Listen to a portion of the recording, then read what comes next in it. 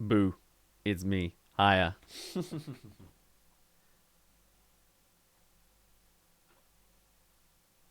Where is it? Where's my button? There it is. Welcome, everybody. So, we are now... How many hours in? 18? No, that's not right. 12. 12 or 13. We are coming to an interesting point of the stream where obviously I want to get this game done in one session, and we're about halfway done. Now, I could pull an all-nighter. I could play all the way through and then try and play the game the whole next day after, but I think it's pushing. I've heard this game is 40 hours long, and I'm already done 6. So there's 34 hours left. Split that in half, that's 17 hours, of which I have done 13 today. 13 the next day and 3 days? Oh man, there's a lot of this. Either way, the way I'm going to make this work as one session is this stream doesn't end. But I am going to take a pause. What we're going to do instead is we're going to be doing our own form of a subathon, where you don't need to give in subs. All you need to do is exist at the same time that Pikmin 4 exists. I'm going to go to sleep on stream and have Pikmin going on in the background while I do. I'm not going to be playing Pikmin 4. What I'll be introducing to you instead, if I was to start setting this up without crashing my entire thing, is I will be witnessing in the background this. This is a lovely playlist I made a little while ago. Pikmin and Dazz, the entire chronology. Because there are a lot of spoilers on YouTube, I kind of want to make sure I'm regimented in a specific playlist. I don't have mods to watch overnight that are going to be able to control the stream or anything like that, just people in chat as you help out. But what I do have is this massive long playlist of everything I've ever made Pikmin related in chronological order. Would it last longer than 8 hours? I'd hope so. There's 342 of these damn videos. We're going to play this as I go to bed, and that will be the plan. Does that sound cool to everyone else? It's technically one session. Yes, I'm kind of, squeezing the logic, but I think it's the best way that I can make everything work for me personally. It means you get to enjoy me sleeping. Ironically, it's at like a kind of prime time in America, so for all I know, this might be the best views I ever get, while I'm completely asleep, listening to myself in young form, going through my adoration for Pikmin. It'll be interesting. I hope that's okay. Doesn't come off as too narcissistic. It's because there's so many damn Pikmin spoilers. If this video, automatically goes off the playlist and then starts scrolling YouTube for 8 hours, I'm sorry for whatever you have to witness. It might just be they'll spoil it in the stream, which will be awful. So be careful. But that'll be what I do. I'm not actually 100% tired yet. It's 1 o'clock in the morning here, though. I don't want to go screaming while my neighbors share a wall with me right behind me, and also I can feel it in my throat. So I'm going to pace myself, I'm going to be chill. We might end up doing this 2 nights in a row. I don't know. But for me, at least, it is officially bedtime. Alright? I was considering shuffling this whole thing, but I think YouTube's shuffle doesn't work correctly. Because, sometimes it just plonks off of a playlist and goes off randomly somewhere else. So let's not have that, if we can. Instead, we'll start where it all began, 11 years now. Ah, thank you for the sub! Sal? Thank you, Sal. It's 5:02 where I am? Well, there you are. That's right, Time zones. Right, we have, do we have autoplay? That's what I just need to check. I'm going to just check this out in the background. Oh, well, actually, no, you're seeing it right here. Then never mind. Oh, you're going to get adverts. Oh, that's going to be awful. I'll skip the adverts. I'll make it skippable for you. So that'll play that. It doesn't show recommended. What else does it show? Don't look at the thumbnails in the corners. You might see spoilers, so we'll be careful there. What is it?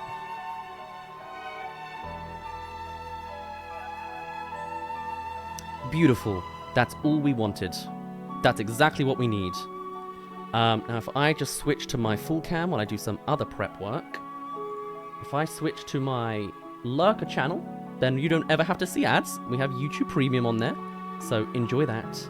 But otherwise, that should be us all sorted. I hope you all have a fantastic afternoon, whatever you're doing. I'm gonna have myself a fantastic night. The moment I wake up, I'll set out myself some breakfast, I'll have a nice old coffee to start, and then we'll kick right in, beating Area 4, and Area 5, maybe an Area 6, and Area 2 as well, of Pikmin 4. Alright, the nostalgia's gonna hit you big tonight. It's my best way of making content continue while I'm not even conscious. I hope you enjoy. Nighty-night, Dazz. The water wraith will see you in your dreams. Don't worry, I'll also still be on stream. I will be sleeping on stream. I don't have a bed behind me here, but I am going to break the illusion. So, I'm going to start setting that up now. I hope you guys enjoy. Here's to Pikmin 4 and a good night on the sides as we do it, eh? If there's any issues as well, let me know now, but I'll do some setting up. Here you are. 3 has left the station and is coming this way. That's right guys, Pikmin 3 has left the station and is coming this way. My name is Dazz, you don't know me, and you don't care, so let's stop blabbering and let's watch the Pikmin 3 trailer. I'll see you in a minute.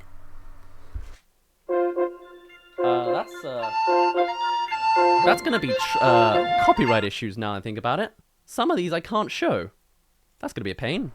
Here we can see the Pikmin on a lily pad, so this could be a way of transporting across the map. Well, he's watched it all or at something, once, so or it's it could just fine be for there now. for the I'll do trailer some to show off adjustments, the and then we'll environment. skip to like later We stuff. can We'll just also go straight to a see let's new play. How about that? creature That'll be that's fine. flying. That'll be Looks fine. like a dragonfly if you ask me, but it seems quite harmless and it could just be part of the environment.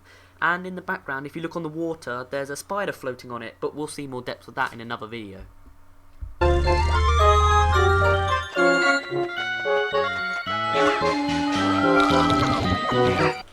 Here it seems there's a targeting system for Pikmin 3. It seems more effective on the weak enemies like dwarf bulbobs, as you can see here. And before the Pikmin show up on the screen, you can actually hear like a horn sound, so maybe that's like what indicates the Pikmin to attack the weaker enemies.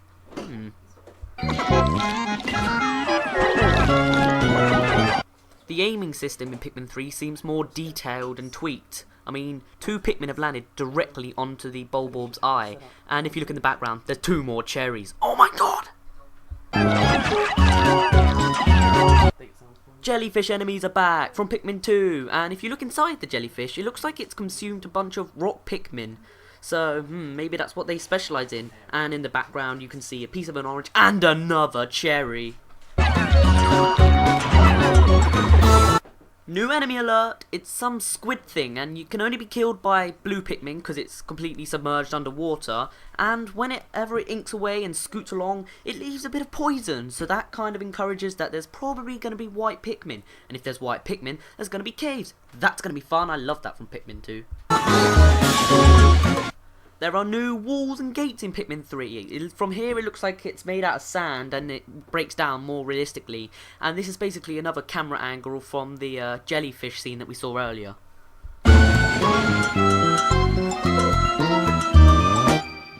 And there they are, the stars of the trailer, the rock Pikmin. Now notice their buds, they're a slightly different colour than normal, so that means they're probably made underground or in a cave or on some sort of thing, so I'm pretty sure that they will be coming back. Here we can see the rock Pikmin smashing a glassy wall or gate, whatever it is, and they don't smash like normal Pikmin, because when you throw them, they just bounce back at you. They don't like stop and hit it and headbang.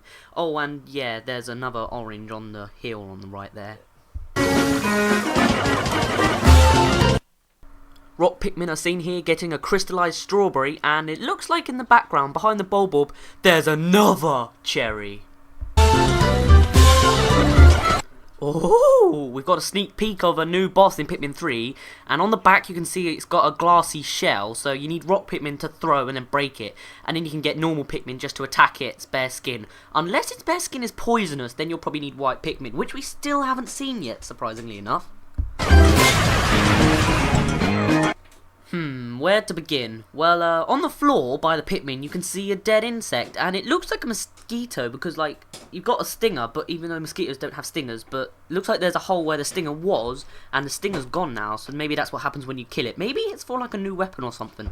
We can also see in the top right that there's a timer, so this is probably challenge mode and they've got to get as much treasure in a certain amount of time. And if you look behind the glass gate, you can see some sort of fire enemy, which we'll be going into more depth in another video again. In the top left, we can see a counter showing how much Pokos we've earned so far, looking at like the treasure you've gotten. And just above that, there's some ruler thingy, and as you get more treasure, it moves along into the brighter colours. So maybe it's like some sort of combo thingamahiggy. I'm not really sure. What do you think? On the left, we can see some rock Pikmin carrying an orange, and you can see the value is only 5 when there's 5 rock Pikmin carrying it. So that proves that the rock Pikmin aren't as strong as purple Pikmin, yeah, because they only, you know, they're only worth 1 when purples are only worth 10. Underneath that, there are balls of glass or crystals, and we're not really sure what they're for. They could be for treasure, they could be for buildings, or it could just be there for decoration. And in the bottom left, there's a number 43 just floating there, and it doesn't seem to show anything. You can't quite see it. It's sort of cut off from the camera, but maybe we'll see later. And finally, in the bottom right, we can see the 2 types of Pikmin that are following the leader at the moment, and how many there are. Now the player is targeting a bunch of bridge pieces, which we'll see later in the video.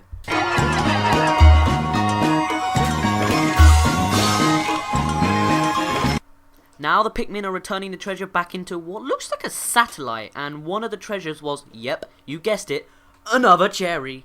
And as you can see here, the last strawberry, it has some sort of like a golden coat to it, so maybe it has more values, like it's Pokos, it's worth more maybe. And here come the bridge pieces again. Now, headbanging clearly doesn't work anymore, because, you know, this is how it works in Pikmin 3. Trust me, headbanging a bridge doesn't build it. And if you look at the bottom right, there's a rock Pikmin in the water, but it's not drowning. So maybe this is like a glitch that the directors overlooked. Or maybe, you never know, maybe rock Pikmin can swim. And that would be a twist, wouldn't it?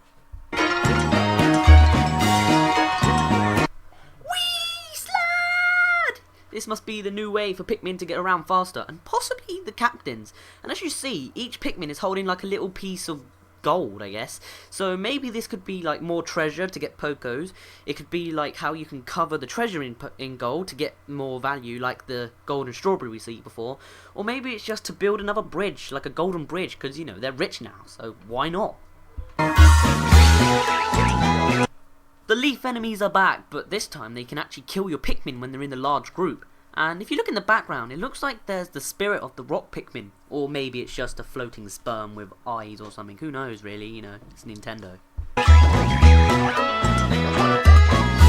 After killing them, now you can throw your other leaders onto the new ledge. And they can now pluck the Pikmin by themselves. So maybe they have AI, unless they're being controlled by your friends online. Now that would be fun. I just imagine the assisted suicides as you throw your friend off the cliff. And why are the Pikmin planted there anyway? Is there like a new Pikmin planting enemies? Or maybe there's a flying onion above that spot? Already we can see an opportunity where you can mess up your friends if you're playing online by throwing each other into the water. Here we can see a new image for when there's no Pikmin following you. This is the same image as before, except now we can see that the 43 represents the value of the pile of gold, and now it's 50, so clearly we can travel back in time this time in Pikmin 3. Whoa! As Chugga-Conroy would say. This Bulborb, it has like a tongue attack now, and if you look in the top left, the ruler thing, it now has a medal on it, so it's a race against time to see how much treasure you can get and how many Pokos you can get medals as a reward. And the Bulborb is worth 50 Pokos, or maybe it's holding treasure inside of its body, which is worth 50 Pokos. And finally, another Pikmin is revealed. If you look on the lake, flying above it, is a pink Pikmin. So, wonder what they could be for. Maybe like you can throw the pink Pikmin and like into a lake, and then they fly over it, and then they grab treasure, and then they fly it back over to you for your other Pikmin to carry. It's just an idea. Tell me what you think. If you like this video, like it, comment, subscribe. I want to hear what you want to say. You know, this is Pikmin 3, it's new stuff. Let's hear discussions in the comments and stuff. So yeah, that's the end of the trailer. Oh, and one more thing. I'm going to show you the end of the trailer and then the beginning, because they actually mix together if you have a look.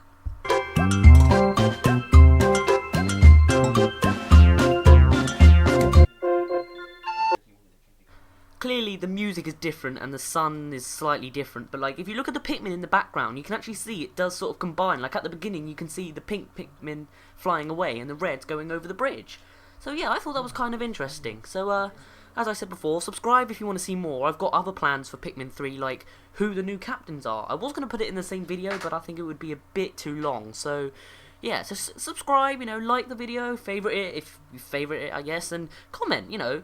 Well, let's have a discussion, or even a discussion with each other, you know, between you. Just like, see, this is Pikmin 3, this is something new, you know? Be a great experience for all of us, I guess. So yeah, I'm Dazz, you probably don't care, and I'll see you later. What's up guys, it's Dazz here, but you probably don't care, and it's time for another video. But what should the video be about? Well, I found out that the trailer didn't show everything that was announced in the gameplay at T3, so I'm just going to go over all the new enemies that's been released so far, and not all of them were even in the trailer. But first, if you don't know what I'm talking about, click the annotation and the video in the top left, and you can see the trailer analysis that I uploaded last week, and then you'll understand what's going on, blee blee blah blee blue. Right, now that that's over, let's continue with the video. After looking at the Pikmin 3 announcement video, but not the actual trailer, we see this shot here of what looks to be a three-legged water strider, which obviously it floats along the water and absorbs the water on its little back, on a bulb on its back, and then it shoots it at the Pikmin, sort of like a gun, but like a water gun. We don't actually know what the name of it is yet, but you know, it's just some sort of three-legged water strider-like bug. So yeah, that wasn't in the trailer. Well, it was, but you didn't really get to see it in much detail. On to the next enemy. Alright, here we have a Dweevil-like creature which has a crystal on its back, so it used this to defend itself and camouflage. Like the other two crystal balls around it, they don't seem to have any Dweevils like carrying it, or at least it doesn't appear to be. So to kill this Dweevil-like creature, you need to get Rock Pikmin, throw it on the crystal, smash the crystal, which then exposes its body, and then you just beat it to death with leaves and flowers, like most Pikmin enemies that you can kill. So yeah, that's the second enemy. What about the third?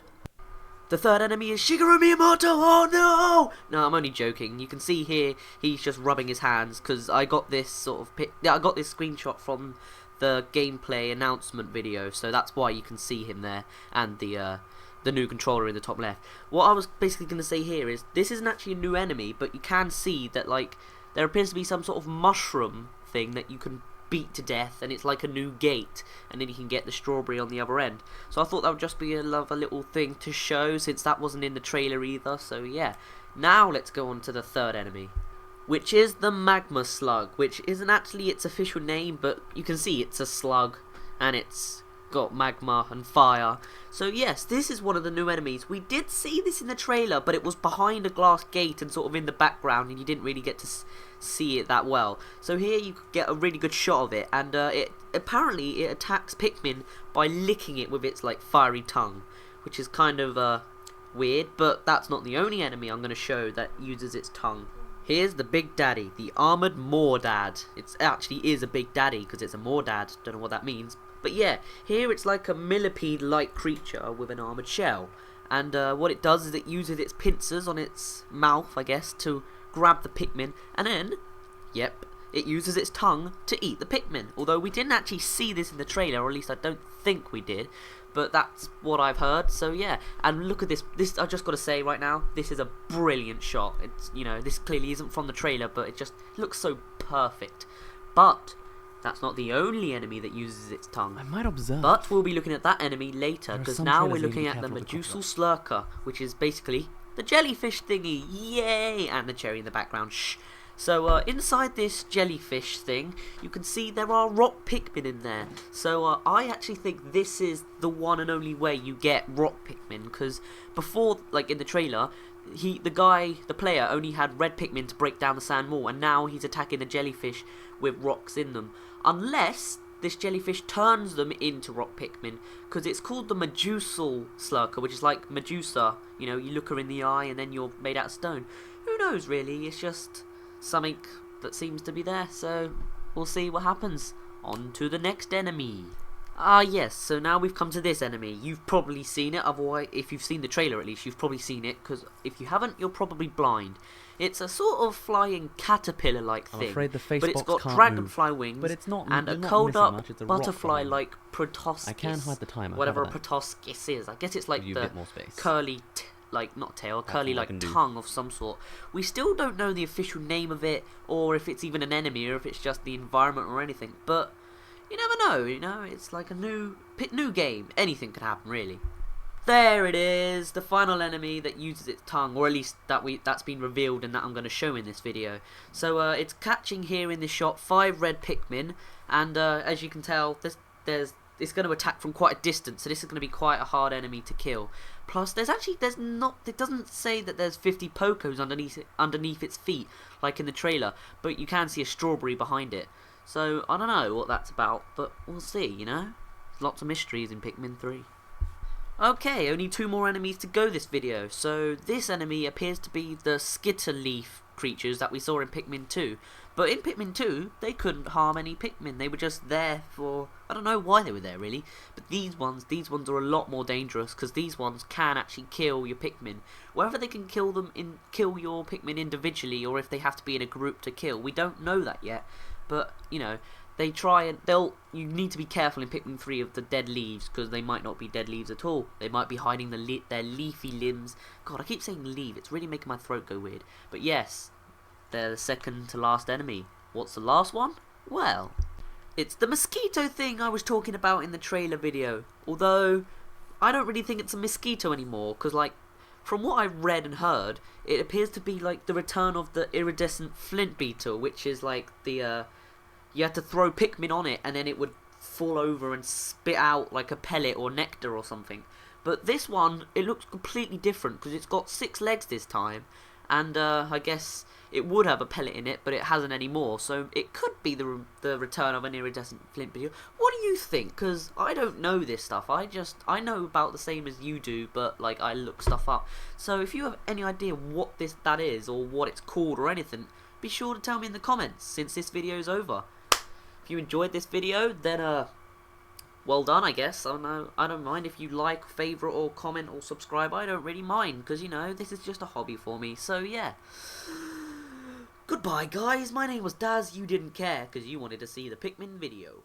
Goodbye.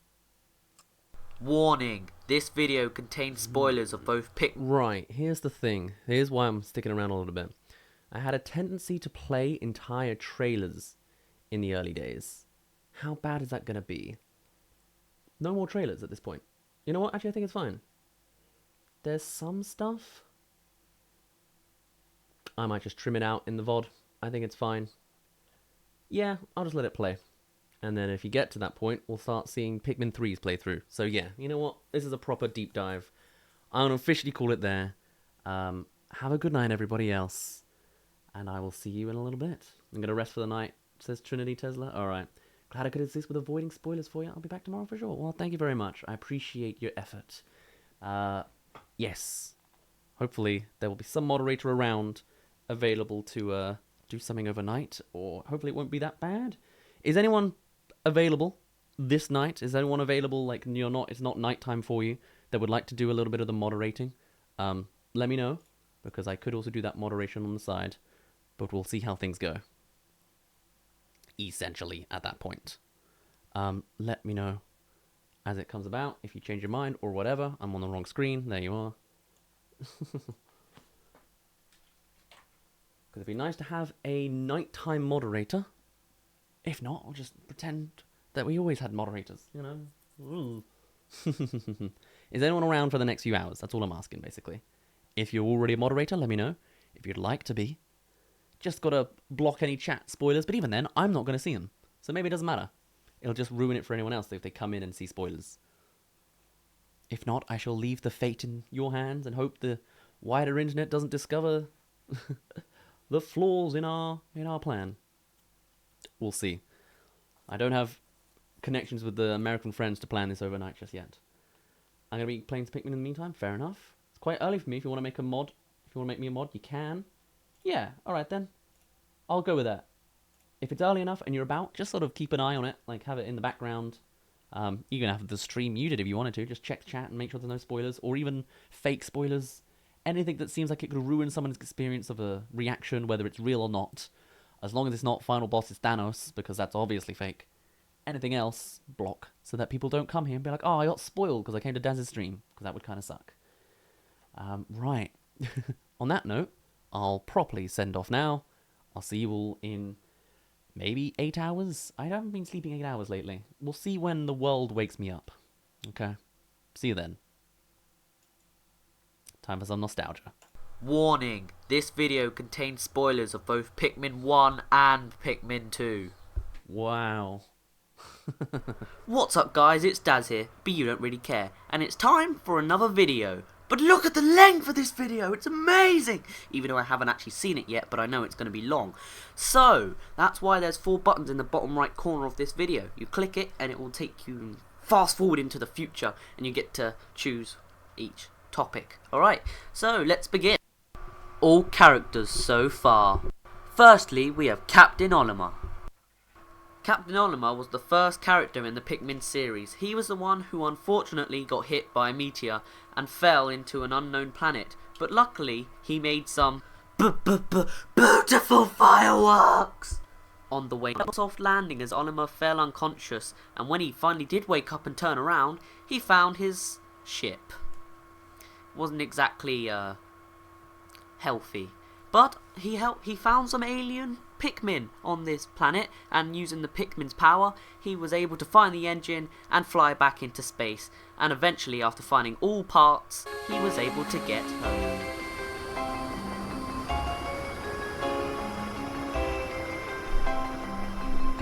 And leave the Pikmin behind on their planet.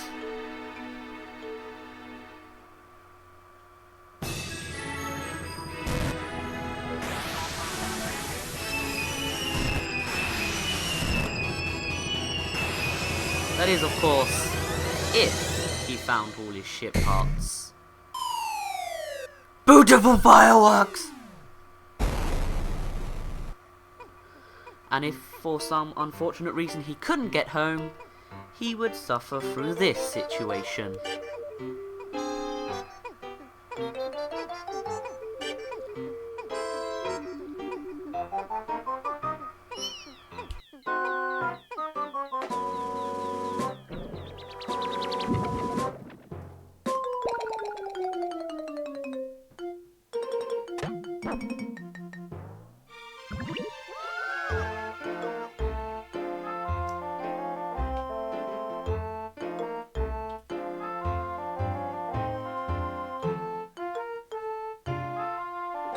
Of course, that never happened. In fact, he escaped. However, when he got onto the planet, his company was in debt. 10,000 Pokos to be exact. So, his boss orders him to fly off back to this unknown planet to get the treasure.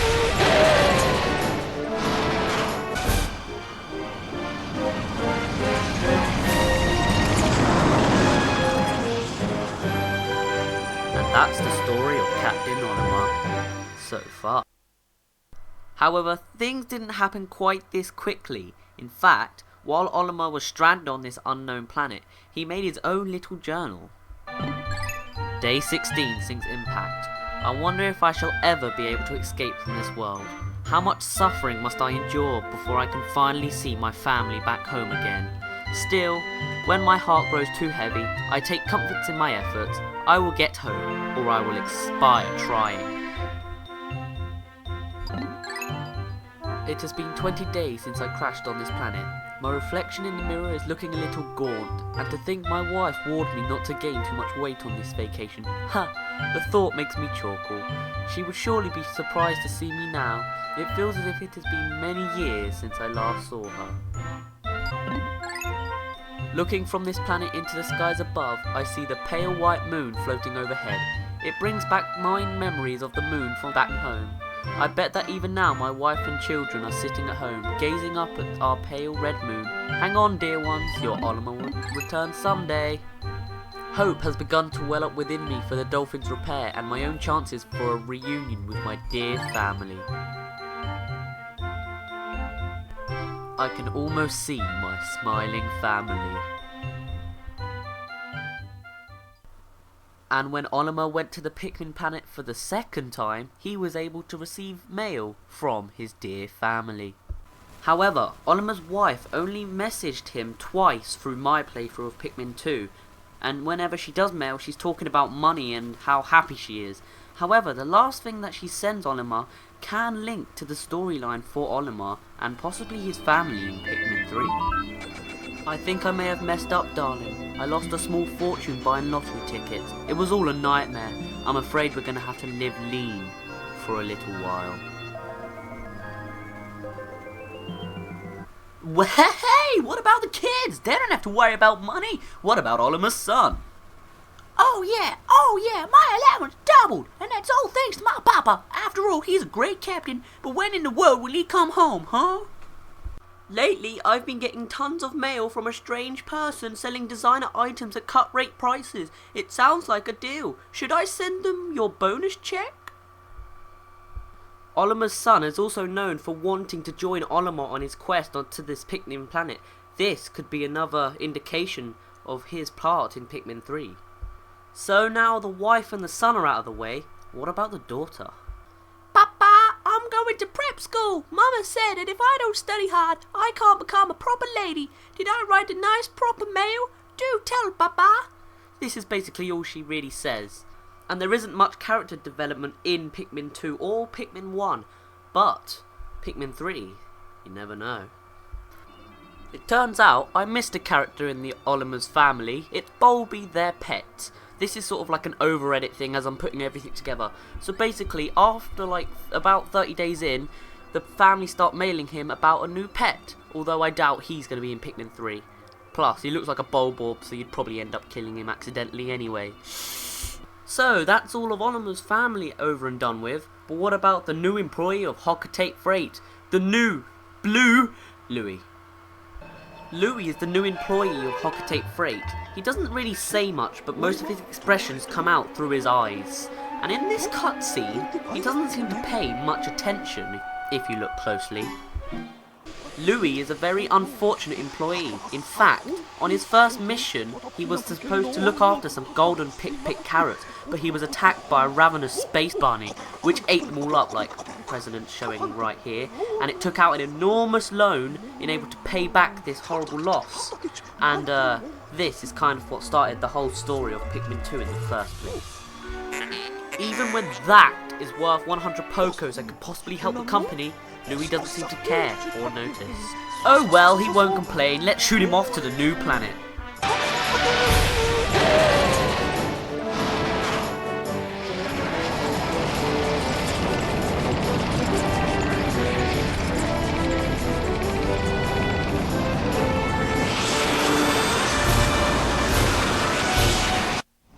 But when they returned to the new planet, there was a slight, incident. And Louie fell out of the cockpit. Oh, that Louie.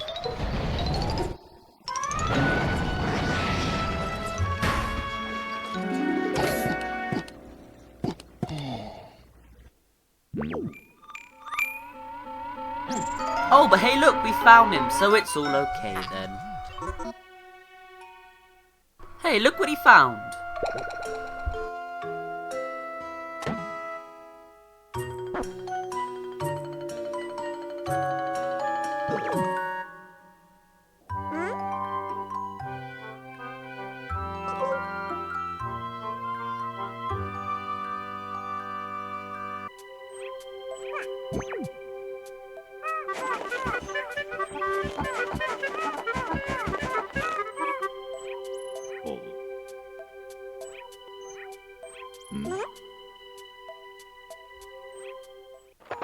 And don't worry, Louie and Olimar were reunited eventually.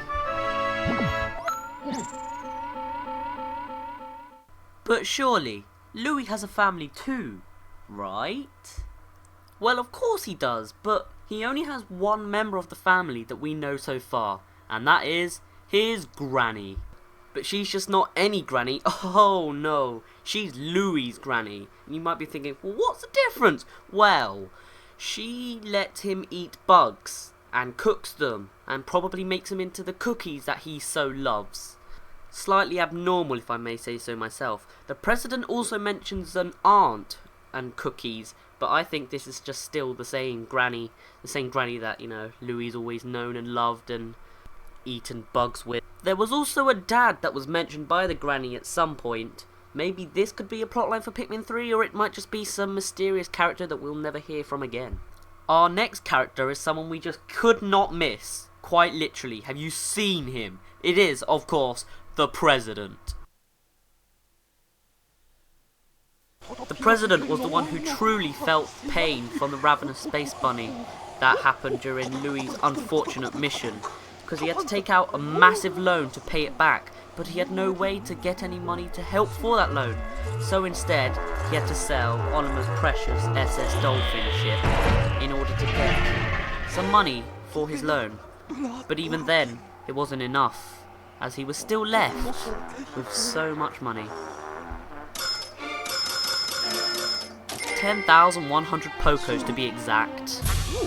But then, that thing was worth 100 Pokos. It gave him hope. Maybe he could finally finish this loan. Maybe even get a bit of a profit. So he sends off his 2 employees to the new planet to get the treasure for his loan.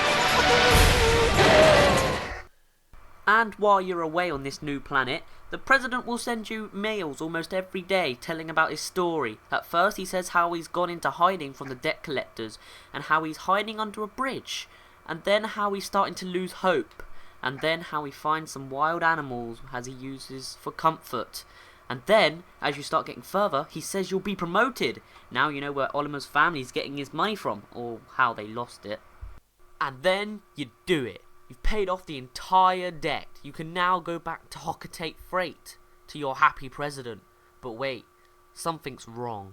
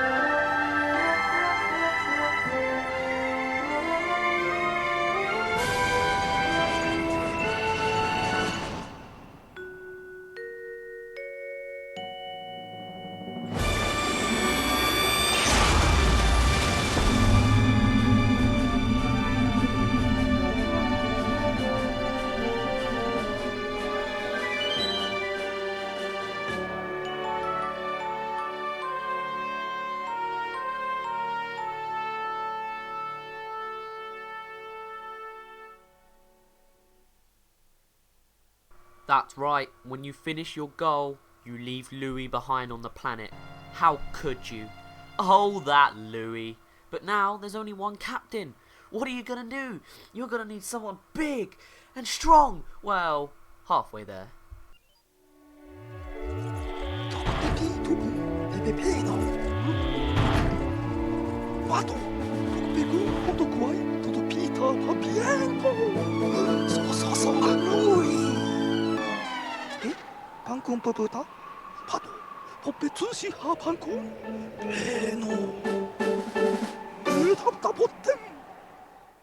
Yes, folks, you watched that right. You can now play as the president.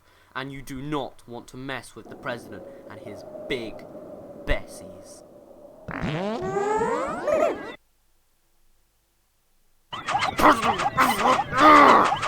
Other than that, the president is a pretty normal Hockatatian, and his big Bessie fetish isn't really a surprise when you realise who his wife is. Some president you are! I just got back from vacation to find out you're on a treasure hunt! Well, don't bother coming home until you found every item on your list! Now I'm starting to think that the president have a big Bessie fetish. I think it's more of a comfort to hide from his lovely old woman thing Pocketation. Yeah, I don't blame the president at all. So, that's all the characters so far in the Pikmin series, right? Well, no, there are still 2 more people, even though we don't actually know who they are, but you never know, they could always come back in Pikmin 3 after Oliver's bonus check. It's Spam Guy number 1. Do you love bargains? Yeah, we like bargains. Do you like designer items at cut rate prices? Then come at tons of pokers at http://pikmin2.nintendo.co.uk. And Spam Guy girl at number 2. I am so lonely. I want a friend that'll listen to my troubles. I want to meet someone like you. Contact me at http://pikmin2.co.uk.nintendo.co.uk. Now we've gone over every character in the Pikmin series, but how will the Spam people relate to Pikmin 3? Well, if you think about it, they're kind of after Olimar and his money, and his bonus check and whatnot, so maybe they want to get, if they can't get the money from him, they can get the source where he got his money in the first place. Maybe they are one of the 4 new characters in Pikmin 3. We'll be going over that right about now. Who are the new captains?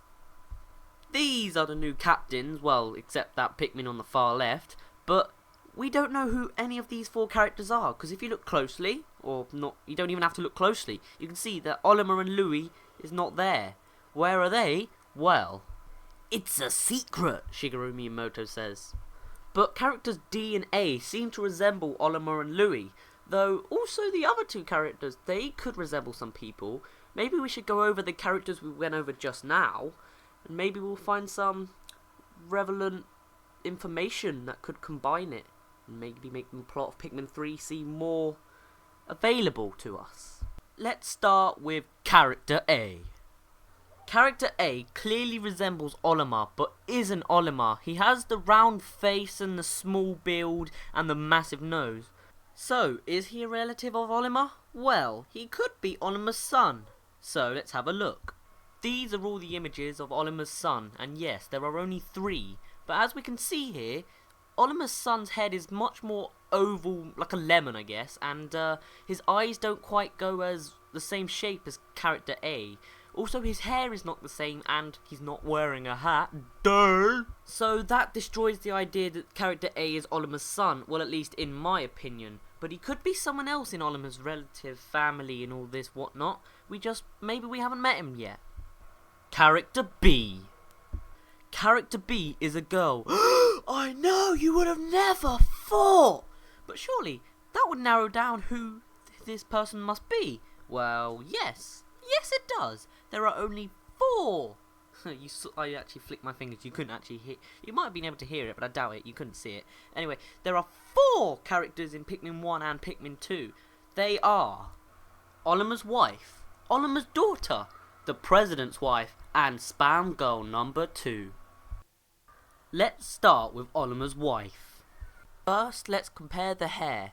Olimar's wife's hair is more like 3 tufts, and they're very short and lifting up, whereas Character B's hair is long, and I think that's pink. So I doubt they are the same character, though their ears are quite similar, but the shape of their face, Olimar's wife's more horizontal, but Character B is more vertical. So I think it's fair to say that Olimar's wife is not Character B. Now let's compare Character B to Olimar's daughter. Comparing the hair of these 2 ladies is a bit more difficult because Olimar's daughter is wearing a hat, unless she's bald and is actually a pink panda hybrid. So we can't really compare the hair, although they are both pink from what my colour blindness says. But still, Olimar's daughter's face is more horizontal, whereas Character B's face is much more vertical. So I think it's fair to say that Olimar's daughter is not Character B. Now it's time to compare the lovely Character B with the president's wife. Okay, seriously, Character B is not the president's wife, and if she is, then dang, that's a lot of plastic surgery, but I highly doubt it. She hasn't got the cheeks, the face, the eyes, the hair, the clothing, or the ugliness, or prettiness, depending on who you're looking at. So no, the president's wife is not Character B. So that leaves only Spam Girl number 2. And it isn't her either. Although she is the closest out of the four, she's definitely got the long springing hair and possibly the face shape and the shoulders, but we can't tell entirely because she's just a shadow. But there is one thing that all four girls have that character B does not. And that is a nose, of course, and no, she is not Voldemort. What I'm saying is character B's nose is more of a pointy triangle thing, whereas Olimar's wife, Olimar's daughter, the president's wife, and Spam Girl number 2, they all have big round noses, much like Mario and Luigi. So character B is a new character. No one we know so far, unless Spam Girl number 2 got a nose transplant or whatever you call it, a nose job. There you go, nose job. But I think that's highly, highly unlikely. Time for character C, because apparently I missed it, and now time to go mid-sentence. What I do notice is that he's wearing a green uniform, at least I think that's green, and it's got a star in it, which leads me to believe that he's part of the military. But what could his plot be in Pikmin 3? Why would the military want to go to the Pikmin planet? Well, I don't know. I've got a theory, and I will go over that momentarily, but for now, I think we should move on to character D already, because there really is not that much to say about character C. Well, later on, after character D. Character D is clearly similar to Louis looks-wise, and possibly personality-wise, because he is quite mute. That's probably because it's a picture. But, character D is kind of strange, because he might be a relative of Louis, but we haven't met him. Again, like all the other three characters, we haven't met him. Because the only people we know in Louis' family is Louis' dad, who he could be, we'll have to see about that, and Louis' grandma. And I highly doubt that that little boy is going to be, if he's even little, I don't know. But even though that little boy, or big boy, oh god, that sounds weird. But even so, I doubt that's Louis' granny. So we just going to have to see.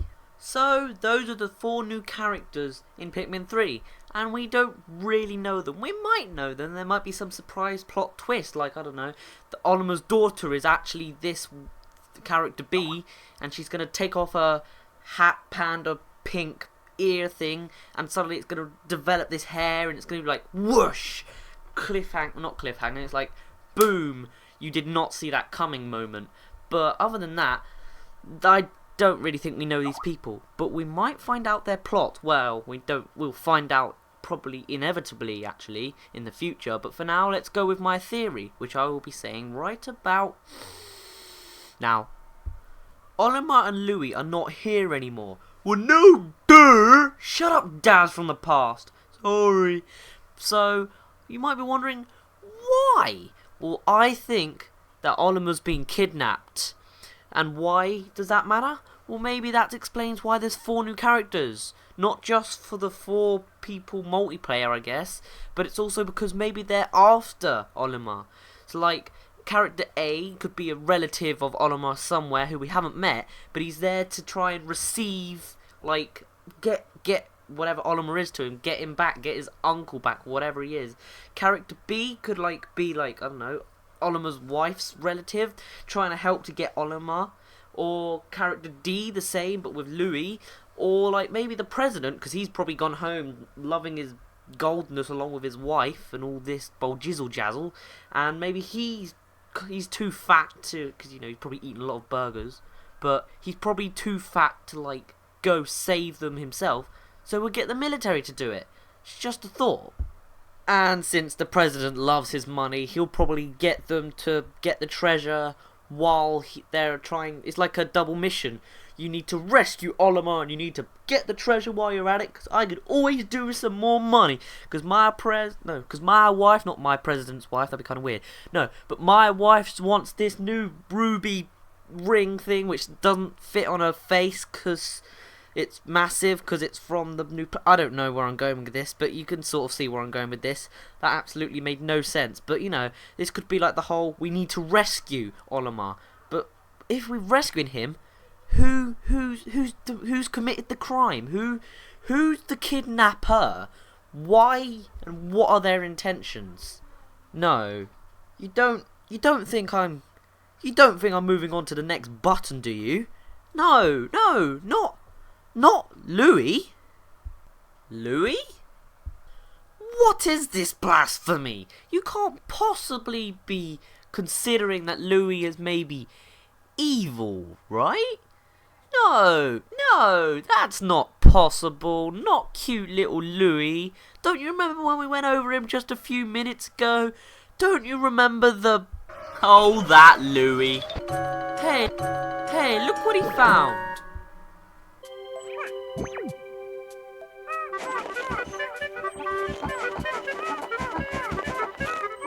You can't be considering that this is the mastermind behind Pikmin 3, can you?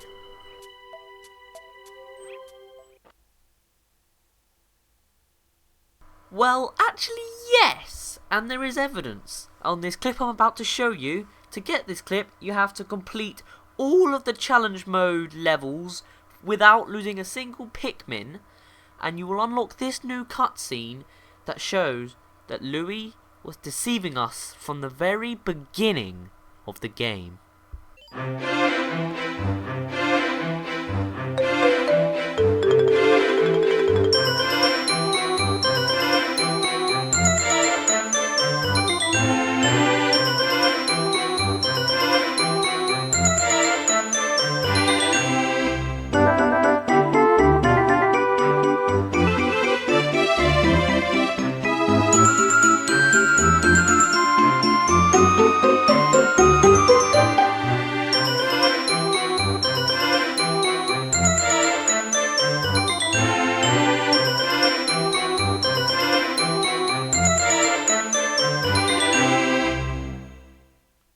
Yes, that's right. Louis has been lying to us all this time. This was a lie, so the president did not need to do this special dance, eating, ravenous space bunny thing, but it still entertained us, I guess. Louis' badness doesn't just end here. In fact, we could go into depth with every little thing Louis does, and we can actually find that maybe there was a presence of evil in him the whole time. For starters, Olimar and Louis didn't have the best first impressions, because at first, Louis wasn't even paying attention to Olimar, too busy staring at a bird or cookies or granny or whatever it was, and then at the first opportunity, Olimar and the ship go into the planet, and Louis falls out the cockpit, so it might not be a, oh that Louis, but it might be more of a, I'm gonna get you back, Olimar! Although, maybe Louis doesn't realise he's evil. Maybe it's like something in his gut. Or maybe he's like hearing voices. From this next clip I'm about to show you, it's where I was playing through Pikmin 2 and I could hear Louis always mumbling something, and it's not the usual which he usually does, but like I couldn't quite record it because he'd never do it when I was recording, but I was able to capture it during challenge mode while I was trying to get the Louis Dark Secret clip, and here it is.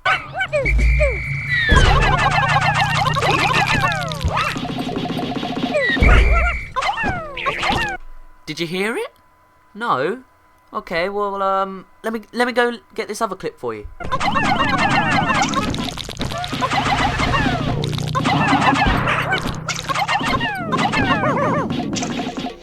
Did you hear it that time? It was a bit clearer. You still didn't hear it? Well, I guess the Pikmin are kind of in the way. This next clip, I'm certain you'll hear it, because all Olimar's doing is punching, so hopefully you can hear it this time, and if not, then rewind the video and try again.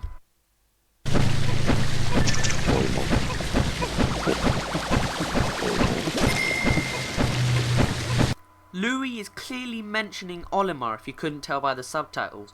But why? Is he like being haunted by voices and asking for Olimar for help, but he doesn't notice because he's in the middle of a battle?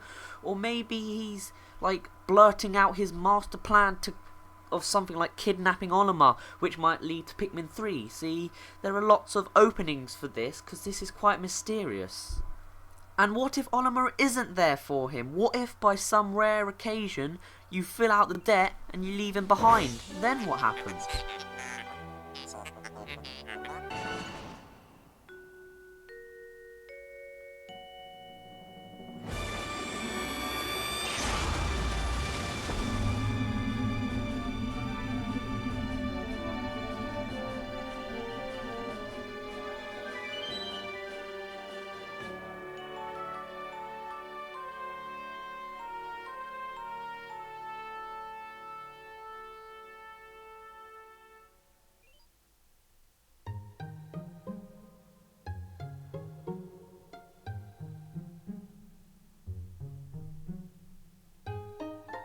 Louis must be petrified. Just look at those eyes.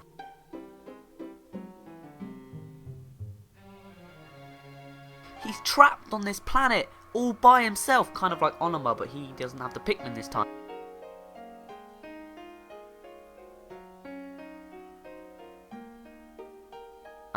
And so he has to travel in this planet alone. He's mute, or near enough, exploring this planet by himself. He's still, look at his eyes, they're still like, where am I? And then, eventually, he gets used to this planet. He starts accepting himself, and his eyes seem to calm down. Maybe he's really accepting the evil that he's alone. And a bit of foreshadowing here with the lily pads. Anyway, so like he's understanding himself more because he's relaxed. He understands. So maybe this is where the evilness purely comes out, when he's finally getting this time to think for himself, think to himself, all alone.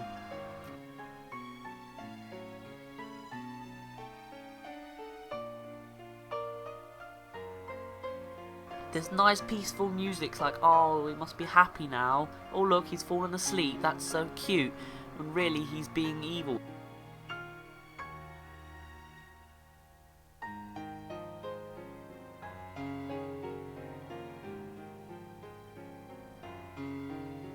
Maybe Louis isn't being evil here, maybe he's just accepting the beauty of the planet. But this is just my thoughts. What do you think? And this isn't the last we see of Louis. Oh no! Do you remember the last battle? The final boss of Pikmin 2? No? Well, here it is.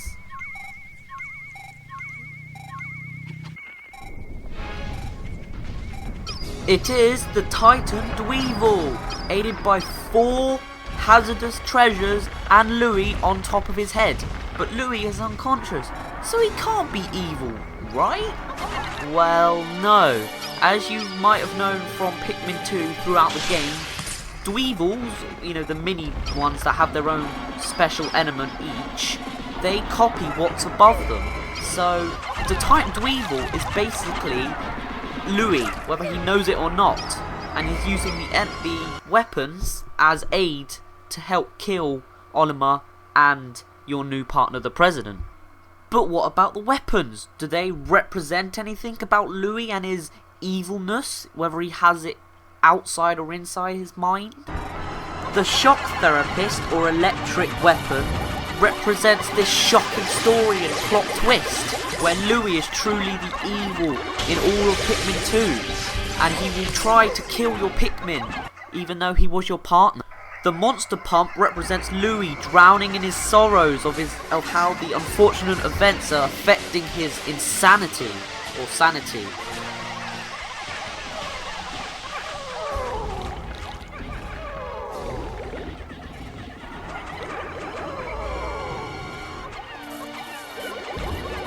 The flare cannon represents the fiery enragement that Louis has on the inside, all the regrets, all the torture, all the betrayals that he thinks is going on, how he falls out the cockpit, although it would also be good for cooking the bugs that he so likes to eat.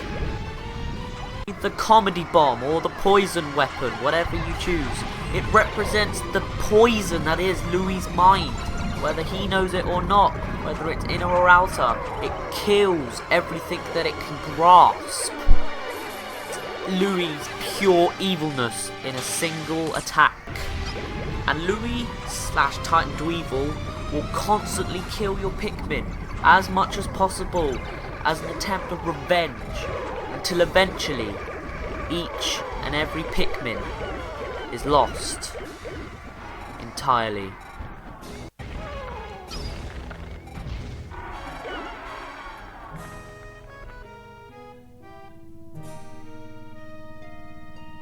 After a heavy battle, poof!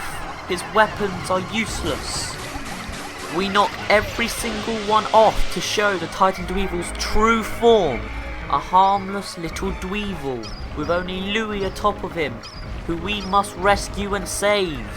And when we kill him, will we save him? And finally we defeat the Titan Dweevil and the evil parasite inside Louie's mind, right? Everything's over, it's all happy chappy and stuff, right? Now, we've rescued him, right? We can be rewarded now with the last 5 treasures of the game, isn't that right? We get the electrical weapon, the Shock Therapist. We get a massive tap. I'd tap that. It's the Monster Pump. The ultimate cooker. It's the Flare Cannon. The not so funny poison machine. It's the Comedy Bomb. And finally, the newest employee of Hockatate Freight. The new Blue Louie. Or the King of Bugs. We did it! Hooray! It's Dora the Explorer! You've collected every single treasure! Time for the ending cutscene.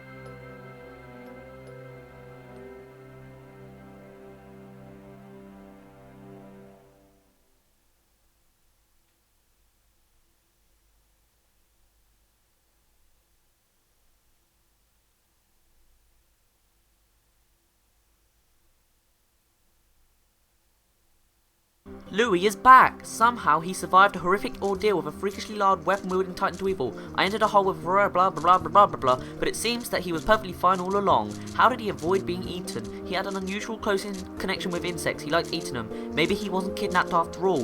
Could he have been controlling that beast all along? No, that's craziness. Though he does say that we should call him the King of Bugs. A new employee of Hockatate Freight, Louie is often silent. Nobody knows what thoughts lie in his mind. He appears to operate on the same wavelength as interest, blah blah. After he was kidnapped, he somehow managed to hijack a colossal insect's brain. So yes, he was controlling the Titan Dweevil. Louie is evil. Does that continue Pikmin 3 plot? Maybe. Jerry's 10-second bonus. This is the iridescent flint beetle because this is that. Rock Pikmin are only medusal slurkers in challenge mode and cherries! Well, that's the end of the video, guys. But wait, don't leave yet. I need your help. But how could I need your help? Well, I've run out of video ideas, except for one which I came up with just about 5 minutes ago. So, can you please help me, right? Because I'm not going to be able to upload any more videos other than the one that I'm thinking of now. So in the comments, could you give me ideas of what to go over in Pikmin 3? Tell me if there's an update, because I don't always know. I didn't, like last video, I didn't catch up with the King Caps and Spot Caps and Whip Tongue Bulborb. And, it doesn't even have to be Pikmin, it could be any game at all that you want me to do some sort of review about, though it might take me a bit while if I don't actually know the game and all that, because I have to do a bit of researching. So yes, end of the video. Hope you enjoyed. Now I'm going to be a right dick to myself and put every little annotation of every little section up on the screen. You can probably see it now, big yellow text and a bunch of annotations. Click it and you can go back. If you like the video, like it. You favorited it. I really don't mind. Share, okay, but not if you're in my school, that'd be kind of awkward. So yeah, end of the video. I hope you liked it. My name's Dazz, you didn't really care. And I'll see you in a bit.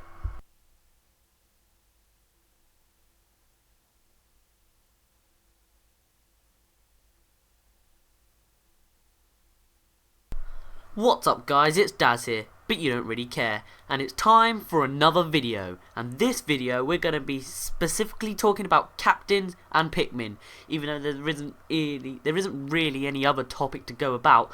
But I think that I may have found a hidden Pikmin colour and a character, and we'll be going over that right about now. So by now I'm sure you know the boat Jizzle Jazzle. Olimar crashed into the planet, and then in Pikmin 2 Louis crashed into the planet. Well, he didn't crash, he fell, but you know, same thing. But did you ever pay attention to the colours? Now prepare for an insanely obvious comment, but here it goes. In Pikmin 1 there were red, yellow and blue Pikmin. But did you ever pay attention to Olimar? As you can see from the 5 images, Olimar's suit is red. It's got the red gloves and the red bulb, and you know, just in general he's just red. And that's also why he has red Pikmin following him, because maybe red's not his favourite colour, but red Pikmin are definitely his favourite. Now this also works for Louis, doesn't it?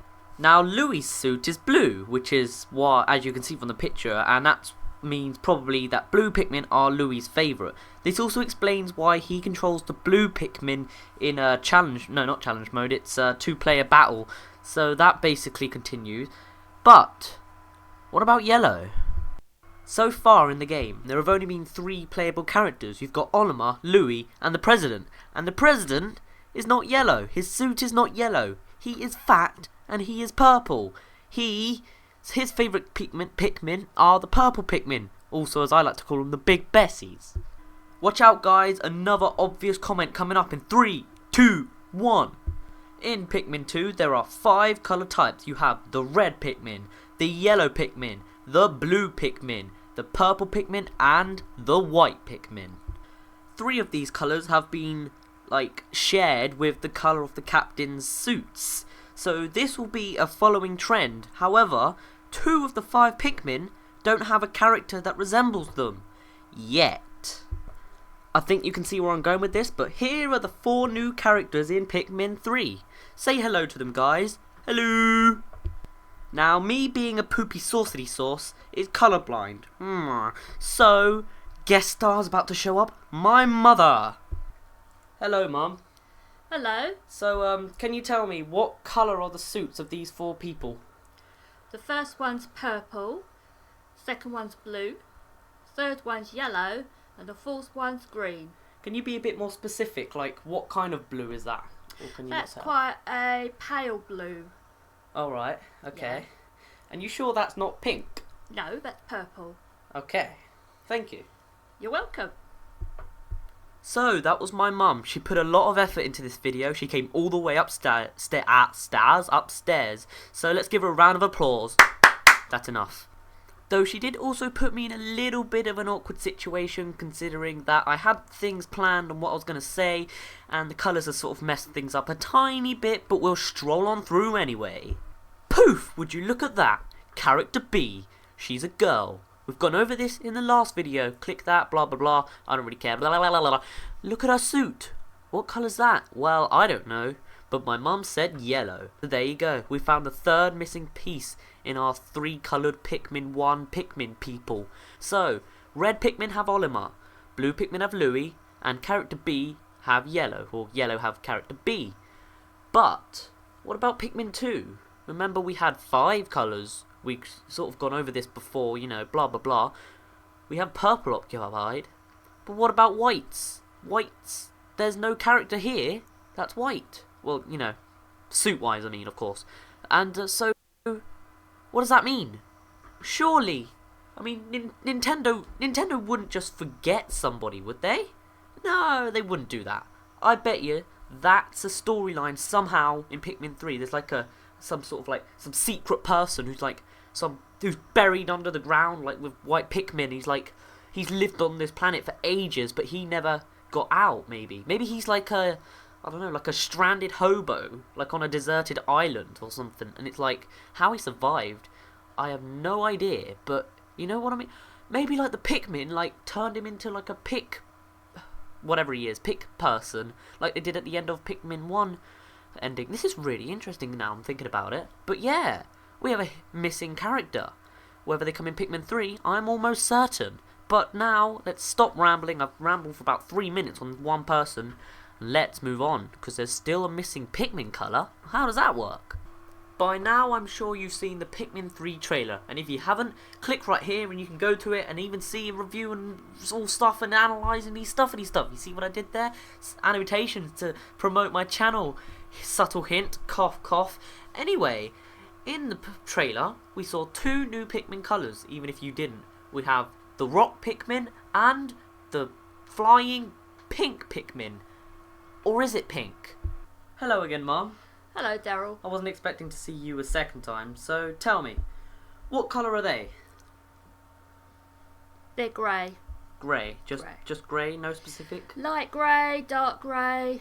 Do they look anything like green? These parts, the middle parts, no. What about the up and lower parts?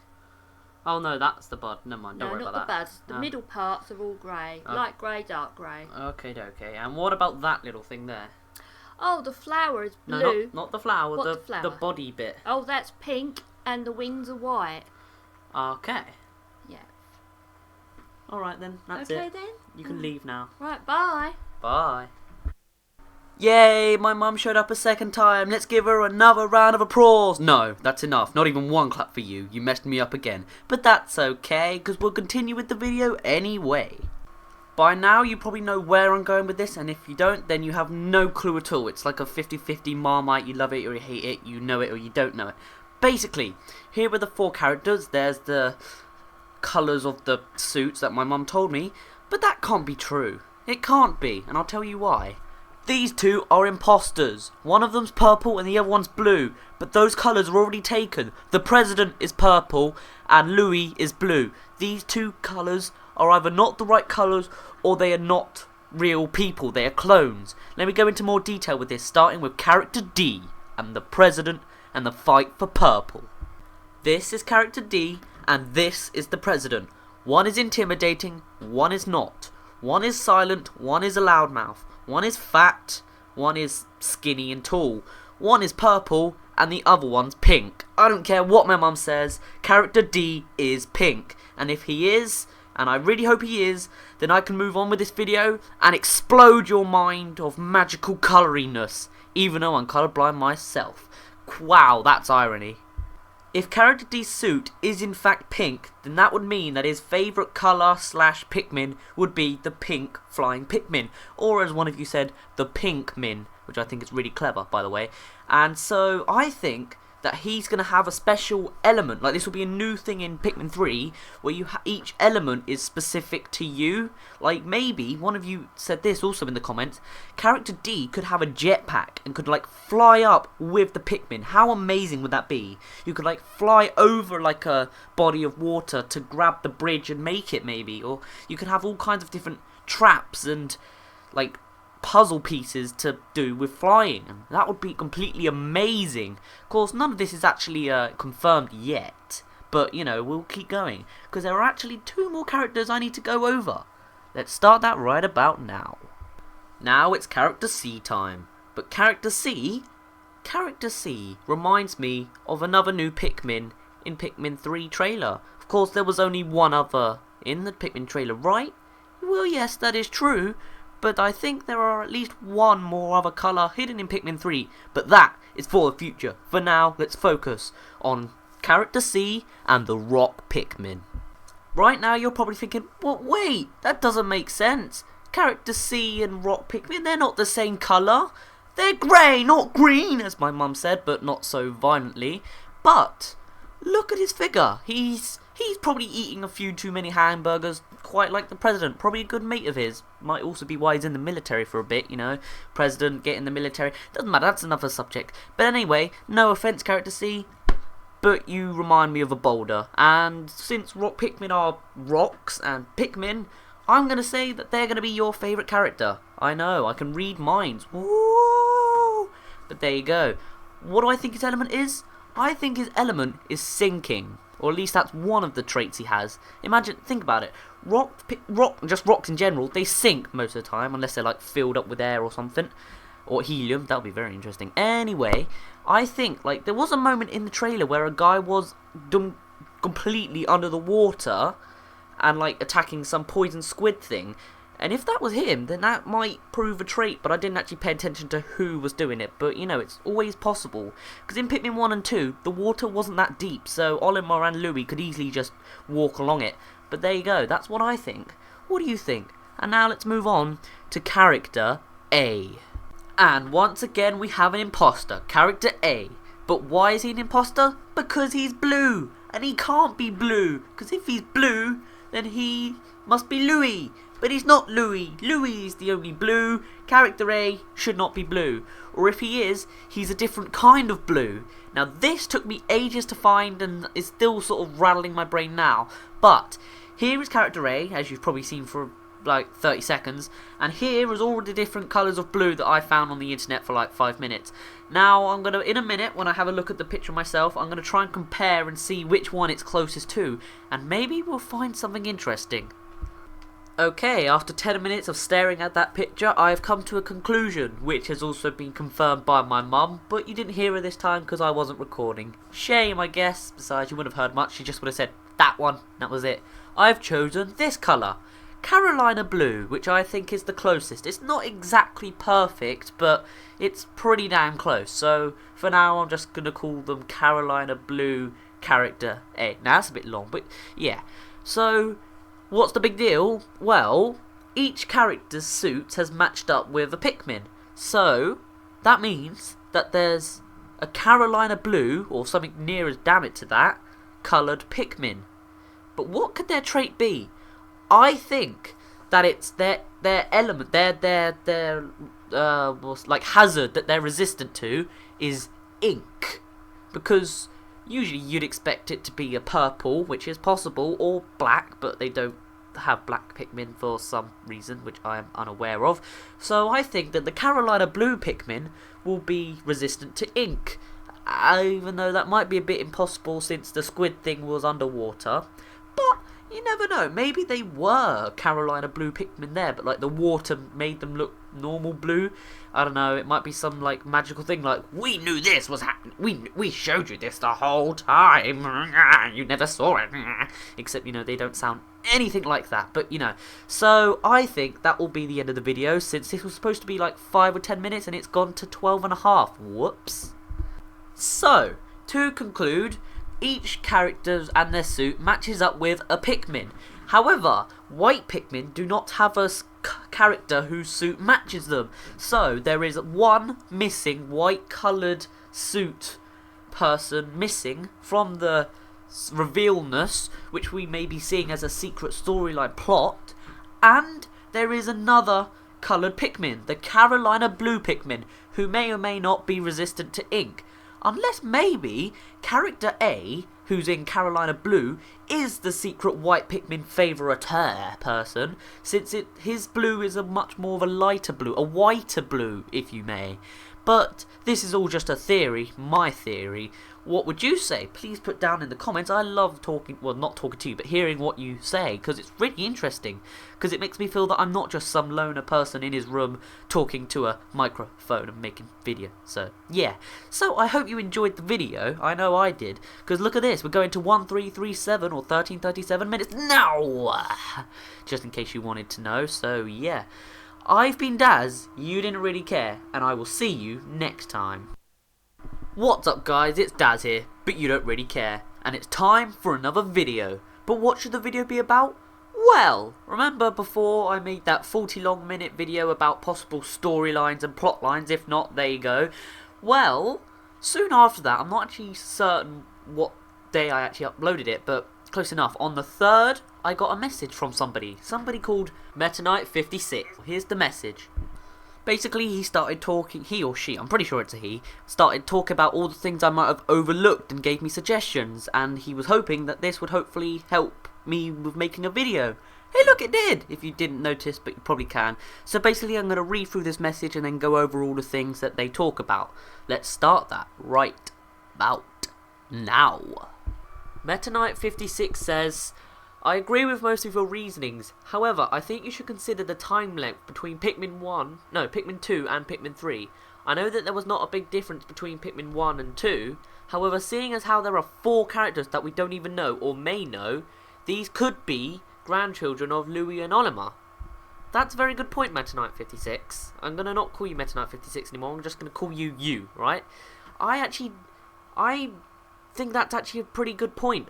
Because it's pretty clear that characters, the 4 new characters, they do resemble Olimar and Louis. And I've already proven that they're probably not like direct sons and daughters and all this. But being grandchildren, that could make a bit more sense. That would explain the whole noses and face and being small, you know what I mean. So yes, that's a very good point. Though there is no other evidence really that they are grandchildren or that it's that far in the future. But it is possible that this whole Pikmin 3 could be like a prequel somehow. Don't know how exactly that would work. Especially, or like with the satellite thing, it could be like the whole planet knows about this Pikmin planet and they all want to visit and these people just somehow get involved. So yes, that is one good point that I never thought about. The time length between Pikmin 2 and Pikmin 3. Now, the second point that you came up with was that character B's nose was not that of a Hocketation. Man, that is a weird name. A word even. Because, you know, her nose is pointy and everyone else is a round blob. So maybe you never know. It is possible that maybe character B is not a Hocketation and is actually another species of human, or like another, like, maybe what happened was like, well, not human. Did I say humans? It doesn't matter. Like, all these different species would spread out in different tribes and went to different planets and then evolved differently. But, you know, they can still talk each other. They're not all going up to each other going, hi. Because, yeah, oh my god, that hurt my nose. Sorry. So, yeah, that's actually a very good point. Why is character B's nose like it is? Unless she did get a nose job and she's secretly the president's wife. I'm not really sure. So, yes, character B might be an alien. I don't know why I said that 3 times. Now, the third point that Meta Knight 50... The third point that you came up with was that character Z resembles the president. You know, character C is the one who's big, fat, green, not grey. No, wait, grey, you know what I mean. The fat one who was in the military, or looks like he's in the military. And you're saying that he resembles the president's face. And I agree with you, he does. But I think the reasoning for that is like they're from the same family. Maybe they're even brothers or something. But not like children, because he's just too fat to be a child. Well, you know what I mean. I'm not being offensive, even though how can you be offensive to a game character? Gonna change topic now. Yeah. So I think that they are like brothers, and like they both went into this sort of like big, we're the big men of the planet kind of people or company, whatever it is. So maybe like one brother goes into the president, he's the leader of everything, he's, oh my god, he's our god, and then the brother's like, yeah, so, I'm in the military. Although, even though he's in the military, he doesn't have a gun or a weapon, which really has just confused me. It's like, what? How does that make sense? How can you be in the military and not have a weapon? Unless, this could be like training or something, I don't know really. But either way, I'm pretty sure character C is like some sort of relative or like a friend, a close friend to the president. Now, another point that Meta Knight... The other point that you came up with was that you disagree with the fact that Louis is connected to the weapons in the Titan Dweevil. And to be honest, I actually do agree with you, and I'm going to contradict myself. I don't think Louis has any...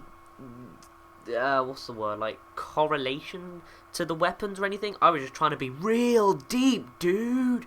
You know, with the whole, the poison is Louis' evilness and all rotting and evil, blah, blah, blah, blah. But I think it would mean, even though you said that maybe Louis not like, with the Titan Dweevil, I do disagree with you on that bit. There is proof that Louis he got into the Titan Dweevil's brain. It's said by Olimar, who's a biologist, well, he looks like it, he talks like one, and from the ship, who's basically just a sales pitcher man, like, you must buy this, buy our employee, he's not a prostitute. But yeah, what is it with me and my voices today? Seriously. Oh well, I'm sure it's entertaining you. But yeah, I don't think that Louis is connected to the weapons. That's just luck that the Titan Dweevil found up. Maybe he's like the secret ship somehow. But like, Louis did control the Titan Dweevil, and I still think that Louis is evil. He just, you know, didn't use the weapons as such. He just used the Titan Dweevil that used the weapons. Now, the fifth point that I got it right this time, came up with was that I should review the Pikmin 3 trailer in order to find out all this new information and stuff. Well, this is my chance to advertise my channel. There it is. I already did this video. This was actually the first video I made, and I looked at it like a few minutes ago, and boy, my voice is different. I was like, oh no, beginning. So here you go. Click this video, you get to see a review, and if there is another trailer, which I might have not noticed, because, you know, I'm a bit oblivious sometimes, tell me about it. Send me a link and stuff. Be like, oh my god, there's a new trailer. You got it. You don't sound like that, by the way. It's just my mind going a bit. Blah, blah, blah. Oh my god, you gotta go. Yeah, but I'm a woman DJ now. You know what I mean. Just if something happens, something new, just tell me, and I'll add it in at some point. Like with the fiery bloisters, I think they're called, which is the fire slug. The fire slugs. Then you know that's basically yes. Here's a video. Do that and trailer. And thank you for giving me video suggestions. And if you've got any more, and I'm talking to all of you, not just you, but you watching this right now, you one individual, unless you're with a friend, hi mom, etc, etc. But send me like video suggestions, because I'm still sort of hanging off the edge of what I'm going to upload. I mean, I've got a couple ideas now. I mean, this was sort of the kind of thing I made up when it showed up, but I was too busy making other videos to actually reply. Actually, I don't remember. Did I reply to you, or did I just... Am I doing it now? Oh well, I hope you don't mind. And also, this probably won't be the last video I do with replying to a big message. You could be on next, and I'll actually mention your name, like I'd mentioned Meta Knight 56. So if you have like something big, some big topic you want me to talk about, or you give me some sort of your opinions, I might reply, contradict, be evil to you. You never know, you might be on the next video. But we'll see in the future. My name's been Dazz. You didn't really care. And I'll see you in a bit. What's up guys, it's Dazz here, but you don't really care. And it's time for another video. But what should the video be about? Well, remember last time with the video, I'm not going to put an annotation up this time. Okay, maybe I will, but I won't actually have the... Never mind.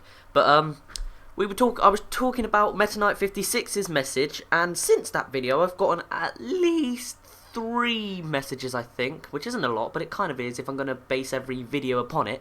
And this one is going to be credited to the Nintendo products. You get an animation text. Woo! Yeah, that's enough. And before you ask, no, I'm not sponsored by the Nintendo products. It's just some person's account name. Trust me, I mean, they haven't actually uploaded any video. Well, actually no, they have no subscribers, and the only video they have is of a Pikmin humping glitch. So yeah, I did look. I'm a sort of yeah. Right, enough of that. So I'm not actually going to show you the text this time. I'm just going to put a bunch of pictures everywhere because I thought last video it looked a bit boring. So here we go. The Nintendo products, that's really weird saying, but oh well, I'll continue, was basically talking about the time length between Pikmin 2 and Pikmin 3, which was mentioned last video, but what they were saying is like between Pikmin 1 and 2, there was about, what, like a couple days, if that? And from that time, you had the Forest of Hope become the Awakening Woods, or the Impact Site becoming the Wistful Winds, along with the final trial. It was like massive changes, as if, like, the Pikmin planet is time-travelling faster, that's a weird way to phrase it, but it's going faster than the Hogatations world.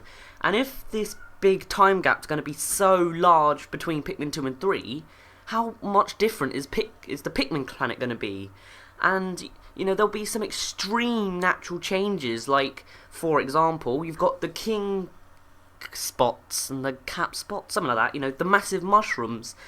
And, like, when I looked over the trailer again, it looks all, like, swampy and a bit more brown and, you know, like, less hygienic, as if, like, the extreme natural changes have given a bad effect to the planet, like it's going into sort of like an environmental crisis where it's like pollution everywhere and there's all this like mushrooms and whatever gas it putrefies out. And also, you know what I mean. I mean, if you look back in the trailer, I'll probably put an annotation there. God, what is it with me and annotations? I really don't know. But if you look through the trailer, it doesn't look so happy chappy. Hey, look, sunshine. Oh, look, cherry blossom trees. Oh, my favourite. Oh, that was kind of a reference, but you know what I mean. And so, like, it just looks more dirty. And something else that the Nintendo products mentioned was that over this time period, the Bulborbs have gotten a new member of the family. Now, this might just be some new evolution thing, or maybe they were hidden before and they've only just found them. But, you know, you have the Whip-tongue Bulborb, the massive long one with, like, 5 red Pikmin on the end of it, because that's its favourite type, even though that doesn't make any sense at all. So, yeah, like, if it is Oliver's grandchildren, which was mentioned last time, then the world's just going to be so amazingly different, and it's going to be like a completely different game. Spoilers it is, but you know what I mean. It's like, it's almost like, it's not, but it sort of reminds me of like Fallout, where like after like the nuclear war, it's just everything's all gone, even though nothing's gone at all, it's just all murky. Is that, yeah, okay, murky. I'll call it murky. Anyway, that's about the only topic I have for time length and time changes and environments and, oh no, climate change and global warming. But now let's go on to the next topic that the Nintendo products brought up, which was Pikmin. That sounds like the most obvious comment ever. What's he gonna talk about with the Pikmin 3 game? He's gonna talk about Pikmin. But, you know, I missed out a Pikmin. Not from, like, the new Pikmin's revealed, but I'm talking about Pikmin 1 and 2. And I feel like a complete idiot that I missed this. Do you know what it is? Think about it. The Bulbmin! How did I forget the Bulbmin? You know, the Bulborbs that are, like, infected, zombified Pikmin, and they can help you and whistle when they're impervious. Is that the right word? Okay, they're not vulnerable. They are, immune. They are immune to every hazard, I think, except like getting crushed or eaten. But how do you stop that, really? Well, actually, that might be... Nah, that wouldn't be rock Pikmin, would it? Crunch, crunch, crunch.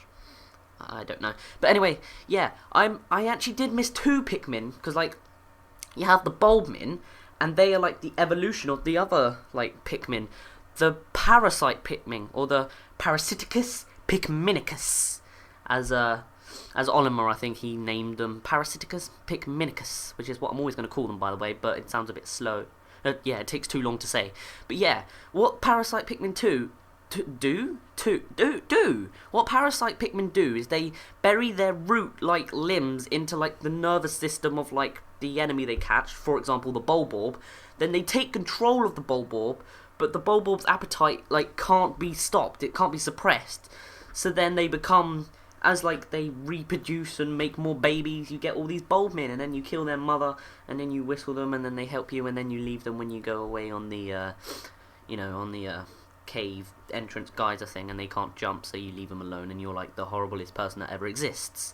But yeah, what's interesting, though, is, like, they don't come from onions, or, like, buds, or wherever else you're supposed to come from. They come from the reproduction and, evolution of enemies, if that makes sense. Like how you saw, like, with the Medusal Slurkers in the trailer thingy, how they were holding the rock Pikmin in challenge mode. It's sort of like that, except it's really not. Well, it kind of is. You see what I mean? How, like, the Parasite Pikmin and plus Bulborb equals Bulbmin.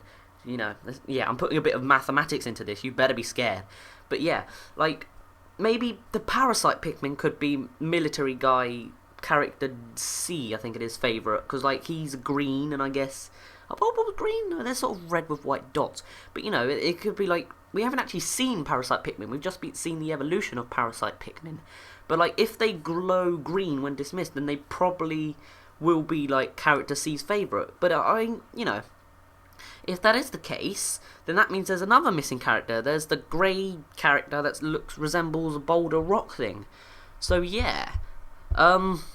What else do you need? What else was it that I was talking about, basically? So, like, we've gone over, like, the 2... So, in Pikmin 2, basically, there were 4 new types of Pikmin. You had the purples and the whites, which are, like, the obvious ones. Then you had the Bulbmin and the Parasiticus Pikminicus. So, yeah, I really do believe that they will return in Pikmin 3, because, like, it's kind of pointless to have the sequel and then just drop something like right there. Although if no, it was already confirmed. I heard this or read it somewhere, and someone commented saying that purple and white Pikmin were confirmed. They just weren't shown because there's not really anything new. But yes, so that's basically what I'm going to go over for this video. So let's conclude this video. So firstly, we have the time length between Pikmin 2 and 3.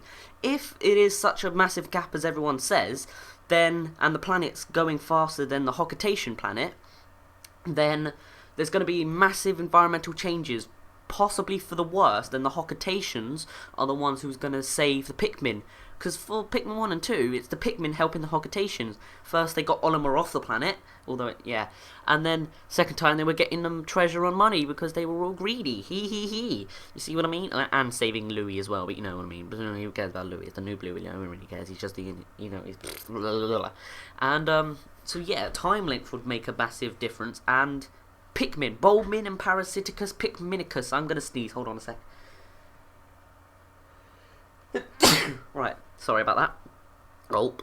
So yeah, Parasiticus, Pikminicus, and Bulbmin, and so that means that there's a total of how many Pikmin? That's red, yellow, blue, purple, white, Bulbmin, Parasiticus, Pikminicus, rock Pikmin, and flying pink Pinkmin. So that's 9 different types of Pikmin at least that we have found in this series. They're not actually confirmed, actually, if I think about it. But more stuff should be coming pretty soon. I mean, come on, it's August. I mean, and like the game's probably coming out around November time. So I'm certainly looking forward to this. And that's the end of the video. I've been Dazz. You didn't really care. And I'll see you in a bit. What's up guys, it's Dazz here, but you don't really care, as it's time for another video. And hey look, it's a Pikmin video, yahoo! That sounds too Mario. But I do have some bad news. How do I put this?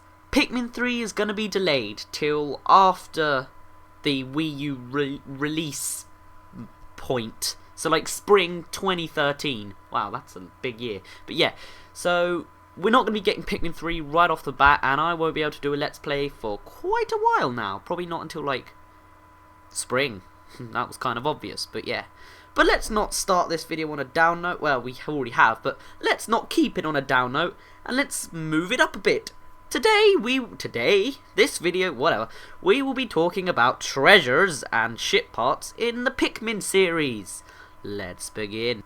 We're going to start on Pikmin 2, because as you might have guessed, Pikmin 1 is about ship parts, and Pikmin 1 does not have treasures in it.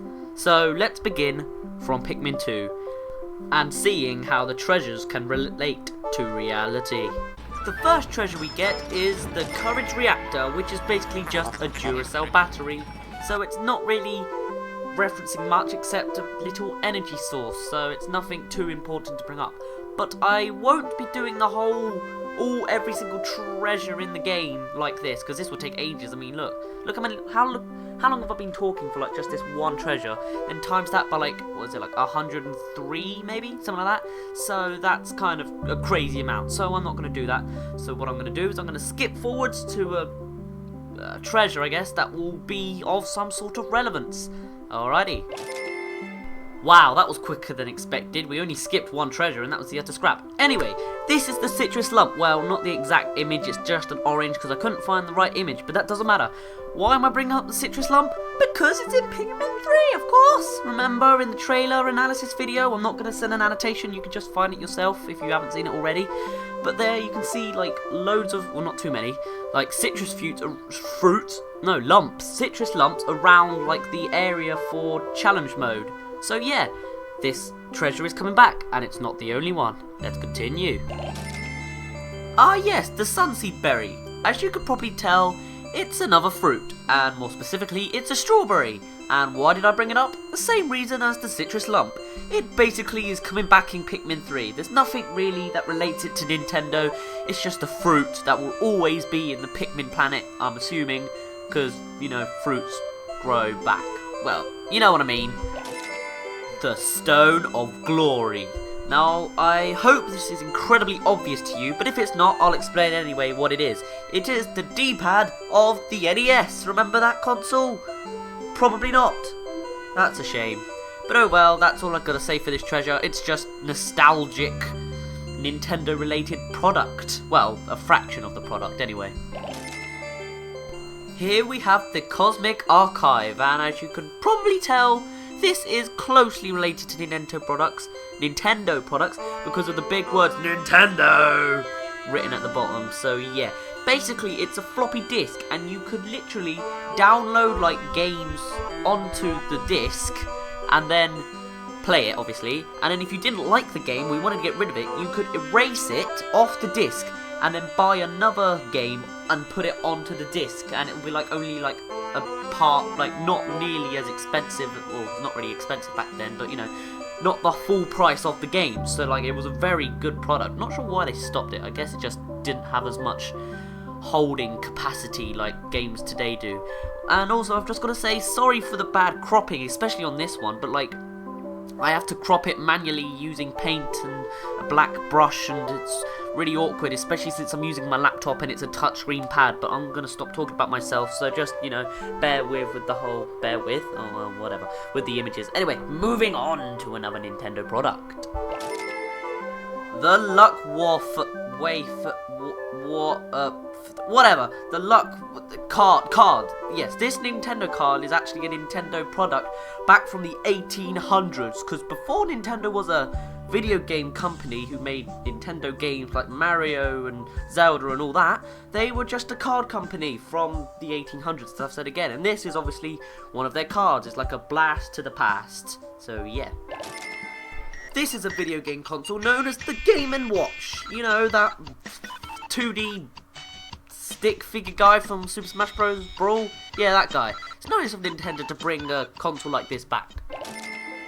In Pikmin 2, this treasure was a treasure hunter device. You know, as you went closer to treasure, it would beep louder. But it actually exists in real life, though it doesn't have the same function. It doesn't beep when there's treasure, it beeps when you've got a real hottie. Wow, that sounds weird. Anyway, what it is it's a love tester. Basically, two people just hold on to each knob, yes, I know, and then it will beep saying how compatible you are. So yes, and again, of course, it's a Nintendo product. And here is the time capsule, but it doesn't look like this. I couldn't actually find the right picture for it. You know, I was looking all over the interwebs and no success, but oh well. So it was originally going to be a picture of a dog inside here, and it was possibly, I'm not sure if this is confirmed, but it was possibly going to be a reference to an upcoming game called, as you might know this, Nintendogs. Remember that game? Or unless they made a Nintendo Cats, but that doesn't make sense. But yes, so basically here's another Nintendo reference to future games, because it was supposed to come out earlier than when it did, but I don't know what happened there. But yeah, I guess they just decided to move it to the DS. The Flame of Tomorrow is clearly a reference to the Mario series in general, because Bowser's on the side of it! Cool 555 Koopa Troopers. This is the key, used to actually unlock challenge mode in Pikmin 2. It is also an exact 3D replica of the key from Super Mario World. So, you know, another little reference to Mario Bros and such in Pikmin. Mario Paint. And here is one of Nintendo's worst puns. This is an Omanite shell, but Nintendo decided to call it the Olamanite shell. Recognize this? It's from Animal Crossing. References! I think you know what I think about this treasure now, don't you? This treasure, along with these, are all in the Frigid series. And that one's called Innocence Lost. And they all follow the theme of Christmas. So yeah. Chest pieces, the priceless queen and the worthless king. This unspeakable wonder is Princess Peach's crown. More references to Mario. More Mario.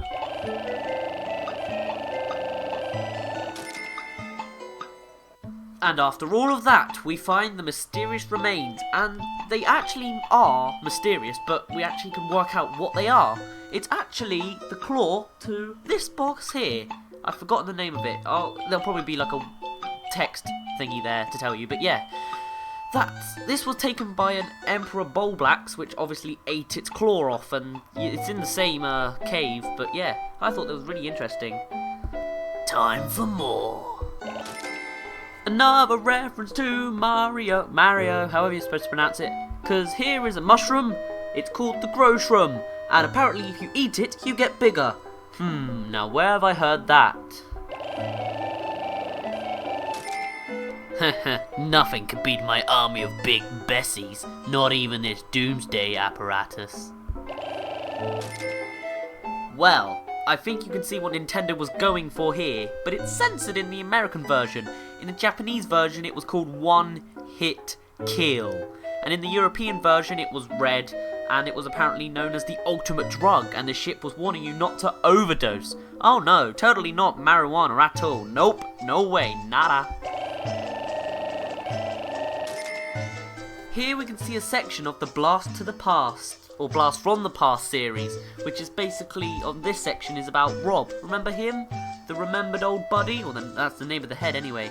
The other circular things are gyro blocks, which were accessories that came with a Rob, toy that, yeah, it is a toy, that came with the NES during the release with the deluxe version of it. So yeah. GameCube control stick. The Possessed Squash. Happy Halloween, guys, even if I upload this one day late. The Titan Dweevil series. The Flare Cannon, Comedy Bomb, Monster Pump, Shock Therapist, and the King of Bugs. You want more information about this series? Check out this video here. Ha ha ha, you thought there'd be no annotations. You thought wrong.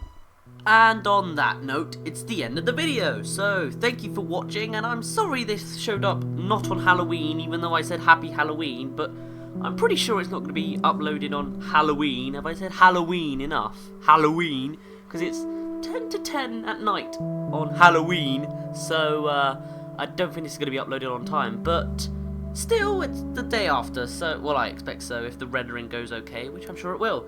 Now I'm babbling to nerdy editing talk, so if you liked it, thank you. I'm not going to tell you to like it and favourite it, because if you wanted to, you would have already, and me telling you to won't change that. So yes, that's the end of the video, but there's a couple things I want to go over first. The first thing is about the Pikmin 3 delay, and I'm honestly not upset about that. I mean, I've waited years for it anyway, so I can wait a few more months. But I think that this delay is a good thing, because that means that they're polishing it, that means they're making it better. I'd rather wait a while for a better game than to get it soon and it's not as good. I mean, look at the Call of Duty franchise, they're just pumping them out through a toilet, if you know what I mean. Yeah, I'm sorry Call of Duty, but come on, seriously. So why am I bringing a Call of Duty video? No, wait, what? Why am I bringing up Call of Duty in a Nintendo video? Wow. Anyway, the second thing I want to bring up is video ideas, because I've not run out of ideas. I mean, I've got a couple of ideas still in my head, you know, but because Pikmin 3 is being delayed, and I kind of want to make more Pikmin videos, since they're the ones that I actually well, I enjoy making all videos, but I feel more like I know what I'm talking about with Pikmin. So any ideas you can think of will be greatly appreciated. Wow, that's big words. But you know, since it's over to April, May time, so I'm gonna need more video ideas, since I would like to make loads and loads of Pikmin 3 videos. Yes. And the third thing I want to say, well, it's not really something you can say, more something you can do.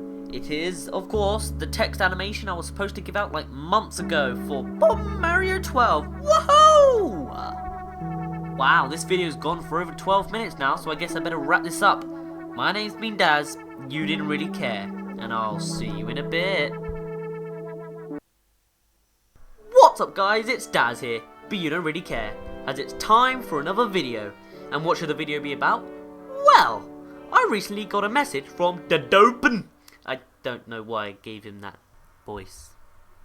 Sorry about that. Anyway, his message is 3 print screenshots large. 3 screenshots of this. Wow. But that's beside the point. You don't really care about that. Anyway, his message was talking about the backstory of Pikmin as a whole. What happened before Pikmin that made it Pikmin. The planet, more specifically, where are the humans? Because clearly it's going to be Earth, but where's the stuff? So that's what I'm going to be going over. Most of the things I'm going to say in this video is, most of it will be like the Dopen's, not exactly his exact wordings, but it's like his ideas. So yeah, just thought I'd throw that in there in case that wasn't obvious enough with the whole message thingy. Yeah. Anyway, let's begin. So I think it's fair to say that the Pikmin planet is Earth. However, most of the life forms are not at all like the ones that we live on nowadays, you know what I mean? Like, most of them are insects, but there are a few reptiles, and even some robotic amalgamations like the Gatling Groink and the Man at Legs. And there are also some aquatic enemies which haven't really gone through much mutation, well, at least not, like, through appearance anyway, like the Hermit Crawmad and the different spotted jelly floats. But why is this? Well, basically, the Dopen's idea is that when the humans were living on this planet, obviously they didn't like each other very much, kind of like how it is now, if you know what I mean. And what I mean more, if this, all the nuclear weapons that have been practiced so far could destroy Earth 7 times over. Alright, enough of that. Anyway, so, basically, these nuclear weapons were so devastating that, like, it even, like, would mess up the planet's, like, axis, because you know how Earth's on its axis, and it could also make, the Earth spin faster, which is why, like, I think it's only like 20-ish minutes that a Pikmin Earth day lasts. Does that make sense? Yeah, it is. So, because of this explosion, the only animal life that would survive would be insects and some smaller reptiles, and so everything else just sort of adapted from there. And, like, including plant life, which, you know, there's still a bit, you know, you don't want to eat it, although Louis can, don't know why. Actually, I'll come back to that later. But yes, so because of this, like, explosion and mutation, the whole of, like, evolution is just completely gone out, well, not gone out the window, just thrown out the window, sprouted some wings, and then flown back in. So, like, obviously evolution's gone a lot faster. And also, this will also explain, like, the seasons, like how there'll be an unbalance in the, or imbalance, or whatever the correct word is, in the atmosphere, or something like that, he says in brackets, making the seasons change sporadically and completely unrelated to geographical position, which is kind of wrong, because in the game, you know, there's like winter in the Valley of Repose, and then it's autumn in the Wistful Wind. So yeah, so it's sort of like almost as if seasons don't change at all, but I'm not sure if that's physically possible. But you know, when maybe one of you's a scientist, or at least knows a bit more science than I do, and can write it in the comments. Thank you very much if you're actually listening to this. Anyway, so these mutations caused by the nuclear fallout will have caused the change in evolution to basically go into overdrive, and any like plants that were still there would have started growing much more rapidly, and like, especially with like the creatures like the Mamuta and the swooping snitch bug, they would have obviously helped plant life, and guess what comes with plant life? Pikmin. Anyway, that's still future, but yeah. Why am I keep jumping into the future? It's because I am Michael J. Fox. Ha! Anyway, so going back to plant life, because of this evolution change in nuclear stuff, the plant will obviously learn how to absorb and like resist the not the nuke, the radiation given off by the nuclear fallout, and will also like maybe even involve some creatures which are partially animal and partially plant, and that, my friends, brings you the Pikmin. Most animals seem to not really be much larger than like 30-40 centimeters, while that's like the big enemy, like, you know the one that I'm talking about, yeah. But like most of them are like 5 to 10 centimeters, really, that's about it. I mean, look at Olimar, he's like about the size of a 20p coin, really, because like, imagine if like, wow, this just come to my head, probably came to your head like years ago, but imagine if like a human somehow was to come back into the Pikmin games. Imagine how massive it'd be. I mean, dude. Anyway, I'm going off topic here. So like moving on from plants and like the Pikmin and such, let's move on to the amalgamations of robotics and animals. You know what I'm talking about. I'm talking about the Man at Legs, for example. These seem to be like the most successful life forms, as they've got added protection, even though surprisingly, according to the Man at Legs anyway, it was the mechanical part that actually decided to make the relationship with the animal, which is kind of, I'm not sure how that works anyway. So yeah, but overall the most successful life form seems to be the Pikmin, mainly because of Olimar showing up and teaching them how to beat a Bulborb by themselves, basically. Well, not by themselves actually, but more specifically like with a group, basically. Basically. But like also, what also helps the Pikmin species is the fact that they have all these other species that help them along, if that makes sense. Like you've got the candy pop bugs, and you've even got the onions, so they're basically like, I don't know, like teaming up, which is kind of natural, kind of like humans, cats and dogs, in a way anyway. But before they had like the help of the onions, if they even existed before the onions, they probably just grew from the ground like normal plants. It was all evolution that gave them onions somehow. So according to Dodopum, Pikmin takes place thousands of years after this supposed war, so all the, well no, the radiation hasn't gone actually, but the planet has pretty much recovered, and like the new ecosystems have adapted to the radiation and sporadic season changes and such. But the Hogatations seem to not be bothered by the radiation at all. I mean, going back to the future, Louis, as I mentioned earlier, has no problems with eating the common glowcap, even though it's probably contains radioactive material on the verge of critical mass, that's some fancy wording. Anyway, so it's clear that their physiology is completely different from ours, since oxygen is poisonous to them. So it's possible that they have extreme resistance to radiation. And this goes back to one of the ship parts in Olimer's dolphin.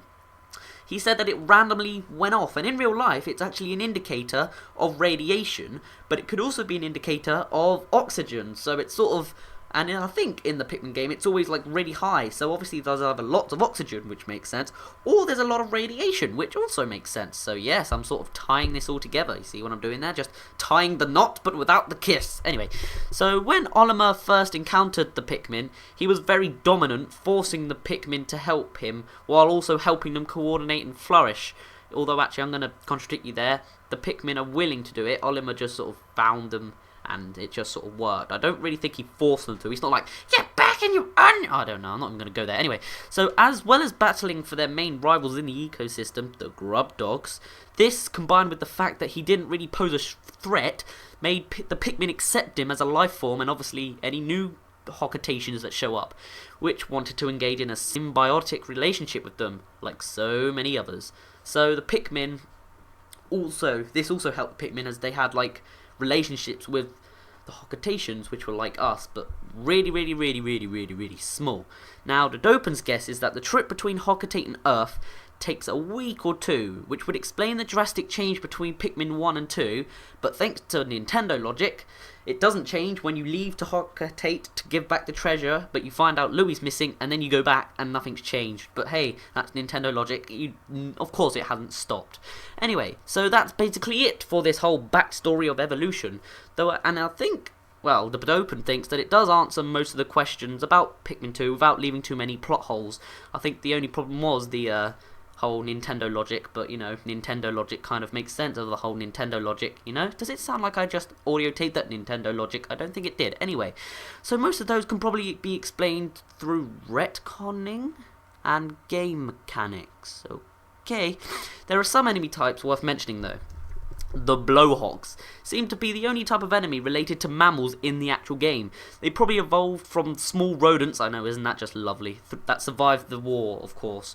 The withering blowhog is particularly confusing though, since it wilts flowers instead of aiding them, but I think this is probably developing the skill that, you know, Pikmin and the plants were just getting so strong that they need to have, you know, they obviously didn't make a symbiotic relationship and decided to kill them all by deflowerizing them. Not the best choice of words, is it? Anyway, the snagrets, or snagrets, or however you're supposed to pronounce it, I think it is snagret since it's a snake and an egret, anyway, are simply birds that devolved back into the reptilian state to avoid radiation, which is that even possible? Well, you never know. Anyway, I mean, we can't exactly find out, can we?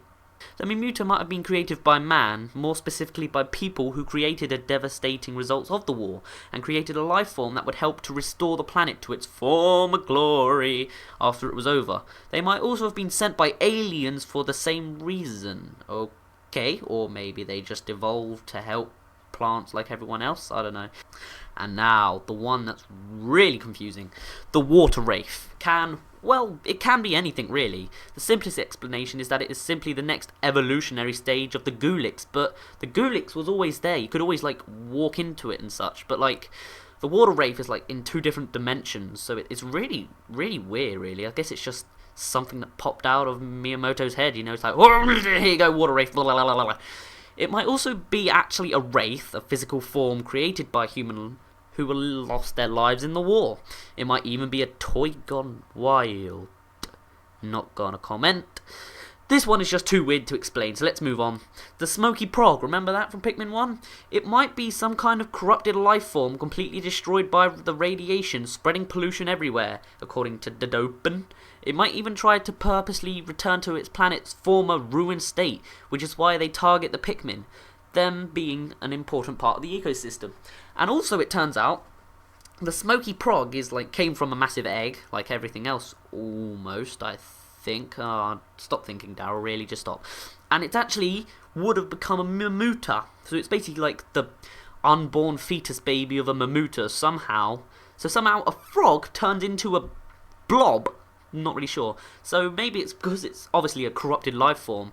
So, and why it attacks the Pikmin directly, it's either, yeah, I'm not actually sure really. Maybe it's because it's so corrupt, because Mamutas usually love plants, they love the flowers, and maybe either it's because Pikmin are usually the ones that break the egg, that's why the Smoky Prog attacks Pikmin, or maybe it's because it's so corrupted, it hates the things that it's supposed to love.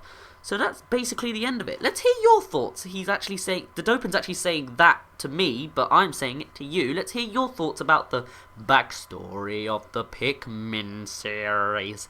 Since I obviously find stuff like this fun, and if you comment, then I'm going to assume you do too, and who knows, maybe I'll even start a conversation with you, based on the comments of your channel. Yeah, I wasn't supposed to read that bit, was I? Nope. However, do not feel obliged to make this a video if you don't want to, although I would appreciate it. By Dupless. Alrighty. So, with that, we end the video. I hope you like the animation, which I haven't put in yet, but I will in due time. If you like this video, like it. I'm not going to say any more, because you know what the rest of that usually is. It's like, I can't even say that, because then you'll know what I'm saying that I wasn't going to say when I said it, you see. So, with that, we end the video. Wow, we've gotten to 30. Oh, damn, I thought it was 13:37. Nope, 10 seconds off. But oh well, so I'm trying to end this video desperately. So, my name's been Dazz. You didn't really care. Let's hear your backstory theories in the comments, and I'll see you in a bit.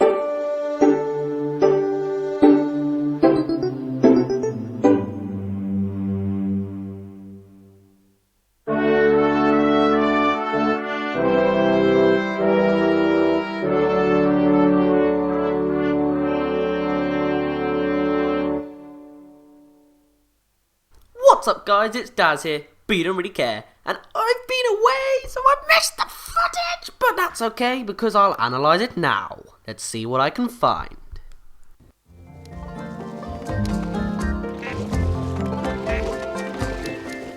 Stop and breathe in that air. What do you smell? Forest, I think. I mean, if you look at the area, it seems like there's like shadows from plants above, and there's even a beam of light in the middle. And we can also see in this new area that there are butterflies everywhere. They can even sleep on the bulbs, as we can see here. But the question is, what do they drop? Because if you remember back to Pikmin 2, you could like, if there were butterflies around, you could like, they were called unmarked spectralids, I think, and you could throw your Pikmin about, and if they got caught, they would drop like nectar or something like that, or you could like collect them to make more Pikmin or treasure. So what do these drop now? Because there are some that are white with purple dots, so who knows? Maybe purple nectar's back?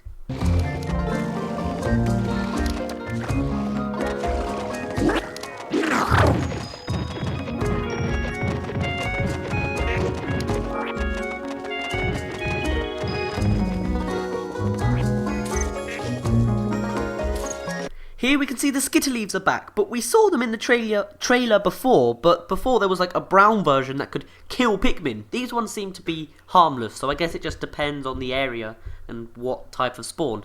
Also, just in the background of the whole video, you can see there's a much larger variety of flowers and environments. Like if you look in the background, I think you can just see the bottom of a dandelion. I think I'm not too good with flowers, but let's continue.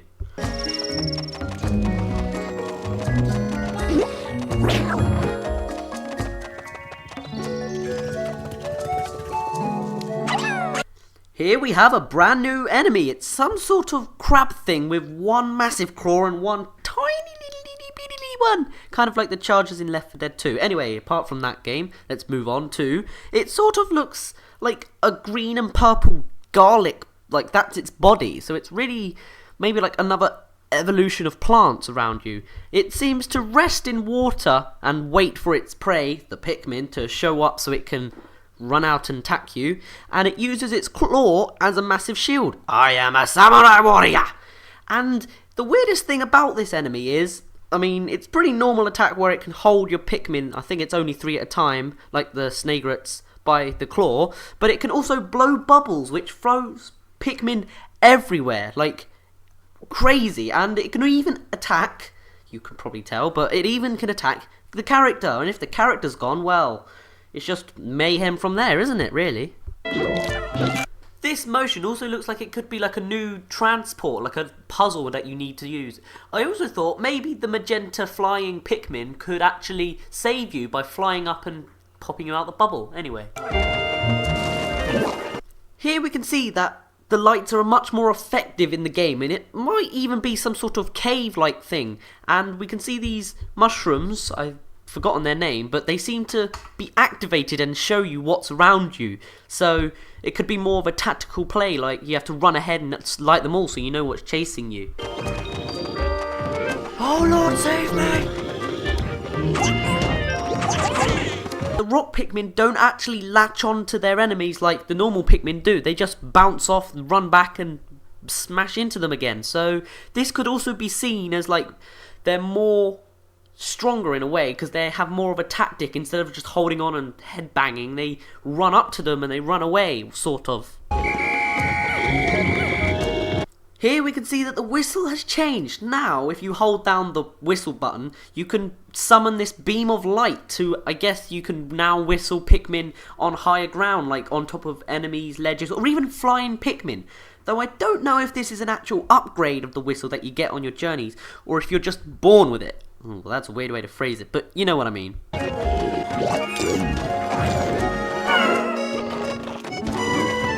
Here I noticed that the rock Pikmin, even though they have leaves and the yellow have leaves, they run at the same pace, so they're not slower like the purple Pikmin run. So even though the rock Pikmin are probably heavier, they are not slower. This clip also shows that character B's face is, well, she has a face, and she has glasses, so which leads me to believe that this is Olimer's daughter, because she was supposed to study, and stereotypically they wear glasses. Sorry, please don't hate me, but hey, we can see her face now. Isn't that adorable?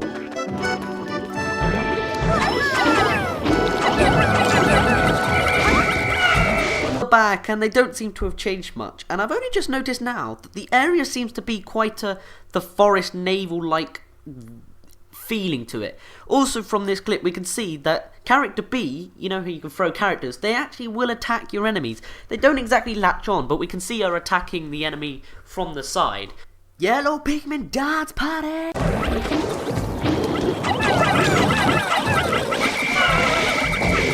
I knew you could burn rocks. Whoa, whoa, whoa, whoa, whoa. Hold on a minute. We're not moving on to the next clip yet. Did you see that in the background? No? Alright, I'm going to replay it and zoom in and add music. Oh my god, just watch this.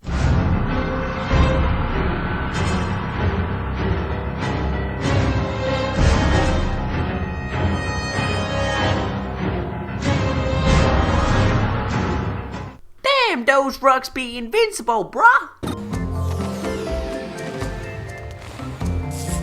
Here we have a new enemy, and hey look, it lights up, it must be pretty cute, I'm sure it's harmless. No, its voice, its sucking power makes a vortex which traps the Pikmin, and they instantly get sucked into its mouth. But if you look closely, rock Pikmin don't seem to be affected, it's only the yellows that are actually getting sucked in, but still, it's freaking evil lights of darkness and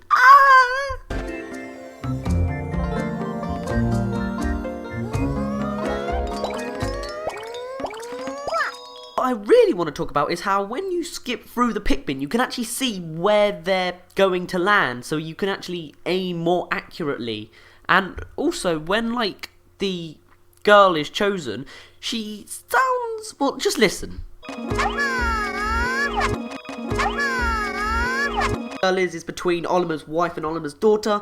I'm more again subsided to Olimer's daughter because I don't really expect a mum to sound like that. I'm sorry, I'm stereotyping again, please don't hurt me, but you know what I mean. By the way, if you haven't noticed yet, purple and white Pikmin, yep, they're confirmed. We can see here that the AI has improved, well, for partners at least, as they can pluck by themselves now, just throw them near Pikmin.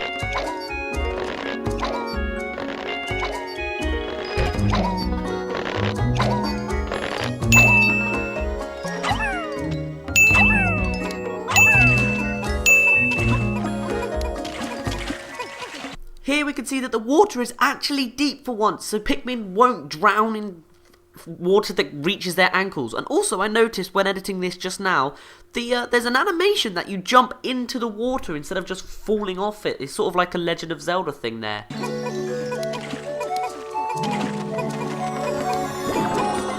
Nintendo's hinting at pink Pikmin again, because if you look on the right you see purple Pikmin planted, look to the left and hey look, pink, magenta, flying Pikmin but in sprout form. So yes, they're hinting it and they're trying to make it really funny. They're teasing us, bro, they're teasing us.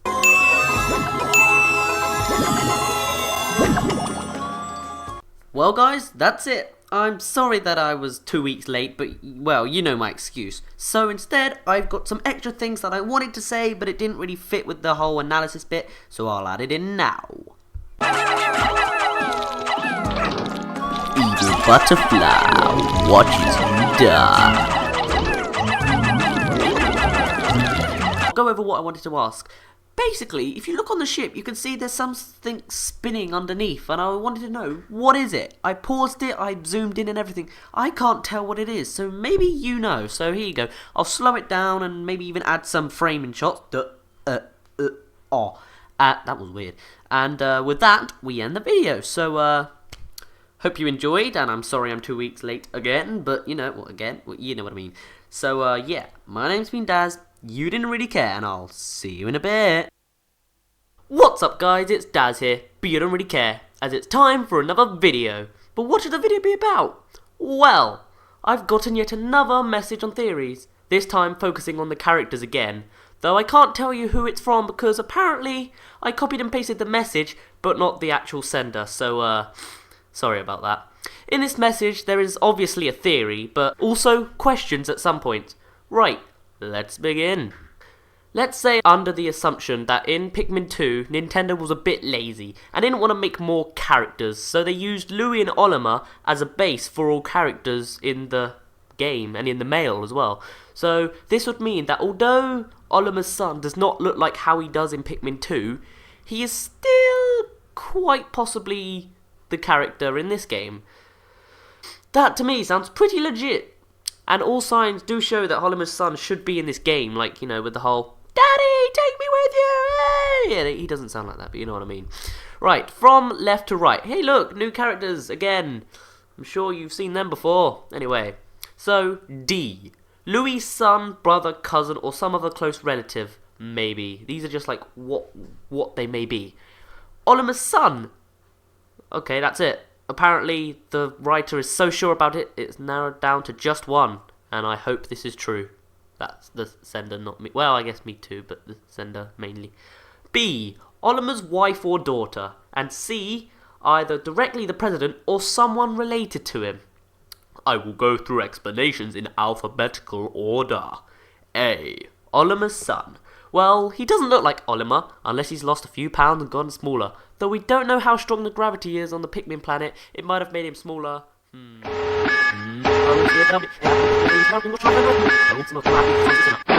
unless Nintendo made him look different just so that they could have 4 characters, meaning everyone has their own colour, then it is not Olimer.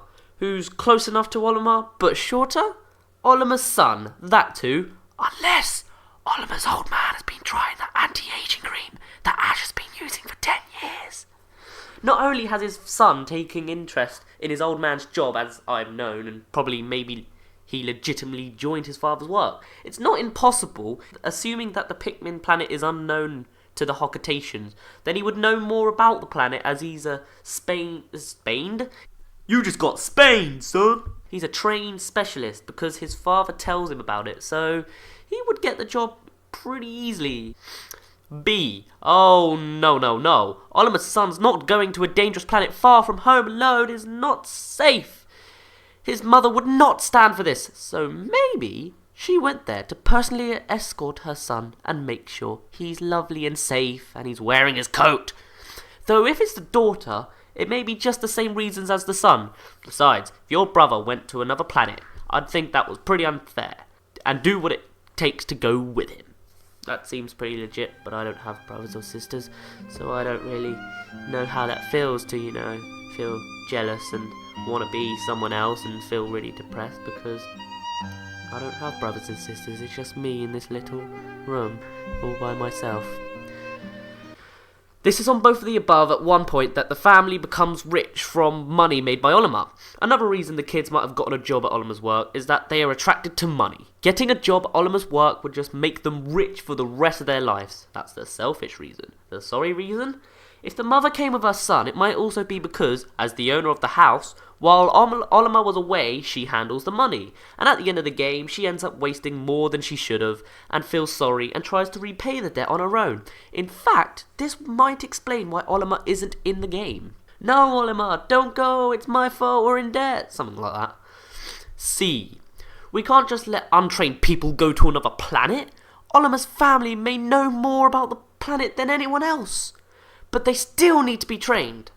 We better train them to go to the other planet. Maybe because they leave to the planet before they finish training. Or maybe the trainer doesn't trust them going on their own and went with them to keep them in check and whatever. He's fat. Who is this trainer? It's becoming more likely to be the president. Why? By the way, the trainer's idea comes from the star because it makes him look like he's better than everyone else. Well, the president says, "I'll go." When Louis was missing, he seemed a bit cocky, didn't he? Almost as if Olimer's been making trips and he hasn't gotten hurt. I could do that. So why is it not unlikely that even though he went to the Pikmin planet for a moment, he would feel superior and almost like he could teach people about it and train them for it? He'd save money, wouldn't he? I mean, money's everything. Look at his laughter at the end of the game.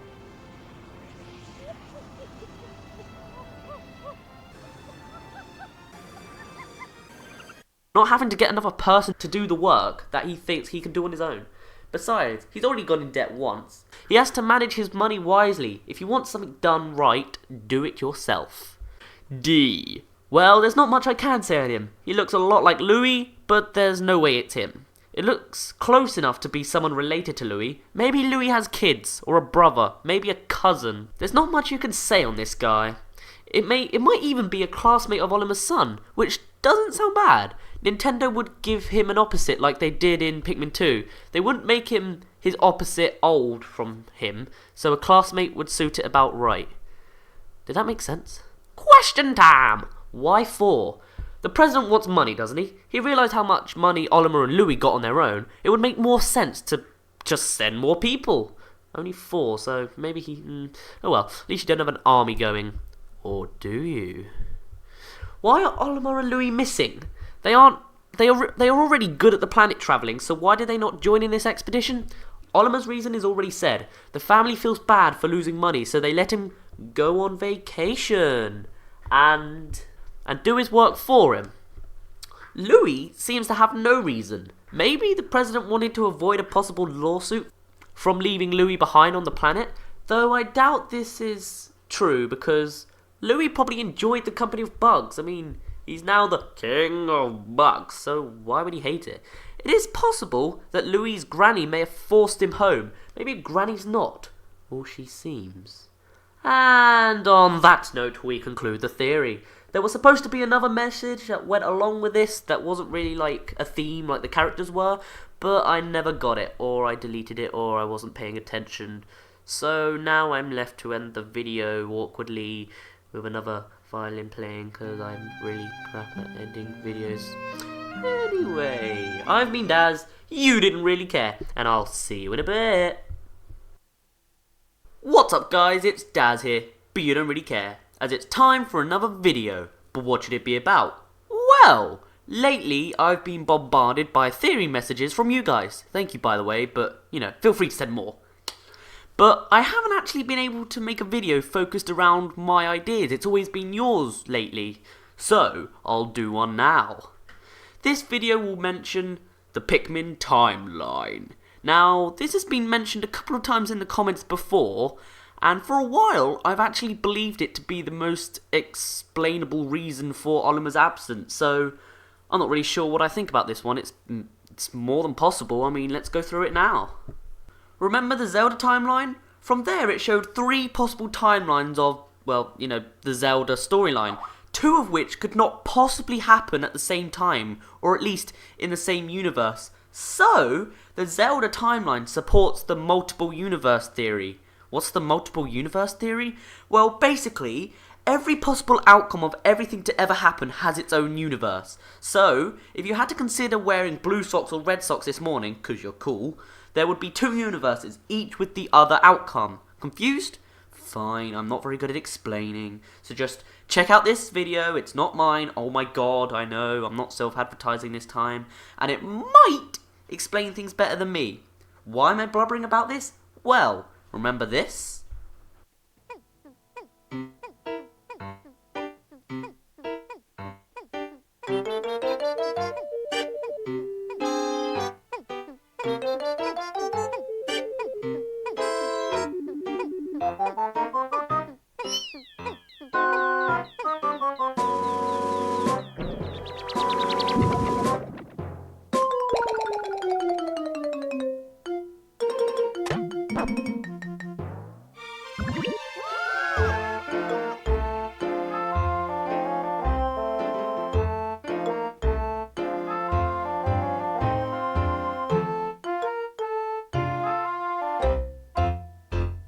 This clip shows the bad ending from Pikmin 1. What if Pikmin 3 was actually the sequel to that bad ending? So it is possible that the Pikmin series does not go in chronological order. So not in the order of Pikmin 1, 2 and 3, but instead Pikmin 1, then 2 or 3. Make sense? Close enough. So, what does this mean? Firstly,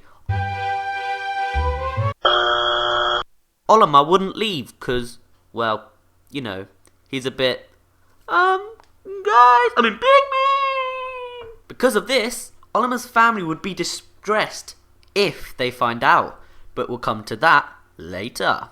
Without Olimar, the ship cannot return, so this never happened. So no more, meaning that he would never realise that the Pikmin planet's treasure would be his saviour.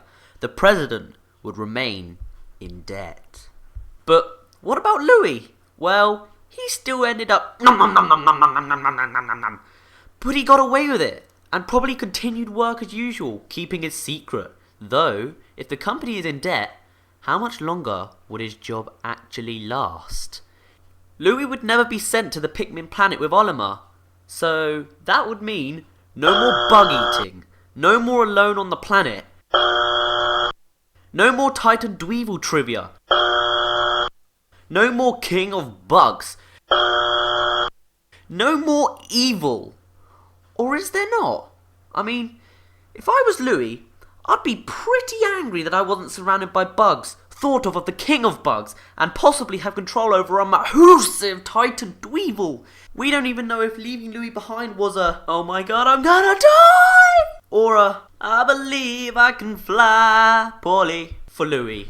Man, I hate it when I miss out on so many good things because of a single event that never happened, and I have no idea of the event's existence. Therefore, I never knew it was possible to ever happen at all, let alone to me, as an individual character in the Pikmin series. Don't you just hate that? But surely, if Louis is evil, as debated here, yes, self-advertisements are back. Ha ha ha. He would still find a way to express himself. And this is the only aspect which makes me doubt this theory, as the evil Louis plotline seems to be dropped this way. Or does it? That's enough of Louis, but I think it's fair to say that this could explain his absence. Moving on to Olimar's family. By now, they'd be pretty suspicious. Maybe Olimar once told his son that his breathable air would expire after a month, meaning the family would become more and more and more concerned. The fear on the children's face as they truly begin to accept the possibility of their father's death. Something no one should endure. And the mother, she'll get hit the most. During Pikmin 2, she begins to go slightly insane. She is spoken about by the kid, and her daughter even mentions that she's being told to be a proper lady, writing formulae and whatnot, and full stops and sentences and capital letters in the right place, unless you're shouting real loudly. Although she eventually fixes herself. Imagine what would happen if Olimar never returned after Pikmin 1. Her hysterical insanity would become worse, far worse, maybe even to the point where she unfortunately and unintentionally forces her kids out of her home and somewhere else. I wonder where. Or she herself cannot withstand any more and demands to see the president. Either way, either her or her daughter could be sent along to the planet to find their lost husband/father. Now, this guy, I have no idea. Maybe you could come up with suggestions below? Also, while you're there, can you actually help me with Louis? Because he could still probably be evil, but how? Like, how does his plotline fall into this? Maybe he joins the crew, or replaces one, halfway through the mission? Maybe this guy replaces Louis for a moment while he goes off for some unknown reason. But old Chubby over here, he's another story. Now, it seems less likely to be the president in this case, as he wouldn't see the benefits of the Pikmin planet because Olimar never dropped the metal cap, which gave him 100 Pokos. So, it may be a hired military person to keep the family safe, as the planet would seem much more deadly than it is because, well, it just engulfed Olimar. However, if it was the president, it could be because the debt would hit critical level. So now, the president plays his last card, escape. But under a bridge with animals is not enough. It may be dangerous. It may be deadly. It may even be the worst plan ever. It may be the best. It is the unknown planet. It is his only and last hope. Let's focus on the planet itself now. Now, Pikmin 1 had the enemies as just a base. This doesn't make sense yet, but it will, trust me. After Olimar's success, the Pikmin learnt to defend themselves by working as a team. Because of this, the Pikmin were more successful, so many enemies were defeated. In Pikmin 2, most of the enemies were still children. They had not recovered, or never got the chance to at least, because they kept getting beaten by Pikmin, because they're all bullies, even though they're small, and they're plants. Notice how the armoured cannon beetle in Pikmin 1 only ever returns in Pikmin 2 in lava form. But if Olimar failed, the Pikmin would not thrive. They would not necessarily become extinct, but the enemies would have an upper hand. They'd have a chance to grow into this adult form. So, in Pikmin 3, there may be a larger variety of creatures. They'd also be in their adult form. The planet became harder to survive as a Pikmin, so they needed variety in themselves. More species. But colours aren't enough. We need stronger traits. We need the powers of strength, of counterattack, defense, and flight. Isn't it wonderful how a single character can alter the development of an entire planet? Quite like the butterfly effect, but with more colour. Now let's combine the explorers and the planet. Now, the planet is stronger, but so are the characters, as there's always safety in numbers. Now, Miyamoto said that Olimar and Louie were not shown at E3 because of a secret. But that doesn't necessarily mean that they're dead. Well, obviously Louie's not dead, unless the ravenous space bunny came back for round 2. But Olimar is who I'm focusing on. He is now an Olimin, but as many have joked, the Pikmin cannot pluck him, so he's basically stuck in the ground and he's gonna be wherever he was left, basically. Maybe through the journey, the crew finally find him. Yay! Family reunion! But it's not the same. Olimar's changed, plus it's kind of bestiality. Maybe the reason for Olimar not being playable is because he is now a Pikmin with an ultimate power. What could it be? I don't know. You write it down in the comments, again, even though it's like the 3rd time I've told you to comment. Alternatively, maybe Olimar is eventually restored into his Hocotation form. He is then playable, but not immediately, as Miyamoto said. You must first find him and then restore him. If he never returns, as in what I mean by that is he never becomes a Hocotation again, then there would be a hell of a lot of a character development for him, which is what some people have complained about for Pikmin 2, for this reason, as there was virtually no development for him. But in Pikmin 3, if this is the case, oh my god, character development central here, I guess. He'd just have to adjust to his new abilities and form. Maybe he is the ultimate Pikmin needed to finish the storyline. I can imagine a really moving storyline here. Maybe he has to sacrifice himself in battle, like the Pikmin he once commanded. His family obviously can't return him home in this form, as oxygen is his new breathable air and he won't be able to breathe in the Hocotation air, which I've forgotten what it's called now. He cannot live with them unless they join him on the Pikmin planet. Maybe he doesn't even recognise himself and his family will have to accept that. All that's left of Olimar is his journal. Olimin is Olimar now, and Olimin doesn't know who Olimar is. Is that complicated? Nah. But if it was just his journal left, that was the only reminiscence of Olimar at all in his Hocotation form, how sad would that be? But at the same time, it would be so moving and powerful. But so many possibilities! What is the truth? Only time will tell. You see what I did there with time and the timeline, yeah? And time has told us that it's the end of the video. Got any further ideas around this plotline, or just in general? Drop them in the comments. Now you've written 4 comments for every view. That's nice, that's going to be lots of reading. Now for a quick recap for the lazy people.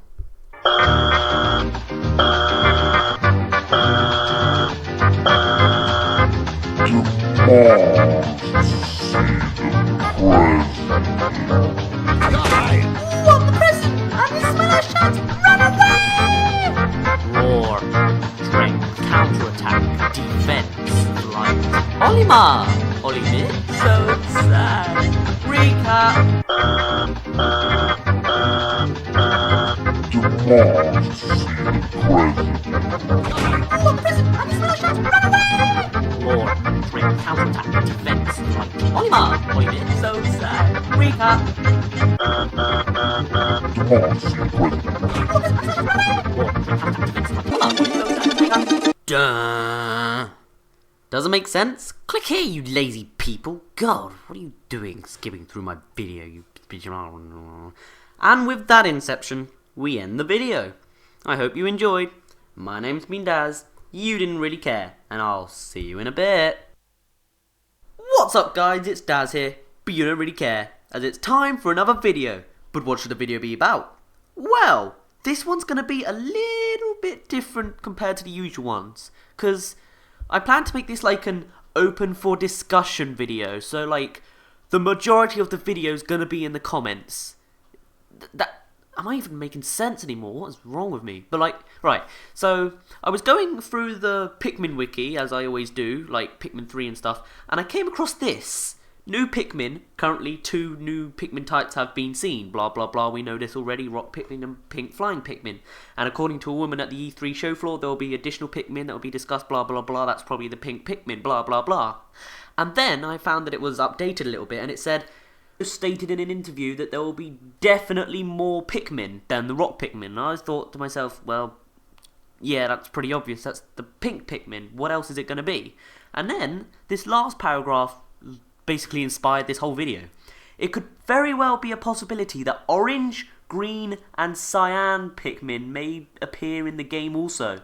Mainly because rock and pink Pikmin appeared, even though black and pink onions appeared in the ending of Pikmin 1. The appearances of orange, green and cyan can be assumed because of the onions of these colours appeared as well. So, because I doubt there's going to be a Pikmin 4, this is going to be like the finale, unless it's going to be some spin-off or something. But yeah, so imagine that. You've got red, blue and yellow, or red, yellow, blue, whatever. Purple, whites, rock, pink, and then orange, green and cyan. That's 10 colours. Wow. Like, so basically, this video is going to be me asking you questions, and basically, what do the orange, green and cyan do? And also, you know, because I think it's more than possible that this is possible, because possibility is possible, you see. Impossible, it's 2 letters too long. What am I doing? Because, like, remember that other video that I made about, like, character colours possibly being with the Pikmin colours, basically? You got Olimar and red and Louie and blue and all that, and President, he's got a yellow backpack and his purple suit, you know.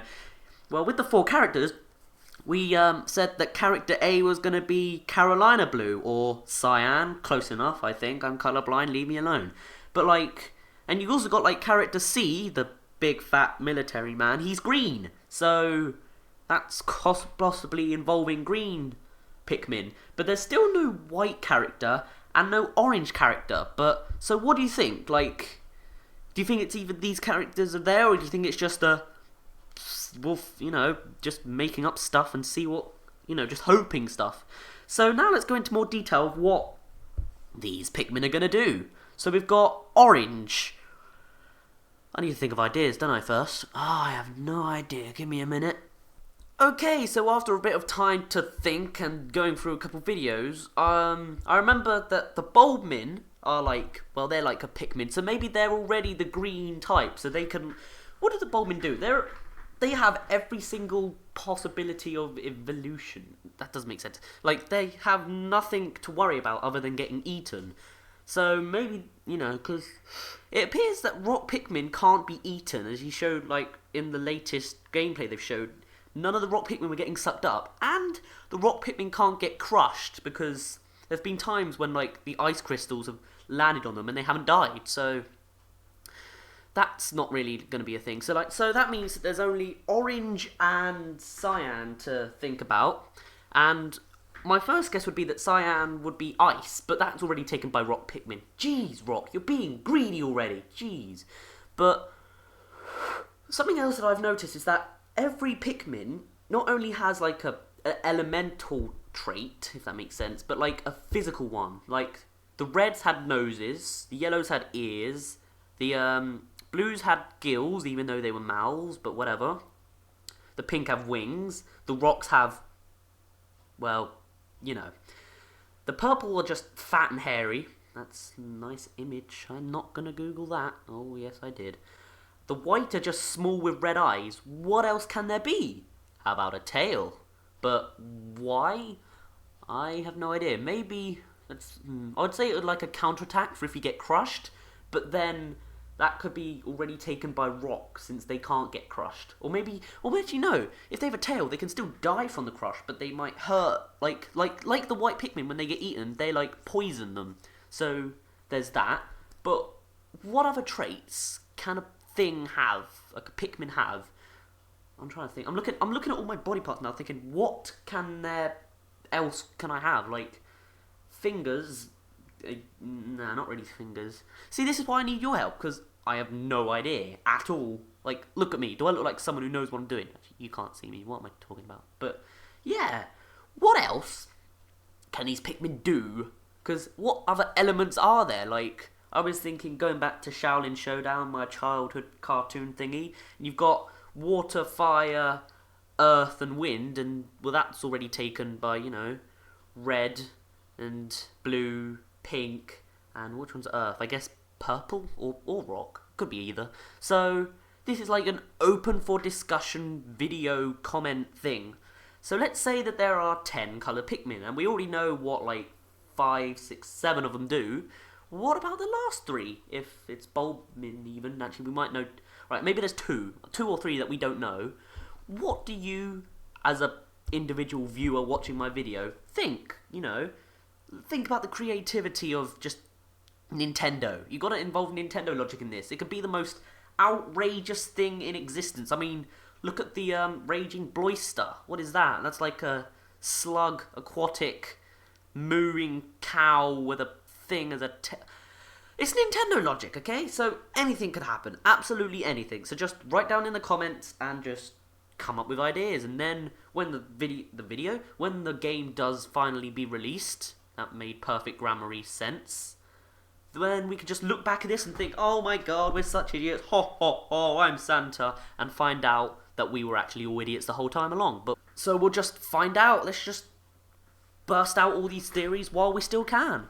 So I think I'm just going to end this video here, because my creativity is, it's not very good at the moment, so maybe I'll come up with more in the comments. I don't know, you can have a read, you know, everyone likes reading, don't they? Yeah! Right, so with that, we end the video in this short but still very open video.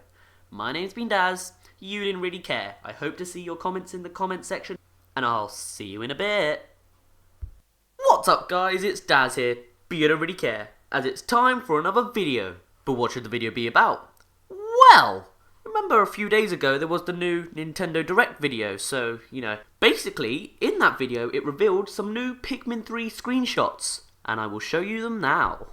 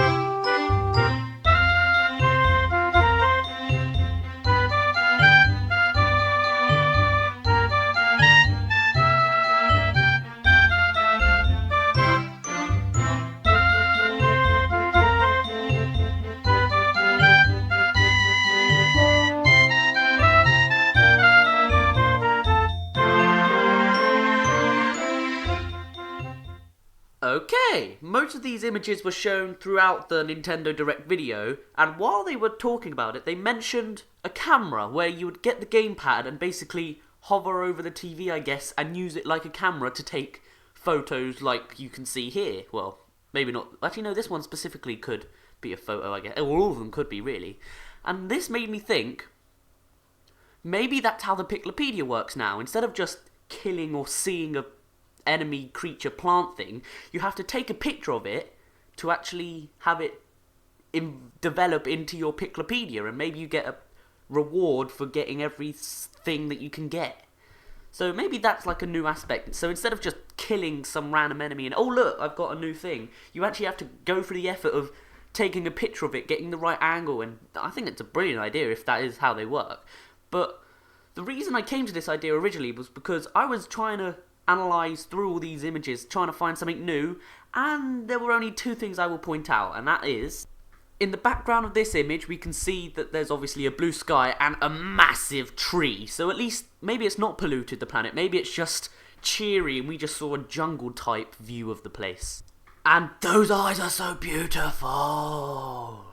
Now, speaking of the Piclopedia, I'm pretty sure it's fair to say that pretty much everyone loves it. I mean, I especially do, because I just love learning about how these fictional creatures survive on this planet and how all the, like, it's just amazing how they can go through so much detail about like how the dwarf bulborbs aren't actually bulborbs, they're just pretending to be bulborbs so that they're protected, which is like really amazing just of how much detail there is. And with Louis' notes how to cook them, which obviously isn't as much, well, it's still interesting, but it's not really as, oh, that's cute, he's burning his tongue, but you know what I mean. So just to dedicate this video to Piclopedias, I'm going to go through the Pikmin 2 Piclopedia and point out the things that I like the most, and hopefully you will too. So, let's begin. The red bulborb, Oculus Kageyami russus, I can't say that.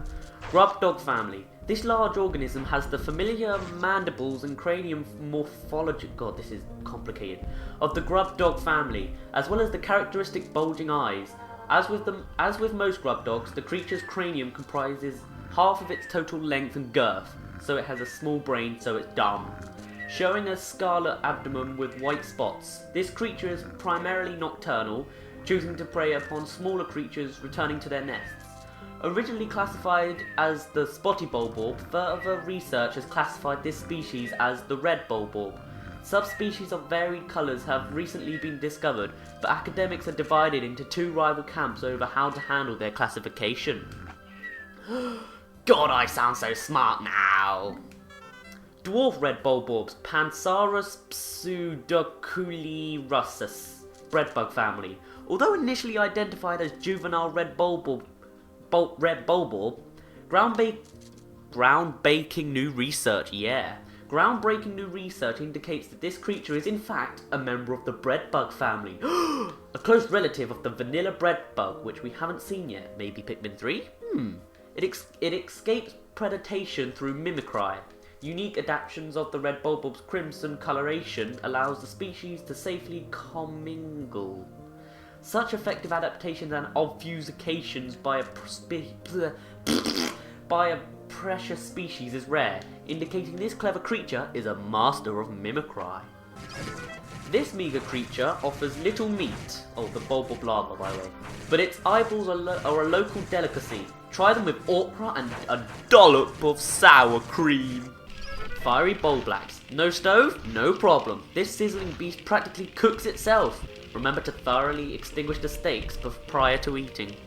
Water dumple, Ichthyosa felinis, grub dog family. A resident of the freshwater pools and marshes, this aquatic creature regularly feeds on insects that land on the surface of the water. It shares a nearly identical skeletal structure with its close relative and terrestrial cousin, the bulborb. This may offer clues to its evolutionary origin, and suggest that it only recently emigrated to aquatic habitat. So before it wasn't even aquatic, it was just, I don't even know what it was. Bulbmin, Parasiticus Pikminicus, Pikmin family. This loathsome creature is in fact a parasitical form of Pikmin that has infected a bulborb. Unlike Pikmin that nest in Pikmin onions, this parasitic relative spends its life inside the body of a host, usually a bulborb. Juveniles fall in line and mimic the actions of the parent until maturing into full independence. By burying its root-like limbs into the nervous system of the host bulborb and infusing it with a natural hormonal excretions, the bulbmin is able to control virtually all of the host's bodily functions.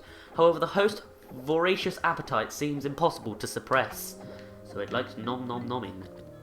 Armoured cannon beetle larva. Carefully remove every grain of sand, peel back the exoskeleton, and slurp heartily. Decorated cannon beetle. I already said that. Granitus decorum, lithopod family. This creature is the larval form of a cannon beetle variant known for a diet consisting entirely of eating stones. The decorated cannon beetle favours stones with high iron content, which contributes to its brilliant red torso. The stones these creatures launch are wrapped in a powerful magnetic field which causes the stones to stray from their launch trajectory when other objects with high metal content such as spacesuits are nearby. Extreme caution is recommended for explorers wearing a steel-plated armor in close proximity to this fearsome creature. That would explain why the rocks follow you. Not at all because it's red, like Mario, and the other's green, like Ouija. Gatling Groink, Megaloplod calibursi, unknown family. This beastly predator's aggressive ejection of high-speed projectiles makes it one of the most fearsome creatures in the ecosystem. Its body seems to comprise of both biological and mechanical components, and represents one of the most evolutionarily advanced species ever observed. The chamber within its torso gives it rapid-fire bio-pellet launch capabilities. What appears to be a tail fin is in fact the base of its counterweight and ammunition cylinder, so immobilizing this appendage will prevent the groink from attacking, at least in theory. Confirmation of this suspicion remains elusive, as nobody has volunteered to test it. I wonder why. Iridescent flint beetle, Pili envelopens, that's always nice. Flint beetle family. Flint beetles are nocturnal, choosing to hide in grass by day and stay active at night. These creatures keep undigested food pellets in their stomachs to sustain them through winter, but given the right stimuli, they will spit them out. Recent research has revealed that these pellets are enveloped in a membrane that seals and preserves them in a sterile, airtight environment. If kept at room temperature, it seems that this pellet membrane will keep its contents fresh for up to 6 months.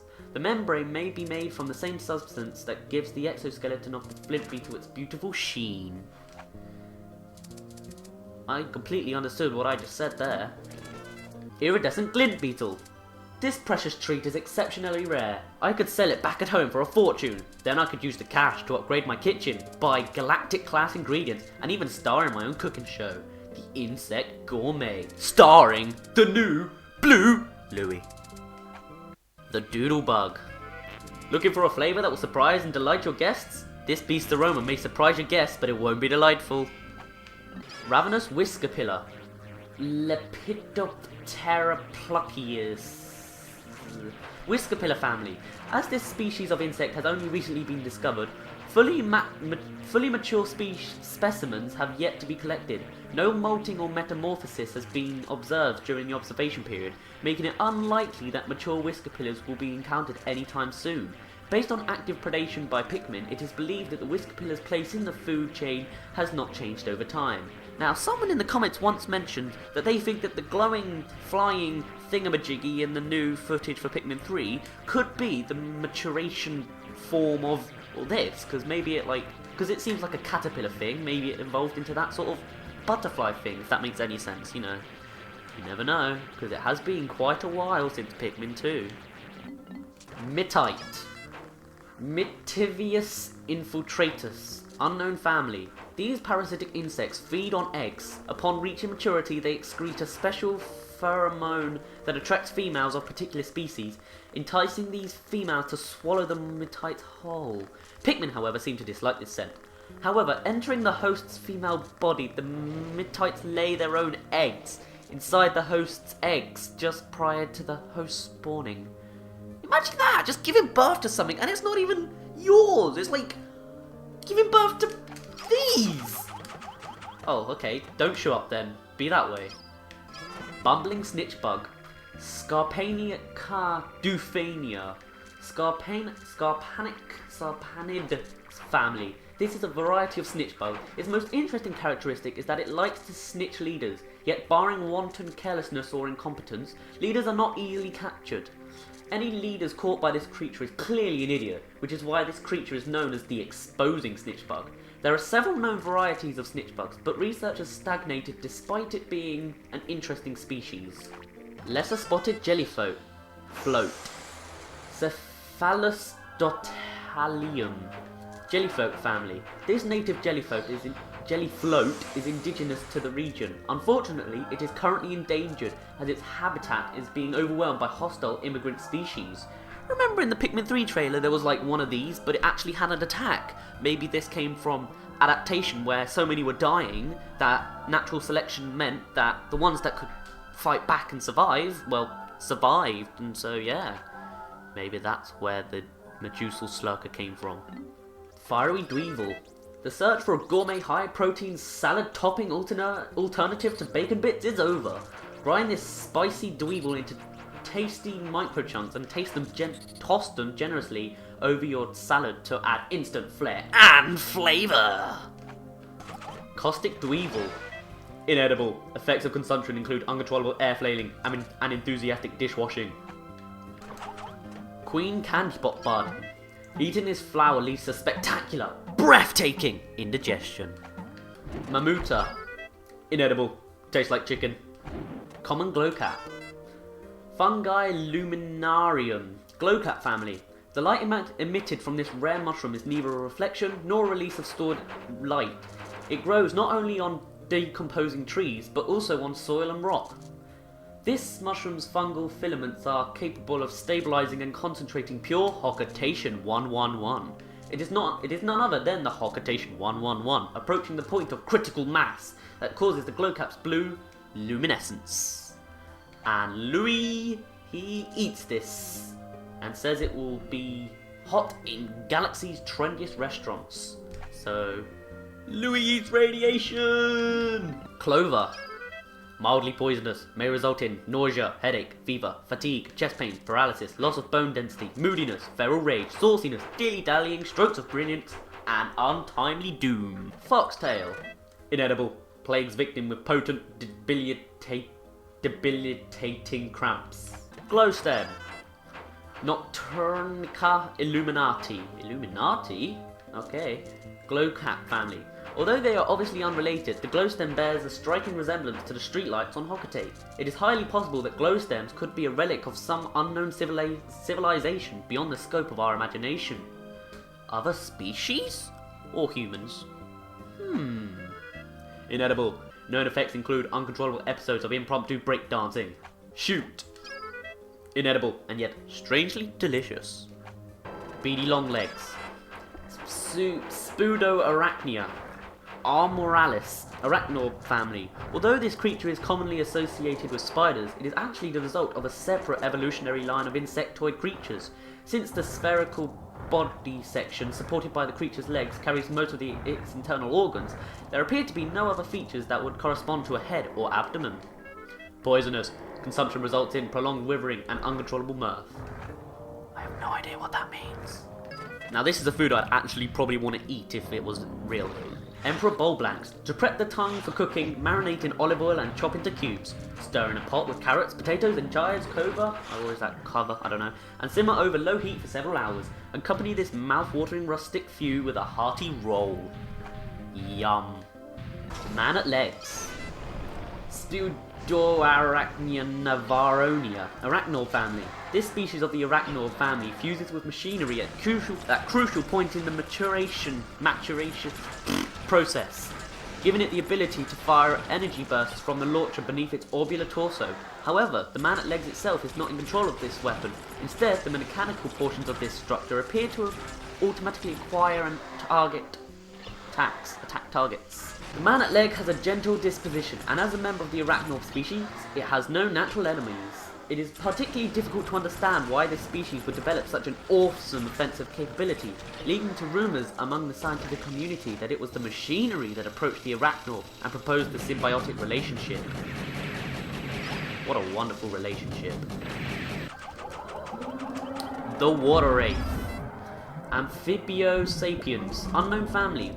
All that is known about this creature stems from a few sightings deep underground. All reported sightings feature the same core set of details. A giant, viscous form with a clear, hazy sheen, not unlike hard candy. One theory holds that it may be the ectoplasmic incarnation of a kind of psychic phenomenon. But as is usually the case with such theories, it is very difficult to prove. All witnesses report being suddenly overcome with fear upon sighting the creature, approaching a state of panic and near insanity. In fact, every report contained an inordinate amount of extremely vague details, which has led to suspicions that exhaustion and fear have caused some simple natural phenomena to be viewed as living creatures. As a living creature. What? inedible, known to cause mass hysteria, followed by leg spasms and internal thunderings. Who likes dissections? Everyone does. Raging long legs. Don't make me say that again. Furendis, Arachnid family.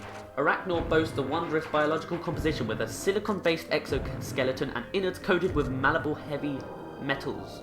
However, much about this creature remains a mystery, as specimens regularly explode when they are dissected. These explosions produce scorching flames that completely melt all internal organs, leaving us with a disappointing lack of information on the inner workings of the species. We must await the development of a new dissection process and more specialized research before we can better understand this enigmatic creature. However, the following observation notes have been recorded. Appears to be leveling terrain for some unknown purpose. Location of eyes and ears are not readily apparent. Freezing a specimen may yield new research opportunities. No, I don't want to leave. Titan Dweevil, Mandarachnia gargantium, Dweevil family. The largest member of the Dweevil family, this fearsome predator carries protective components that frequently exhibit offensive capabilities, an evolution that may be attributed to mere chance. Another evolutionary theory is that the chemical contents of the container carried by Titan Dweevils contribute to possible gene splicing. While other Dweevils do not seem to choose the object they carry, the Titan Dweevil appears to prefer shiny objects above all others. Eaten raw, this predator's luxurious legs are bold and full-flavoured. What a satisfying crunch! Okay, wow, that was quite a bit longer than I was expecting, to be honest. I was only expecting like 10 minutes, but no, it had to go to like 20, or well, it's nearly 20 now, Jesus. But yeah, as you can see, this is why we love the Piclopedia, and I'm pretty sure it's coming back in Pikmin 3. I mean, they have no reason not to come back, and if this camera idea is how it brings back, then I'm all open, if that makes sense. You know, I would pretty much accept this idea, because I think it's really cool, just taking photos to keep them as the Piclopedia. But what do you think? Put them down in the comment. As it is now the end of the video. I've been Dazz, you didn't really care, and I'll see you in a bit.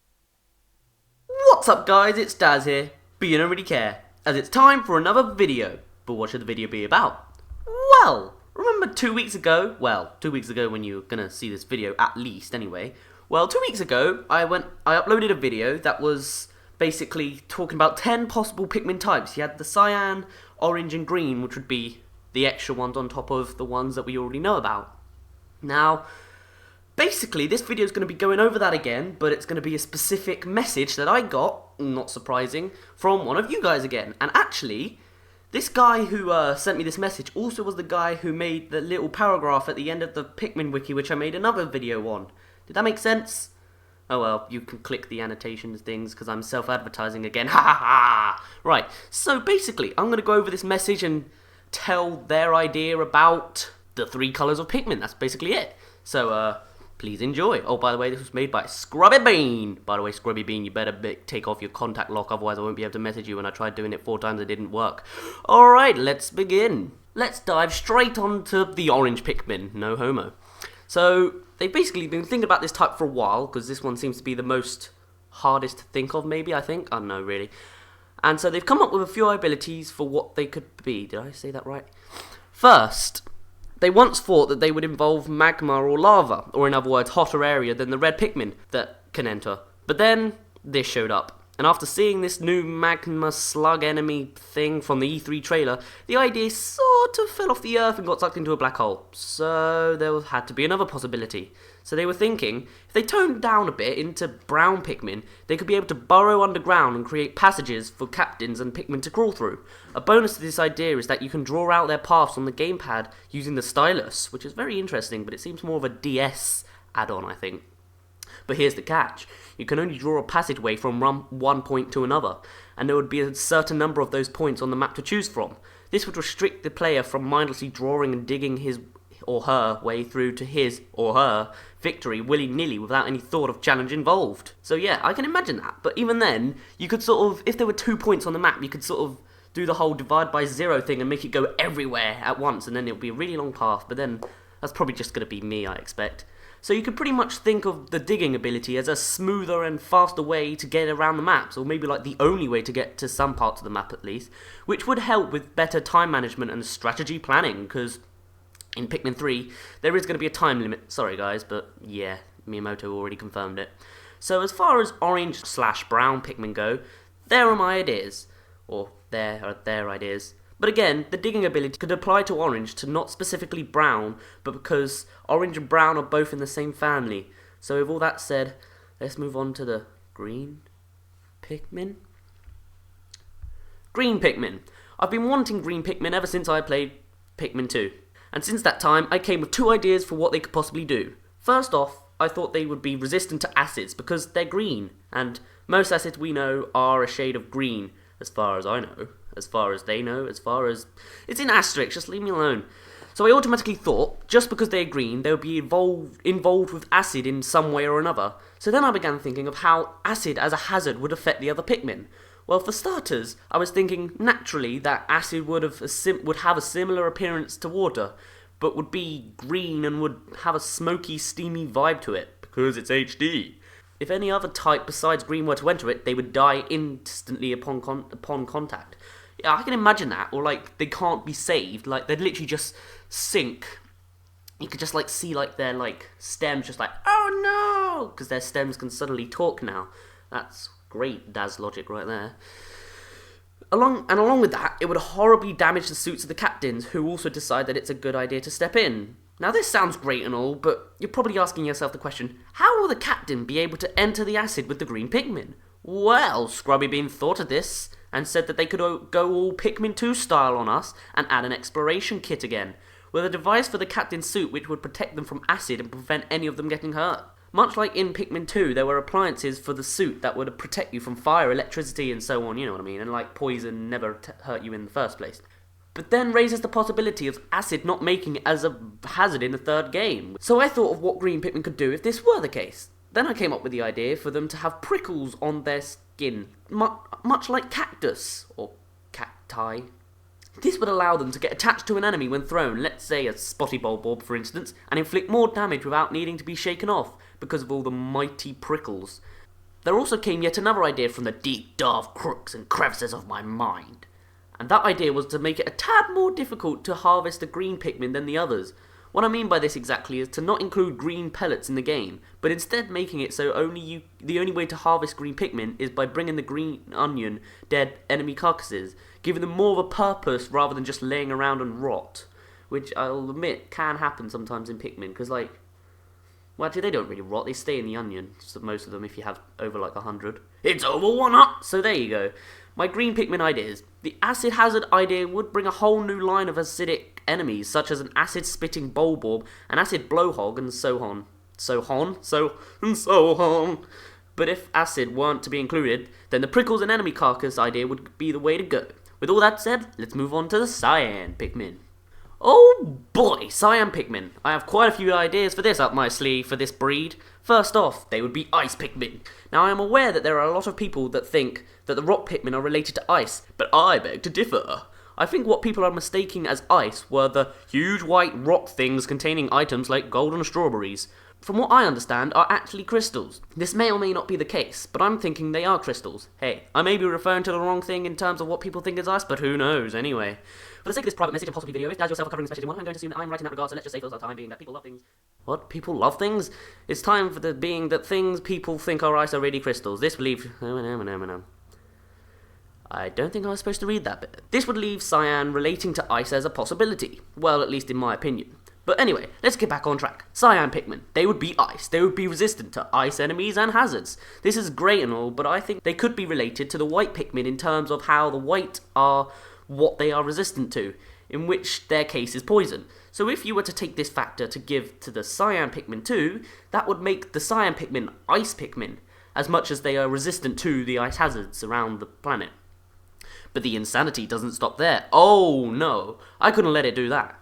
Now we all know white Pikmin are resistant to poison and are poisonous themselves. This is obvious because when Pikmin are eaten, they poison the enemy that consumed them, to kill them, right? So, this brings me back to the idea for the cyan Pikmin. We all know the purple and pink sprays, right? From Pikmin 2? Yeah. Let's say for a minute they won't return in Pikmin 3. They're just gone now. Especially the ultra bitter spray. Now if that were the case, I guess that would make the cyan Pikmin pretty useful, Well, I guess I should stop stalling everybody, because I personally think that the cyan Pikmin are going to get eaten, and it will freeze the enemy that consumed them in a solid shell of ice. This could do one of two things. This could kill it completely, or trap it periodically. I'm thinking trapping periodically would be a better approach. Then that would make the cyan Pikmin rare, wouldn't it?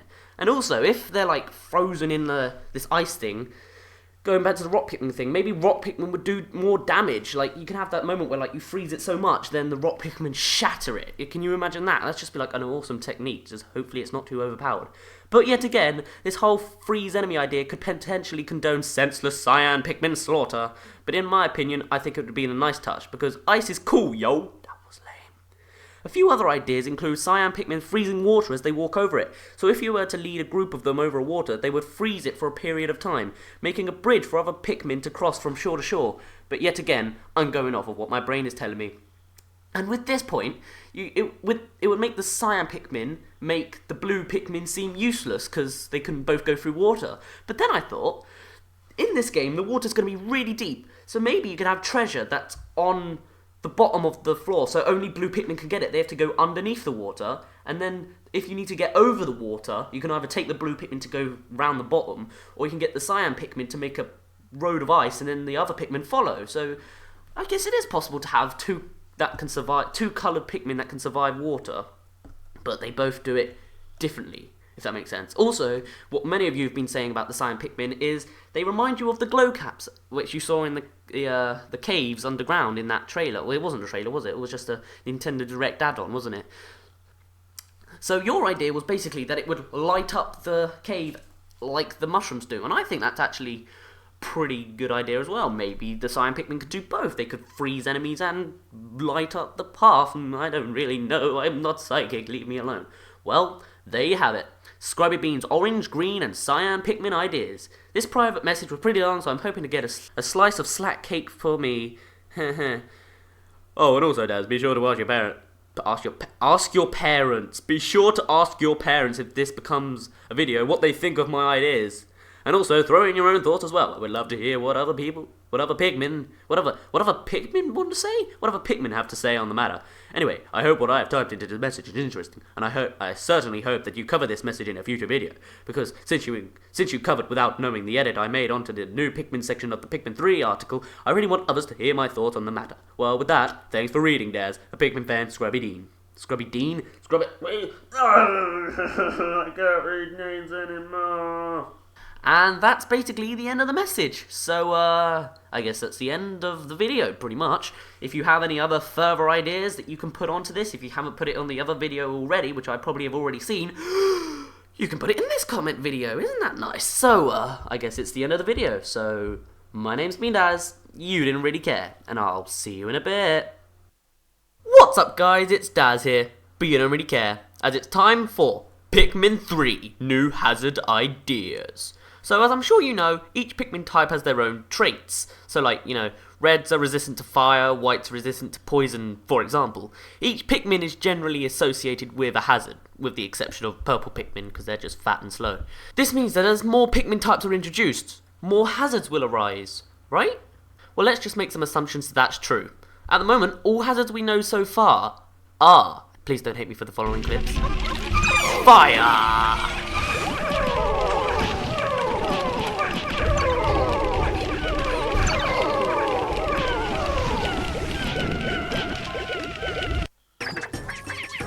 Electricity.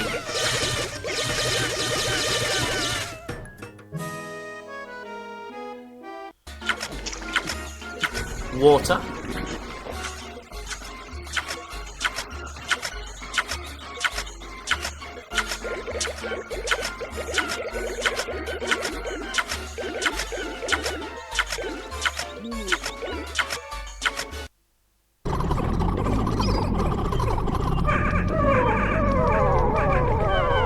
Poison.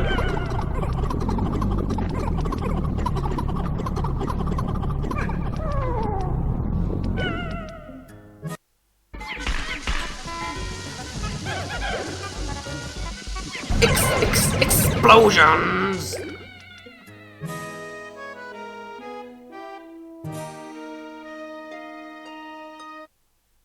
The abyss or falling.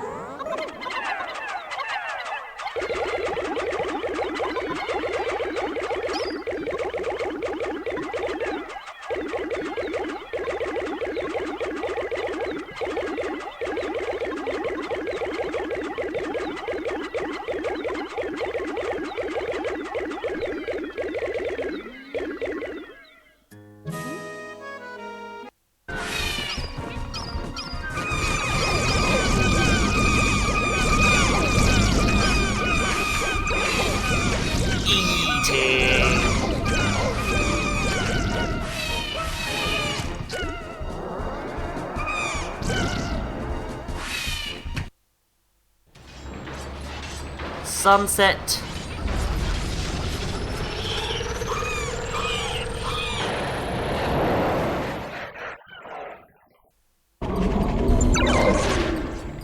Crushing.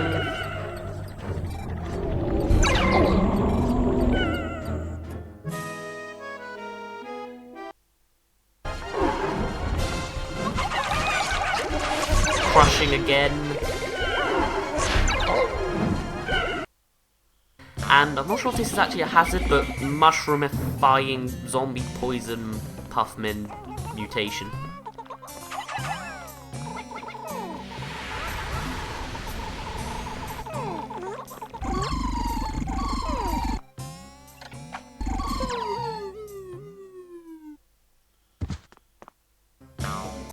Now you may have noticed two things from this. The first thing is, oh my god, it's Mission Babies! And the second one is, not all the hazards are associated with the Pikmin. In fact, only 5 of them out of 9 actually are. That means that the Abyss, Sunset, and Explosions are always lethal. But wait, what about crushing? Purple Pikmin can be crushed, so you must be lying! Well, actually, there is a Pikmin that is immune to being crushed, and it's not the purple Pikmin. It's actually the rock Pikmin, and I have proof. Instead of being crushed by the ball of glass here, you can see that the rock Pikmin are just trapped underneath it, and later they break the ball when they escape, so they are immune to being crushed. Speaking of rock Pikmin, they are also immune to being eaten. Partially. As you may have noticed during this scene, only yellow Pikmin are sucked up, so rock Pikmin are immune to this attack, but they can be eaten. Although in the background the rock Pikmin is battling like a boss, the large bull bear manages to eat a rock Pikmin earlier on. Side note, there is a considerable gap between the Pikmin entering the bull bear's mouth and dying. I suspect this is one of 2 reasons. Either they're nerfing the bull bear so that you have more of a chance to attack it and it won't kill so quickly, or it would allow the eating process to be interrupted. Maybe white Pikmin cause them to spit out because they're poisonous, or maybe another Pikmin has a similar trait. So with that, there are only 3 unavoidable hazards: the Abyss, Sunset, and Explosions. But wait, what about the newest Pikmin? The pink Pikmin? Surely, if they have the ability to fly, doesn't that mean they can survive the Abyss? So, Sunset and Explosions remain now. These 2 have no Pikmin that could associate with them. Yet. More Pikmin are to be revealed, and I assume it will be more than just the pink Pikmin. Maybe one has a specific body structure that makes it immune to explosions. I mean, it's possible, right? But what about Sunset? How can you possibly survive Sunset? Well, for that, you'll need the skill of stealth, or just no very good hiding spots. What's the best hiding spot, you ask? Simple. Underground. Not so low that you meet the creatures underground, but just low enough to avoid sight from enemies on the surface. Maybe, if a Pikmin can dig, it can survive Sunset. But I kind of hope that doesn't happen, as it may make the game a little too easy and less stressful without the worry of Sunset. On top of that, the new Pikmin may bring more hazards to the table, such as ice, or acids, crystal, I don't really know, but you can see my point, more hazards as more creatures, more Pikmin appear. Not only that, but they may appear in new forms. For example, fire has appeared in the form of geysers, enemy surfaces, enemy projectiles, and probably some others, but I can't remember right now. Electricity comes in the form of a gate, and a bigger gate, and the internet, for example, and probably more. But there could be more, like the wires in the Nintendo Direct footage. They may be feeding power to something out of shot, they may be a new form of electricity, they may be both. But this new form of electricity would be very unique, as it doesn't just block a path, it creates one. Any non-yellow Pikmin would have to find an alternate path around the wires, or just be thrown over them. And this idea may not be limited to electricity. This could continue with fire, or lava, or some other hazard we haven't met yet. The possibilities are virtually limitless. As more hazards are introduced, more variety will appear. These new hazards and forms may very well change the face of Pikmin. And not in the "Oh my god, I'm burning on fire!" And on that delightful image, we end the video. My name's been Dazz, you didn't really care, and I'll see you in a bit. What's up guys, it's Dazz here, but you don't really care. as it's time for another Pikmin 3 Timeline Theory. The reason I'm bringing this up again is because there is another possibility for the Pikmin series timeline. Many of you have mentioned in the comments, and Pik-a-thon Reborn has sent me a message with extra possible details which can basically summarise the whole thing and inspired this whole video. So, let's begin. So far we know for certain that Pikmin 2 occurred directly after Pikmin 1. However, we do not know when abouts Pikmin 3 will happen. Although it is possible to just be the aftermath of Pikmin 2, the story seems pretty wrapped up from there, except for one minor detail. We also have already discussed how the timeline could progress if Olimar never successfully escaped the Pikmin planet. That means that there are only 2 more possible places for Pikmin 3 to happen, basically. Feel free to mention otherwise if I'm wrong. Pikmin 3 could also happen before Olimar even crashed into the planet. Or maybe, and I'd never thought of this before, Pikmin 3 could happen during Pikmin 1 and 2, and between the two as well. How does that work? Well, it's simple. Whilst Olimar was collecting his ship parts with the aid of the Pikmin, he came across his interstellar radio. Olimar himself stated that it would send out a constant SOS message to notify any space travellers nearby. However, he later mentions that because of his limited breathable air and his lack of time on the planet, he has no time to wait to be rescued by the rescue team, so he continues collecting the ship parts in an attempt to save himself. This SOS call may explain the 4 new characters in Pikmin 3, as they could have grouped together and acted as the rescue squad for Olimar. From here, there are 2 possible outcomes that could branch from this. One being that Olimar successfully escapes, but fails to notify them, so they are sent on this inconclusive mission to find Olimar. Or, Olimar fails to leave, and the rescue squad do find him eventually, and that's like halfway through the storyline. This in itself could quickly explain the reason for the unrelated characters. Plus, if others visited the Pikmin planet, it would explain many things mentioned in the Piklopedia in Pikmin 2. For example, as Pik-a-thon Reborn pointed out, the Water Wraith notes mention how everyone who visits it is struck with fear and insanity.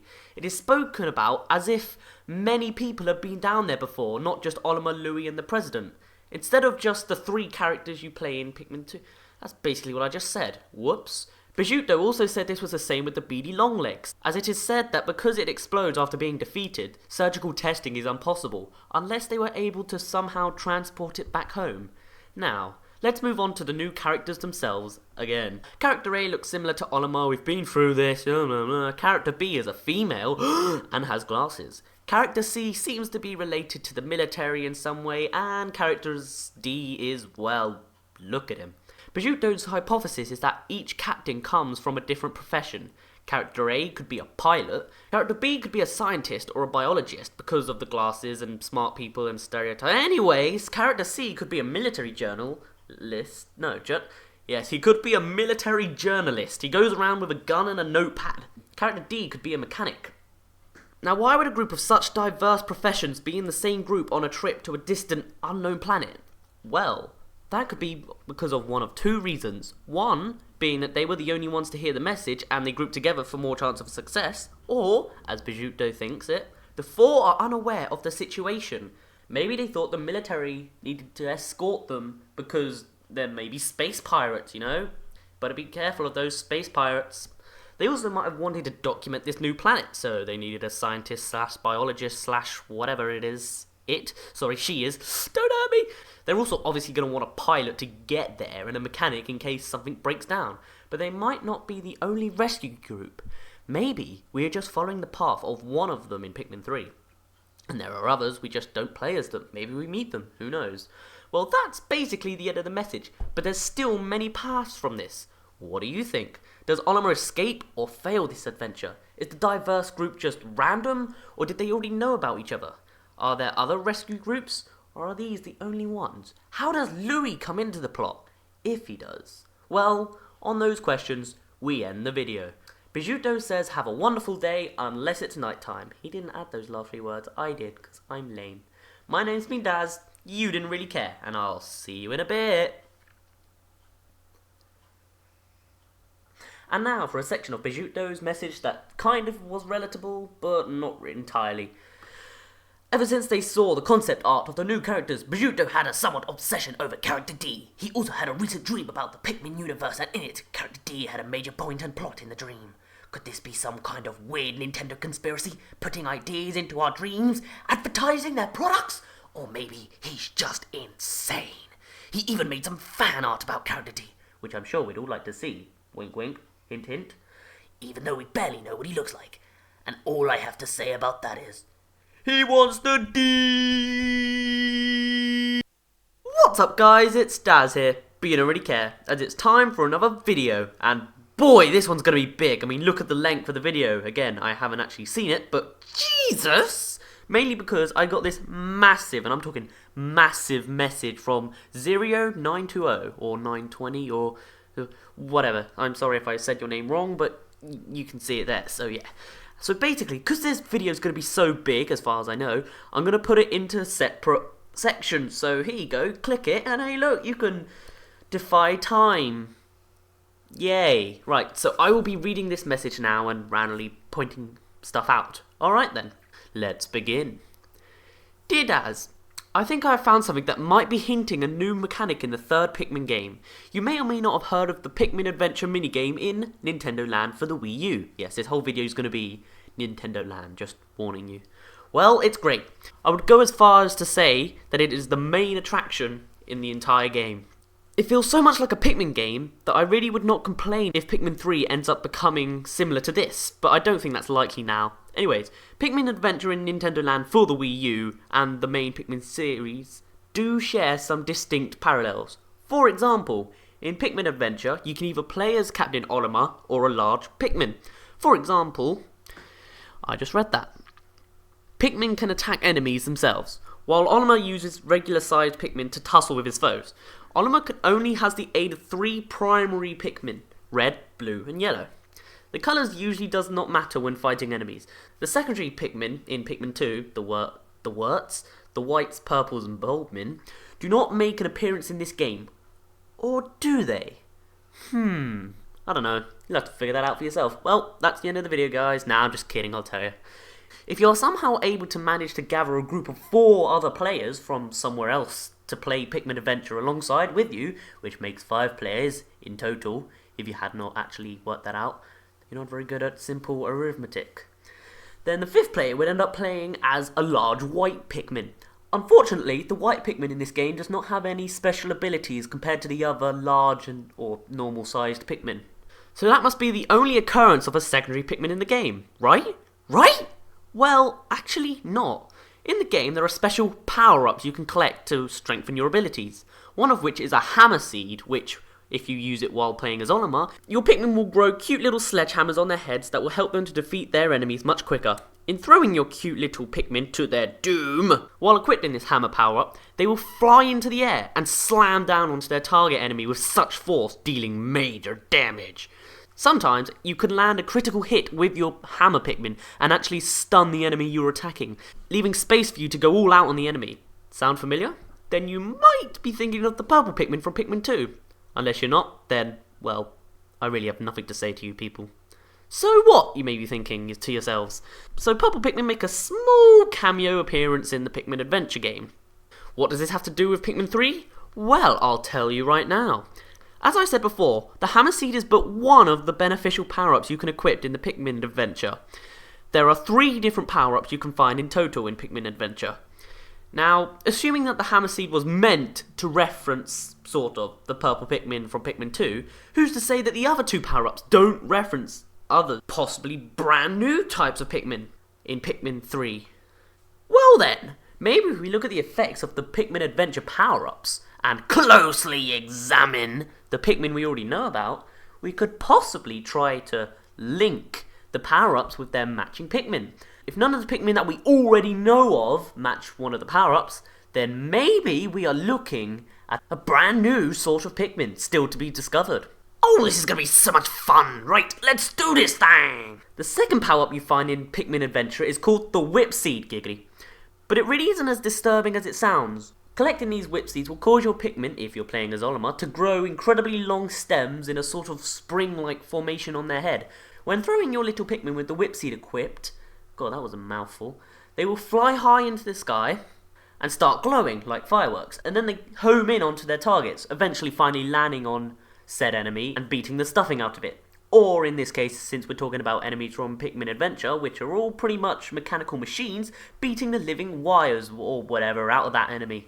And also with the power-up, you can now hit enemies from long distance, since the Pikmin now home in and fly in towards their enemy. Now, homing onto, well, Purple's sort of homed onto their enemy, kind of like the homing stomp from Mario Galaxy. But Purples are already represented as hammer seeds in this game. Plus, purple Pikmin aren't really used as a long-range weapon anyhow. They're more of sort of a short-distance yet super powerful weapon thing. Yellows are long-distance though, aren't they? Well, they fly up higher than any other Pikmin, so I suppose that counts for enough. But they don't home in on their enemy like purples. I cannot think of any other Pikmin that is both long-distance and homing, which means it must be a brand new type of Pikmin! Exclamation mark, exclamation mark, exclamation mark, 1111, gasp. Now, what are the two Pikmin we know of in Pikmin 3 so far? Well, we know about the rock Pikmin, but they aren't exactly long-distance or homing, but we do know of one other. As at the time of this writing, non-disclosed Pikmin in the game, Pink Pikmin! Now, since we do not know very much about these Pinkmin, it probably won't do us very much good to make any assumptions here, but let's make these assumptions anyway. Now, think of these Pikmin for a moment. Their most prominent feature by far is their wings and their ability to fly, as seen during the end of the Pikmin 3 trailer. So, would it be a bit of a stretch to assume that these Pinkmin could use their wings to aid them in gliding towards their enemy? And with those giant blue eyes, maybe they could see their enemies from farther away or something, so they'd be long distance as well, kind of like eagles, and then they can home onto them. Of course they might! Which means that we could presumably assume that the whip seeds might represent pink Pikmin, as in Pikmin 3, of course. I could and most likely will be wrong here, and this might actually just hint at a brand new type of Pikmin, but nonetheless, it's something to think about. And last but not least, we have the Knuckle Seed power-up. While you have the Knuckle Seed equipped, you can take on a cool fighting stance while idle. But that's not important right now. When equipped, the Pikmin will grow fists on their stems and can be thrown like bullets, speeding towards their target and slamming major damage upon impact before bouncing off. Now, personally, if I were in charge of the naming of these things, I would probably name this power-up the Bullet Seed, after the Pokemon move, but hey, I guess Knuckle Seed will have to do. Now, this might be a bit of a stretch to assume that this would represent Rock Pikmin, but I think this power-up might represent Rock Pikmin. Mostly the causing great damage upon impact, and then bouncing off bit. Though, I have no idea whether or not Rock Pikmin get thrown further than any other types of Pikmin, because of what we know about the Rock Pikmin thus far, they don't get thrown faster like the Knuckle Seeds, which speeds towards targets like a bullet, thus far. So it could be a new type of Pikmin. I mean, it might.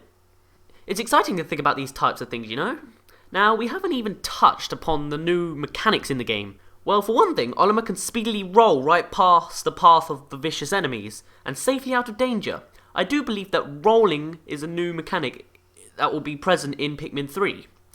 I found that rolling, at least in Pikmin Adventure, is a very useful skill to master to safely avoid enemy attacks. In fact, I think I'll be using that a lot when Pikmin 3 rolls by this spring/summer.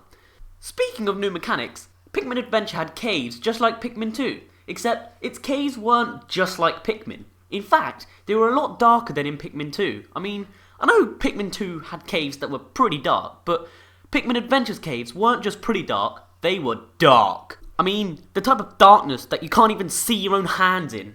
And your little beacon on your helmet? Yeah, that doesn't do much either. The only way you could receive enough light to be able to see clearly enough to move around would be the glow caps scattered around the sublevels. Besides the light from you and your Pikmin, the glow caps themselves also provide a ton of light for you to use.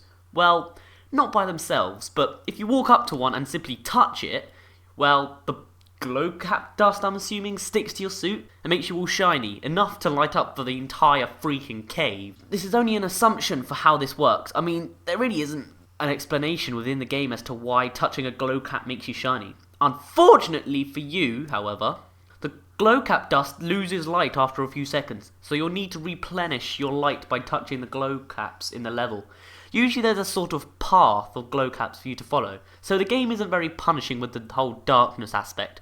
Now, why is it so dark down there? Well, I think the real question is, why are the Pikmin 2 caves so damn light? I mean, if you're, several feet down below the ground already, it would be pitch black down there, not the sort of darkness of most levels in the Pikmin 2. I mean, this was most likely adding a benefit to the players, but where is the light coming from? It makes no sense. The only light that should be visible at that level is the light from the beacon and your bioluminescent Pikmin army. And then, on top of that, even the amount of light generated by your 100 Pikmin army wouldn't be enough to light the whole sub-level. It's ridiculous! That's Nintendo logic.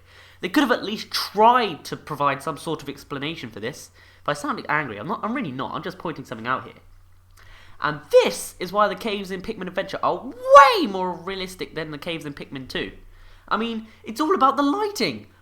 Fortunately, someone at Nintendo must have figured out that all that light down there just isn't realistically possible. And that may be the reason the cave scene in Pikmin 3 is all damp and dark, just to make it more realistic. And similar to Pikmin Adventure, in Pikmin 3, touching the glow caps, well, it doesn't really make you yourself shiny, but it does produce a ton of light to help you look around. And your whistle itself creates some light as well, if you need a quick and temporary source of such light.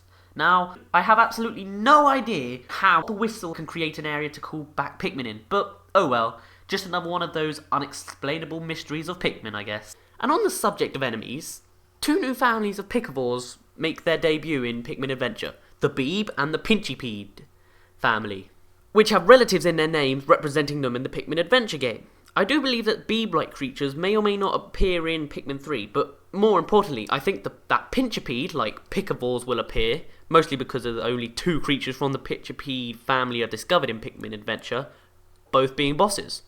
In addition, if you look closely at a picture and the attack patterns of the Emperor, or the monochromatic Pinchipedes, since I'm colourblind, I may or may not actually know the difference of this, you can see a distinct similarity to the Armoured Mordad from the Pikmin E3 demo, though they both scoop up their prey into their gaping jaws with their giant pincers, and both roam around the arena at an incredibly fast pace to try and catch you off guard. And this could only indicate one thing. If Pikmin Adventure had bosses, similar to Pikmin 3 bosses, maybe the only bosses in this game could also correlate with the brand new Pikmin 3 bosses. Maybe, just maybe, by closely examining the other bosses in Pikmin Adventure, we can predict the types of new bosses in Pikmin 3. So, let us begin with the first boss you encounter in the game, which would be the ferocious, terrifying Bulb Lord, which is an awesome name by the way. It pretty much just looks like a giant fat Bulborb. It runs around the arena to try and kill you or your partners. And an important thing I forgot to mention before, when you are eaten by any sort of Bulborb in the Pikmin Adventure game, you get turned into a Bulborb poop, which means you are pretty much paralysed and incapable of doing anything until your normal sized Pikmin break you free. Bulborb poop is not the only thing that can paralyse you, however. Some of the Bulborbs and Blowhogs, they aren't actually called Blowhogs in this game, they are called telescoping pump hogs. But hey, spit water at you, which does not harm you, but paralyses you similar to the Bulborb poop, leaving you vulnerable to most hazardous attacks by other enemies. Maybe paralysis or some other status effect could take an appearance in Pikmin 3 as well, although, as to how you would actually be able to cure yourself, I have no clue. But it is a definite possibility. So anyways, as I was saying, the evil scary Bulb Lord can turn you into poop, but it also has the ability to use a rolling attack similar to the Empress Bulblax in Pikmin 2. The only problem with this is, compared to an Empress Bulblax, the Bulborb is quite small and does not fill the entire arena like the Empress Bulblax. Plus, or minus, since it can only roll in 2 directions, its rolling attack is not as devastating to you as compared to the Empress Bulblax attack, as long as you know how to move out of the way. An interesting attack move you can perform in this fight, however, is the ability to attack the eyes of the Bulb Lord, which is actually the title of an achievement you can earn in the game. Maybe there'll be optional achievements in Pikmin 3 as well for doing certain stuff. If you remember in the Pikmin 3 announcement, Miyamoto states that in the game, if you remember, you will be able to attack your enemies in certain parts of the bodies now to deal extra damage, thanks to the new Motion Plus or something like that. For example, in Pikmin 3, you will now be able to attack the eyes of the Bulb Lords to stun them, Well, attacking and destroying the eyes of the Bubbleorb boss in Pikmin Adventure produces a similar attack, as the Bubbleorb is now unable to see you and affects his attack patterns, making him easier to hit. Well then, this only provides more parallels between the two games. Let's move on to the second boss found in the game, which is a large mouth Wollywog. As you can tell by its title, it is a close relative of the regular and yellow versions of the Wollywog present in both Pikmin games. The distinct similarities separating this Wollywog from its canon counterparts, however, is, as you may have already guessed at this point by the title of the creature, the inclusion of a large mouth. Unlike its cousins, this Wollywog does not attack by simply jumping on its prey a la Super Mario. Instead, it uses its tongue to harm you and your Pikmin. By this point, I forgot to mention an unimportant yet significant difference between Pikmin Adventure and the Pikmin series. The enemies only attack you, Olimar, or the other players, but leave the regular Pikmin alone. Maybe it is possible we'll be seeing more enemies in Pikmin 3 that aim for the captains instead of the Pikmin, similar to the bumbling snitch bugs found in Pikmin 2. Maybe it's possible that some enemies have developed these abilities as a survival mechanism against the Pikmin army, because if you beat the leader, well then what are the Pikmin going to do then? Maybe some creatures can actually eat your captain like they eat Pikmin. But anyways, I'm veering off track. Let's continue with that Wollywog boss. So, the Wollywog boss does not jump on you like its cousins. Instead, it uses its long tongue to smack you. This tongue is actually its weak point. Now, he lives inside a pond in the middle of the arena, safely out of the reach of you and your Pikmin. Because while you and your Pikmin can actually enter the water in this game, even the reds and the yellows by the way, wouldn't the Pikmin short-circuit in the water or electrocute you since the Pikmin in this game are a little animatronics? Nah, whatever. Maybe they're waterproof. Anyway, the water really slows your movement to a small crawl, leaving you vulnerable to the enemy attack. So in this form of the boss, you really can't approach him without getting smacked in the face and sent flying by his tongue. So, how in the world can you defeat this guy? Well, I'll tell ya. You must dodge his violent tonguing, until eventually he smacks himself right in the freaking face with his own tongue. Ah, fail, man. I mean, how can you smack yourself in the face with your own freaking tongue? Oh, whatever. Well, anyway, now that's how he knocks himself out. That's your opportunity to rush in with your Pikmin and kill his tongue. A boss that uses its tongue, or a similar long-range weapon, located in a central area out of reach of your Pikmin. And that long weapon it's attacking you with just so happens to be its weak point? That actually sounds more like a Zelda boss, but I guess it could fit in with the whole world of Pikmin. So, getting my stuff in order again, the second phase of the boss has it hopping all over the arena, using its tongue to attack again, except this time you need to hit it back, which you can do now since it's hopping all over out of the pond and vulnerable to attack. I think this is a cool idea for some of the bosses in Pikmin. More specifically, most bosses in Pikmin follow a specific pattern. Dodge attacks, find the right Pikmin to use, then smack that weak point 3 times until it dies. Well, most bosses make this boring by using the same attack patterns for all 3 phases of the boss, except each time the boss is closer to death, all that changes is how fast the boss moves or how much damage it can deal at once. Now, I'm not saying that the bosses in Pikmin 3 are bad per se. I mean, some of them are really creative. I mean, look at the Man at Legs, or the Gulix, or the Postal, or heck, even the frickin' Water Wraith. But while these bosses are in fact very difficult to defeat, what I'm really trying to get at with this statement is that after figuring out their attack patterns and whatnot, the fight themselves end up becoming repetitive, boring, and even, dare I say it, anticlimactic, especially in the case of the Water Wraith. What a joke. Yes, I know, it was supposed to be a joke, okay? Alright, that was a bad example. Most bosses are either difficult because of how much damage their attack can deal at once, Empress Bullblack, how much health they have, or heck, even a deadly combination of both. Now, not to say that these are bad bosses, but I do think they could have been improved by lowering the attack or the health and dramatically increasing mobility and variation in their battles. I know this is a bit hard to explain, but if you compare the bosses in Pikmin Adventure to the other Pikmin bosses, you'll see a significant difference in these types of battles, besides the obvious difference that they are different bosses. I mean, the bosses in Pikmin Adventure change attack strategies greatly depending on how close they are to death. In the case of the Wollywog, after destroying its tongue, it goes from an immobile obstacle that shoots its tongue at you, like the Emperor Bullblack's, to an enemy that moves all over the place and then you have to catch it to kill it. This is what I mean by having the bosses change their attack patterns and strategies. Personally, for me, well, this isn't actually me, but this makes the boss even more fun to battle, as you're trying to adjust your attack strategy to the boss as the boss adjusts its attack with you. Make sense? I mean, the part where he kills your Pikmin isn't very fun, I suppose, but I think that these types of bosses and enemies would introduce a whole new layer of strategy to your battles. This would be a very good move in the next Pikmin game. If I were in charge, and by that I mean, you know, which I'm not, but hopefully my thoughts are in sync with Miyamoto on this one. And if Pikmin Adventure is any indication, our thoughts are completely in sync. It's not something I'd thought I'd want in a new Pikmin game, but really, you'll almost surely see what I mean if you're playing it yourselves. The last boss is one of the more traditional bosses, as far as Pikmin bosses go anyway. The Bladed Beeb. It is classified as an alien insect, which probably does not mean much. But it would be pretty cool to find out if that the final boss in Pikmin 3 is actually an alien itself, especially in the light of those strange cosmic coincidences that occur. Especially in the light of those strange cosmic coincidences that occurred a few days ago. Which brings up another insignificant yet significant enough point to note.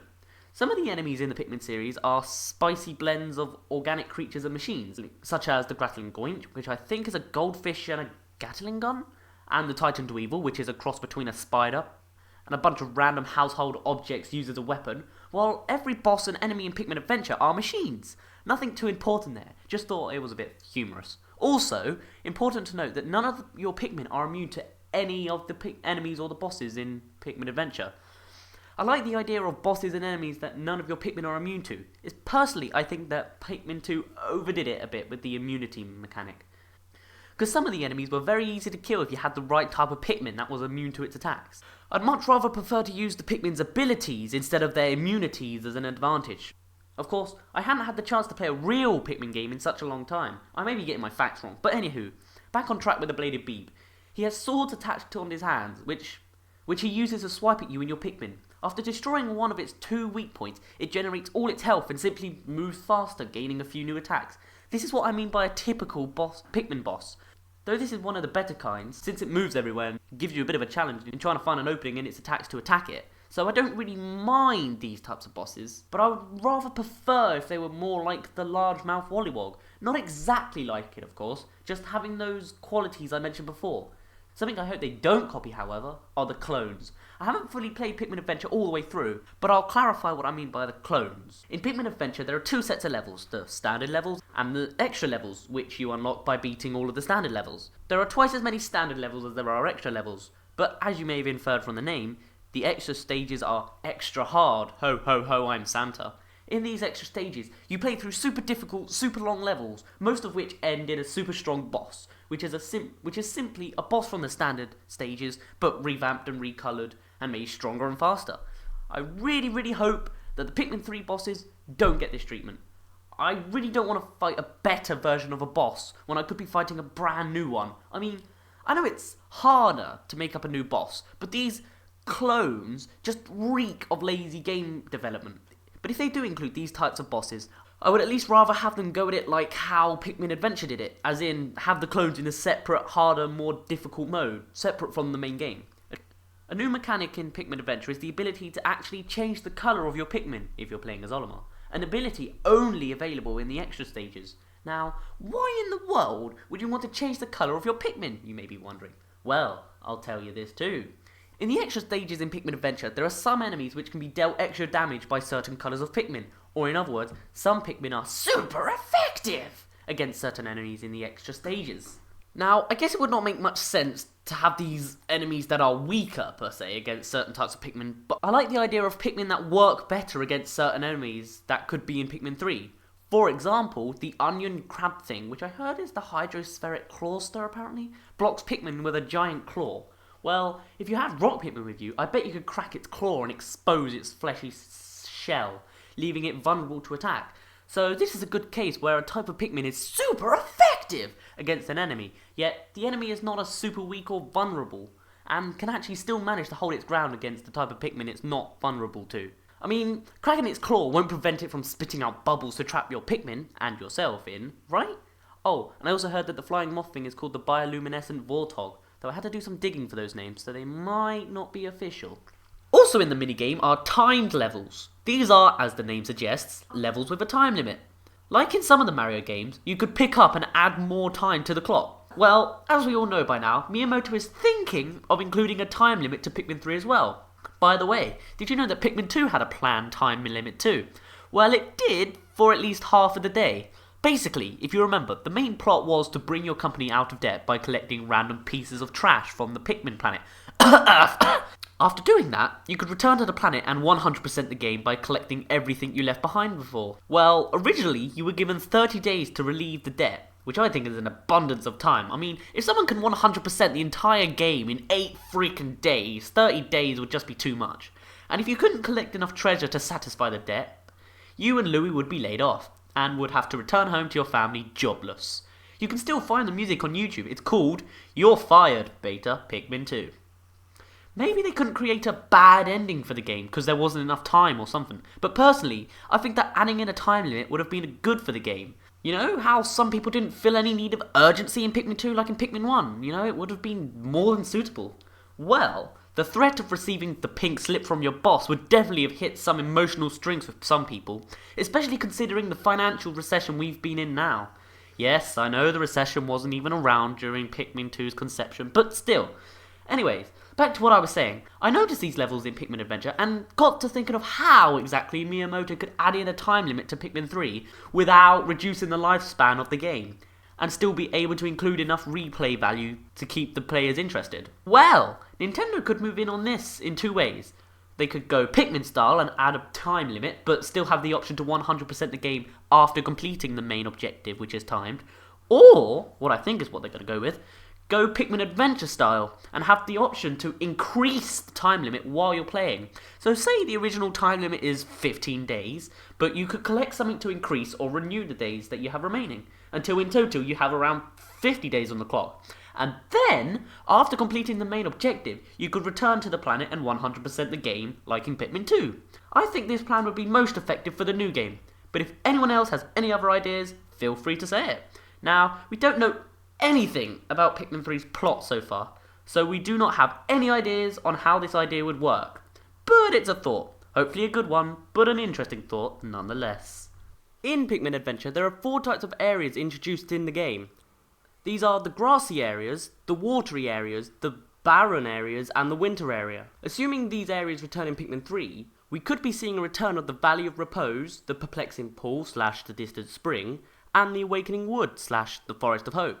I would not connect the Wistful Wild to the barren area, since, despite the similar colour scheme, the Wistful Wild was more of an autumn type area rather than a barren area like in Pikmin Adventure. Furthermore, we can actually connect these areas from Pikmin Adventure to what we have seen in Pikmin 3 so far.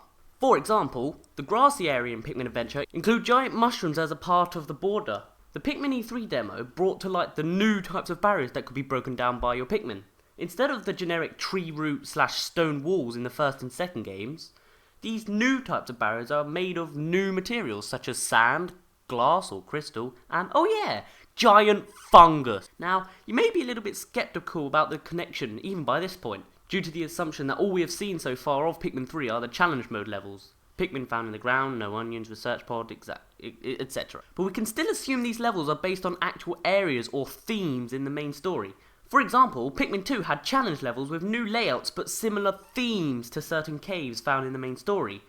And the first Pikmin's game challenge levels were directly taken from the main story, so I don't suppose it's too much of a stretch to say that the Pikmin 3 challenge levels will feature new layouts but similar themes to the areas in its new main story. In the December Direct video, we see 2, count them, 2 more new possible area themes for the main story, as well as 2 possible extensions to the areas we've seen in the E3 demo. The first 2 scenes, I believe, are part of the same area as the E3 demo area. Also, the first new scene shows an area that resembles its Pikmin Adventure counterpart more closely. Now, assuming this is all just one area, the new areas in Pikmin 3 must be huge, or there could be a different possibility, which I'll go into more detail soon.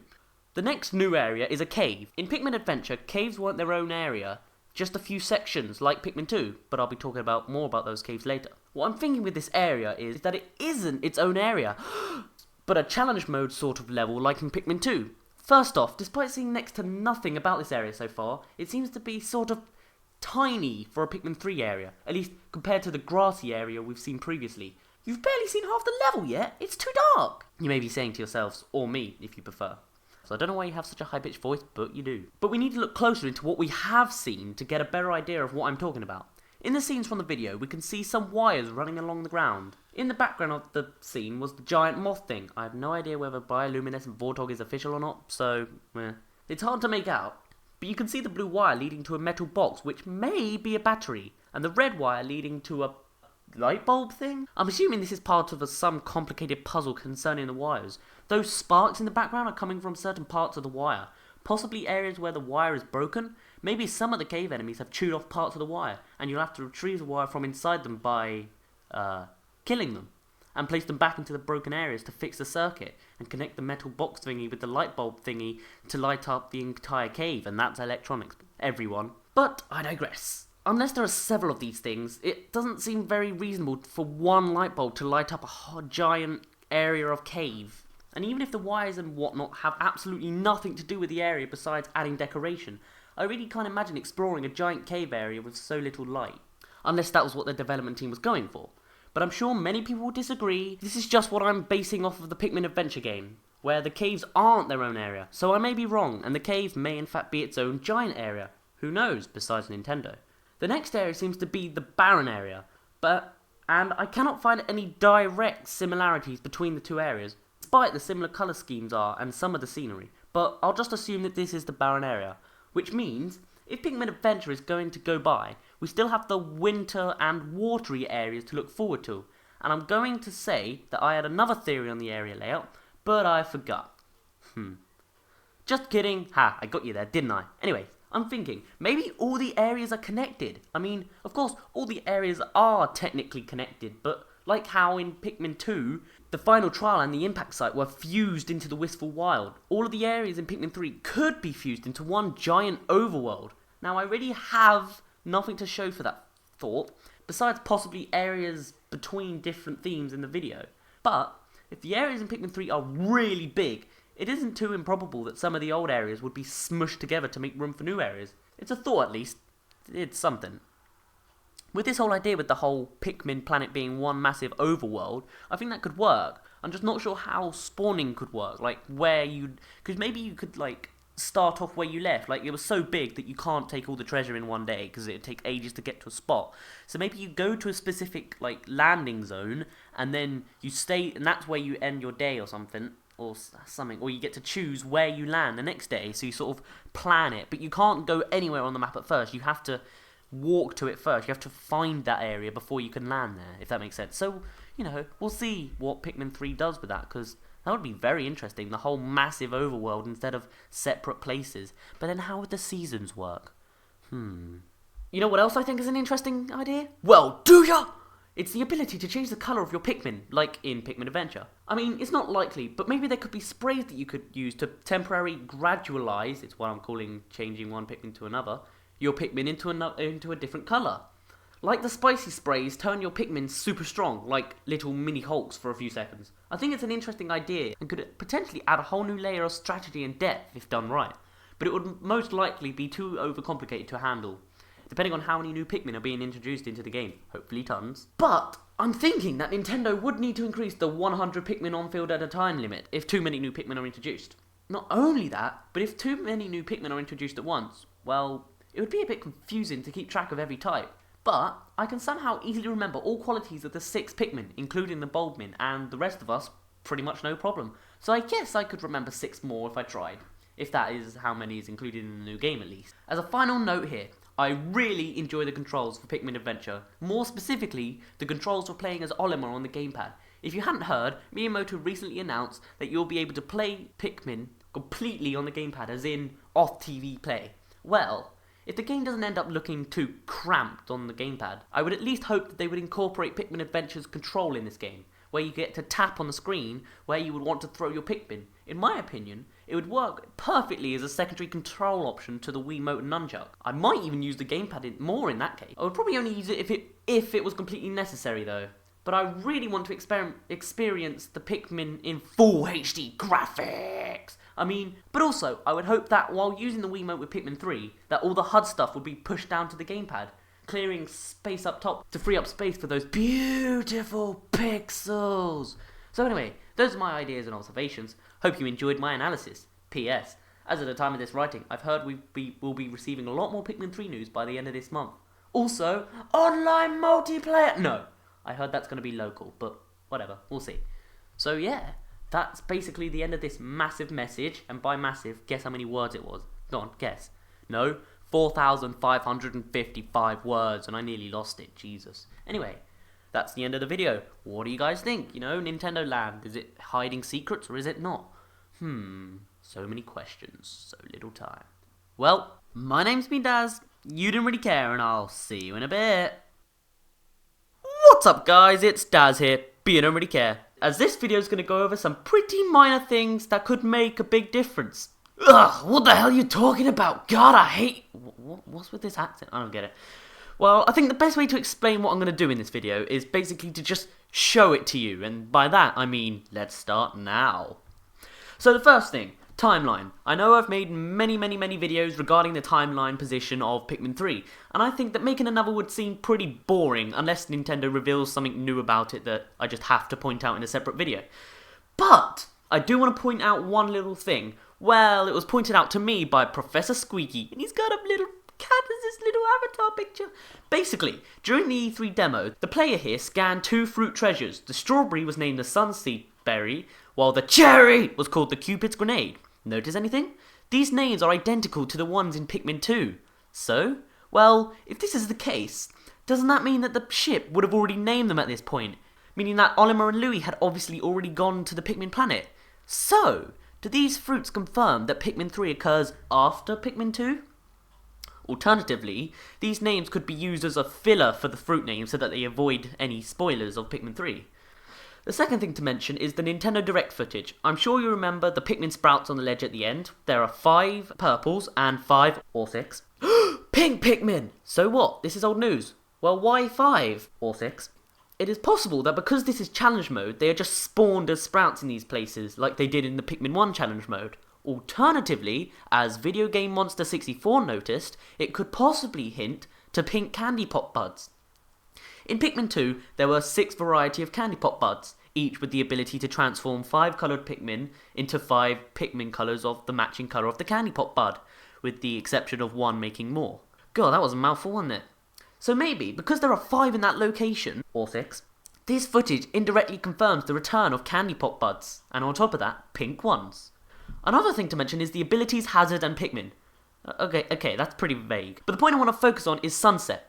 During the Hazard video, I hinted that if a Pikmin could dig, they might be able to survive sunset. However, it seems doubtful that there will be a digging Pikmin because we already have one, in the form of a white Pikmin. They can see underground and collect fully submerged treasures. This fact was reminded to me by ManMan3872. Alternatively, they could switch up the abilities again, like they did with the yellows and the bomb rocks. But, still on the topic of sunset, it is possible for another ability to help you survive it. Flight. It was pointed out a couple times in the comments that pink Pikmin would probably be able to fly away from their sunset dangers.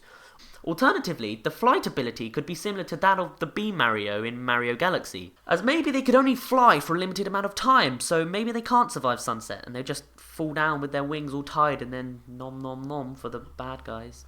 Now onto bomb rocks again. Now I just mentioned that the abilities of the yellows were switched around in regards to the bomb rocks. But whatever happened to the bomb rock ability? In Pikmin 2, it was just dropped. Instead, there were these massive bomb rocks which could not be carried and would prepare to explode when you hit them. Maybe now, with the new rock Pikmin, they'll be able to handle bomb rocks themselves. And also be immune to explosions? Continuing on with abilities, notice how all the Pikmin have a second ability. No? I'll go through them then. Red Pikmin, fire resistant and do more damage because of their thorn-like nose. Yellow Pikmin, bomb rock / electricity depending on what game, and are thrown higher. Blue Pikmin, can swim and I guess they save other drowning Pikmin. Purple Pikmin, much heavier and can stun enemies. White Pikmin, poison. They are both poisonous and immune to poison, and can see underground / can dig. Again, these were pointed out by Video Game Monster 64. Nice job. So, what does this mean?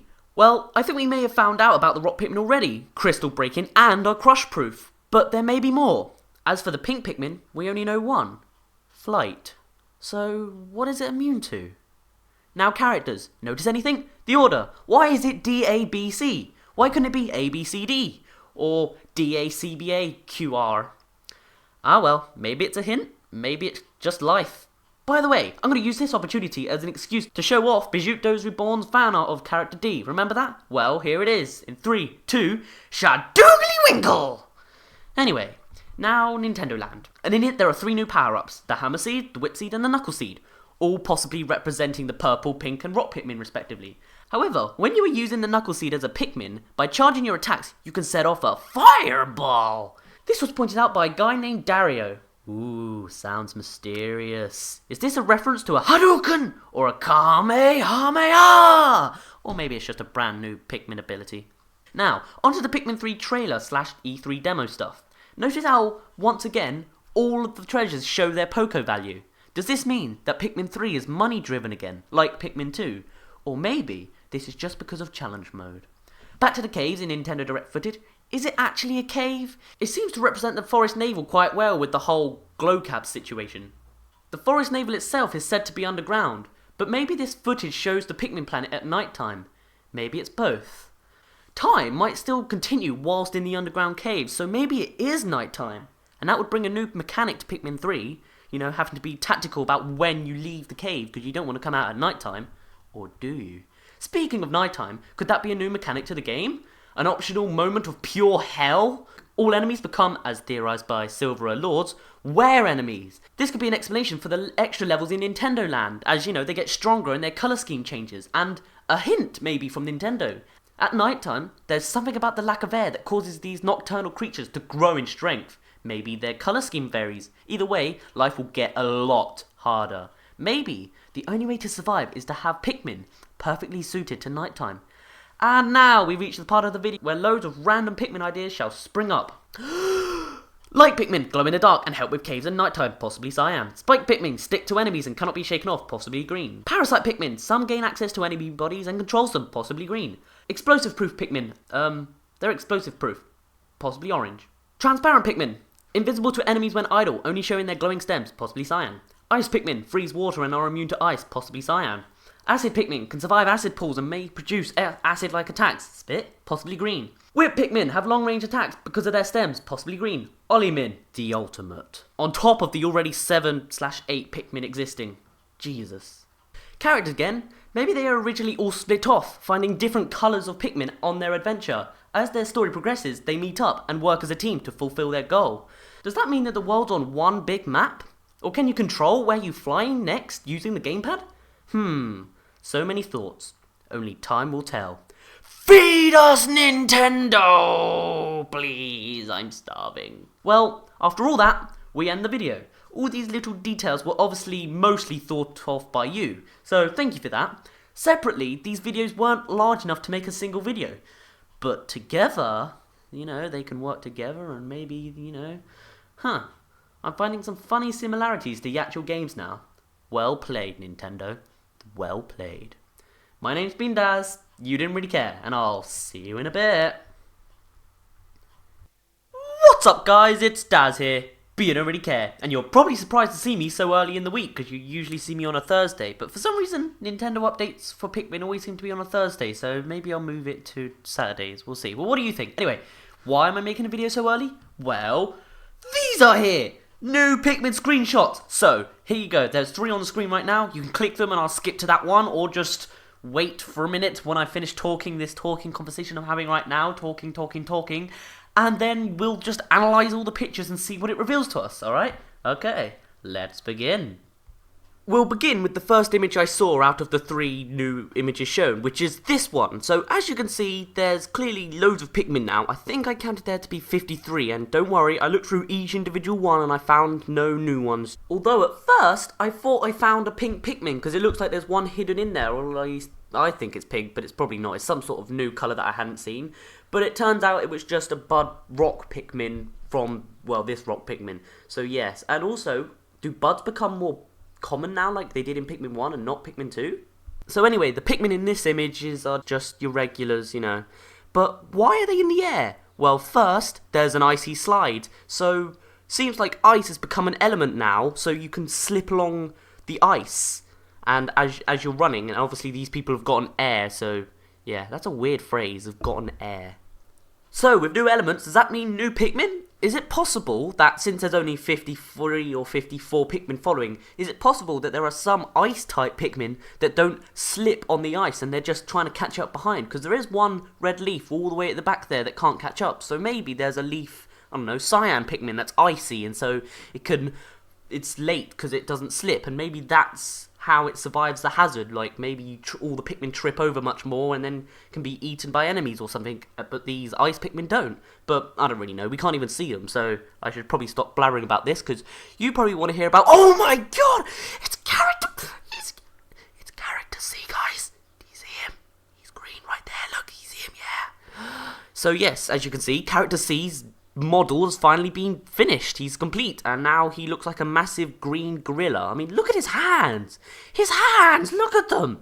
So yes, so actually there's another image coming up that shows character C more developed, so I'll go over him then. But as we can see, there is a whip-tongue Bulborb walking straight towards the player, but this could either be of two reasons. One, Nintendo's being a jerk again and putting really awkward places, because you still have to recover from an icy slide and then suddenly you're attacking a Bulborb. Or maybe the player is doing really crappily and given Bulborb enough time to waddle on over to them, because like, if it's the same player who was in the Nintendo Direct, then this player is intentionally not being very good. But if you look in the background, you can see there's water, so clearly only blues can go through that. But inside the water, or under the water, or whatever, you can see little Wogpoles. So with Wogpoles, that basically confirms the return of the Wollywogs, the dreaded, and that might also confirm the Wollywog boss, but that might just be speculating a bit too far. But since this whole area is very icy and wintry, surely that means that the water would be frozen by now. Or maybe it already is and we just can't see it, because these photos aren't very high resolution-ified, so there could be more to this. But in the background of the water, you can see a fence. And this is what's confused me. Is this a generic wired fence that's pretty common in the old Pikmin 1 and 2 games?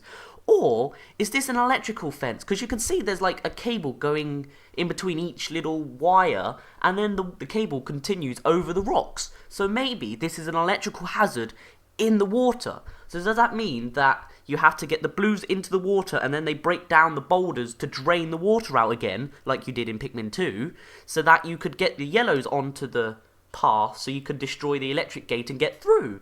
Or maybe you need pink Pikmin to just fly over and you can never get there. Who knows? There are so many possibilities with these images, and I don't even think these are officially made out by Nintendo. So that might mean that a new video is coming up soon that shows these pictures in motion, I guess. So for a final note, I just want to say that Pikmin 3 seems more travel and exploration oriented in this way, because first we have the lily pads which you just stand on and they move through the water with you, and this one you've got an icy slope which seems to be a one-way thing, because you can't exactly go back up. Maybe your Pikmin can, but you specifically can't get back up there, so maybe it's like a new transportation that takes you to a separate area of some sort. But you know, there's many more opportunities.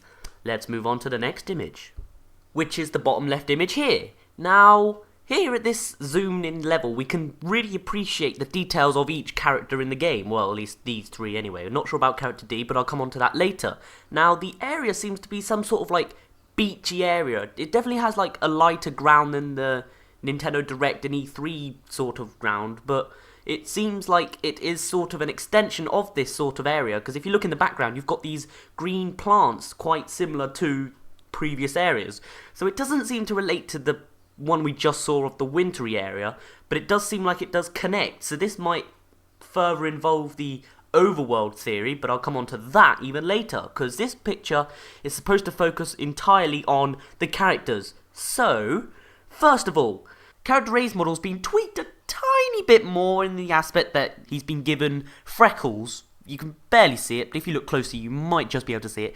But other than that, there doesn't seem to be much more development for him specifically. But for each captain now, if you look at their helmets, they have a whistle at the front. So now it explains that mystery of how the hell did Olimar, Louie and the President whistle the Pikmin before? Like, they can't exactly just put their fingers in their mouths when they've got a massive helmet on. It's like, so this makes more sense. You could just blow into the whistle built into the helmet, and that, well, makes it obvious of how you whistle the Pikmin.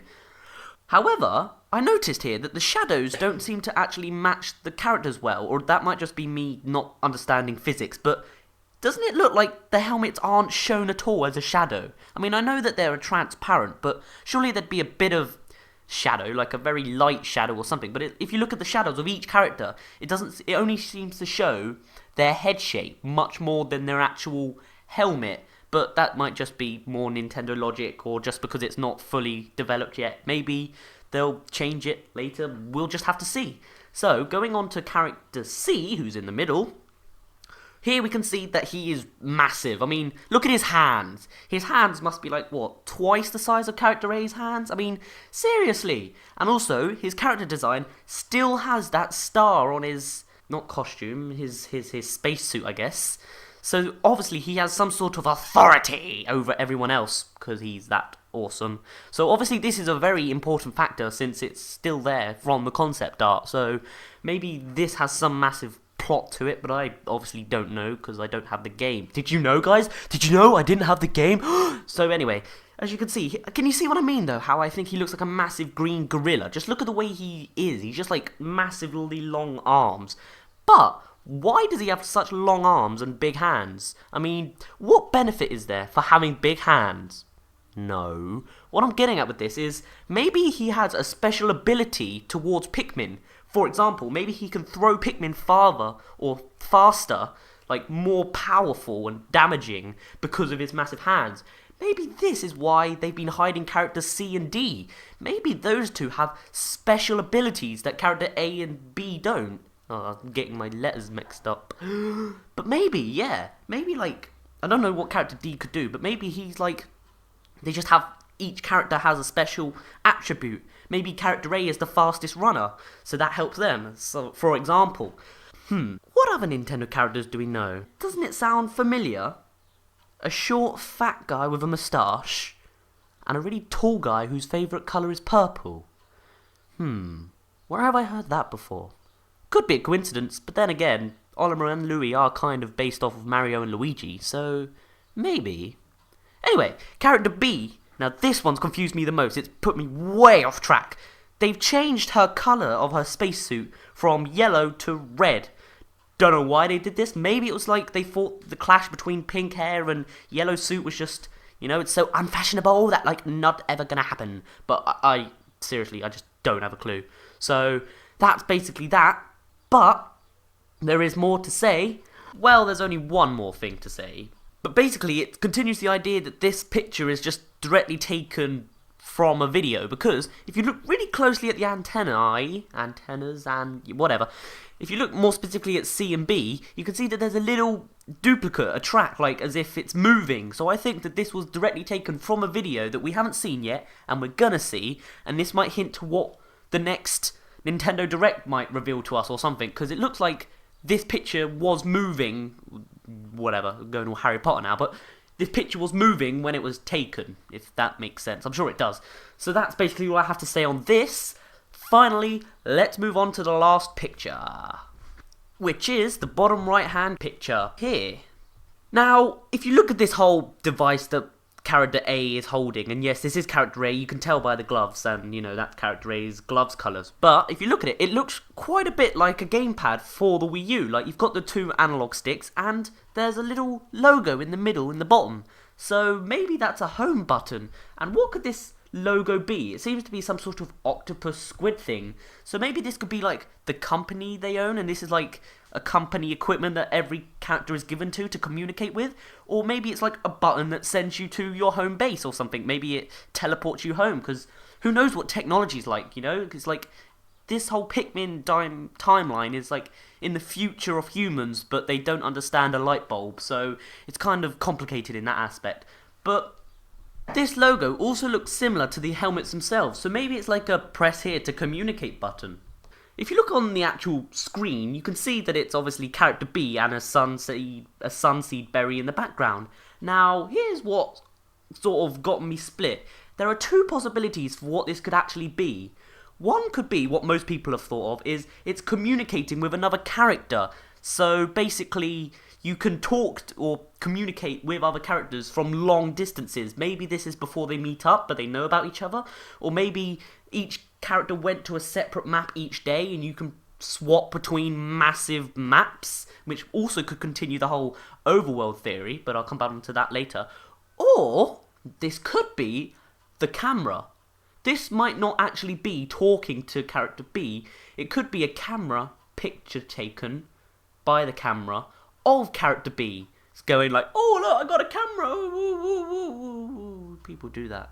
But like, yeah. So this could be like going through your camera pictures as like a bonus. Maybe this is the pause screen or something.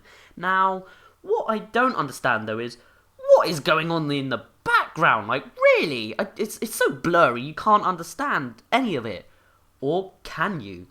Because as basically I'm a little bit late with this whole images video, people have given me ideas. And this one came from 0920 again, or 920, or you know what I mean.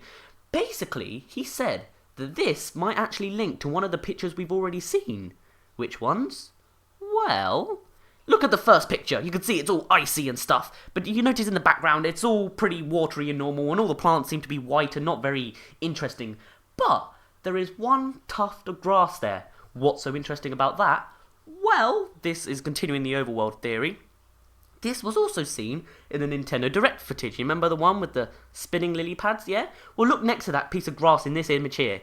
Rocks, yeah? And this might be a bit of a stretch, but it's possible that these rocks is actually the background of this image here.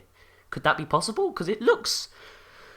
well, it's kind of hard to say. It's really blurry, but you know what I mean? It could be. It's quite a stretch, but it's possible that this is like happening in another place. It could be live. It could not be. It could be a camera. It could be anything. What do you guys think? Because this is one that's really kind of baffled me. And if this is a communicating one-to-one captain session thing, there is one problem. Surely character B should be holding the gamepad on her side of the thing, but it looks like you can see she's standing in front of it. So maybe that's a little bit of error there, or maybe this is a picture. I never really thought of it in this aspect before. Now, what I'm going to talk about is basically continuing this overworld theory, because if you look, each little section seems to link to each other, or other parts that we've already seen. So, going back to the first image, we have the watery area, and as I said, the grass tuft does seem to have replicate the Nintendo Direct area. It might not actually be the same map, but it could be an extension of the same type of area, like seasons-wise. Maybe the seasons even change as you're going through everything, you know? Like, time-wise, seasons change to each map, and it lets you go more places. Maybe you come up in the icy area in a summertime, and you can't get over this hill thing, but then when winter develops and all this cold weather, ice appears, and you can slip up new areas. Now that's very interesting. So that seems to link on to this one with the whole background, and the Three Captains one seems to be very E3 typed area with the whole grass and everything, but slightly different ground, if that makes sense. So this also links to the E3 demo and the Nintendo Direct, so maybe this is all just one massive overworld thing. Now going back to this picture, what is actually the point of this gamepad? Because this is something that obviously I don't know. I want to get your feedback. What do you think? All the whole pictures as a whole, is there anything I missed? I doubt there is, but you never know, I might have. Now, if you actually look at what the gamepad's called, apparently it is called the FF3V or FE3V. I don't know, because it seems like it's the same lettering, but slightly smaller. I don't know. But also, if you look at the top middle, there seems to be an antenna, so maybe this is a communicator. Maybe it's both. You've also got a camera right below that, so it could be communications, or it could be like self-portrait available, because, you know, self-portraits are... is it self-portraits or whatever? It's self-shot? I don't know. Some technology nowadays. And in the top right, there seems to be another little button. So maybe that's where you press the button to take the picture in the end? I'm not really sure. What do you guys think? There seems to be grip pads on the side, and that's basically all I can actually identify from this. So now I will just finish this up with one final note, and that final note will be about character D. Now, he is notably missing still after all this time. And why? Well, there are quite a few ideas as to where he's actually gone. Because for one thing, character C took a while to show up, and that might have just been because they were trying to develop his model. So maybe this is the exact same for character D. They're trying to make his model, and maybe they're struggling because he has quite a tall head, no offense. So maybe that's difficult to design. Alternatively, maybe they're hiding him on purpose, like I said earlier, because of character C. Maybe he has physical traits that the other captains don't have, and maybe it shows us off a secret. Maybe it shows off about Pikmin that we're not supposed to know about yet. Also, during the interview, Miyamoto said, and this is mid-sentence, so this might not actually make sense, but he actually says, the fact that you have 3 different leaders that you can switch between to command your Pikmin. Notice that? 3 different leaders. Does that mean that Miyamoto's hinting to us that maybe Character D could not be completed for whatever reason? They decided to scrap him. Character D is no more? Or maybe he just made a mistake. He could have, got his 3s and 4s wrong, right? Right? Wrong? Right? I mean, yeah, that's right. That could be possible. On top of that, maybe it's just because only 3 have been developed so far. So he's talking as like a progress sort of thing, where it's like, oh, we can only talk about 3 at the moment because only 3 exist. No point creating false hope, right? I mean, that's how it is. On top of this, maybe Character D is like the main protagonist, so they want to hide him to the very last thing. Maybe that's why he's first in the actual concept art. Maybe he's first in the concept art because they're thinking, this is a possibility, but it's not an essentiality. If we can get him in, that'll be great. If not, then it's a shame, but oh well. So, what do you think happened to Character D? I mean, where's he gone? Is he coming back? Maybe he shows up later. Maybe he's like halfway through. Who knows? Maybe he replaces Louis. Maybe he doesn't even appear at all. Honestly, we're not going to find out until time, really. Nintendo Direct will tell us. Miyamoto himself. Eventually, for now, we're just going to have to speculate randomly on YouTube. So I guess that will be the end of it. So what do you think? Because now we've reached the end of the video. So, basically, write down in the comments, have anything I've missed, any ideas, if a new video comes up, which I expect there will be, because it seems to be taken directly from this, feel free to tell me, and I'll make the next video on it. Well, maybe not next video, but next video I can make of it. Blah, blah, blah, blah, blah, just keep blabbering to make this video longer. So, now I'm going to end it here. So, my name's been Dazz, you didn't really care. Can't wait for the next Nintendo Direct, and I'll see you in a bit. What's up, guys? It's Dazz here, but you don't really care. It is time for another video. And what should it be about? Well, screenshots again, because there's not much more to talk about, and I've basically talked about everything else, and I expect Nintendo's going to release something new at PAX. If that's what PAX is about, I don't really understand it. But anyway, new screenshots. There are stuff that I missed, and you guys have told me about it, so let's go through the stuff and the bonuses, and there'll be other stuff I'll mention. Let's begin. So the first picture, you can see the icy area and all that. Well, it also reveals a dirt wall in the water as well. In the background, you can just see a little corner of it. This could mean that there is an alternate path around the electric gate. However, this would depend on if the water is electrified. If it is, then this dirt wall would be inaccessible until yellows destroy the electric gate, or the power supply of it at least. Alternatively, maybe you first find this area before you meet the yellows, so you are forced to go the dirt route, and have to return later with the yellow Pikmin to unlock the other path, which may lead to a certain collectible, or another cave of some sort. Or maybe Bulbmin make a return in the game and are somehow able to brave the surface, or at least reach this place. With these companions, the electric gate and the water combination would be no hassle whatsoever. Now, I got quite a detailed message from a guy who calls himself the President of Pikmin, and in it, he mentioned the following. There are 2 possibilities for the pond, icy and not icy. Now, if it isn't icy, then the Wogpoles obviously wouldn't be there, though we are dealing with Nintendo logic, people. Unless these Wogpoles age into a slightly new variant of opponent, the electric Wollywog. Oh boy. Now, if the pond is icy, the only way for the Wogpoles to survive would be if the ice is only prevalent on the top few centimetres of the water, leaving the Wogpoles untouched, because they can still swim underneath it. If this is the case, there will only be a thin layer of ice to walk on. It is possible that Character A's trait is that he is the lightest of the bunch. Also, yellow Pikmin are stated to be the lightest Pikmin, so you connect the dots to that one. Oh, and the Whip-Tongue Bulborb's colour scheme resembles the hairy Bulborb, just saying. So, thank you President and all others who offered their ideas. The second picture reveals more too, I bet you didn't know that.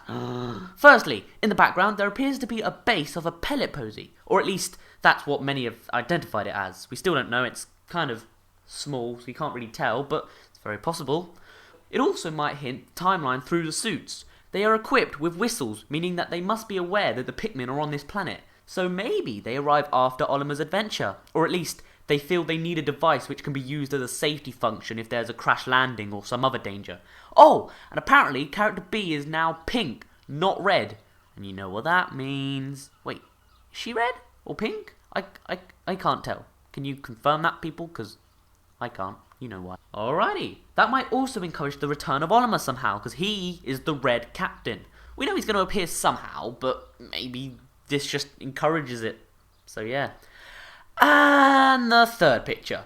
Obviously it remains a mystery, but the background could also resemble some indoor area. Maybe you were given more access to features such as buildings of Hogate, or maybe you can find some building-like structures on your journey. As for what the device is showing, maybe it is a video made by character B as an SOS call, and it's part of the plot as character A. So find and save character B and continue your adventure with her.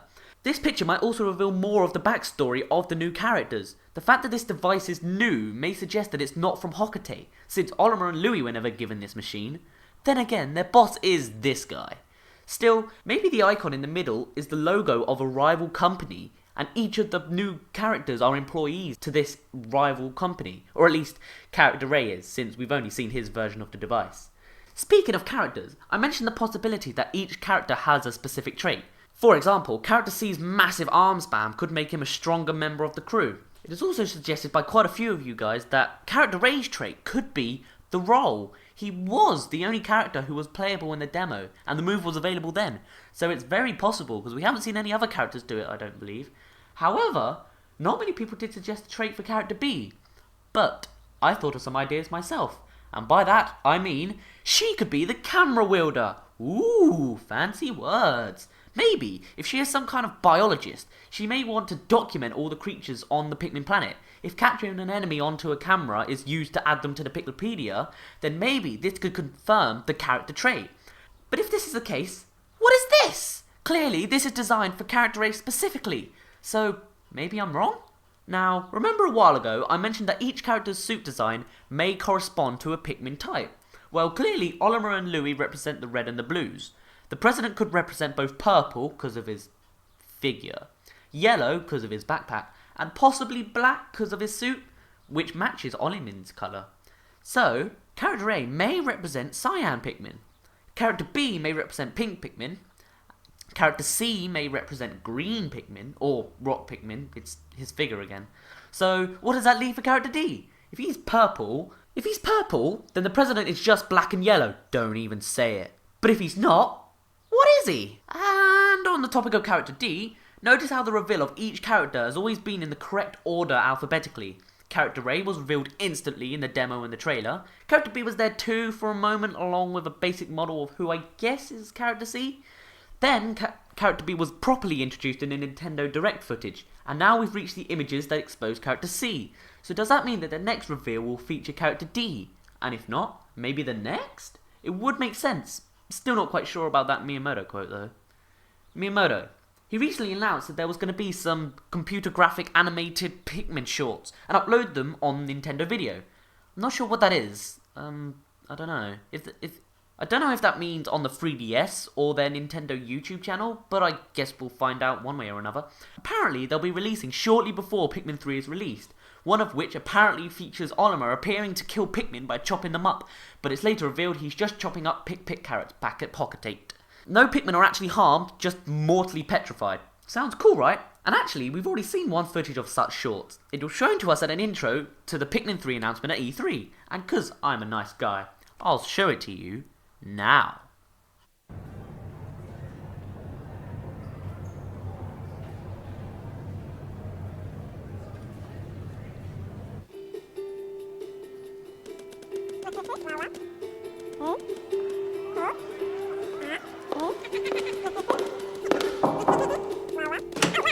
Mr. Miyamoto? Yes.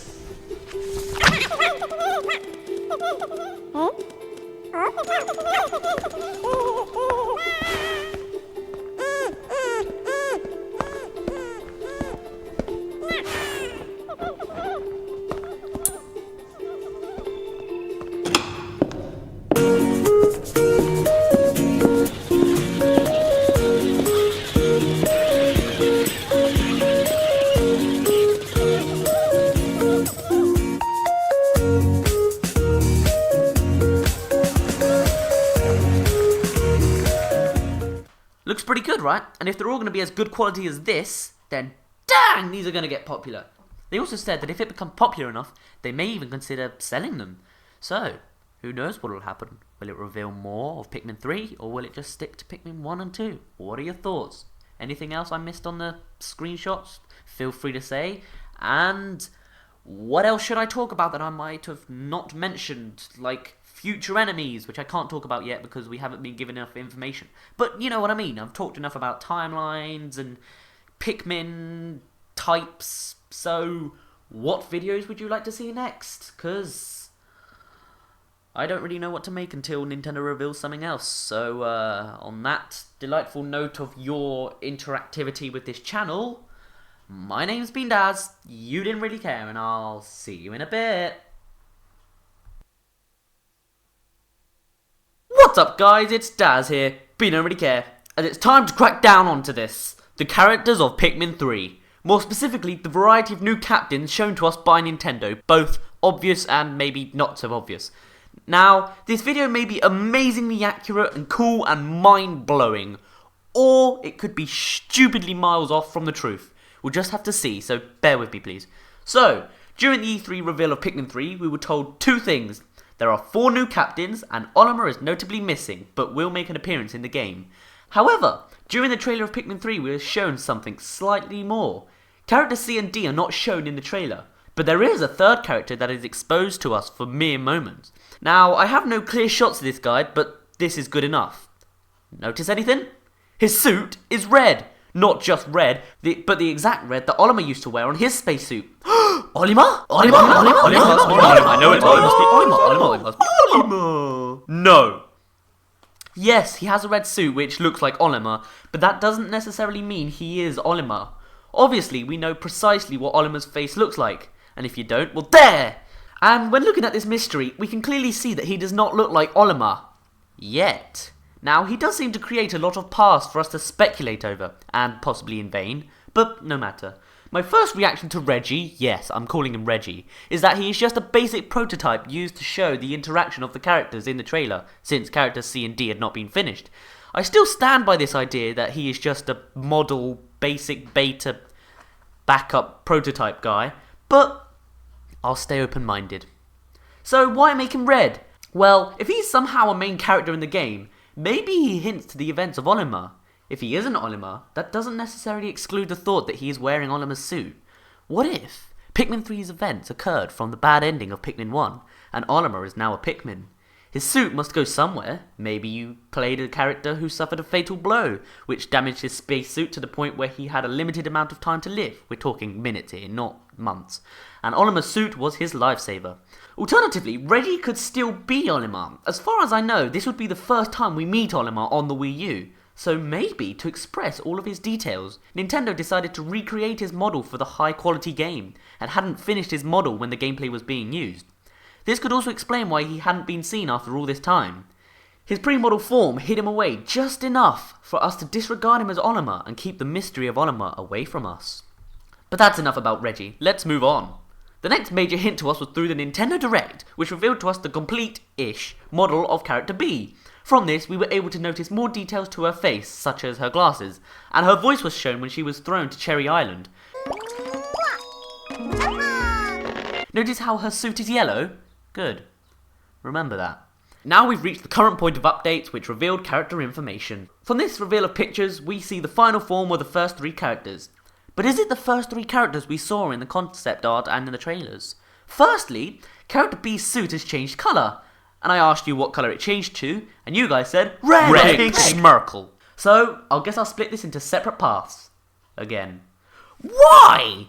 Yellow seemed to be suitable to me. It obviously represented the yellow Pikmin far more effectively than the president's tiny backpack thingamajigger, unless the president has decided to return to maintain his status of yellowly dominance. So a yellow character would be unnecessary. So why change to...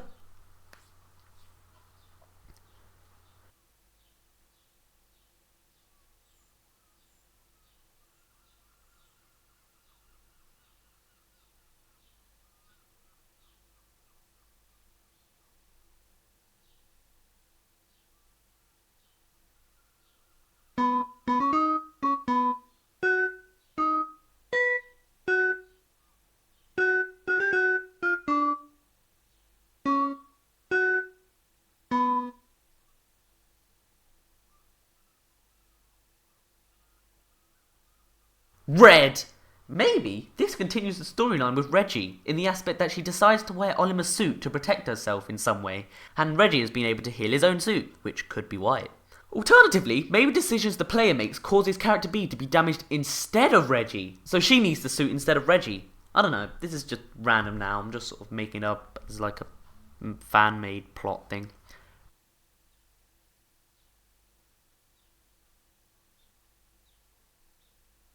Pink! This one seems more likely and just makes sense. I feel it's clear that each captain has a colour scheme that matches a Pikmin.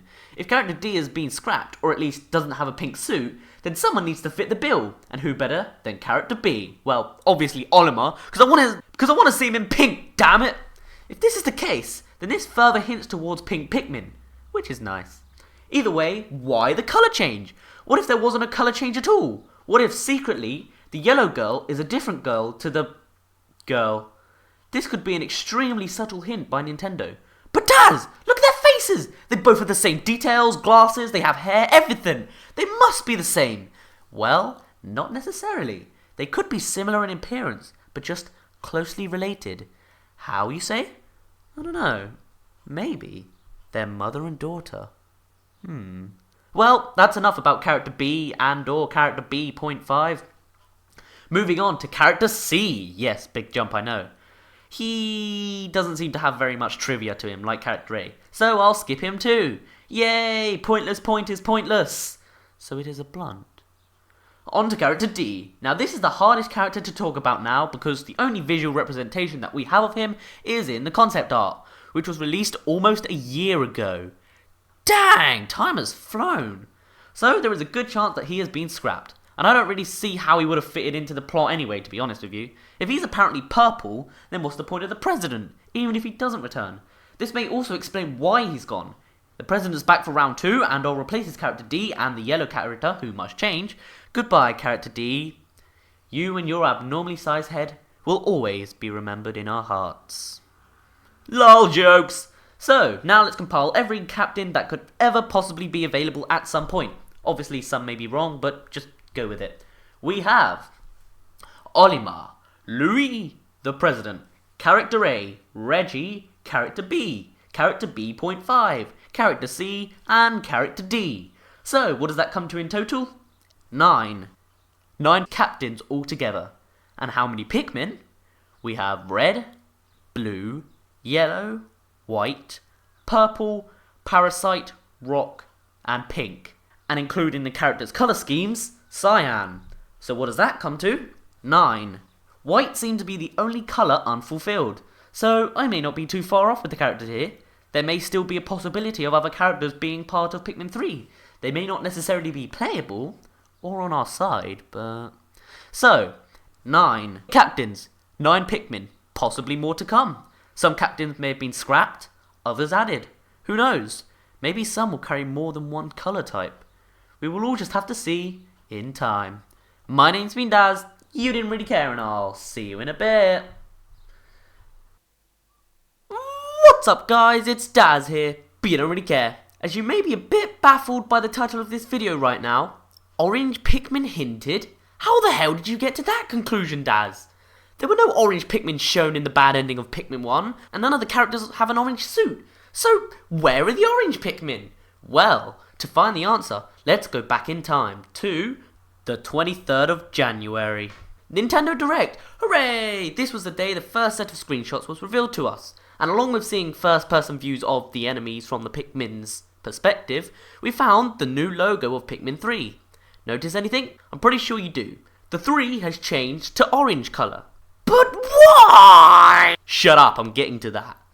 So normally the colours would represent the new flowers of the new Pikmin. For example, the Pikmin logo is only white. This is because red, yellow and blue Pikmin have white flowers on their heads.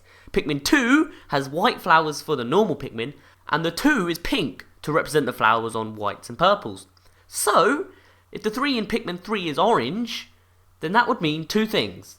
1, the rock and pink Pikmin will sprout orange flowers on their heads. Yeah. You see, that may be wrong. How can you tell?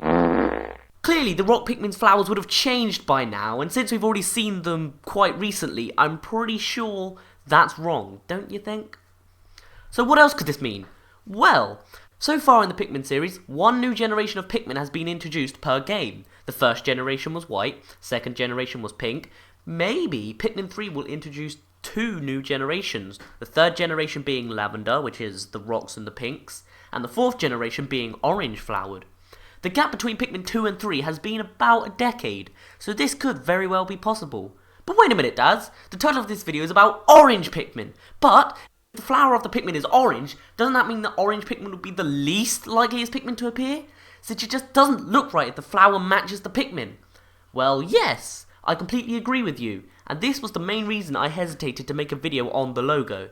I was hoping for Nintendo to reveal a little bit more, but nothing arrived. But, as one of my very loyal subscribers, Scrubby Bean, told me, the oranginess might not necessarily be the colour of the next generation. Instead, it could simply be a visual hint by Nintendo stating the orange Pikmin will appear in the game.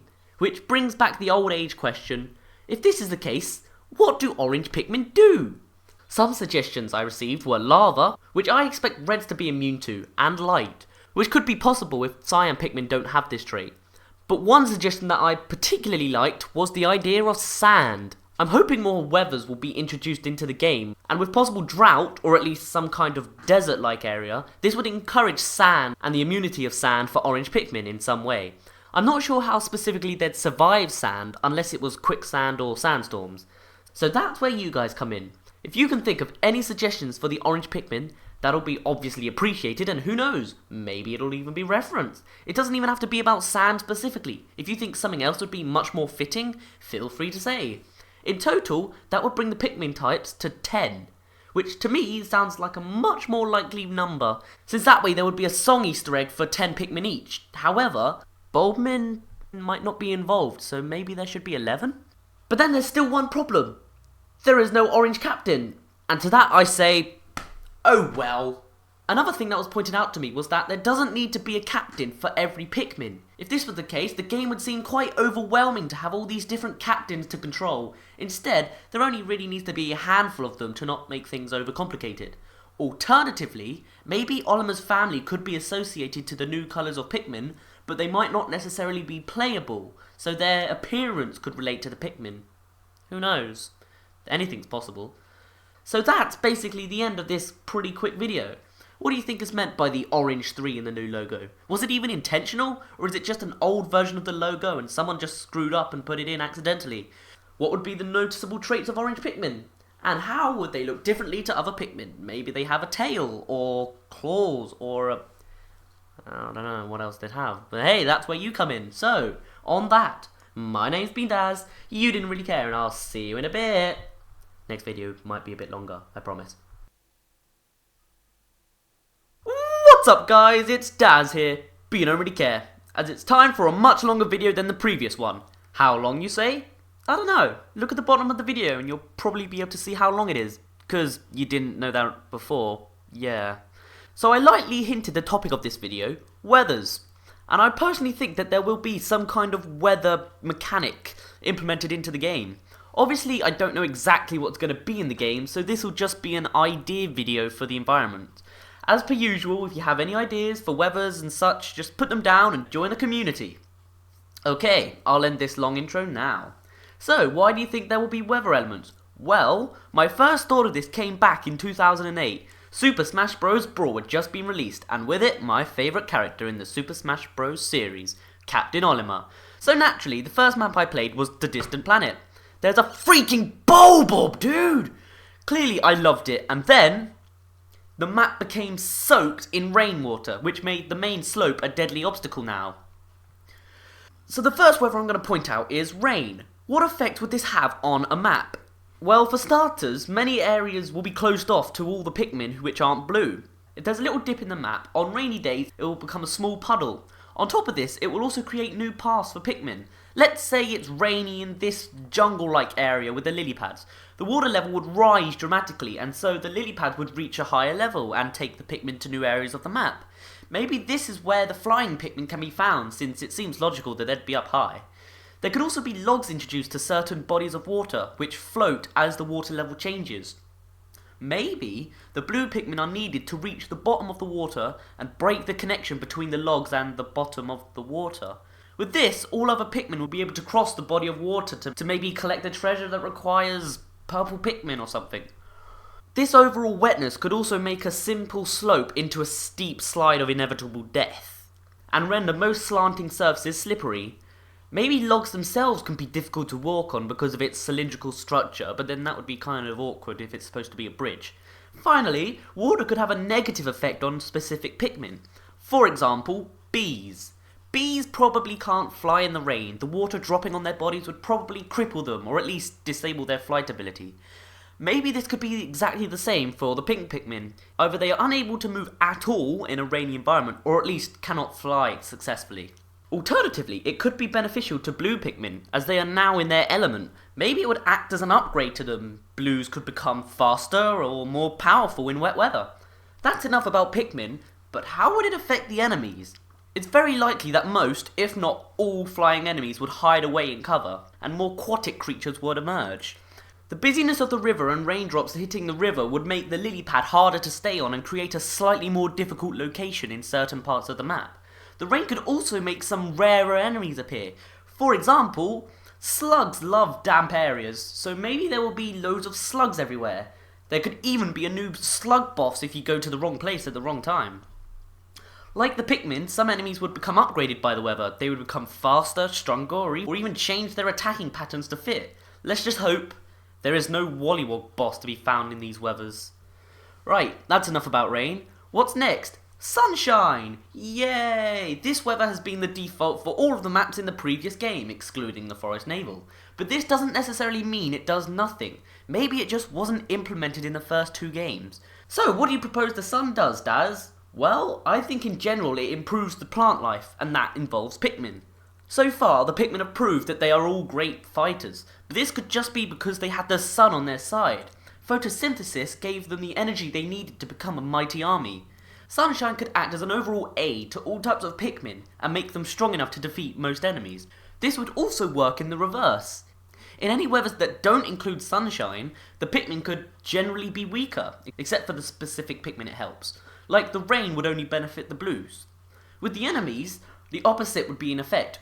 Bulborbs. They are at their most lethal during the night, as they are nocturnal creatures. Because of this, it would make sense to assume that their bodies are adapted to survive in dark areas. With bright sunshine in the morning, they are both half asleep anyway, plus their bulging eyes would probably be sensitive to the sun. This would make them the weaker creature that we are used to killing. But when the sun goes, Pikmin in general are weaker, and the Bulborbs might be slightly more deadly. Just look at the Bulbear in the cave. He knows exactly where he is, and he seems like you're at the disadvantage. Imagine if every Bulborb you meet in a dark area is like this. Nah, that won't happen. Pikmin 3 is aimed towards the new Pikmin fans, so it should be easy. At first.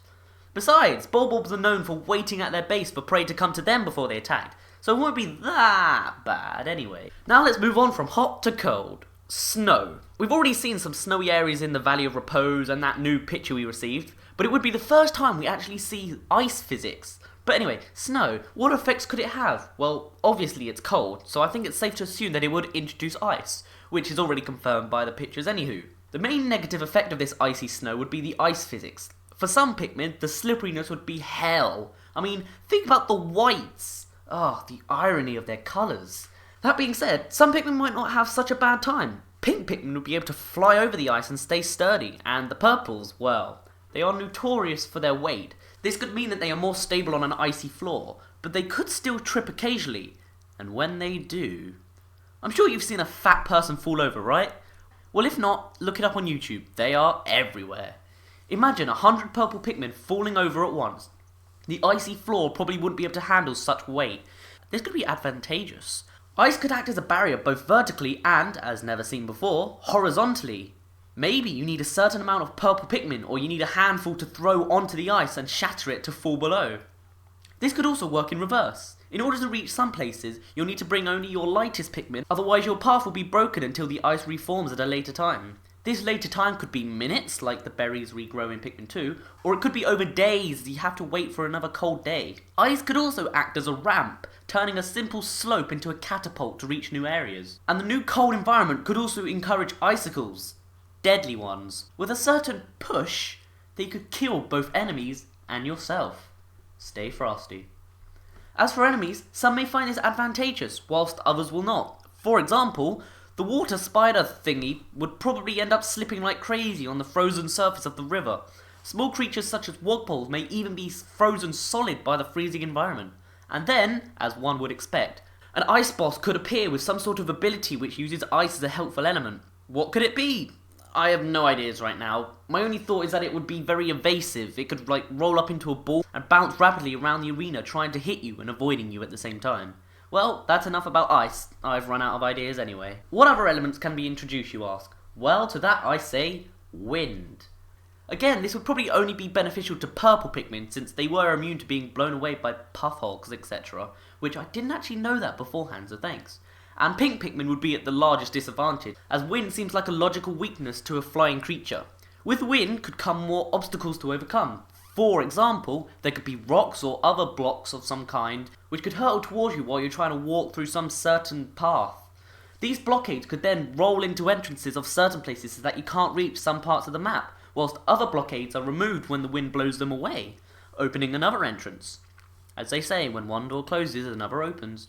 There could also be leaf piles or other clutter on the floor which, when blown away, reveals a new path. The blowing action could even interrupt the camera and make the screen harder to see. The gamepad could be used in this way to shake the leaves off the screen or manually pull them away from the camera. Enemies could use this wind as a tactic to distract the player by blowing leaves and other clutter directly towards the camera. A little bit of fourth wall breaking didn't hurt anybody. For this, I'm expecting a puff hog or similar to blow the leaves about in the wind. Creatures such as cannon beetles, both full-grown and larva form, could also use the wind to help them control the rock, which are used as a projectile towards you. Right, so that's enough about wind. Moving on to a weather condition more suitable for a desert area. Sandstorms. This kind of goes hand in hand with wind, but maybe certain seasons change the effect of wind. For example, winter areas and wind could be blizzard, spring areas and wind, pollen, summer areas and wind, I don't know, and autumn areas and wind, leaves and whatnot. And for a desert area, sandstorms would be the effect. This danger could even be bad for purple Pikmin, since their large surface area might catch more sand and slow them down even more. Pink Pikmin would be virtually useless without their flight, and their big eyes getting stung by all the sand. Virtually every Pikmin would be at a disadvantage, except one. The orange Pikmin. How would they survive a sandstorm, you ask? Well, here's a few suggestions from you guys. They could have a shell on their back for protection. This would work both in physical damage and windy conditions. They could have claws which help them dig properly and submerge themselves entirely. With this, they could be able to avoid the sandstorm and possibly make a path for other Pikmin to follow. Though the creator of this idea just mentioned it could work against those damn sheer grubs. A lot of you also mentioned that the orange Pikmin could be immune to explosions, which may not necessarily help with the sand, but it could make sense in other scenarios. Plus, the idea of a shell works well with this thought. Another idea was that their colour should match the flower. This would encourage the idea that they have the ability to camouflage themselves when they need to. Not sure when this would be applicable, but hey. Also, bit of a trivia, the Bulbmin, oddly, their sprouts are orange, yet when they are idle they glow green. So what colour do Bulbmin count as? Finally, they could be sturdier in sandstorms because of their webbed feet, or at least their feet could have a large surface area. But because of this, they would be most likely to fall over at other times, so ice is going to be a bit awkward, isn't it? With sandstorms and desert areas, there could also be quicksand. The webbed feet in this case would be very helpful to them. Otherwise, Pikmin such as purples would definitely fail to survive in this danger, whilst pink Pikmin could just fly straight over the hazard. Let's just hope the captains know how to survive quicksand. Okay, that's about all I can think of for environmental conditions alone, but that doesn't mean the video's over. Oh no.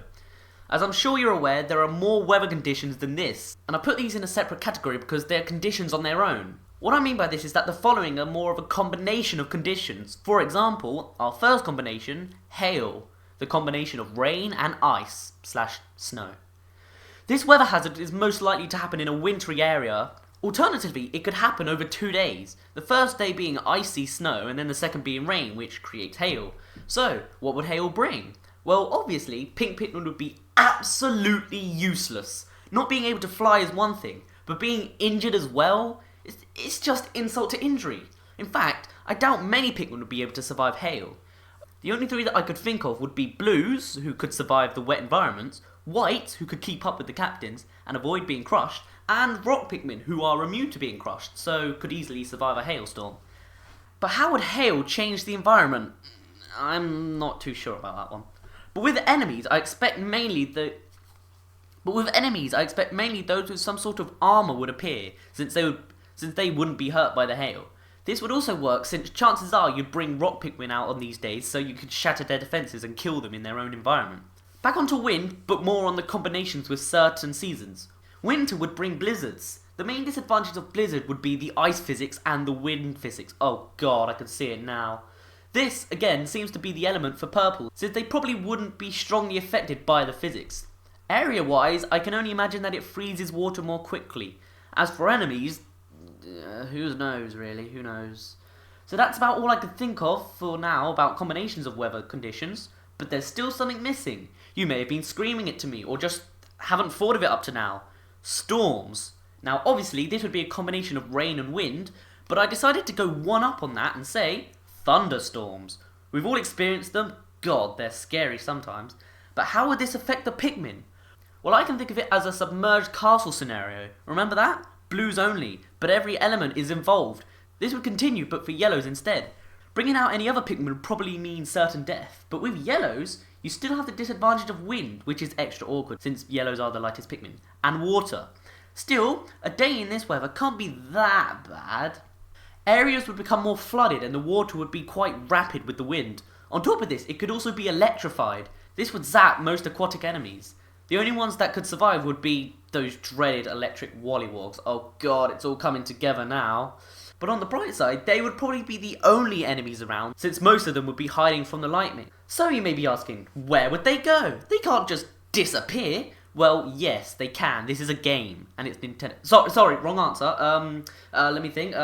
Chances are the creatures would instead find refuge indoors. Yeah, that makes sense. This could be where you bring your other Pikmin for protection. At least this way you aren't entirely dependent on one Pikmin colour for certain days, which I expect would be quite annoying after a while. This could also explain the location of the armoured Mordad boss. Notice how it appears to be in some sort of tree stump. This could possibly be because the exterior is a damp and possibly raining environment, so the Mordad and your Pikmin hide inside and this is where you meet. I like this idea of choosing whether to stay outside or go indoors for protection. Plus, with multiple captains, you would be able to choose both sometimes. So by now you may be thinking, well great, we have to change our method of action every day. This will get really old really fast. Can't we just have a normal day? And I guess I can agree with you, but I'd like to see weathers anyway. So, what could work as a normal day? Where there are no advantages or disadvantages or anything, just straight up skill of Pikmin versus the world. Simple. Clouds. There could easily be days where nothing has changed. A cloudy day makes the Pikmin their normal strength, which is weaker to what we're used to, and the enemies are virtually the same. Though if you wanted a day like the previous games, then a sunny day is right for you. But that's boring. We need excitement. We need new. We need something we've never seen before. Well, never seen all of at least. We need natural disasters. Yup, you heard me. We have weather conditions, combinations of different weather conditions, and now this. Natural disasters. The extremes of weather conditions. First off, we have hurricanes. Overpowering gusts of wind with phenomenal power. Pink Pikmin would have absolutely no chance in this environment. Even purples could slowly be swept along, but hurricanes can be avoided by taking cover or holding onto something. These hurricanes could also transition into a full-blown tornado, which destroys everything and repatterns the map. This is probably highly unlikely, but honestly, I just want to see the world hit disasters and see all the creatures flailing about as they are swept away into the inevitable death of tornadoes and spin. Next isn't really a disaster, but it could be quite extreme. Heat waves. This is most likely to happen in the desert area. It could work by truly burning the energy out of the Pikmin, disabling them from moving. Of course, reds would be immune to this, and possibly orange too. This could also have negative effects on the enemies. For example, a Wollywog might slowly be dying on its back due to the extreme heat. What a sight to see. And now, again, not really a disaster, but you certainly wouldn't want to experience one up close, a rock slide. This could be the after effect of wind, a hurricane, or a tornado, and with it, could also actually add to the plot of Pikmin 3. Maybe a rock slide occurs near your base. This causes the ship to either be severely damaged or inaccessible, so you and your fellow captains would have to survive, alone, for one night. And do you know what night brings? No? Me neither. There's a reason for that. Pikmin would probably be at a disadvantage without the sunlight, or just light in general. Bulbears and Bulbulbs would be in their element. Every creature would be roaming about, searching for you. Bloodthirsty. Be prepared. Well, on those warnings, we've finally reached the end of the video. Though something else I'd like to say is about the seasons. It would be nice to see the seasons alternate between maps, making the environments change. For example, summer hitting the winter area, drying up the waters with heat waves. There could also be rain in the desert area at some point, which changes the entire map, like they did in that latest Paper Mario game. But is it for the better or worse? My name's been Dazz, you didn't really care, and I'll see you in a bit. What's up guys, it's Dazz here, but you don't really care, as it's time for more speculation. I know, who would have guessed? So lately-ish, there's been a bit of confusion over details of Pikmin 3. Not the fact that we have near to no information at all on the game, but more about this quote by Miyamoto. With Pikmin 3, you have the ability to have 3 different captains or leaders of Pikmin groups, and you can switch between them. So it allows you to approach the game from a much more strategic position. The volume of work that can get done within the time frame is dramatically increased, and so that in and of itself really enhanced the depth of strategy that's available to you in that game. So, this quote reveals 2 things to us. The volume of work that can get done within the time frame is dramatically increased. This is Miyamoto's way of confirming the time frame, which is the time limit, which we know already, but hey, confirmation. But then, here's where the confusion begins. Miyamoto states, you have the ability to have 3 different captains or leaders of Pikmin groups and can switch between them. 3? 3?! Did Miyamoto just confirm that character D has been scrapped? And we no longer have 4 captains to play as and enjoy? I don't know what to say.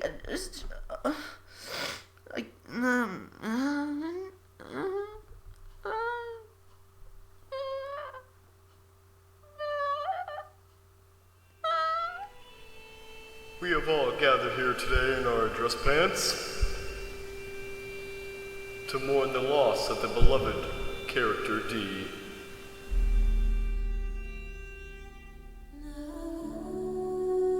Character D. You and your suit of sorts have charmed us all. You sure it's not pink? No, that's purple. You have given us hopes of a possible Louis ripoff. You have given us hopes that you could count as being someone else with a natural talent for washing dishes contrived of this mysterious planet's creatures. You've given us hope that maybe someday be revealed to have eyes under your green hair.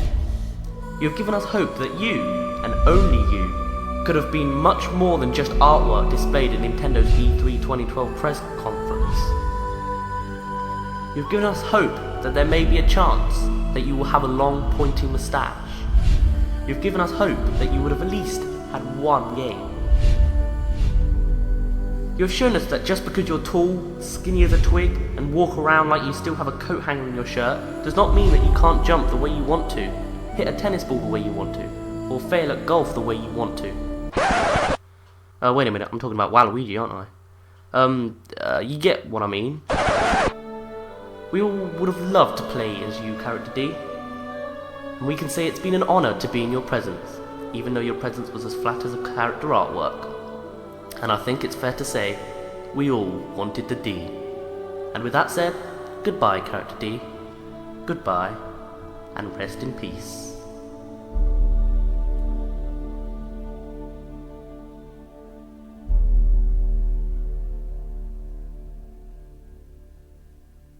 But there is another possibility. You see, Miyamoto didn't directly say that Character D doesn't appear in the game. It was just a trick, worded so that we were misled into thinking he was gone. I think this new quote will make it more clear what Miyamoto's true intentions were. Let's look at the 3 captains part again. You have the ability to have 3 different captains or leaders of Pikmin groups, and you can switch between them. Maybe this quote isn't trying to say there will only be 3 captains in the game. Maybe all it's saying is there will only be 3 captains to play as at one time. Hold on a second, I just need to look at something.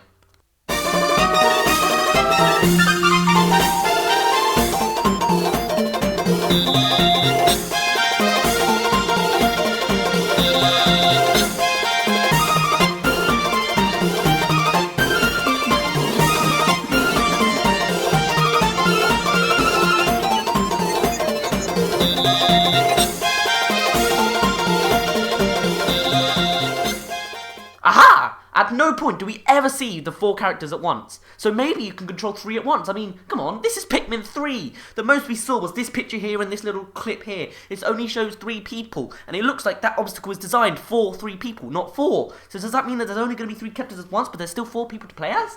I mean, let's go back to E3. When we first got our look at the 4 new captains in the concept art, one of the Nintendo guys said something to the effect of, "These are the 4 new characters you'll be able to play as." Maybe what they meant hasn't changed in fact at all. Maybe you can still play as all 4 of these characters, including Character D. But you'll only be able to play as 3 of these characters at a time. Now let's look back at that quote from around a few months ago.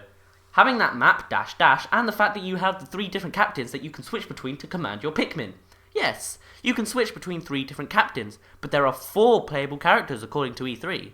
So it must mean that Character D was not scrapped after all, and that you do indeed play as him, but you can only play as 3 on one day.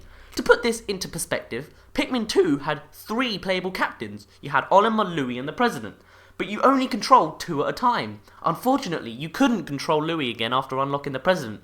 Hopefully that'll change in Pikmin 3. Understood? If so, good. If not, I don't want to live on this planet anymore. So, what does all this mean? If we have 4 playable captains, but only control 3 at once, what effect would this have? Well, going back to Character D, he could be an optional captain and or unlockable at some point in the plot, like the President. This could explain why he was the first in the concept art, because he was not a necessity to the storyline. So how would he fit in, you ask? Well, it could be that he is stranded on the planet and lost in the middle of the wilderness, possibly injured or even in a bad state of health. Hell, let's just make him unconscious, just 'cause. You would need to use the Pikmin to carry his body back to the as-of-yet unnamed ship, where the characters will nurse him back to health overnight, because of futuristic technology of some kind. Maybe he could have a story similar to Louie's, in the way that he was stranded because his partner, group, whatever, left him behind on their way home. Then you could play as him for a few days, until an emergency beacon signals his partner team thing and take him back home, except he lost it and you have to find it for him. After collecting the beacon, it would attach to the ship or something, I don't know how this futuristic beacons work, okay? And create a signal allowing his partner / team or whatever to find him and bring him home. Or we could one-up that idea further by giving Character D a backstory reminiscent of Olimar's, in the aspect that he was piloting his spaceship when suddenly a meteor struck it and he crashed onto the Pikmin planet. Except he wasn't as lucky as Olimar. He had a tear in his spacesuit and only had a matter of days before he would die. Hey, he could borrow Olimar's suit and become Reggie! Maybe, to find the optional Character D, you'll have to get to a certain area before day blah. And if you don't, he'll perish and be devoured, or taken away, or rescued by someone, or something. Yes, it sounds a little bit morbid for Nintendo, but hey, it's a Pikmin game. That water wraith, bro, it's the stuff of nightmares. So anyway, maybe Character D could be the main plot device of the game. Like, you'll have to collect the pieces of his ship, like in Pikmin 1. If Character D is replacing anyone in the game, I don't know who he would. Character A seems like too main a character, since he does look like Olimar. Character B is smart and a girl, whilst Character C seems to have some sort of authority with that badge. But Character A doesn't seem to have anything special. I don't know. Who does he replace? Does he replace anyone? I don't get it. But maybe that's why they are placed next to each other in the concept art. Maybe he just replaces Character A instead, because he doesn't seem to be that special. Maybe Character D doesn't properly replace someone. Maybe you were just given the option of all 4 characters and you choose 3 before you start the day. Why only 3? Maybe someone has to repair the ship, or another is injured, or the ship is faulty, so someone must supervise it so it doesn't fly off or swear uncontrollably or some, I don't know. This faulty ship could also explain how they are separated at the beginning of the game. Also, if you only get the choice of 3 captains on one day, you may unlock more playable characters as you play. Maybe Louie, Olimar, and the President make a return, but obviously you can't play as all 7, you just get to choose which 3, and I don't know, maybe they even have the best trait combination things of some sort. If each character has some sort of trait, like character C having massive arms and throwing 2 Pikmin at once, and then you combine that with the powers of Louie and Bugs, you can... dunno... not creative enough for this video. So then, what do you guys think? What's going on with character D? How will he fit into the game? What do you think Miyamoto really meant by his quote? Who knows? My name's been Dazz, you didn't really care, and I'll see you in a bit. What's up guys, it's Dazz here, but you don't really care. As what you're seeing right now is the new, confirmed, winged Pikmin. So, let's begin by watching the footage all in one go. This is a new Pikmin with wings, and it can fly. They are called winged Pikmin. They fly and follow the player, and they can carry items in the air as well. As you can imagine, they will be helpful in different ways than the other Pikmin types. Pikmin 3 will be launching in just a few months. See, there's a winged Pikmin on the package as well. More details about the game will be released gradually between now and launch. Please stay tuned. So, there we go. We were right all along about the Oh! Well, I'm sorry. What's that? Winged Pikmin. So cute. Right. First off, we can see the front of the winged Pikmin for the first time, and my god, they're just so cute! They appear to have 2 stripes on their torso, kind of like a bee, so that could relate to their abilities maybe? Also, look at their eyes, they're kind of similar to the white Pikmins in size. White Pikmin are notorious for their ability to see underground treasures, so maybe winged Pikmin have some sort of ability to maybe see enemies from far away or something to that effect, like eagles and their eyesight. Next, look at the surroundings. Notice anything? Look at the ground. There is clearly a shadow of what appears to be an onion. Yes, a pink onion. This means that we discover winged Pikmin through an onion, or, if not, we do in mission/challenge mode. Whether this onion was dormant beforehand, who knows. But look at those stem legs, they look so organic, it's beautiful, and explains how Pikmin can climb up those things slightly better. Well, that's all I can grab from this scene, so let's continue. So we were right here in thinking that the winged Pikmin can actually fly directly over hazards, which in this case is water. But maybe this could add to more complicated puzzles somehow. Also, notice how the winged Pikmin are able to fly indefinitely, so it's not just a matter of you throw them and they fly further than all the other Pikmin, so yeah. Also, notice the camera. It appears to be moving fluidly by itself. Maybe this is an option you can choose, since there was still a button in the E3 demo which immediately turned the camera to face towards the direction of the captain, like in the previous games. Or maybe it is simply a trailer footage thing, like the missing HUD. Wogpole.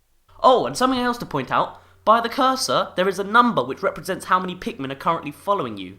However, I am not sure whether this is a grand total, or just the amount of Pikmin following you from a specific colour, which in this case is pink.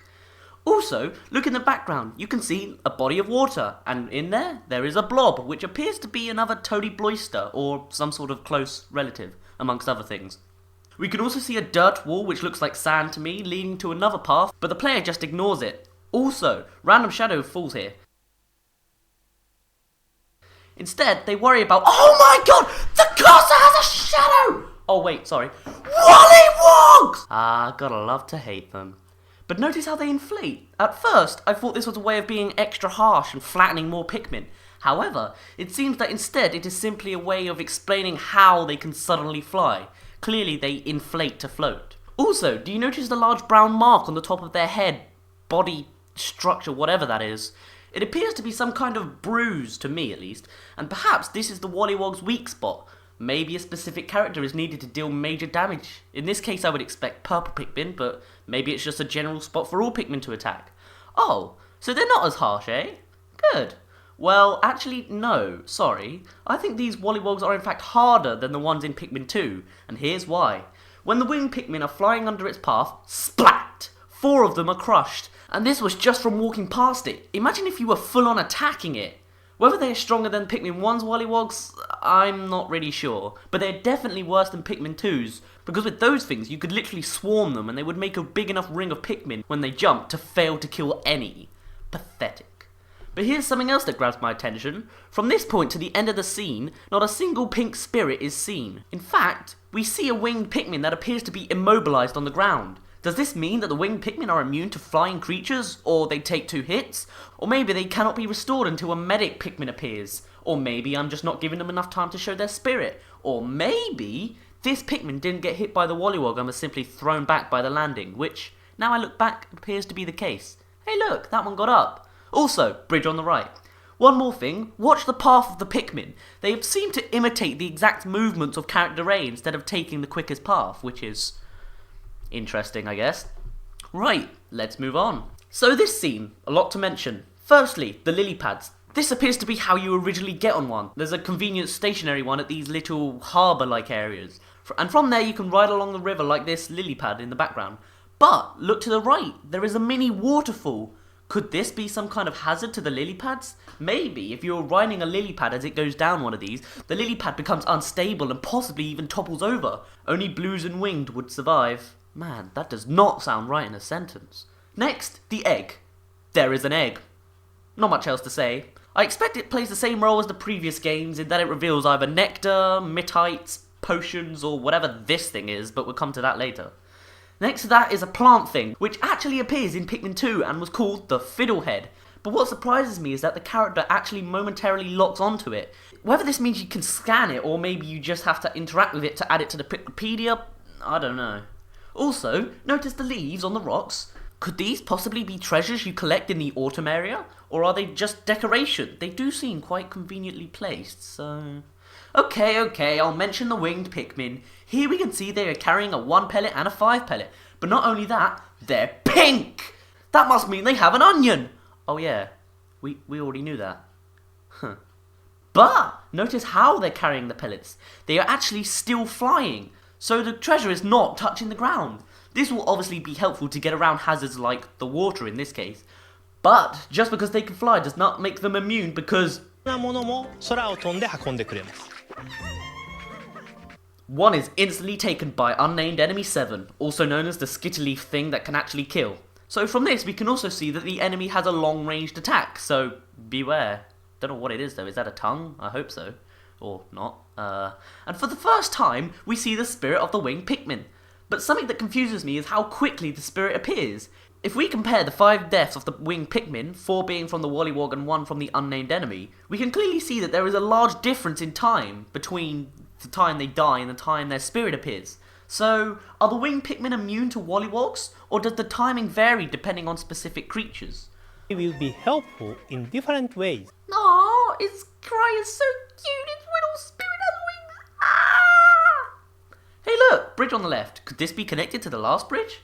Nearly done with this scene. Look at the Pikmin following character A. They are all bunching together. Why? Well, I think this is the same programming as in Pikmin 2. The Pikmin would crowd together so they could safely cross the bridge. This seems to be the same case as they are approaching a lily pad.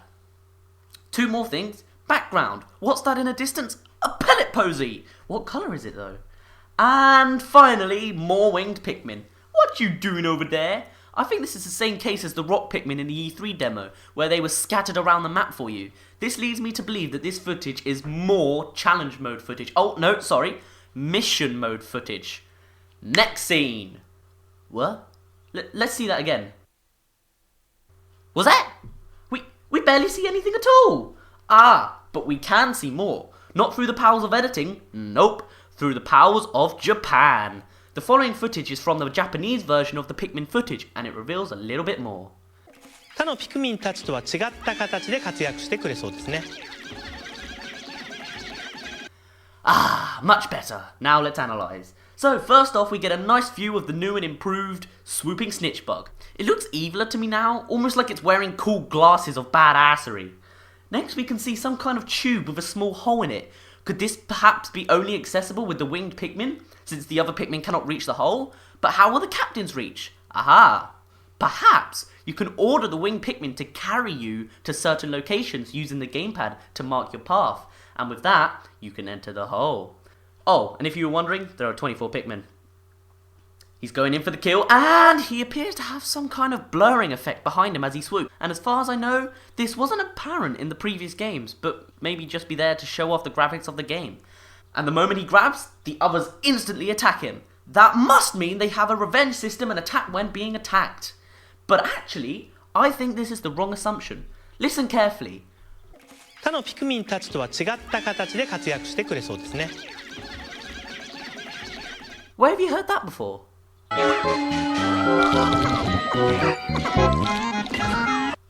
Exactly. I think the reason the Pikmin swarm the snitch bug is because they were ordered to charge it, as shown in the E3 footage.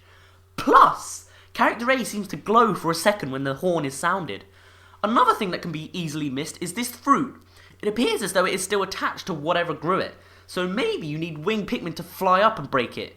Or you need rock Pikmin to smash it down, or purple Pikmin, or any Pikmin to climb it up and knock it down like the berries in Pikmin 2. Also, in the background there appears to be a new design of the bridge. Why? I think this is because of the location of the bridge. The whole place seems to be quite dry and sandy. Does this mean this is a desert? Oh wait, there's water under the bridge, so no? My god, the camera! It seems as though when you choose to charge an enemy, the camera automatically locks onto them, which obviously is a good thing. And one more thing to mention with the camera, notice how in this scene there appears to be a black area around the edges. This could be because the camera is in another wall of some kind, and so it moves to this view to tell the player that the camera is obstructing something. It happens in other games, so no big deal, unless I'm wrong. And one final thing, notice how easy the winged Pikmin are able to attack the snitch bug. Normally it would take many Pikmin to at least catch the snitch bug, and then you would be able to swarm it. But with winged Pikmin, it's easy. We may be killers, but we're delicate ones. Wow, the Japanese version sure did reveal a lot more to us. I wonder what else it could reveal.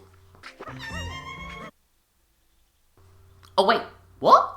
Is that a water double? So, there's the box art, finally! And what do we see? Firstly, we have the red, yellow and blue Pikmin standing on a branch and one's holding... We also have winged Pikmin just chilling.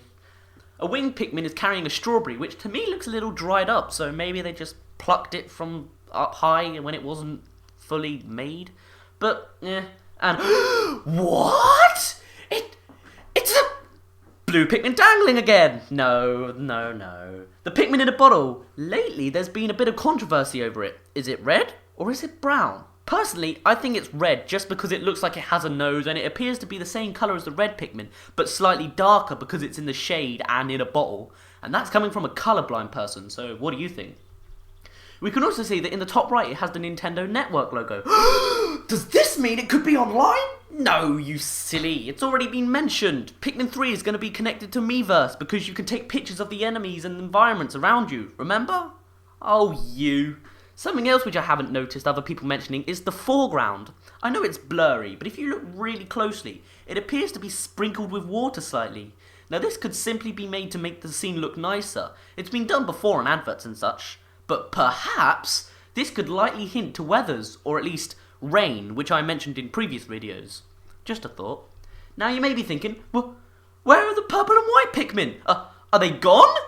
No! Well, obviously they're not gone since we saw them in the last Nintendo Direct footage, you silly. But with the powers of editing, I can reveal the full image of this to be actually... And there they are, the purple and white Pikmin. We can also see a yellow Pikmin sitting on some king caps and spot caps. There doesn't appear to be anything hidden in the background or behind the leaves, unlike the PAL version of the Pikmin 2 box art. Bulb! But then again, we may be pleasantly surprised. But now we come back to this. What is it? It doesn't look like the same berries from Pikmin 2 to me. Is it perhaps another fruit treasure thing that I can't recognise? What are your thoughts? Now, by this point you may be thinking, winged Pikmin? Why are they called winged Pikmin? Why not pink Pikmin? And to that I say, Olimar. Olimar was the man who named the previous 6 Pikmin red, yellow, blue, purple, white and Bulbmin. However, Olimar does not discover the Pikmin in this game. Therefore, these characters come up with the names. In Pikmin 2, the ship told Olimar that they would rather call the yellow Pikmin the ear Pikmin. So maybe his wish came true in Pikmin 3. But, if this is the case, what effect does this have on any newer Pikmin? If you're new to this channel, you might be a little surprised by how far ahead we are with Pikmin stuff, but hey, feel free to join us. So, maybe the Pikmin will be named as this.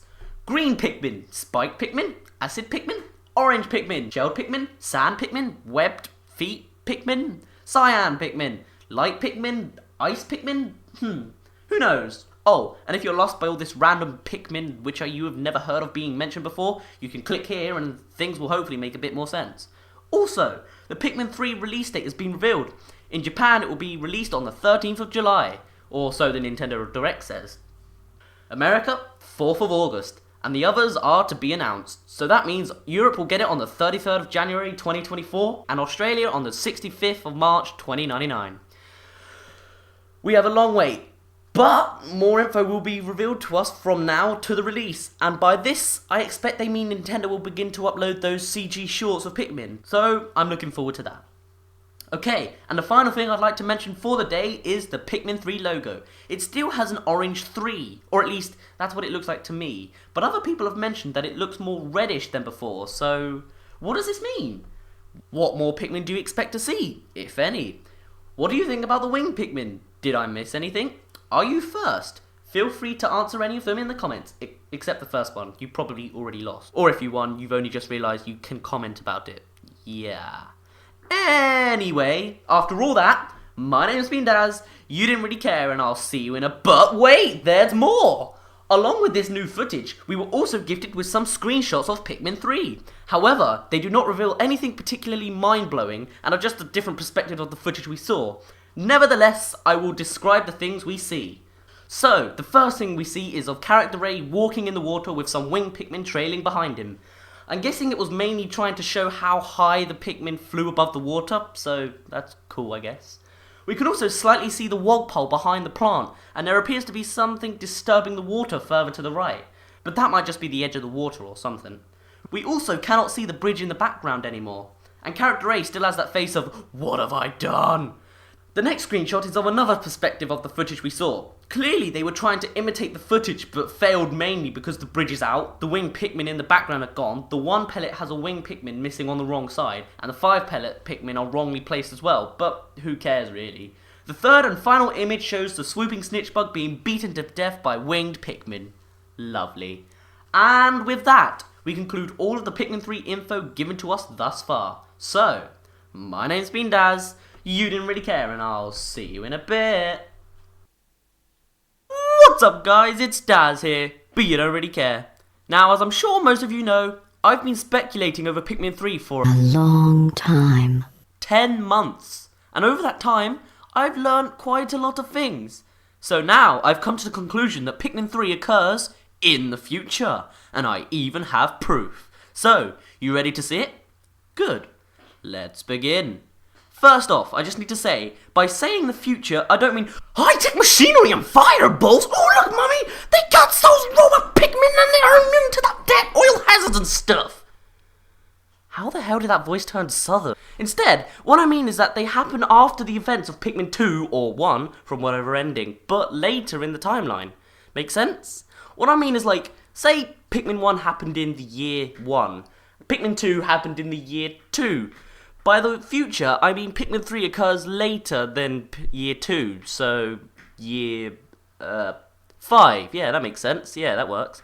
Alright, now that's cleared up, let's really begin. So, going back to Pikmin 1, it was noticed that the Pikmin are not as obedient to you as you'd hope. They would often go off to destroy some pellet posies, maybe pluck some grass, or just downright ignore your whistle. This wasn't the result of bad programming. Nope. Miyamoto himself said that this was intentional as it showed the Pikmin didn't entirely trust Olimar. Yet. Now, going back to Pikmin 2 and they work so nicely! Maybe a couple of problems, but they're not nearly as bad as... Guys! Stop smashing your heads against those rocks! You'll... never mind. So now we come to Pikmin 3 and wow. These Pikmin. They are just perfect. They are so smart. Just look at them. They can ride slides, they build bridges properly, they follow the exact path of the captain so they don't get blocked onto walls and such, and they can even escape water by themselves. What was that last one? Oh yeah, I never mentioned that. In the Nintendo Direct footage, behind the crab enemy, a couple of red Pikmin are accidentally thrown into the water, and they manage to get out themselves. Geniuses! Genii? Doesn't that make drowning underpowered though? Well, I don't think so. I think the reason they can escape mainly is because the water is so shallow, so drowning is impossible anyway. We've certainly seen deeper waters, so maybe that's the explanation. Maybe there will be a new Pikmin that are shorter and they can drown in the water. So, the Pikmin seem to have become smarter over time, but they have also evolved. Now we have the Rock Pikmin. Amazing. I wonder how they got to that state though. Guys! Oh, wait, actually, keep doing what you're doing. Good boys. Not to mention those pink Pikmin. Freaking wings! They also managed to learn some new moves. You can now roll out of the way and your Pikmin will follow, and you can charge enemies and they jump and latch onto the enemies themselves. I know, they're so grown up. But that's enough about Pikmin. The enemies have changed as well. For starters, the Bulborbs. Actually, no. The bread bugs impersonating the Bulborbs so they look like their children so they can survive. Also known as the Dwarf Bulborbs. They can actually spot you from a further distance away, so beware. By the way, gotta give credit here to Yemot392 for finding this out. Also, check out his channel. He's currently doing a Pikmin walkthrough, and he finished the Forest of Hope without any blue Pikmin. What? So, the Bulborbs themselves have also learned a new move. They can scream. KK, cool. And now this. This guy right here has single-handedly persuaded me that Pikmin 3 is in the far future. Why, you ask? Well, because I strongly believe that this creature is the grown form of the ravenous Whiskerpillar. I mean, look at the similarities. How can you deny this? But there's more. I can also imagine that the evolution of the ravenous Whiskerpillar takes on a Pokemon kind of path. And by this, I mean it has multiple evolutionary paths. Maybe, depending on the conditions, the Rav-Whisk-Pills will either evolve into the pretty Dragonfly Caterpillar or the evil Vortex-Glowing Moth. Maybe the conditions depend on the location. A cavey and damp area makes a moth, and so on. On top of this, maybe there are more forms yet to be seen. What does the desert version look like? Maybe an eagle type of creature? Or a springtime location, being a full-blown butterfly? Ah, the possibilities. Another evolutionary path of the enemies is through the jelly floats. In the Pikmin 2 Piclopedia, it is clearly stated that these beautiful creatures are endangered because they are constantly being murdered. So, what did they do in Pikmin 3? Well, they gained a tongue, or something, which acts as a weapon against you. Yeah, natural selection! And this squid thing, although I don't think we've met it in previous games, it is smart enough to use ink, or poison, as defense. Genius when you're in the water because nothing can be immune to it. So logical! Ah, and the characters themselves, they have some device, so... Future! Yeah, I'm starting to run out of proof. But, if this is all leading in the right direction, that means we can imagine. Because we couldn't imagine before, obviously. If this is the farish future, what else has changed? If we can fly, why can't Bulborbs? I'm finished! Finally, I'm a beautiful butterfly!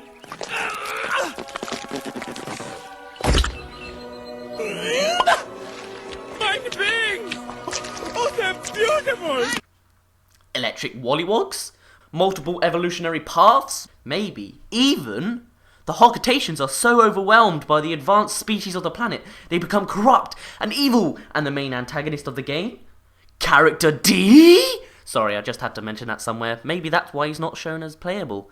Anyways, with that unfitting statement, we reached the end of the video. So, is Pikmin 3 far in the future? If so, what other proof is there? What other possibilities could there be for the evolutionary of this planet? Think logical. Damn, Modern Warfare, Battlefield, Zelda, Hookshot, Spaz 12, 1997. Seriously, guys. Well, my name's been Dazz, you didn't really care, and I'll see you in a bit. What's up, guys? It's Dazz here, but you don't really care, as it's time for 10 things to do while you wait for Pikmin 3. It's 2001, or 2002 if you're in Europe or Australia. A new game has been released for the GameCube by the name of Pikmin. You pick it up and wow! It's so addictive and fun! You have an army of carrots! But then, it's over. 3 years later, what's this? A sequel? And 2 more Pikmin are revealed, purple and white. You can finally relive your adventure. And there it is, new and improved. Whoa! Bulbmin! Nintendo were hiding something after all. And a cherry on top. Oh, sorry, Cupid's grenade. But before you know it, it's over. 3 3 more years later, it's 2007, and Pikmin 3 is announced to be in development, but it's a small team making it, so you wait. Announced for the Wii, but there were problems. There were too many technical errors. 2008, no news. 2009, no news. 2010, no news. 2011, Pikmin 3 is announced for the Wii U. Fair enough. 2012, whoa! E3 reveals all! HD graphics, new Pikmin, challenge modes, bosses, characters, cherries! So many cherries! Announced to be a launch title, delayed to launch window, delayed again. Announced to appear after March. That's fine by me, we've been waiting for 9 years anyway, a few more months won't be that bad, right? At least they're feeding us information. But wait, what's this? Official Nintendo magazine reveals more? Nope, just those screenshots again. So you wait for another 2 months and wow! Winged Pikmin! Cool. But we already found that in the trailer of the E3. But what's this? There's more! A release date! It's been delayed again, but August 4th? Hell yeah! But wait, that's... Yes, I see. So that means we still have another 4 months until we finally get the game. But what do we do while we wait? You must have the game now! But for now, you can't. So, what should you do instead? It's number 1. Play the games again. 100%. Yup. You heard me right, I'm very original. How did you not see this coming? I mean, really, this is like the obvious choice you could ever choose. Already done it? Tough, do it again. Relive your memories and get back into playing the game again. Besides, by the time Pikmin 3 comes out, you'll be a pro, unless you haven't tried the Wii controllers and or they switch the buttons like crazy. If that's the case, then good luck. Number 2. Challenge yourself. Breed 1000 Pikmin? Go for it. Big Bessie Army versus Man at Legs? Challenge accepted. Don't like challenges? Tough. If you don't waste more time, then you'll have to succumb to the challenge of waiting a few more months. Though you have been waiting for 9 years already, so I guess you've already started that challenge, haven't you?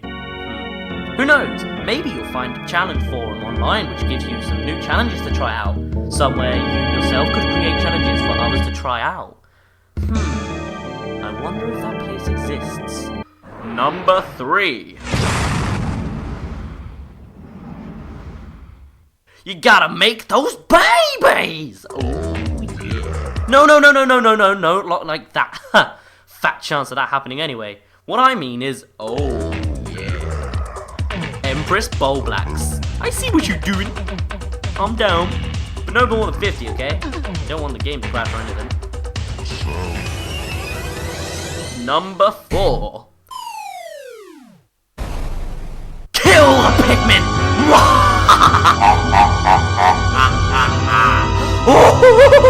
Look at him burn! Look at him burn! Oh, we don't do that?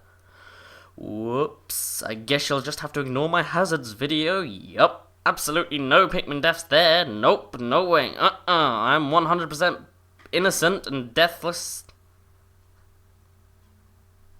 And I'm not murderous at all. In fact, I heard there might be some ponies. Yeah, you know the ones, the tails and stuff. Just go over there, yeah? Just jump down that pit, yeah? I'm sure it's safe. And your parents are there too. You want to see your parents, don't you? Yeah.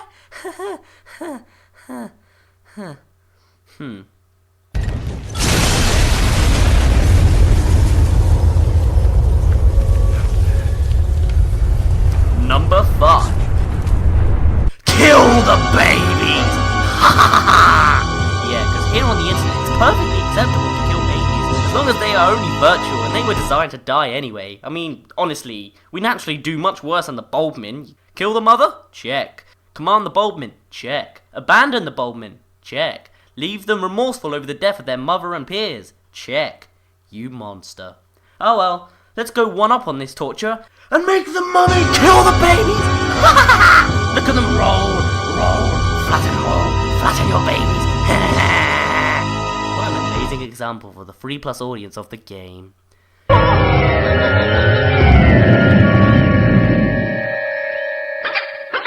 Number 6. Search for Easter eggs. Yeah.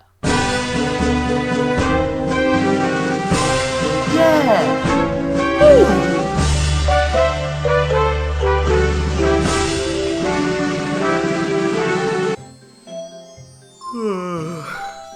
Interesting.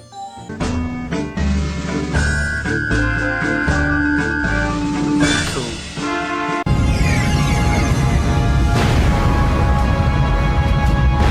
Number 7. Find Louie's dark secret. Yay! Challenge mode! Now readily available with 2 more to race at a time! Yay! So, what? You don't like challenges? Tough, I guess.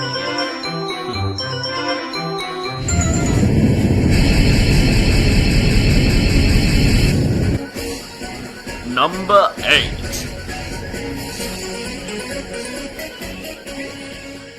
Subscribe to my Analyze, theorize, find what Nintendo's hiding. Who knows? Maybe you will be correct and you can prove to everybody when the game comes out that you were right all along. I'm certain everyone on the internet will believe your story is absolutely, positively, lootly.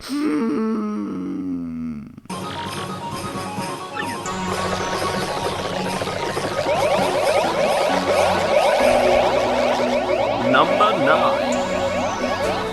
Join the Pikmin community, or at least spread your ideas, be it in the comments, some forum which I've never heard of, or the Pikmin Wikia. I don't really care. Besides, it's one of the best ways to spend your time socially, and it keeps you hooked on Pikmin. I mean, how else would I have managed to make Pikmin videos for so long if people didn't talk to me about it?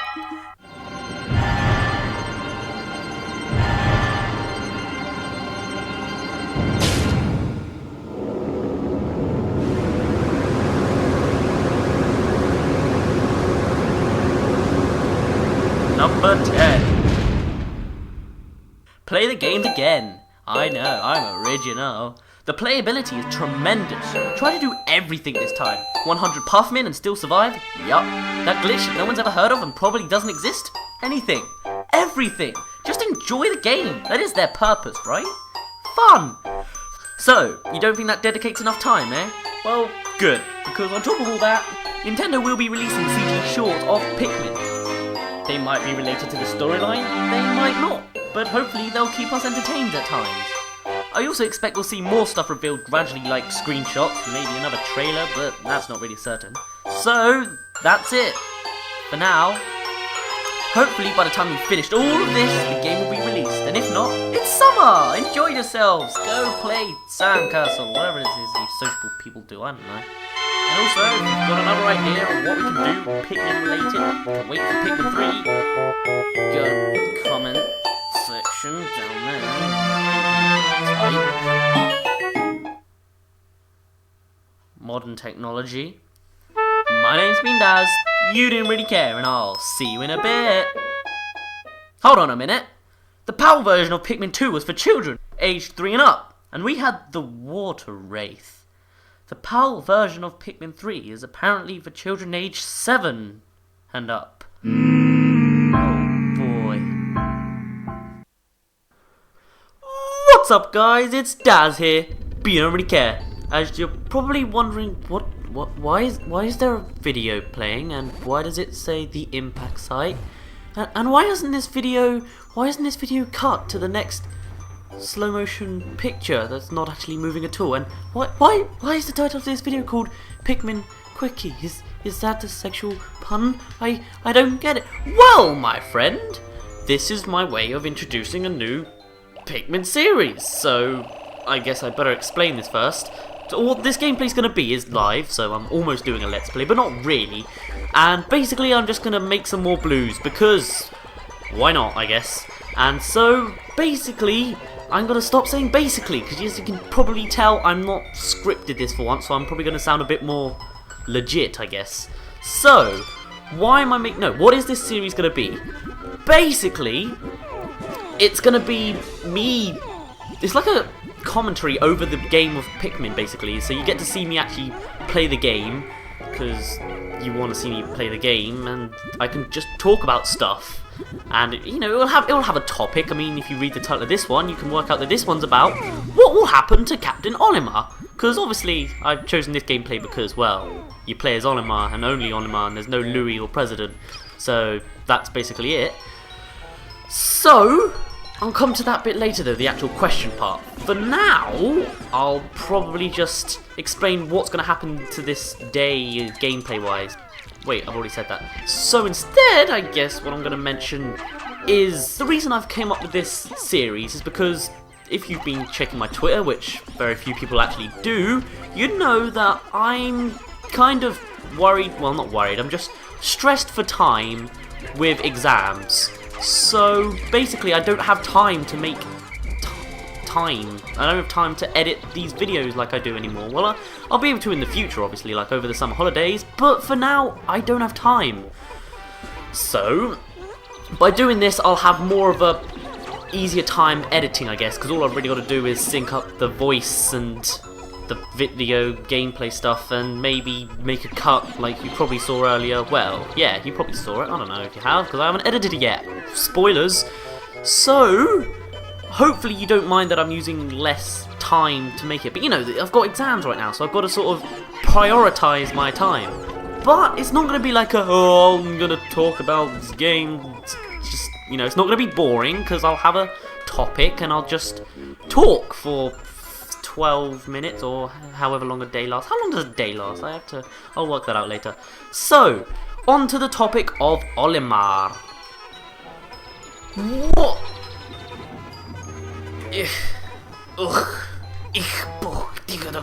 Right, so what I'm going to do is I'll add the question now. Basically, each one of these little series videos will have a basic question, which, if you can tell by the title, is what happened to Captain Olimar? So obviously we know that Captain Olimar is going to appear in Pikmin 3, but we haven't seen him yet, and he's not one of the main 4 characters.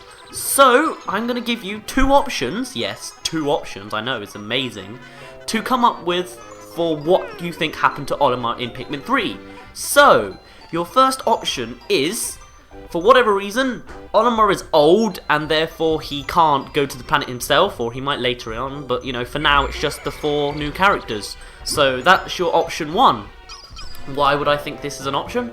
Well, I don't know. Pikmin 3 seems to be more like the futuristic kind of, you know, you saw my latest, well, my second to latest video where it was talking about how it could be in the future and why it's in the future. So it would make sense that Olimar's old now. Maybe the new characters are like Olimar's family or, you know, relatives, children, but they're all grown up because time. You know, it's very possible. Sorry, I'm doing really bad at this gameplay. You're gonna get used to that. I'm talking at the same time. What do you expect, really? Jeez, I can't concentrate with this freaking flint beetle. Right. Wow, I'm bad at this game. So that's what? Wow, 2? I got 2. Okay, I didn't know there were 2, but I do now. Right, I got to get back on topic because you don't want to see me failing at this. Yes, you do. What am I thinking? Bright. Yes, bright, my friends. Oh, he's gone. All right, now I can actually focus. Right, your second option is that Pikmin 3 follows the bad ending of Pikmin 1, and so because of that, Olimar is still on the planet and he's still an Olimin. Why would you think that? Well, Olimar's not there, and they didn't say why, so he could very well just be... Get up. He could very well be Olimin, you know? What do you think? So you might be thinking, well, how am I supposed to tell you my answer? I can't just answer in the comment, you probably won't see it. Well, that's a little bit true. I am starting to run out of time. Well, it's not running out of... Yeah, actually, I am running out of time. Exams and all that. But, here comes the Gulix. There it is. Right. But I'm also sort of getting to that point where I've got so many comments that I don't actually see them all. Like, it's kind of weird with YouTube's sort of messaging system where they never actually tell you half the time. So when I do get a message, obviously I read them all, but you know, that's not guaranteed that you'll see it. But you know, some of you who you might not have thought I've ever seen your comments before, I probably have. I mean, you know, especially if you've made a message, I'll definitely hear that. Stop talking about YouTube, Daryl. Alright, why am I talking to myself? I don't know. But instead, what we're going to do is we're going to make this video more interactive. Since I might not be so interactive with you on a personal level anymore, since I'll probably be revising for exams, which is also why I'm making this so short, so you know, easy to edit, so I can actually have time to do exams for this year, which won't last. It will only last like 3 or 4 weeks, and then you'll all be done. Wow, that's why do I find that funny? I don't know.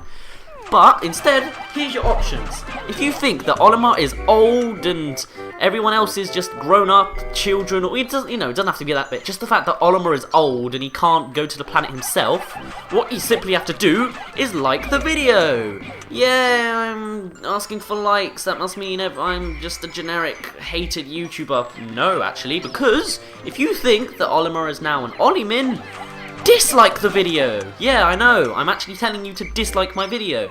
That way we can actually look at the dislikes bar and not just think, the dislike bar looks like... Instead you can be like, oh right, so part of this little Pikmin YouTube community, most of us think that Olimar is Olimar, and the others think that Olimar is Pikmin. So yeah, and so, you know, it becomes more like a productive thing to see what you like. And if you want to say, oh, I like this series, then you'll just have to comment it. Sorry. And if you want to say, I don't like this series, you know, that's fine. You know, you don't like the series, I'm not putting effort into it anymore, which I am, but, you know, I'm just trying to make the most out of my limited resources, if that makes sense. Then just be like, you know, you gotta say this politely, I'm not really sure about this series, but I guess if it only lasts for 3 or 4 weeks, I'm sure it'll be okay. So, you know, just put down in the comments, wait, you know, comments is an optional thing, but liking and dislike is compulsory, obviously. Nah, but you know what I mean. So, that's basically the whole topic of this video, basically, you know. What do you think happened to Olimar? Because clearly, oh yeah, in this version he actually got away because I've only got 29 pieces, so I literally have nothing else to do except the final trial, and it's only day 15. Yay! That's not my record, that's just me playing afterwards. I don't know when I finished, but I finished at some point. Have I gotten everything? No, I haven't. What am I thinking? I got that, remember? Oh, no, wait. I had forgotten this, hadn't I? Get that and destroy the 6. Right, so for the rest of this, I think I'll just be talking about the gameplay like it's a Let's Play, because I'm not sure if you've seen the 2,500 special subscriber thing. I'm still editing it at the time I record this, but by the time you see this video on Saturday, which I expect it will be up, I think you probably would have seen that. But, you know, you heard that I'm not going to be, well you do now, I'm not going to be doing a Let's Play of Pikmin 1 or Pikmin 2 over the summer, and I'll be doing Pikmin 3 eventually, but, you know, it won't be instantaneously. So I guess this is almost like a compromise, so that you actually see me play the game, really badly because I'm talking over it, but you also don't have, but I don't have to make the whole series, because, again, I don't have time. I'm not even sure what I'm doing over the summer, but, you know, I don't want to, if you saw the last video with the bloopers and the amazingness, you'll hear that I want to play the series, or let's play the series, in reverse order, so I'm not telling you why, but you might be able to work it out, I don't know. God, this is, I feel really bad for making a video like this, because I found, exactly my point, I feel less professional, you know, because it's like, oh, you're messing up, you must suck at this, I'm gonna hate this, I'm gonna dislike this video, which actually won't make a big difference because it just makes me think that you think that Olimar is Olimin. Wow, try saying that 5 times. I'll edit that so I say that 5 times really quickly. Or you can do that, yeah, video responses. I never ask for video responses, but then I don't think anyone uses video responses anymore, really, do they? If they do, congratulations, you know that they do. That's about it, yeah. So, going back to, oh, for a moment there I thought they were drowning, just the sound of them getting, what are you doing over there? Silly. Right. What was I going to say? Oh, compromise, yes. So this is basically a compromise so that you get to see me do a Let's Play. I really hate Pearly Clams. I'm really, yep, you deserve to, oh, he didn't die. Okay, never mind. So, this is a compromise because you get to, sorry if I'm annoying you with the A, but I can't finish my sentence! I'm sorry, I'm not, this is going to be really bad commentary just because I'm going over the... Yeah, we got the pearl, yeah. Right, compromising. So, obviously, you want me to do a Let's Play and I'm not going to do it, so here's some gameplays. I'll probably do, yeah, 3 or 4 of these sounds about right, and then there'll all be different topics which you get to like and dislike to get the correct answer, because, I don't know, I just want to make this more interactive, because I'm repeating myself now. Because, you know, I'm gonna be busy and, you know... Also, oh, what are you... Well, all 7 of those deserve that. Seriously, if you don't listen to my whistle, you die. What was I saying? I've completely lost it! Oh, no. No. See, you can see why I'm doing bad commentary with these Pearly Clams. Am I the only one that hates these Pearly Clams? Like, I think they're one of my least favourite enemies. One of them, I'm not sure. Sorry, I'm not going to actually focus on talking right now, because, oh, I'm a genius at this game. Yeah, got the pearl, right. So, what was the other compromise? Oh yeah, I'll be able to be more consistent with videos now, because since it'll probably take me like, not too long to edit it anymore, you know, it'll still take a while to render and upload it, but I could have like it scheduled for once, and so it will definitely come out on Saturdays. Whether I'll be able to comment, you know, reply to your comments, I probably could. It just wouldn't be very frequent, but then I don't usually do it frequently anyway. I look at them, but I never reply. That's just the way I am. Like, I feel bad for liking videos, because I think, oh, Dazz likes this video, well I don't, so I hate Dazz. Yeah. So, you know, I don't know, that's just me being socially awkward. Now I think I've got everything here, have I? I'm not sure. Actually, how many blue Pikmin? Oh, I can't get the yellow one over there, that's about it. How many blue Pikmin have I gained? That's my question. We've got 144, genius. No, 1044, and it's going sunset, which is nice. I'm gonna go get some yellow Pikmin.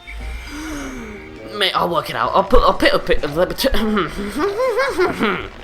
You see, this is good. Really?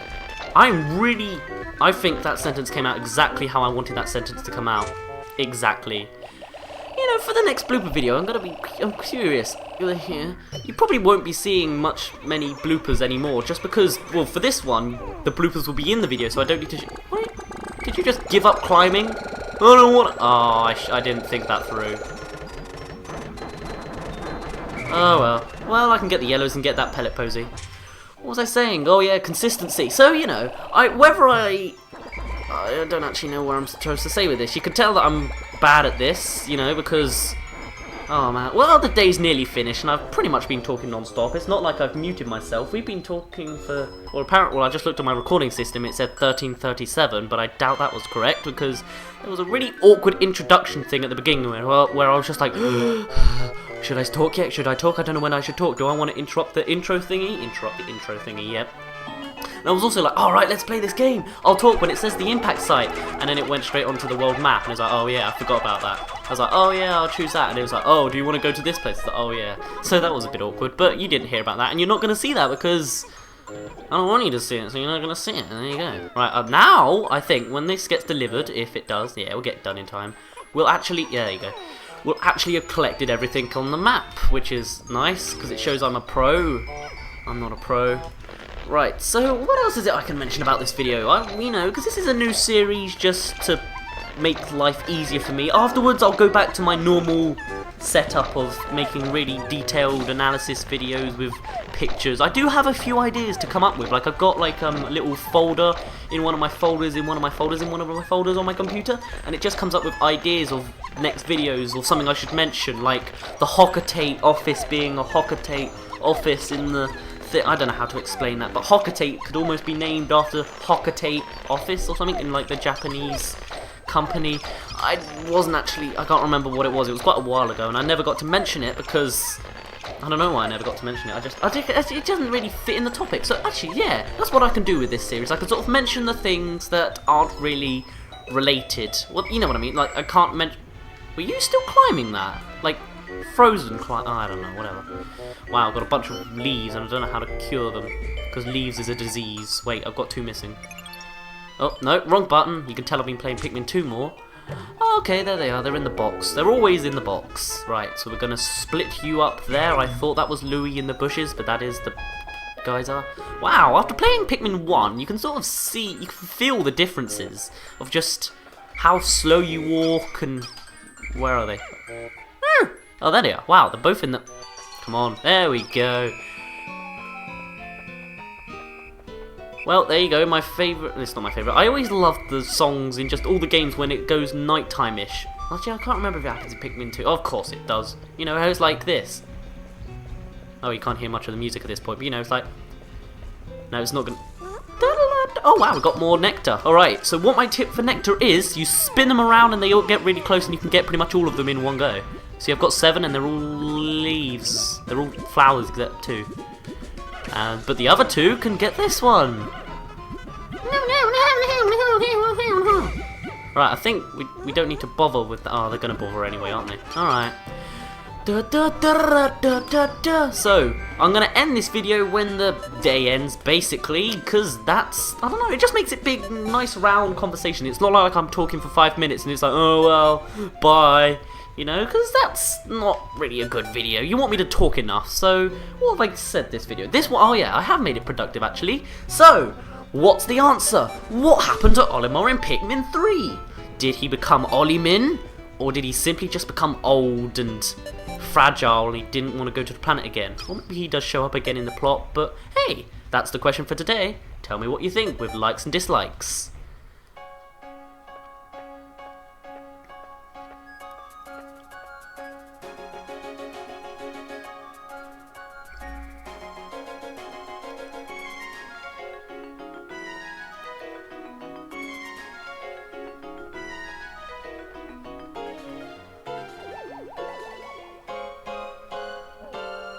My name's been Dazz, you didn't really care, and I'll see you in a bit.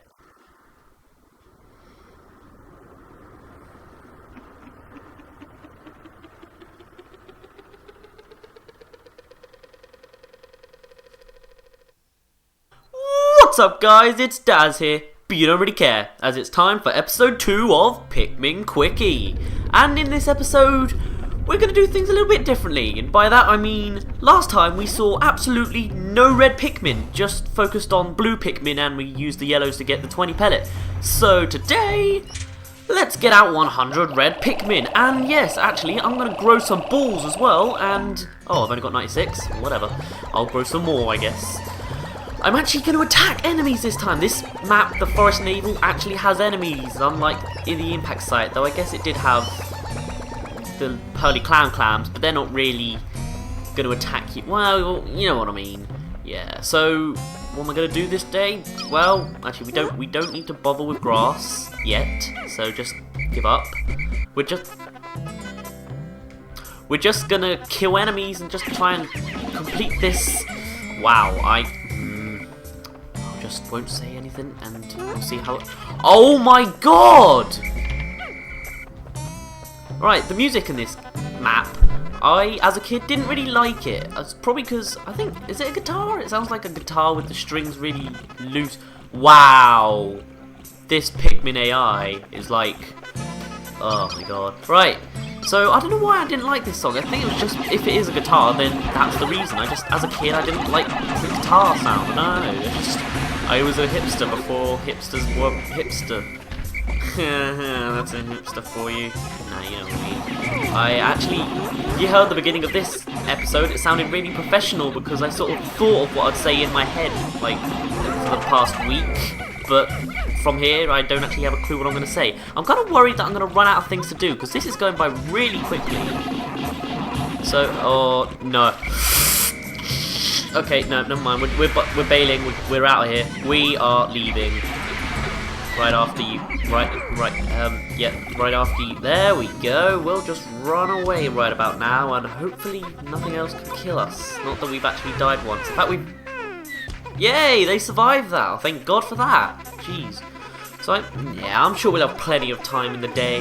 Actually no, that's the problem, there might be too much time in the day, we might actually finish everything too early, but we'll see, I'll probably find something else for me to do. Right, let's see, what else was I was going to talk about? Alright, in general, well, not in general, this one's kind of... Really? Wow, okay. So last episode I asked what happened to Captain Olimar, and from the likes and dislikes, most of you liked the video, generally because that's how I tailored it, and so most of you think that this sheer grub isn't gonna die. Yes, exactly. Oh my god, it's gonna be amazing. Most of you thought that Olimar was an old man in Pikmin 3, which is what I personally believe, so oh my god! Oh wow. Wollywog, you fail! I'm sorry, but how? The Pikmin was idle, and you just was like, oh, I'll attack this, whoops, I missed. You're like, I don't know, what misses all the time? I don't know. Right, general topic of talking conversation. So, the topic of this video is, if you can tell by the title, I'll still give you the question. Oh, none died. These Wollywogs, I swear, they're my friends today. Right, that's gonna last, isn't it? I've probably just jinxed myself now that I said that. Right, so the topic is, will caves return in Pikmin 3? And you may be thinking, well, why would I possibly think this is two-sided? Well, first of all, we haven't seen any clips of the cave. The closest we've seen is in the Nintendo Direct footage where we saw the Bulbear in the glow capsule glowing and glow capping. Kind of. kind of like how it is here in the Forest Navel. It's almost like I planned the map that we were going to go on for the topic of the day. Wow! But anyway, yeah, so that could possibly be why there's no caves, because we haven't seen any footage yet, and it doesn't seem like much. Oh, okay, I'm going to have to go around again. But then, you might be thinking, well, purple and white Pikmin, they clearly come from underground, and we can see that the purple and white Pikmin are actually in Pikmin 3, so maybe there are caves. And to that I say, well, yeah, that's true. We saw them on the lily pads in the Nintendo Direct footage again. But we also saw some candy pop buds, and I'm not sure about you, but to me that looked pretty outside. So maybe, just maybe, purple and white candy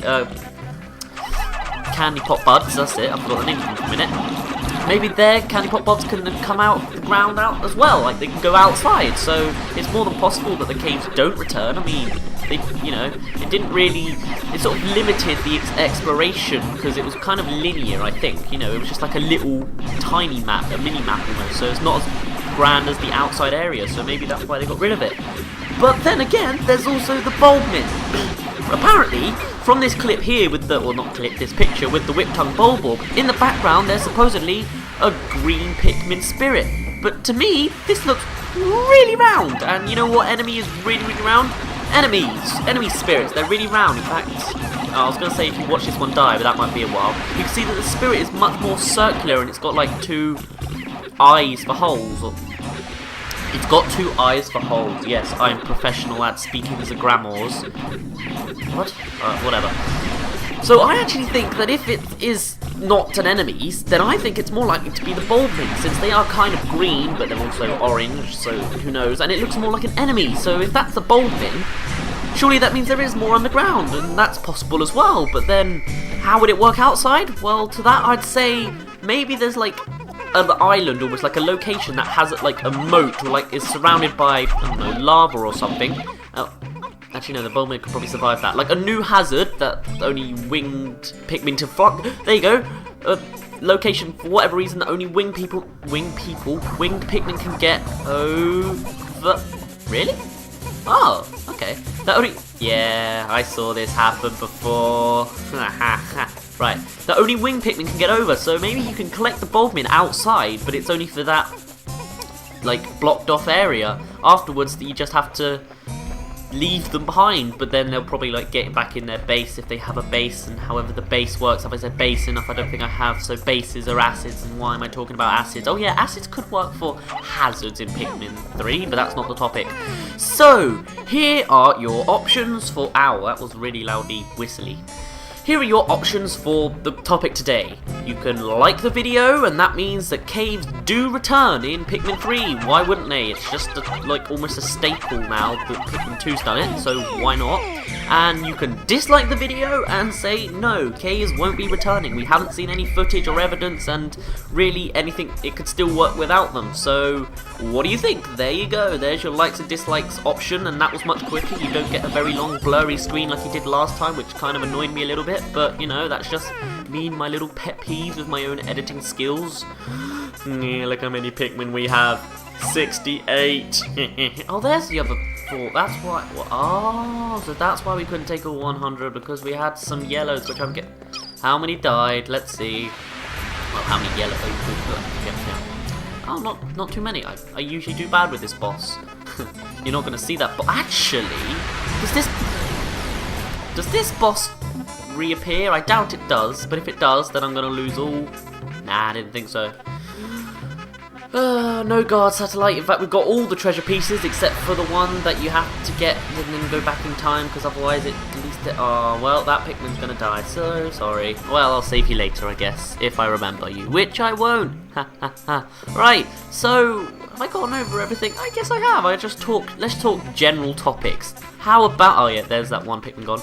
How about Nintendo and their copyright choices? So apparently, Nintendo has decided to copyright footage of Nintendo footage and make it so that if there's any Let's Players, they're not going to earn money for their Nintendo Let's Plays. And to that, I was like, you know, obviously they have all the. Oh, finally he got one. And 2. No? Okay. Wow, water looks really nice in this game. Oh, I'm gonna regret saying that soon. I'm not good with fire, if you can tell. No, what was I saying? Yeah, the Nintendo thing. I'm not really that bothered. I don't know why. Maybe it's just because it hasn't hit me yet. Like, it hasn't even hit me that I've got exams yet, even though I've just come off study leave, and it's just, I don't know. It just feels normal, I guess. As for me Let's Playing, I probably still will. I mean, you know, I want to do it. Sure, I don't earn money, but YouTube isn't all about money. Well, it is nowadays, but not for me, so there you go. I'll still probably Let's Play. Whenever the game has come out long enough for me to 100% it a couple times over, or however. Wait, I threw 16, it should only hold 14. Ah, where's the other one? Where's the... Oh, it only holds 15. Yeah, alright. Okay, so, what do you think about the Nintendo... Actually, nah, don't say that, because then you'll probably get spammed with comments. Oh, I hate this, it's stupid, I'm gonna change it. How do you comment that as a word? I must ask myself that, because obviously I can't ask you, because apparently, I don't know. You can tell that I'm unscripted again. Yeah, so let's talk about my real life, my reality. Actually, what I'm going to do before that is, where's the, they'll never have, I'm going to put away 15, so I can get out yellows. Again, yes, yellows are returning. They're going to be in every single episode, apparently. Anytime soon now. Alright, fine. 13 will do. And I'm going to try and bomb down these walls because I never do it. Ever. Right, I think we're almost clearing this map already, and it has been quite a while, so I'm actually surprised this is successful. Right, real life things. So, at the moment I have done 3 exams and I have 10 left. Yeah, I know, it's quite a few, isn't it? What have I done? I've done French, which was alright, I guess, but I like it because... because... I kid you not, in one of the examples, they were talking about, like, transport and travelling, and it's like, why? It's like, because they gave you, like, it was a reading test, and they give you, like, all these names and what they said about transport. They said, you know, what does blah blah blah, actually no, it's like, who says blah blah blah blah blah, and then for the example it said that, I don't know what their name was, probably like, I don't know, actually I'm not going to be making an offensive French name, but basically the example was that the reason they like transport was because, and I quote, I like trains. Yep. I doubt it was actually trying to reference it, but you know, pretty much everyone in my school was like, oh my god, did you see what it said? And it's strange because, well, it's not strange, but I went on to the I Like Trains music video, and turns out that I wasn't the only one. It wasn't my school, you know, it was quite a universal thing that there was an I Like Trains example. You done? Good. Hopefully the beeping of Oliver's death doesn't annoy you. Right, my other exam was biology, that's normal, you know, whatever, nothing really too... Nothing else to really explain, nothing too particularly interesting, it's just your average test. And then there was electronics. That's not very interesting. Actually, no, it was good because we had to talk about one of 2 designers, either Jonathan Ive and Shigeru Miyamoto. And guess which one I got? Shigeru Miyamoto. And you know, you're supposed to be like, oh, what did he do? How did he inspire other designers? And I just went, fanboy. And so, you know, I think I did well on that question. I think it was 8 marks in the end, so, you know, I'm quite confident with how I did with that. So yeah, don't want to throw up. There we go, yeah.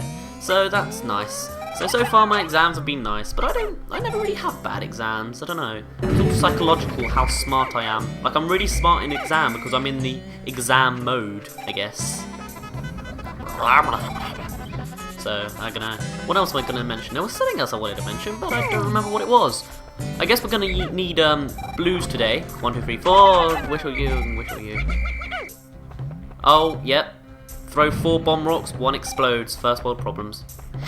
Alright, so we will need blues because I'm going to take out the Wollywogs. We're running out of time. Wow. Last time that was probably too slow.